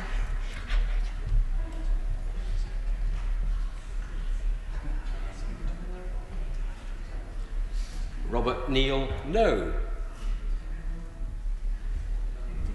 Mike Wood, no.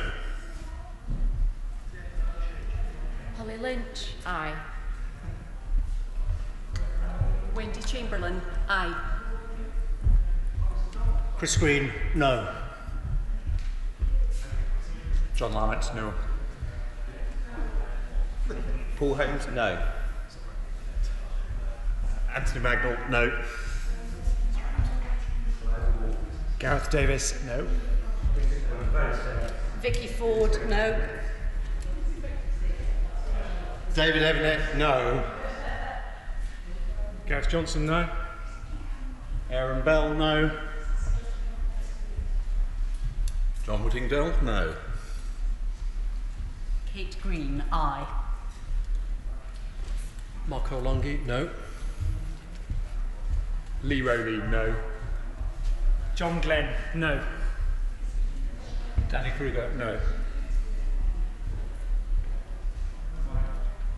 Kevin Jones, aye.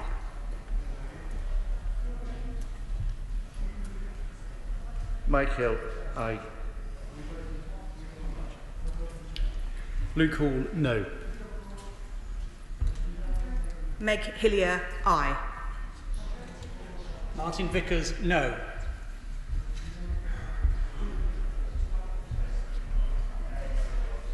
Andrew Rosendale, no. George Eustace, no. Craig Williams, no. Robin Walker, no. Peter Bottomley, no.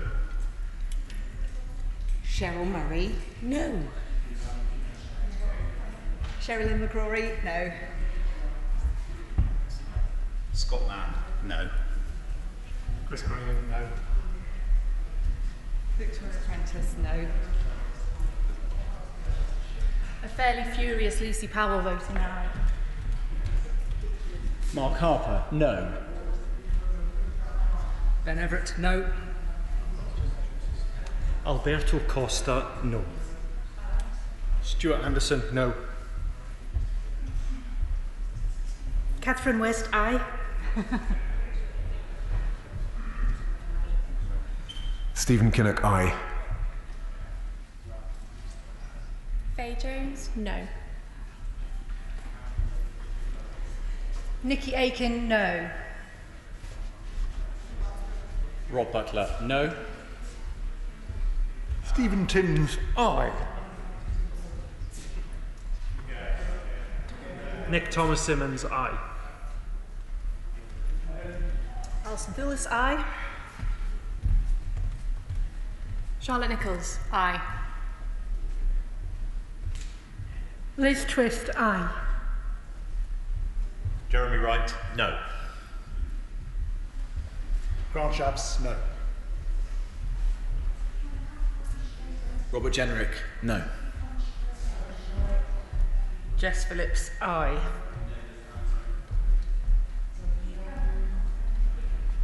Maria Eagle, aye. Emma Lowell-Buck, aye. Douglas Strauss, no. Northern Tim, no. Tracy Crouch, no. Julie Marson, no. Sarah Dines, no. Robert Goodwill, no. Chris Evans, aye. Ian Levy, no. Tobias Elwood, no. Keir Starmer, aye.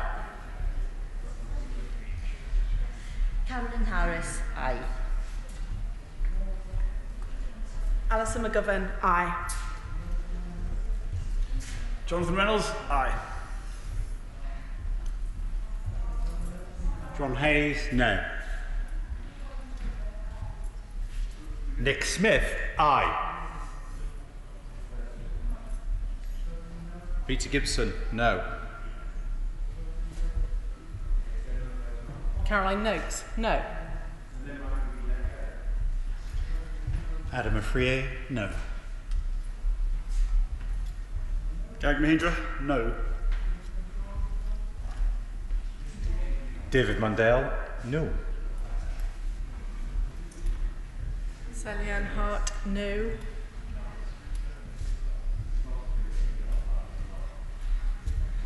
Charles Walker, no. Alistair Carmichael, aye. Ben Wallace, no. Anthony Higginbotham, no. Crispin Blunt, no. Andy Carter, no. Stephen Hammond, no. James Sunderland, no. Clive Efford, aye. Rachel Maskell, aye. Kevin Foster, no. Tom Tugendhat, no. David Simmons, no. Steve McCabe, aye. Olivia Blake, aye. Jack Brereton, no. Edward Argan, no. Andrew Lua, no. Damien Green, no. James Stevenson, no. Dennis Eichner, aye. Sarah Bradscliffe, no. Robert Courts, no.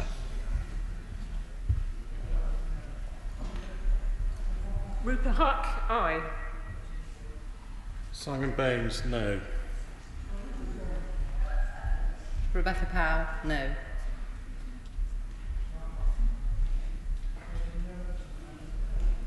Rishnara Ali, aye. Jeremy Hunt, no. Alexander Stafford, no. Joe Churchill, no. Jackie Laura Price, no. Paul Howell, no. Wayne David, aye.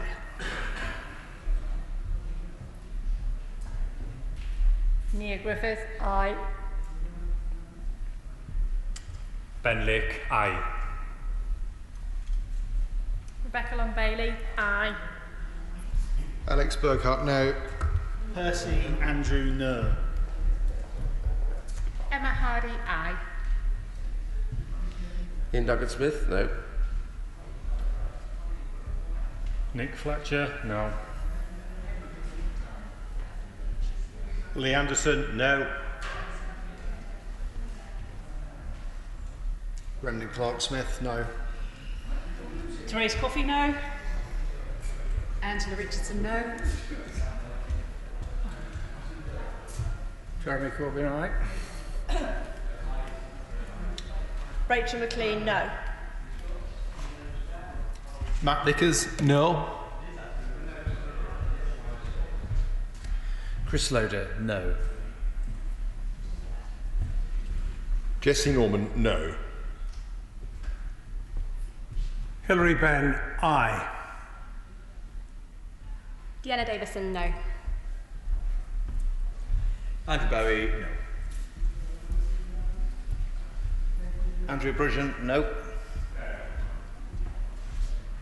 Holly Mumby Croft, no. Tonya Antoniazzi, aye. Sarah Jones, aye. Mike Amesbury, aye. Greg Hands, no. Jason McCartney, no. Toby Perkins, aye. Peter Aldous, no. Jeremy Quinn, No. Matt Woolman, no. Jeffrey Donaldson, no. Tara Watemi, aye. Yvette Cooper, aye. Nicholas Brown, aye. Damien Moore, no. Tanmanjit Singh Desi, aye. Tahir Ali, aye.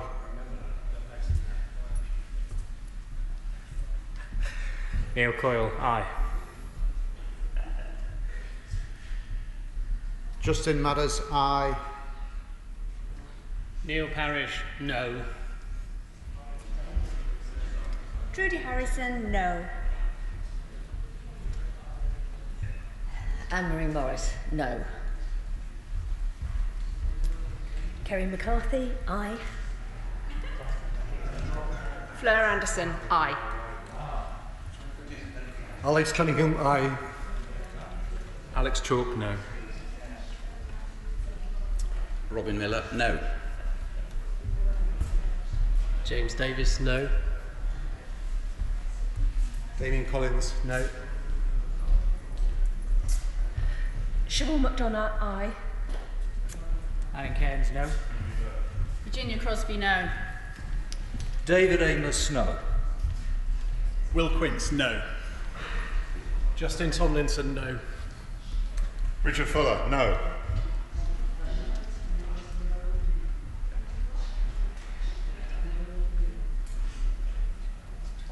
Andy MacDonald, aye. I won't be back because this is to say. Angela Rayner, aye. Richard Graham, No. Mims Davis, no. Nicola Richards, no. Gary Sambrook, no. Darren Henry, no. Christian Wakeford, no. Chris Clarkson, no. Anthony Brown, no. Jerome Mayhew, no. Pat McFadden, aye. Lucy Allen, no. Kemi Badenoch, no. John Healy, aye.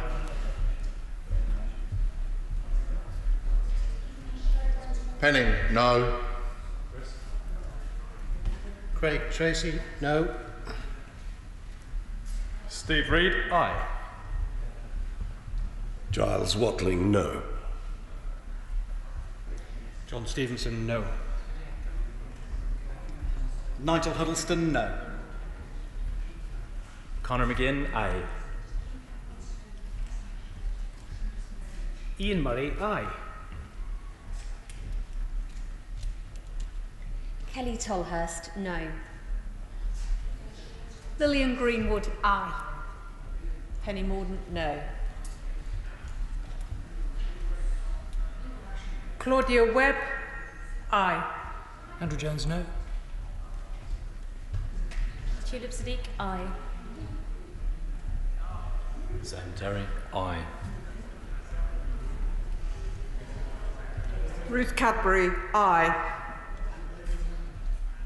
Murison, no. Ian Bird, aye.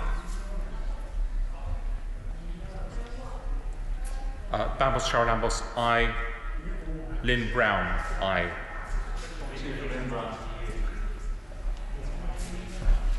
Ian Stewart, no.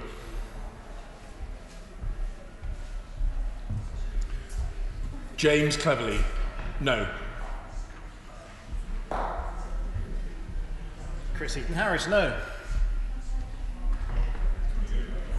Caroline Dinage, no.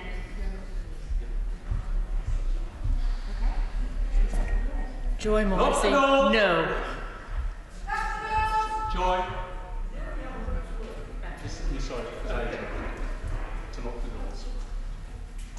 Joy Morrissey, no.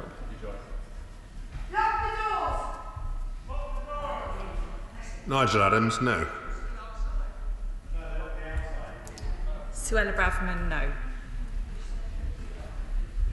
John Speller, yes. Bridget Phillipson, aye. Liam Fox, no. Wes Streeting, aye. Peter Kyle, aye. And Stella Creasy, proxy vote, aye. Damien Hines, no. Julian Smith, no.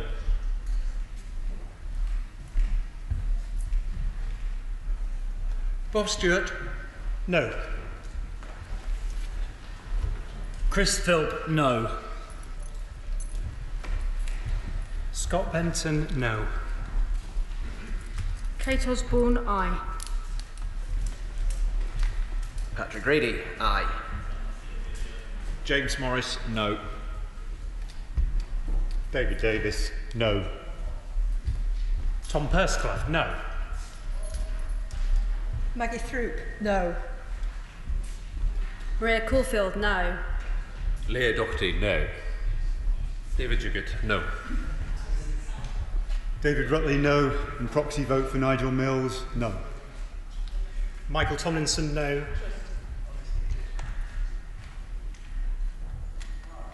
Mary Kelly Foy, aye. Eddie Hughes, no. Proxy vote for Siobhan Bailey, no.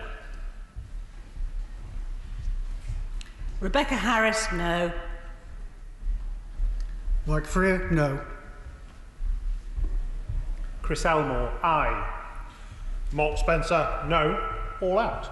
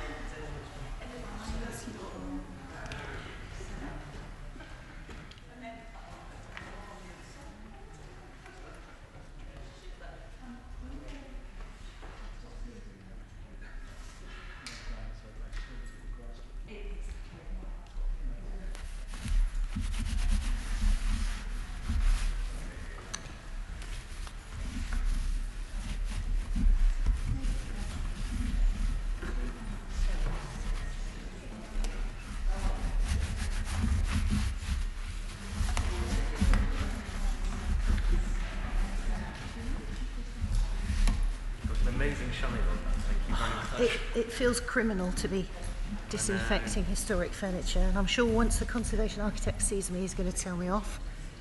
Well, thank you anyway. Better that we're safe.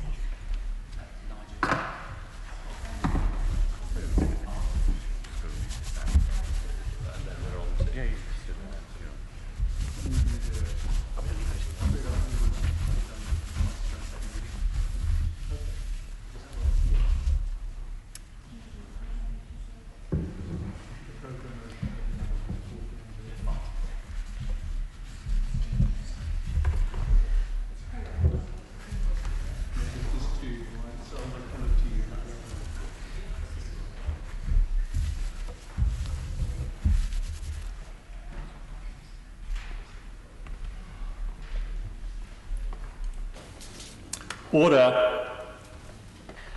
The ayes to the right, 137. The noes to the left, 265. The ayes to the right, 137. The noes to the left, 265. So the noes have it. The noes have it. Unlock. The question is that the bill be now read a second time. As many as have done it, say aye. Aye. Contrary, no.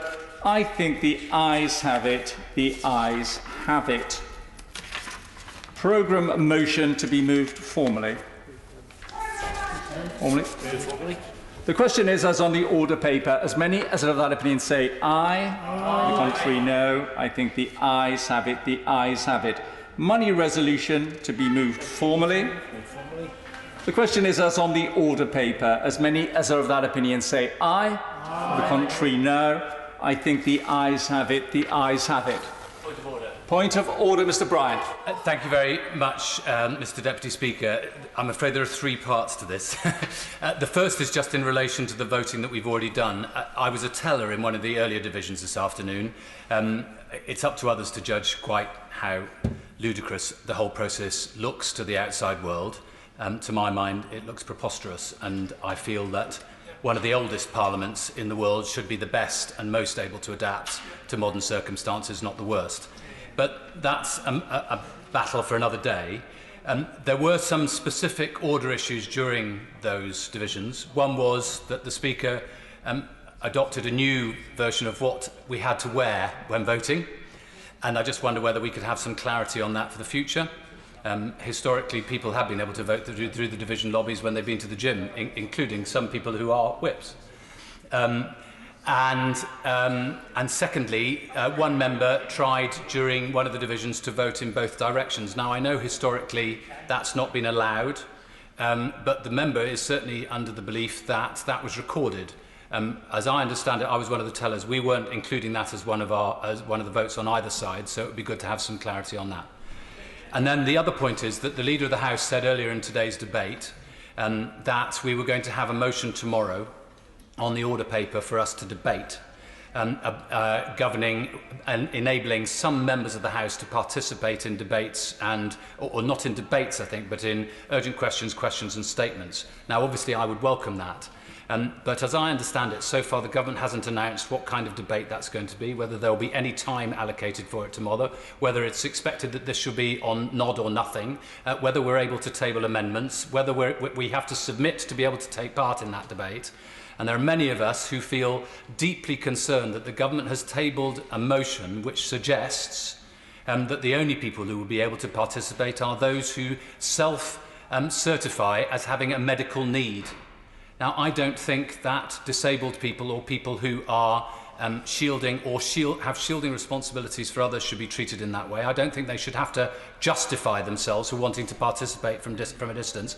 And in particular, parents who have childcare responsibilities should certainly not have to claim that there's some kind of medical reason. So some of us would like to have a full debate. I'm sorry that's a long point of order, Mr. Deputy Speaker, but you're a very, very indulgent man. Thank you very much, Mr. Bryant. As far as the first part is concerned, you said it was a battle for another day, and clearly it will be.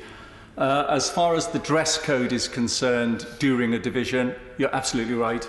In the past, people have come straight from the gym and worn what they were in when the division bell happened. So I will ensure that this gets raised tomorrow in order that clarity is brought to how people should dress when there is a division, as I will on the voting both ways, because we don't have the opportunity to abstain or for whatever reasons which we can only hazard as to why people do vote both ways. And as far as the motion is tomorrow is concerned, I haven't seen that motion yet, but you have raised several points as to why people would want to at least make known their anger one way or another as to what may or may not happen in that motion. And I hope that members will get an opportunity at least to express their views during however that motion is going to come forward. So I hope that is okay. Thank you very much, Mr. Bryant. The thumbs up will do me fine. We now move on to the business of the House, motion number 6 on business of the House. Minister to move. The question is, as on the order paper, as many as are of that opinion say aye. To the contrary, no. I think the ayes have it. The ayes have it. Motion number 7 on sentencing, pre-consolidation amendments, Bill Lords. Minister to move. Moved. The question is, as on the order paper, as many as are of that opinion say aye. Of the contrary, no. I think the ayes have it. The ayes have it. I beg to move this House do now adjourn. The question is that this House do now adjourn. Caroline Noakes.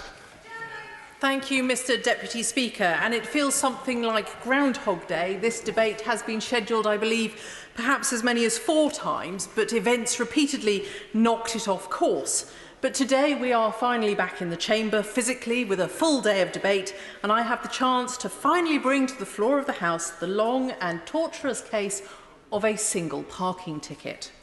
Now, my honourable friend, the Minister, need not look panicked that I'm expecting him to do something about a specific parking ticket. The matter is now resolved. But I wish to draw to his attention the fact that my constituent, Mr. Guy Hindle, was bullied by a succession of organisations over a period of some 20+ months over a 6-minute transgression. And as Mr. Hindle happily agrees, this is not about his experience. He is a resilient individual, very much so, and he eventually negotiated a payment of just £15 when at one point £247.62 was being demanded from him. It is about shining a light on what he refers to as the sharp practices of the Wild West of parking services.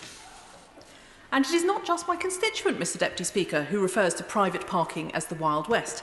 He is in absolutely great company, because I tracked down some commentary from my right honourable friend, the Chancellor of the Exchequer. When he was a minister at MHCLG, he referred to it as the Wild West, private parking that is, not the department. And it is a litany of bad behaviour. My constituent parked for a mere 6 minutes outside Vets for Pets in Southampton and did not see any signage regarding the charge for parking. So he was surprised to receive a penalty charge notice and informed the company, Premier Parking, that he intended to defend himself, preferably in court proceedings, because he regarded the £60 charge for a 6-minute stoppage as unreasonable. And he heard nothing more. The original offence, if one can call it that, happened in March 2018, but it wasn't until the following June 2019, by which time the matter had been passed to Premier Parking's legal representatives. Then followed a succession of increasingly threatening letters, mentioning county court judgments, and each letter and every telephone call my constituent made to Premier Parking or their legal representatives made it clear there would be many more letters. And so it proved. But all along my constituent was responding, "Take me to court. I have amassed a dossier of evidence. I am prepared to defend myself. I believe I have a good case." Finally, in January of this year, he received confirmation that Premier Parking would commence court proceedings unless my constituent was happy to agree to mediation. Well, this was the first time that mediation had been mentioned, remembering that the original offence was in March 2018, and here he was in January 2020, and suddenly the offer of mediation is made. The honourable gentleman from Strangford would like to intervene. Congratulate the honourable lady in bringing this forward. the Honourable Lady is not the only person who's had run-ins with these private car park firms as well. Indeed, that one rankers greatly in the front of my mind. I fought personally a number of examples on behalf of them, and I have to say, won them all at the end of the day. But does the Honourable Lady not agree that at times that we are facing is a sense of the private company-run car parks have the flexibility that our council car parks have, by removing charges and indeed forestalling following through on any contraventions until we are past this very, very difficult time? Now is not the time for anyone to profiteer, any private car park, and take advantage. Look after our constituents and those individuals who have been held in the wrong for these contraventions. Well, I think 2 points that I would like to make to the honourable gentleman. The first is I have a most excellent staffer who for the last 10 years has described herself as my office expert on parking charges. And she does cringe somewhat when into the email inbox pops yet another one. But as I say to her, she has a 100% track record so far, and we're very proud of her for that. But the particular point that the right honourable gentleman makes about private parking charges at the moment, I am very conscious that in Tess Valley Borough, which I represent half of as the member for Romsey and Southampton North, the Borough Council waived parking charges right at the beginning of the pandemic and has extended the free parking period since. Now, I think there are some challenging questions ahead, because I'm very conscious as we move forward post-pandemic, we want to see our high streets recover. We want to see them given assistance to recover. And I think the Chancellor and indeed the department have come up with some amazing packages, some really important packages. But I have no doubt whatsoever that the income from parking that councils have foregone has been a huge cost to them. They will need to look at ways that they can make that up. But my plea to them is please show a spirit of tolerance and support for the shopkeepers. Allow our high streets to gently recover from this very difficult period, and to see the immediate imposition of parking charges at as lockdown ends, I think would be a very retrograde step indeed. I'm delighted to have seen the Minister nodding during that small intervention. I think it's a really important point. Now, as my constituent said to me, had mediation been offered to him early in the proceedings, he'd have taken it. It would have been the sensible thing to do. But instead, he kept responding to Premier Parking, no, I'll see you in court. They kept responding, well, we'll take you to court, or we'll send you more letters threatening to take you to court. They'll get increasingly aggressive. The charges will go up and up. We'll employ a succession of different legal representatives until at the end of the day, you really don't know which one you're trying to deal with. But 2 years on, the offer of mediation was made, he accepted it, and they settled on a sum of 15 quid, which I don't think is bad going. But what worries my constituent, and it worries me, is the repeated bullying tactics, the threats of legal action which are then not followed up for many, many months, in this case 20 months, and the alarming threat of CCJs, which we know has devastating impact on people's credit rating, and the assertion, the very threatening assertion, of there will be lots more letters like this one. Now, I'm very conscious, Mr Deputy Speaker, of the most excellent piece of legislation introduced by my right honourable friend, the member for East Yorkshire, which came into force in March 2019 and paved the way for a single code of practice for private parking, giving drivers greater protection through a new appeal service. My right honourable friend, the Chancellor of the Exchequer, when he was at MHCLG and occupying the similar portfolio to my honourable friend is now, he championed this on behalf of the government. And this sort of code could have made my constituents' life much less of a misery. Now, more recently, back in November 2019, my right honourable friend, the Secretary of State at MHCLG, appointed the British Standards Institution to work with consumer groups and industry to write the first ever compulsory code of practice for private parking firms, to restore common sense to the way parking fines are handed out, to crack down on dodgy operators, and to introduce a new independent appeals service. I know that's correct because I lifted it from the press release that I found on the gov.uk website. It was also to make sure that a mandatory 10-minute grace period, which already applies to local authority car parks, be extended to all private parking services. I would like to take my honourable friend the Minister back to the precise period my constituent parked for, 6 minutes, which is 4 minutes less than the minimum grace period suggested. Now, I'm prepared to concede that my constituent's supposed 6-minute transgression happened before the excellent Private Members Bill and before the Secretary of State appointed the British Standards Institution to write the new compulsory code. So maybe it is not reasonable to expect a member of the British Parking Association to apply 2019 standards to a 2018 offence, notwithstanding the fact that it was Premier Park themselves who dragged the whole matter out for 20 long months. Except that the British Parking Association voluntary code of practice already referenced the 10-minute grace period. However, back to the crux of the matter. My honourable friend, the Minister, not this Minister, the previous Minister with responsibility, I think the member for Yate and Thornbury, I hope I have that right, in response to a written question, indicated that the British Standards Institution was contracted in December 2019 to develop the new code. They were tasked with convening a group of key stakeholders to write it, and there was to be a full public consultation within 6 months. And the final code would be developed this year. I do not wish to hassle the Minister and try to hurry the process along, and I absolutely acknowledge that COVID has got in the way of many, many things. But this year is ticking by very quickly. My constituent, and indeed those of other honourable and right honourable members who have returned to this chamber time and again to discuss private parking services, need this code. I would argue that the parking industry also needs it, and it is more than a year since the excellent private member's bill of my right honourable friend, the member for East Yorkshire.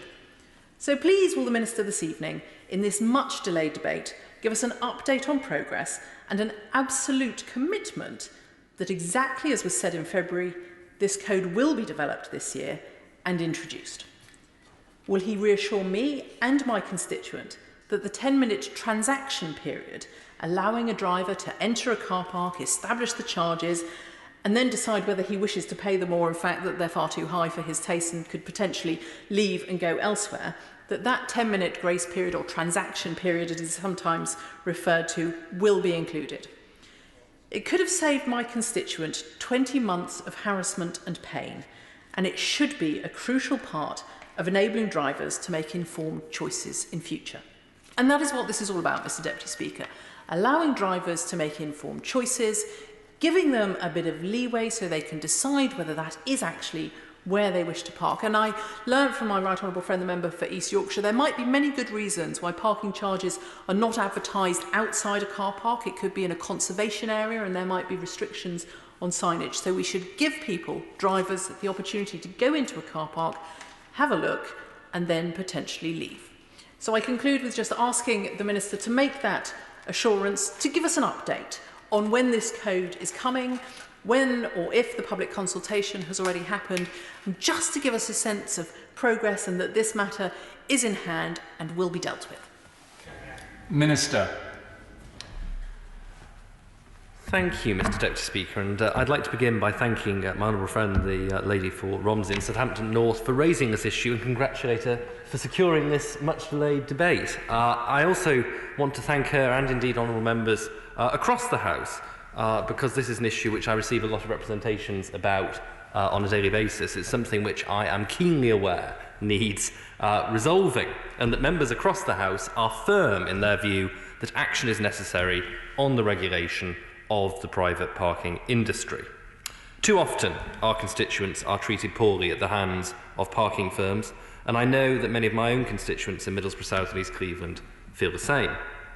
The clear cross-party support for the Parking Code of Practice Act last year was therefore hugely encouraging, and I'm pleased that through this Act, the government is giving motorists greater protection against bogus parking fines and is clamping down on rogue operators. Self-regulation in the private parking sector has led to some undesirable practices, including misleading or confusing signage, aggressive debt collection, spiralling fees, and opaque appeals services. And we heard some of that in the case of her constituent, Mr. Hindle. Members see in our postbags the effect that these poor practices have on people in our communities. The motorist who made a genuine and minor error entering their vehicle registration number into a machine and received a £100 fine in the post. The driver who entered a car park on a busy day and couldn't park due to lack of spaces, yet he got a ticket regardless because the camera assumed they'd parked. The car park with signs that are impossible to read, subject to terms and conditions which are difficult to understand, or which change without proper notice. The letters from motorists and even from MPs gone unanswered from parking companies, although it does sound as though the Honourable Lady has a staffer who will not be defeated by such tactics. These practices are unfair and not good enough. The private parking industry plays a crucial role in our transport infrastructure, from facilitating commutes every morning to making our high streets accessible for shoppers and those accessing vital services. It employs thousands of people and serves millions of customers every day in normal times. We understand its importance, and that's why this government is taking action to crack down on rogue firms, protect motorists, and raise standards across the sector. And with that in mind, Mr. Deputy Speaker, I'm pleased to update members on the progress of our action after the passing of the Parking Code of Practice Act, which was introduced thanks to the hard work of my right honourable friend, the member for East Yorkshire. And we are actively delivering on our manifesto commitment in 2017 to tackle rogue parking operators. This Act legislated for the creation of an independent code of practice for private parking companies and a one-stop shop for parking appeals. And our new code will ensure that enforcement and appeal processes are fair and proportionate. It will bring consistency, creating a level playing field across the industry, and it will benefit motorists, operators, and landowners alike. If a parking company were to repeatedly break this code, then their access to the DVLA data could be blocked, and this data includes information on the vehicle keeper, so a company blocked from accessing it would be effectively unable to pursue parking charges. Blocking rogue operators in this manner will grant motorists greater protection against companies not delivering the standards that the government and I think the public would expect. Mr. Deputy Speaker, we've taken steps to ensure this code is not only reflective of the issues we want to address, but also informed by outside experts. On the 3rd of November last year, the government announced that the British Standards Institution, the BSI, would write the code in consultation with consumer and industry groups, and that they would carry out a full consultation once the draft is ready. The BSI are widely regarded as experts in regulatory delivery, with a proven track record of working with government. Developing the code of practice as a British standard is thus a guarantee the new regulation will be robust and of the highest quality. And the government's choice of BSI also delivers on our promise to listen to industry and consumers and involve them in the design of the new regulation. BSI's process for developing new British standards involves reaching a consensus for a range of key stakeholders and seeking a wide array of views through a full public consultation. This will help to ensure the code is entirely comprehensive. Mr. Deputy Speaker, I would like to assure the Honourable Lady that working in conjunction with the BSI, it is a priority to make sure this code addresses the most significant and recurring issues that consumers deal with. I will. Anyway, Minister, first of all, I welcome what you've outlined, and for the Honourable Lady, I think that's exactly what we want to hear in this House. But I just wonder, when it comes to monitoring, checking, does the enforcement of this changes that are coming through in the pipeline, is it down to local councils, is it down to the police, or is it down to another independent body? Minister. It wouldn't be an adjournment debate without an intervention from the honourable gentleman. In this case, he raises what is a really significant point. We need to make sure that these regulations have teeth. The deterrent lies in the fact that repeat offenders will find themselves unable to access the DVLA database, and so it will in effect be self-policing. In November, we announced that the government would propose that the code considers a mandatory requirement to give all drivers the 10-minute grace period, which the Honourable Lady referred to, after their tickets expire. And this will be a common-sense measure to ensure drivers are not unfairly penalised for trying to do the right thing. I will. I thank my honourable friend for giving way, and he was very specific then about a 10-minute grace period after a ticket had expired. Will it also include a 10-minute grace period in the circumstance that he himself identified, where somebody perhaps drives into a car park and finds there are no spaces, or that it's too expensive? I confess that given the code is in draft, I don't know the answer to that question, but I will write to her, as she would expect, to clarify. I suspect it would make good sense for it to do so in practice, but I will not presume to prejudge what the independent regulation may eventually come up with. I also want to address issues raised about debt collection, because it cannot be fair that a hard-working family is prevented from obtaining a mortgage because a small breach of a car park's terms and conditions led to a county court judgment that, as the Honourable Lady refers to, can have such serious consequences, especially if that's sent to an old address, and I myself have seen constituency cases of that nature. We're proposing the code considers new protections for consumers, looking at extra measures to crack down on intimidating and aggressive debt collection practices, And we will also look at the appeals system, because this is a particularly significant issue, Mr. Deputy Speaker. There are 2 appeals services in the private parking sector. Both have their own processes and procedures and different rates at which parking charges are overturned at appeal. And which appeals service a motorist has access to depends not on their choice or the nature of the alleged breach of contract, but simply on which trade association the operator happens to belong to. Now, that cannot be fair and is at odds with natural justice, which is why it is the government's stated position that we intend to appoint a single appeals service for the entire industry, giving motorists the ability to challenge unfair charges.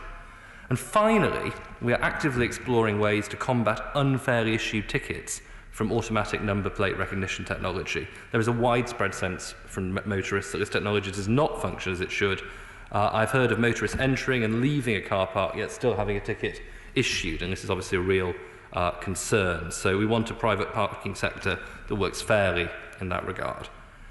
Turning to the substantive issue of timing, I'm pleased to update the House that work with the BSI commenced in December, and they have now convened their group of key stakeholders to write the code. This group is comprised of representatives from the parking industry, consumer groups, standards bodies, and recognising the key role that parking plays in supporting our high streets, the retail sector. I can also update the House that we've appointed Steve Gooding, the director of the RAC Foundation, as our technical author, and he has now produced the first draft of the code. The RAC Foundation is a well-respected transport policy and research organisation, and Mr Gooding is a former Director General of the Roads, Traffic and Local Group at the DFT, so he will bring real knowledge, experience and expertise to bear in terms of his work. This is only a first draft, and as I've said, the final draft will be worked up in close consultation with key stakeholders, and there will be plenty of opportunity for everyone to have their voice heard in this process. In the context of this debate, Mr Speaker, I'd like to put on record that the government is doing all it can to utilise our parking infrastructure to best serve our collective response to coronavirus. And the measures we've announced to support frontline workers and volunteers, I'm sure, have been welcomed by both the House and the British public. We're offering free parking for NHS workers, volunteers and social care workers in council-owned on-street spaces and car parks. And in conjunction with NHS England, the parking sector and local government, we've produced a free parking pass to allow those workers to park in council spaces worry-free.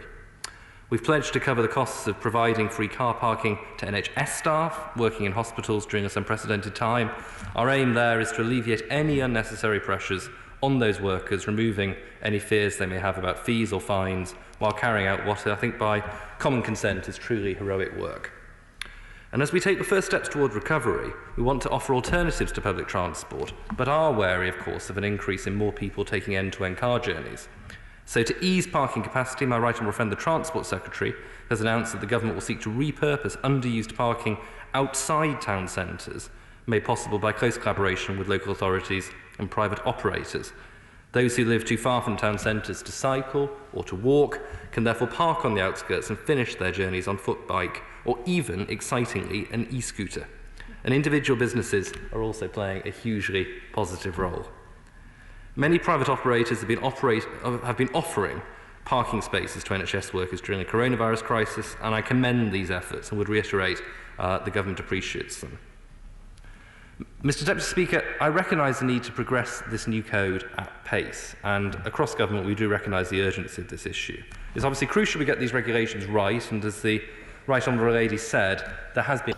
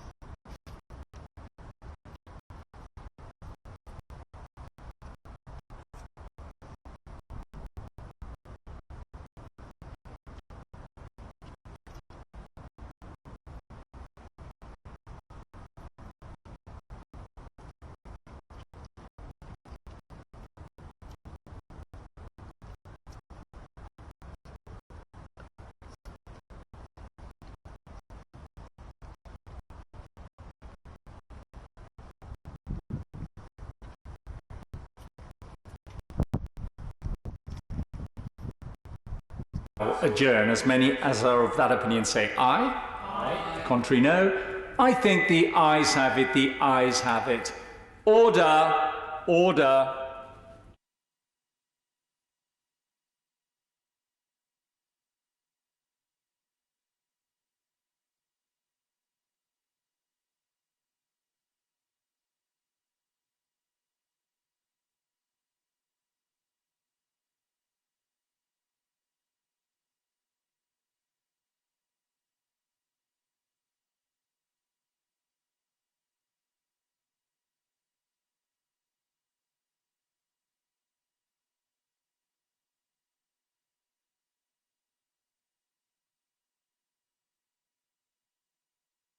House of Commons sound.